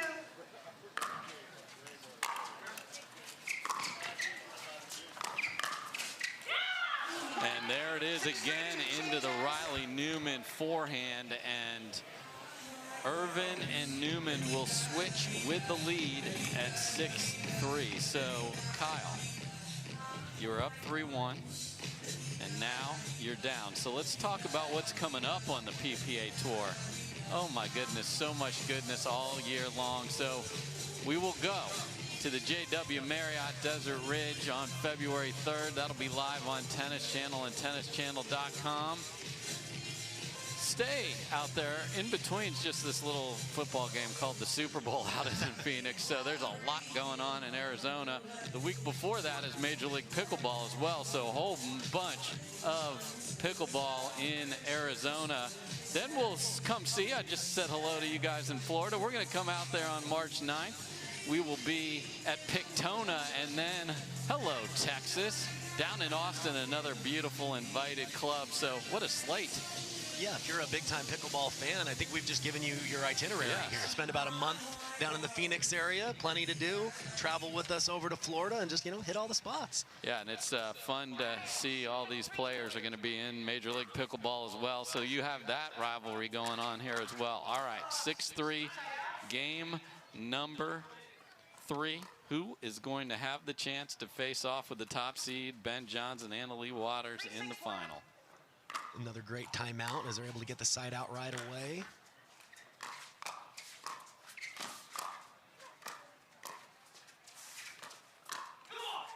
And Thomas Wilson ramping it up right there. Loving his footwork and his body control right now. That's when he plays his best, when he's moving. It's kind of flowing out there. Ooh, just, if that wasn't wide, it was on the edge of the line there. Okay. Very fair call Yes. by Vivian David. She's smiling it off here.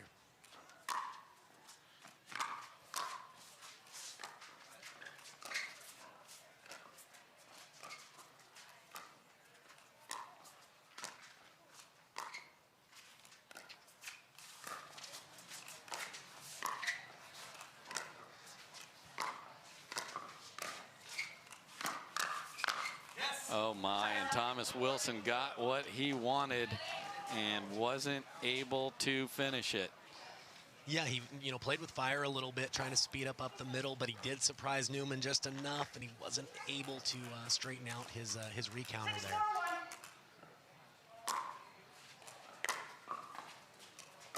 there. Little skip on the way as David thought she missed her return deep.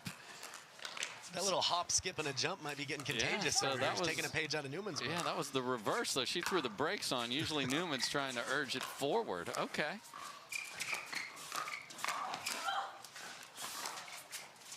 Awkward from Irvine, but we're still playing.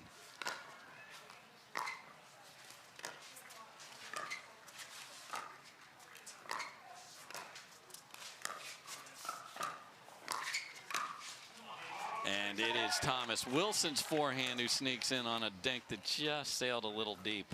Yeah, and look at the acceleration and the paddle speed. When he goes for that attack, it's not a long swing, it's a shorter swing, but it is a very fast, quick motion.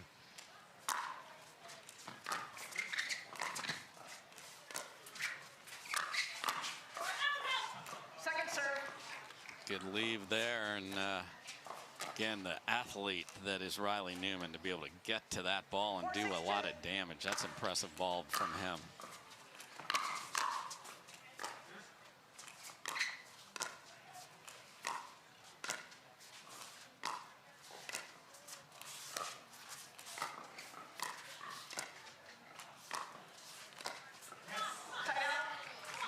Irvine grinds out the dink rally there, and you know, she talks about it all the time. I'm going to make balls. I'm going to make balls all day long. Well, now is the time to do that. She did it on that point. Can she continue? Yeah, that's her comfort zone, staying in that cross-court dinking pattern and, you know, making opponents adjust to her.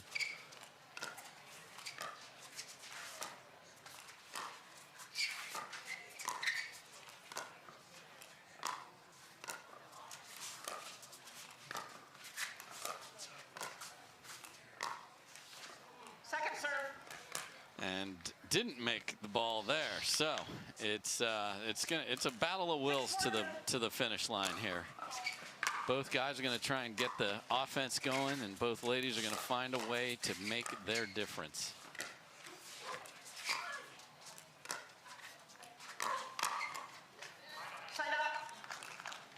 Irvine speeds it up, and Wilson says thank you.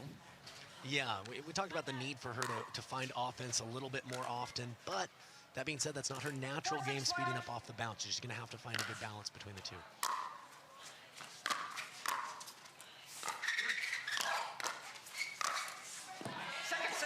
But speeding it up out of the air, on the other hand, wicked. Yeah, she has the full green light there, absolutely. 4-6-2. Plenty of put-away power.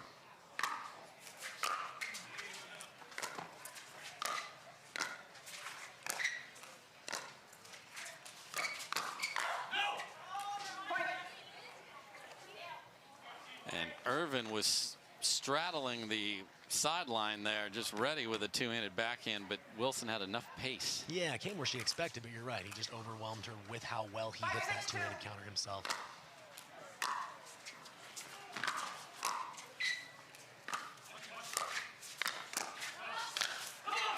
And thanks to the net court, Vivian David finishes down the middle, and we are tied up at 6. 6-6-2.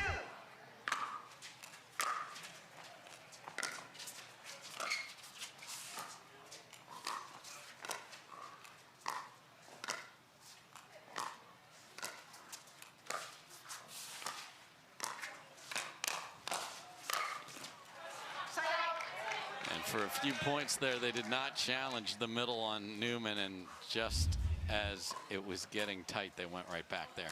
You know, it's so tough from Vivian David's perspective. That ball was high enough to attack. She thought, okay, I can really rip this with power, but she forgot about that location that's been working so well for her, and she found that pancake forehand, unfortunately.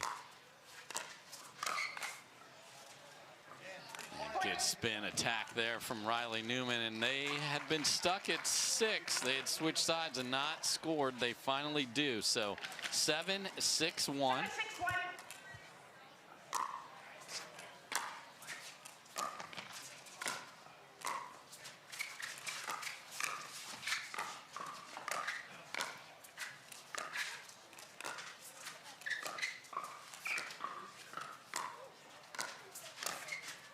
Same shot, same result. Only this one stays in all the way there instead of getting a miss from Thomas Wilson. And that's 2 beautiful balls in a row from Riley Newman at crunch time. Yeah, he's really perfected that shot. He just brushes up the ball at the last second. It gets on your opponent quickly, but all that topspin keeps it in the court. So they're within 3. Can they get the 3, or will it be David and Wilson getting 5? Don't go anywhere. We'll have it after this.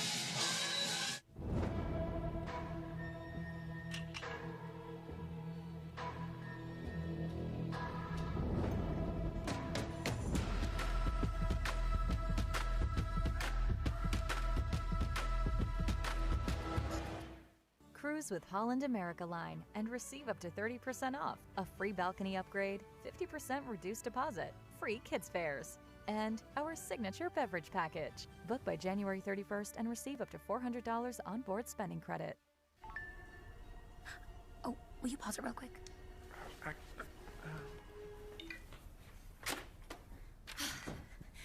Just sold the car to Carvana. Okay, hit play, please.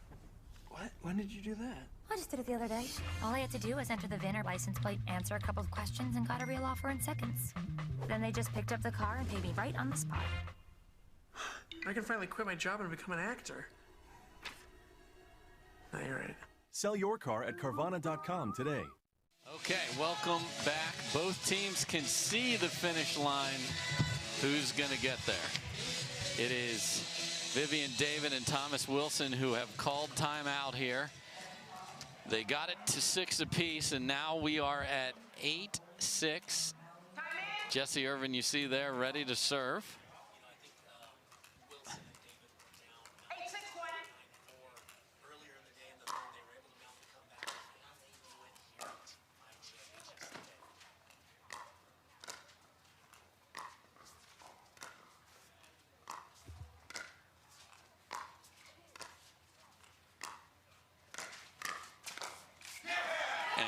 Newman is everywhere. Tried to sneak one behind him, and he's so quick, able to cover that sideline.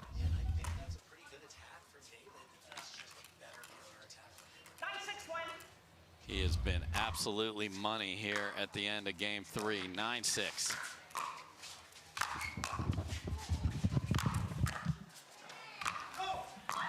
What a get from Irvine. Oh, but that one sails deep, so some tremendous defense all around, but can't get the last one, so 9-6-2.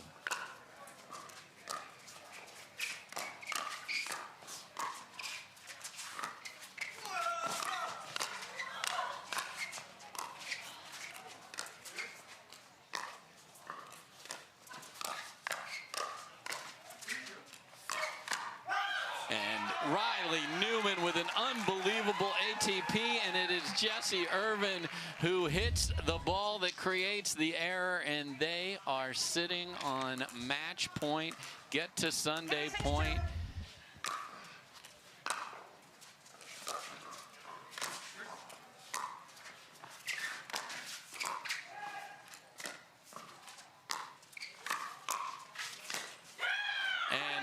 Unfortunately, it is a miss from Thomas Wilson, and what an impressive run for David and Wilson, but it ends here in the semifinals, and I'm telling you, Riley Newman and Jessie Irvine took their best level and went up 2 more levels. That's what it took to get to Sunday.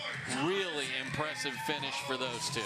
Yeah, the quality of the pickleball throughout that match, the adjustments that were made by each team. Super entertaining match. Excited to see Irvine and Newman compete on Sunday. We'll talk to the winners after this.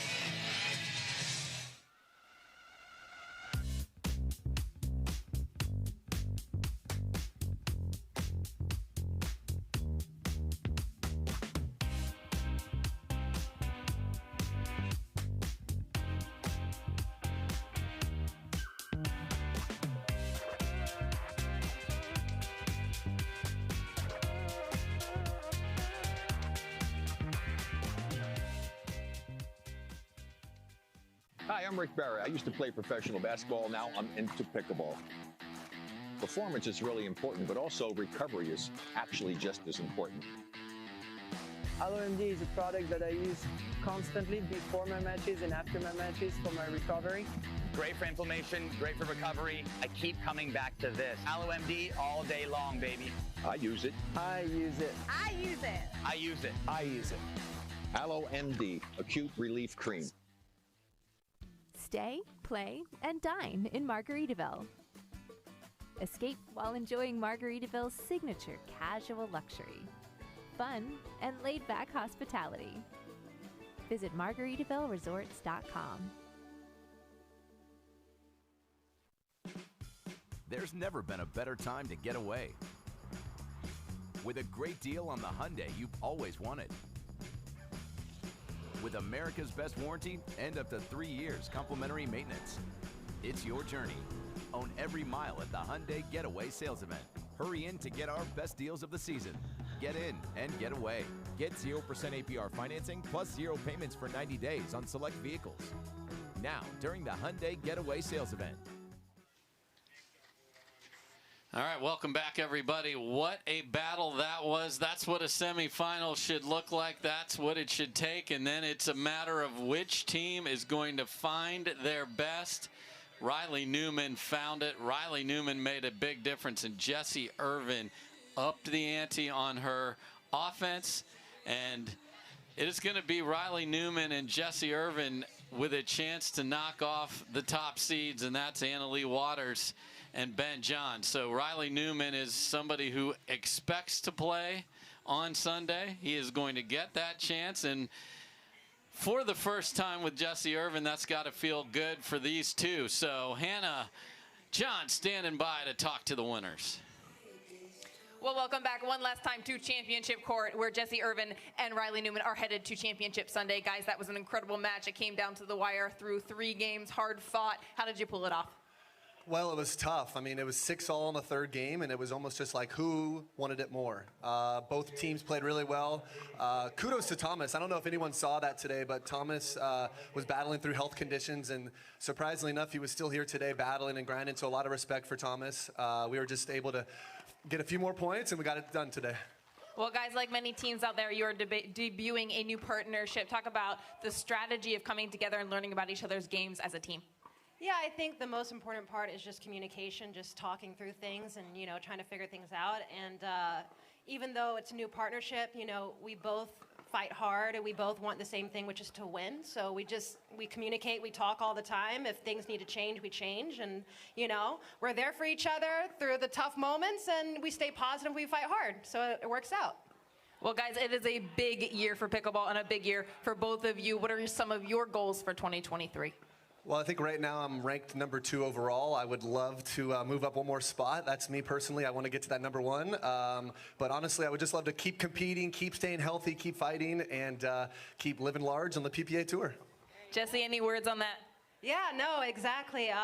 For me, I just always want to step out and play good pickleball, keep being able to play. There's so much good competition coming out, so it really motivates me to always try to get better, which is a lot of fun. I like always trying to improve my game, and I'm just enjoying this experience and this moment and the fans, and it's great. It's a good time. I'm here to have a good time.